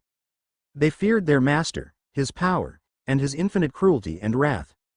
Now, they feared his enemy as much, perhaps even more so, than their master. Even Bellatrix Lestrange, the mad witch whose loyalty had seen her broken out of Azkaban, looked decidedly uncomfortable as she shuffled backwards, while Pettigrew looked ready to soil himself if he hadn't already. When Harry's laughter died down, he looked at Voldemort, now glaring with a cold fury, and smiled at him. A very generous offer, Tom, but I'm going to have to decline. Is that so? Then you leave me no choice, but to end your life, and extinguish House Potter forever. Quite ambitious of you, but see, you'll never be able to kill me. Oh, and why is that, boy? The Death Eaters and Voldemort went silent as they waited for Harry's response. They had expected some verbal retort, perhaps a quip of Voldemort's prior failures, or even some obnoxious speech about the light, or whatever rot he might have heard from Dumbledore. What they were not expecting was for Harry to free himself. But the boy hadn't used magic to do it. He didn't use some wandless incantation to do it. He had simply freed his right hand by pulling it off the spike, allowing it to pass through his hand in its entirety. With his free hand, he had pulled the spike in his left hand out and drove it into the ropes holding him up, breaking and dispelling them at once. Dropping to the ground, he had stood tall, and held his hands up, allowing the Death Eaters to see the holes in his hands. Then, as he closed his eyes, they watched in stunned disbelief as his hands healed themselves, the holes sealing themselves perfectly, leaving not even a scar to mark their former presence. Lowering his hands, he looked at the now wide-eyed Voldemort and spoke with a cold certainty. You can't kill me, Tom Riddle, because I'm stronger than you. Flicking his wrist, his wand, having returned to the holster of its own volition, appeared in his hand, and Voldemort snapped out of his stupor. With a roar of hatred, he cast his first spell, with Harry responding in kind. Avada Kedavra. Canter Asa. The two spells collided, exploding in a wave of magical power, shattering the nearest tombstones. The Death Eaters behind Voldemort moved forward, ready to assist, but Voldemort barked at them. Stay back. He's mine. A second killing curse was fired, intercepted by a shattered chunk of tombstone. Soon, an avalanche of broken stone flew toward Voldemort, the remaining tombstone shards flying at lethal speeds. With a jab of his wand, a bombarda was sent directly into the mass of broken stone, blasting the pieces outwards, as Voldemort cast a third killing curse, only for it to be cancelled out by another bone-shattering curse. Come now, Tom, is this really the best you can do? Harry's voice called across the graves, infuriating Voldemort, who sent a flurry of curses at Harry. Some he recognized, a withering curse, the organ-rupturing curse, and the ever-feared flesh-eating curse.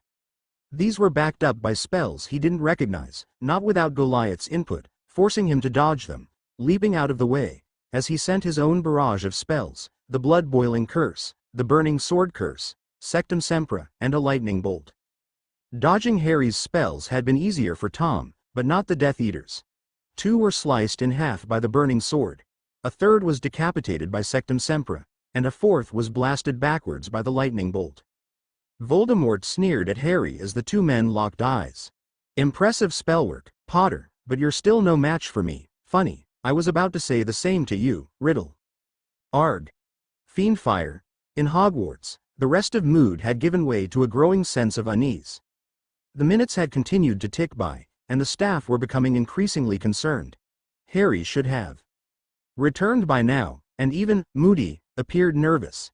Sitting in the stands, Hermione could guess why the fake was becoming nervous. He had expected his master to have finished with Harry by now, sending his corpse back using the portkey. Instead, his disappearance was being dragged out, and the longer he remained, the more he feared being caught. The more he feared being caught, the more likely he was to try something. Looking over to Sirius, she saw him in conversation with Amelia and the judges. While it was now undisputed that Harry had reached the cup first, there was still the question of where he had gone. She knew, and Sirius likely knew too. But Sirius couldn't admit that without revealing the disruption to the timeline, but she could. Signaling Sirius, she motioned, with her eyes and hands, that she wanted to talk with Sirius and Amelia. As Sirius made their excuses, Hermione rose from the stands, promising Brian and Anna she'd be back as soon as she could. Stepping away from the crowds, she met with Amelia and Sirius behind the stands, where Sirius cast spells for privacy, and Amelia appeared frustrated. Mrs. Potter, you have something to tell us. I do, Madam Bones. I think I know where Harry is. Amelia's eyes went wide. How do you? Of course, your soul bond. Are you certain you know where he is? I am. I can't give it a name, but I think I know a way for you and the Aurors to learn. We need to step out of the anti-apparition wards first though. Amelia fixed Hermione with a hard stare, before nodding her head. I'll grab my off-duty oars. Whatever this is, be ready for anything, Hermione. As Amelia went off to gather her oars, Sirius turned to Hermione. Think the pup's doing okay? I don't know, Sirius. I really don't. Harry never said how long he was gone the first time, but somehow, I just know something's gone wrong, and, do you know how to apparate? I haven't had the chance to actually do it yet, but Harry and Goliath have been teaching me a lot. I know I can do this. Sirius nodded at his godson's wife. All right. Be safe, and bring our boy back.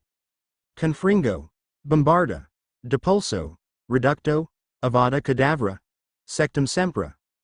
Back and forth the spells were cast, as Harry and Voldemort unleashed their power upon each other.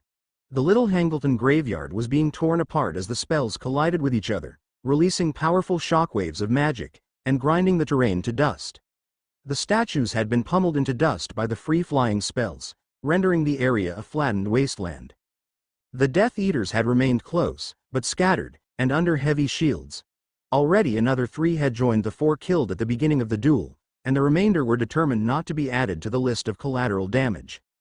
But this was immaterial to Harry and to Voldemort.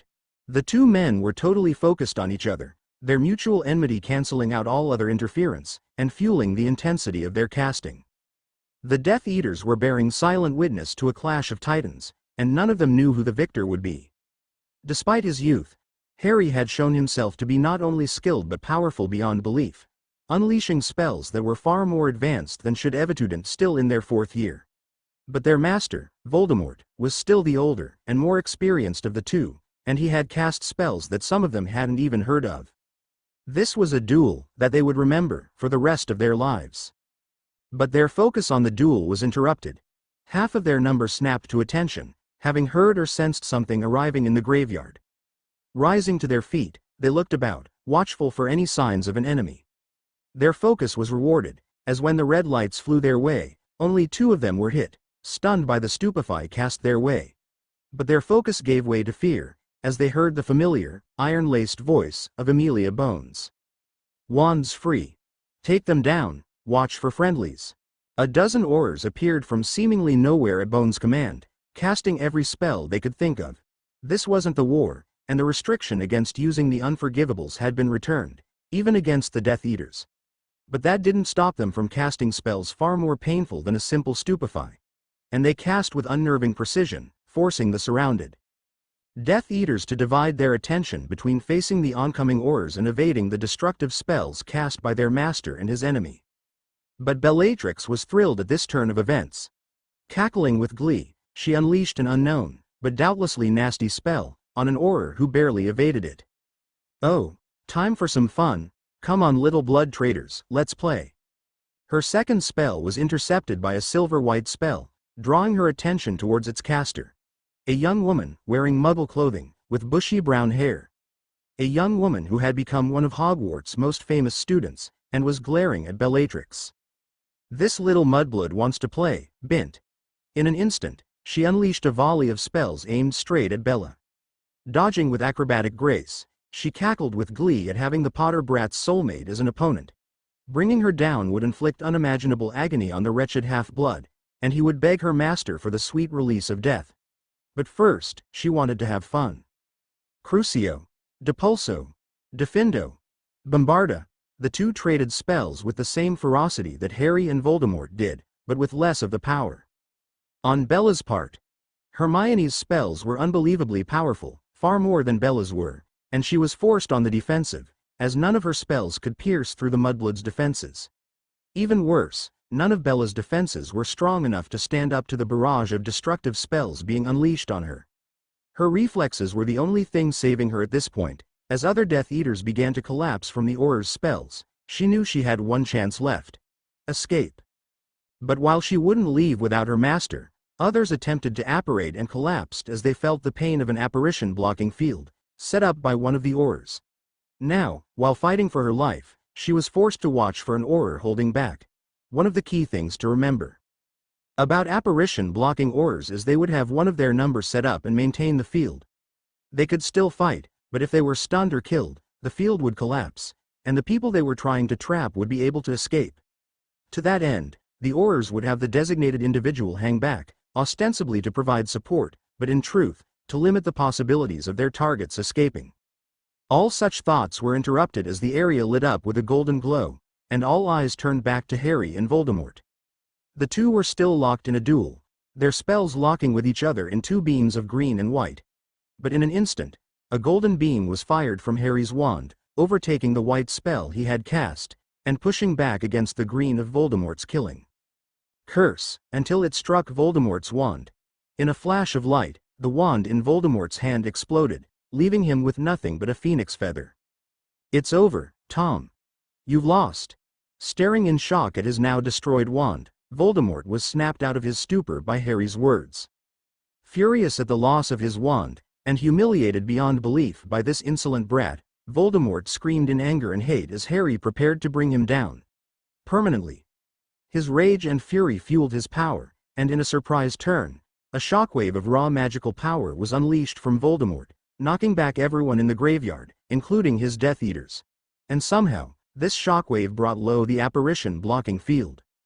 No, no. Rising to his feet, Harry cast a powerful bombarda straight at Voldemort, strong enough to reduce his upper body to mush. But he was too late.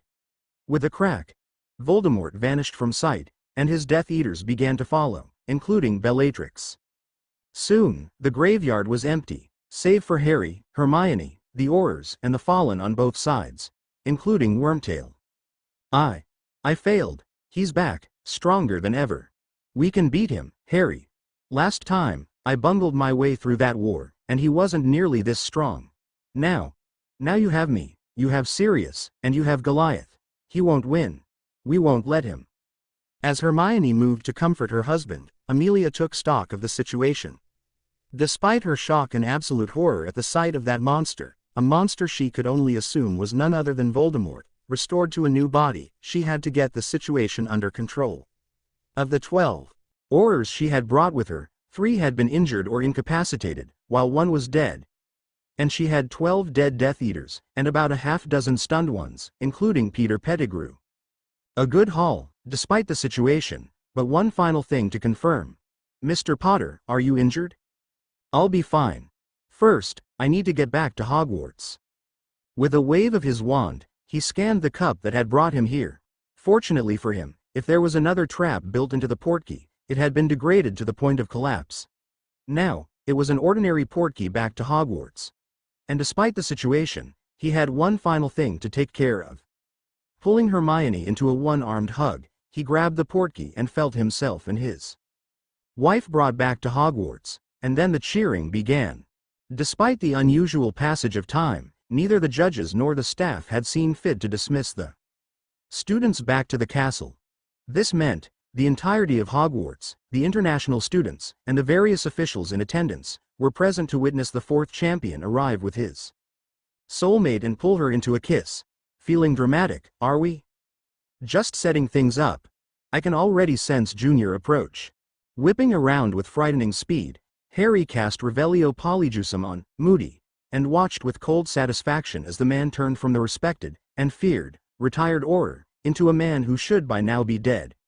Realizing his cover had been blown, Junior readied his wand to bring Harry down, only for him to be encased in ice by Harry's Halitus Hemes. Raising his wand high, he bellowed his next words. Let that be a warning to any WHO would think of taking the dark mark. With the crowd silenced by this display, Harry turned to leave, only to fall to one knee after his first few steps. Looking at his leg, he saw that the gash by Bellatrix had only gotten worse thanks to his battle with Voldemort, and the pain was only getting worse.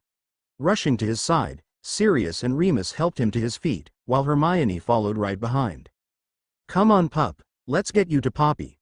Harry, my boy, fighting the urge to groan, looked at Dumbledore approaching them, and suppressed his urge to tear out his throat with his teeth. "I need to know what happened while you were gone." "You can ask my godson those questions later, Albus, if he decides to answer. Sirius, it is of the utmost importance." "For Merlin's sake, Albus, Harry needs to see a healer." Professor McGonagall came up from behind Albus and silenced him with her words. "What's of 'tis finding the real Alistair Moody?" Albus hesitated, briefly, but finally nodded his agreement. You're right, Minerva. Organize a search of the castle, starting with his quarters. I'll help the Aurors transport their prisoner. While Albus seemed to get the situation back under control, Harry and Hermione were led back to the castle by Sirius and Remus. I failed, Moony, Padfoot. I failed to stop him. Pup, we'll worry about that later. Right now, you need to see Poppy before she decides to sticky charm you to the bed for treatment. Chuckling at his godfather's words, he let himself be brought to the hospital wing. There, he could already see the other champions on their beds, including a still-breathing Cedric. At least one thing went right tonight. Sitting on the bed, Poppy ran her diagnostic spells and soon retrieved a variety of potions for him to take. After which, it would be time to sleep so they could do their work. Sirius, Remus, Hermione, I'm sorry. What for? Hermione asked, concern in her voice. For letting you down. I got overconfident, and it just might cost us. Harry, Remus placed a hand on Harry's shoulder as he spoke. This isn't on you, and this isn't your burden alone to bear. We're here, and we're not going to back down. Voldemort might have come back, but he's not invincible. You know that better than anyone. But he's stronger now, stronger than ever before. He might even be as strong as. Doesn't matter, pup. Sirius was calm, cool, and confident in his words, so different from his usual lighthearted self. You beat him when you weren't nearly as strong as you are now, and you can beat him again. Get some rest, pup. When you wake up, we'll tackle this, together. As sleep began to overtake him, Harry lay back in bed and smiled softly. Voldemort may have gotten away, but they were right. He'd beaten him before, and he could do it again. But this time, whatever they came up with, he wasn't going to flounder about in the dark. He was going to fight. With everything he had, he was going to destroy Voldemort and ruin Dumbledore. He was going to face the two most powerful wizards of his time and win. That was a promise, not for himself, but for his loved ones. Chapter End Notes. For those about to ask why Albus relented so easily in his interrogation of Harry, it's because he realized there were potential prisoners he could get the information from. Please drop by the archive and comment to let the creator know if you enjoyed their work.